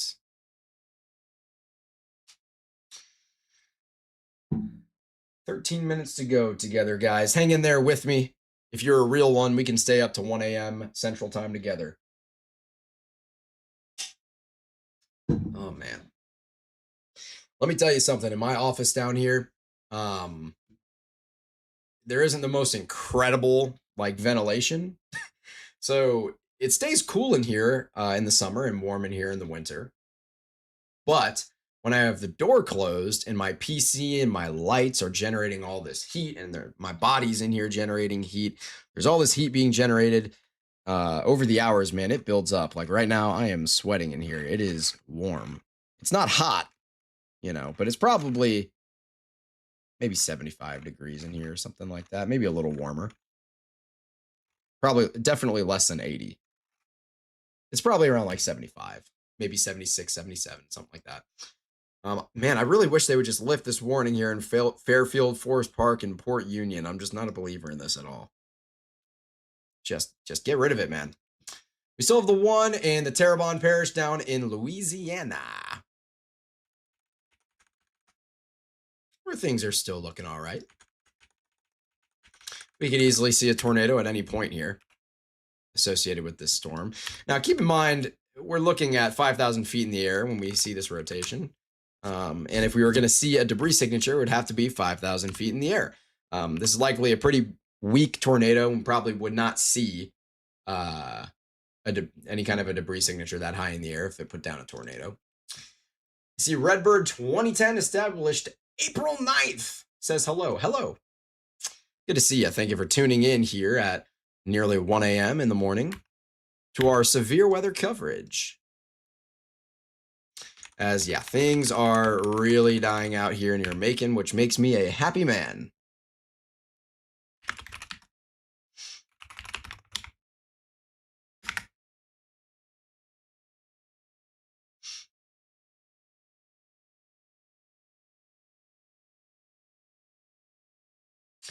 I'll be honest with you guys. I haven't looked at a single stat tonight in terms of the likes on this broadcast and the viewers on this broadcast and, how many chats we've had.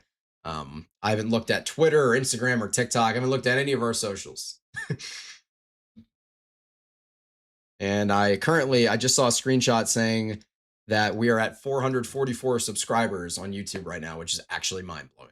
Like insane. We could hit 500 in a day or two, which is actually insane. Maybe not in a day or two. Maybe on like Saturday. I guess that isn't 2 days. Good Lord. For 3 days. Saturday when we might have our next risk for severe weather. Of course, we have one tomorrow. We may broadcast tomorrow night. We'll see if things turn up. We're not going to have any chasers out there, which will make it a little more difficult, though. What was that? We just get another. Tell me we didn't get another warning. Tell me we didn't get another warning. We didn't get another warning. Don't worry.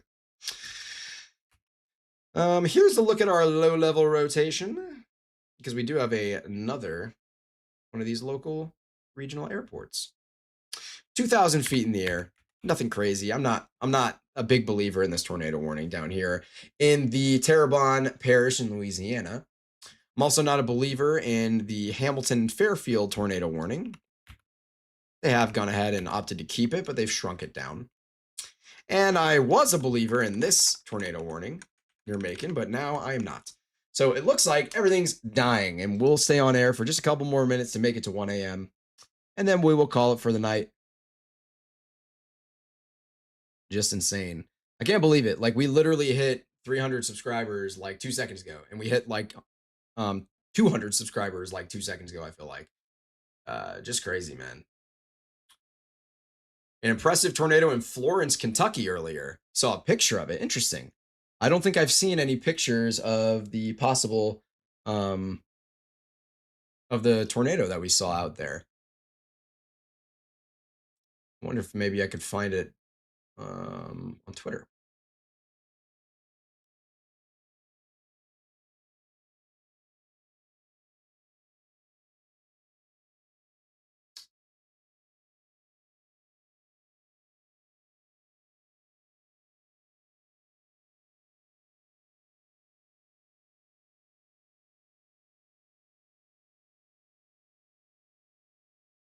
Oh my Lord.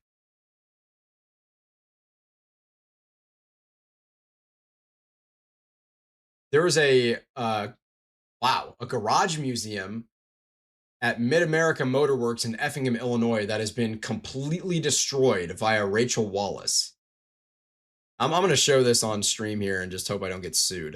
This is not my video. This video is filmed by Rachel Wallace and posted by Scott or Random Hero Weather on Twitter here. But I mean, literally just destruction. The whole building's destroyed. There's no roof. There's no roof. The building's gone. Insane, dude. We had potentially 1 or 2 violent tornadoes earlier this evening. Just unreal. What a crazy night this has been. Just insane. He said Chris Hall shared it. Okay, let's see if I can find it. The Florence tornado. Just got this sent in from Turkey Foot near Florence, Kentucky. That was likely a strong tornado. Okay. Wow. Oh my Lord. Okay, so this is a photo taken by AJ Bishop that Chris Hall has posted here. Not my photo. Taken by AJ Bishop, posted by Chris Hall. This is insane. Near Florence. That's what we were looking at in that local airport radar. I mean, crazy stuff, man. Wow. It's pretty scary, man. I mean, it's possible that lives were lost tonight, and that's just really heartbreaking to think about, and I just hope everybody's okay. It's just insane. It is insane to me that we've still got 15 folks hanging out with us here at 1 in the morning on a work night, Central Time. And if you're in Eastern Time, it's 2 in the morning for you. That's crazy. We got 1 tornado warning on the map. Well, okay. We have 3 tornado warnings on the map, but only 1 that's real, in my opinion. They're all real, obviously, but Just ready to get canceled out here. I mean, this one's still there. It's just down here in Louisiana. I mean, it's there. It's there. I shouldn't complain about that. I mean, we're looking at just under 2,000 feet here. So pretty low level rotation here, Shelvin. It's there. It's there. I can't complain about that one. Meanwhile, out here in Ohio, okay, there goes our tornado warning. So there's one of them down in Ohio. I cannot believe that the Fairfield one has outlived the one near Mount Orab. That's crazy. I can't believe that, but whatever. I respect it. I do fully respect it. So we are down to 2 tornado warnings. Again, we are going to be ending the broadcast here in 5 minutes as soon as we get to 1 a.m. just so we can reach that milestone together. Because why not? It doesn't hurt. All sorts of ringing and dinging in my ears. Let me tell you, when my head hits the pillow, I'm snoozing. Dude, speaking of weather, I forgot I'm the weather guy. Let's see what's going on around St. Louis for me. Ain't nothing. Nice, I love to see that. Because I want to go outside and take a few deep breaths after being locked in a basement since 4:30 in the morning. I've been down here. Okay, and there goes our last tornado warning in Kentucky, or in Ohio. So that is great news. We are down to just the 1 tornado warning in Louisiana, which I don't know how long it's going to last. They'll probably extend it because the rotation's still there. So we'll just continue to follow it here for the next like 2 or 3 minutes before we shut things down for the night. As I recline in my chair. I cannot wait to take a look at, how many impressions we made tonight, because it's possible that we really did some good in the community, man, and that's just incredible. I want to give huge props to our storm chasers tonight. We had Alan with Midwest Weather and being produced by Brandon. We also had Norman Smith out there, and then we had Mark Sudduth and CJ Morgan. That's Hurricane Track and Florida Man Weather. We had all of them out there tonight. 3 different point of views. Just so cool to have some really big names. I mean, Mark has like 80,000 followers on a bunch of different platforms, and Norman's got a pretty big following, and he's very well known in the storm chasing community anyway. Obviously CJ has got a pretty solid following as well. In Midwest Weather are some new guys, but there's some first responders, man. We got an EMT and a firefighter as part of that group, which is so cool. They just align so perfectly with our mission. I'm just so happy to have those guys on the team. And on top of that, we had Lorian in the call tonight. We had Braden and Blake in the call tonight, helping out, speaking in my ear a little bit. And we had Ben working with me all morning from like 6 a.m. on producing this morning's forecast video, as well as he stayed on with me until like noon almost, as we built a bunch of new scenes and stuff for today's broadcast, including this little sucker right here, where it was this scene where I'm able to basically do a glorified FaceTime call with our storm chasers. They can do some live hits. So we put all that together as we're still watching this rotation here. Coming through Montague and Chauvin. We put all that together. Obviously, Blake put together all our graphics for the day as well. So many people have pitched in. It's just so cool to see it come to fruition. I'm so honored to have such incredible friends willing to help out with all of this stuff.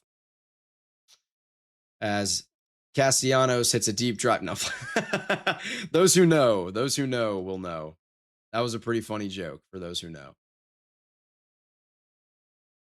But we do have a lot of precipitation, again, from Tropical Cyclone Arthur that's going to continue to barrel through Louisiana, Mississippi, Alabama, the Florida Panhandle, and eventually through parts of Georgia, northern Florida, and into South Carolina, where there's been a lot of drought. So they need the rain, but a lot of flash flooding could be in store. There's Blake in the chat. My goat. He does incredible work for us, man. our whole team is so talented. Obviously, Josh put together our website. We've had Noah did all of our branding. I mean, we've had so many incredible people contribute to what we're doing here. It's just so cool to see all the commitment and people being willing to support me on this, and especially support our mission of just trying to do good for the community. That's all we want to do. That is our only goal, is to do as much good as humanly possible and be able to survive while doing that. You know, it's not every day where an opportunity arises for someone to be able to do a lot of good for the community and also make a living for themselves. So one thing we're never going to do is sacrifice our morals. It's always going to be honesty that is going to be the most valuable thing to us. We're not going to be doing any of that fear mongering slop. We're always just doing things the way they should be done for the people. That's our goal, and that's what we will be doing. It's what we are doing. It's what we are going to continue to do permanently. And hopefully this turns into a many year-long project where I'm able to not only create a career for myself and do a lot of good for the community, but I'm also able to employ really talented people and help them provide for their families while they also help me make a positive impact on the community. It's a dream. It's a literal dream. And I hope it works out. I really do. But we are past 1 a.m. So I am going to be calling things for the evening. I just want to thank everybody for tuning in tonight. Whoa, I almost smacked myself in the face with my mic. I want to thank everybody for stopping by tonight. Again, I want to thank our storm chasers and everyone who's contributed this evening. I've already listed a lot of names, so I'm not going to go through it again. But thank you so much for stopping by and choosing Will Bratton Weather as your source of trusted weather information. And we're going to see you guys soon. No forecast video tomorrow, as I have been up for 21 hours straight working today. But we might be broadcasting tomorrow night if things take a little bit more of an intense turn. So make sure you have notifications turned on, you're subscribed so you don't miss that if it does happen. If not, we'll definitely be posting a video on Saturday morning and potentially broadcasting Saturday evening as well. So again, thank you so much for stopping by. I'm just incredibly grateful. And yeah, welcome to everybody new. And we'll see you soon. Thanks, guys.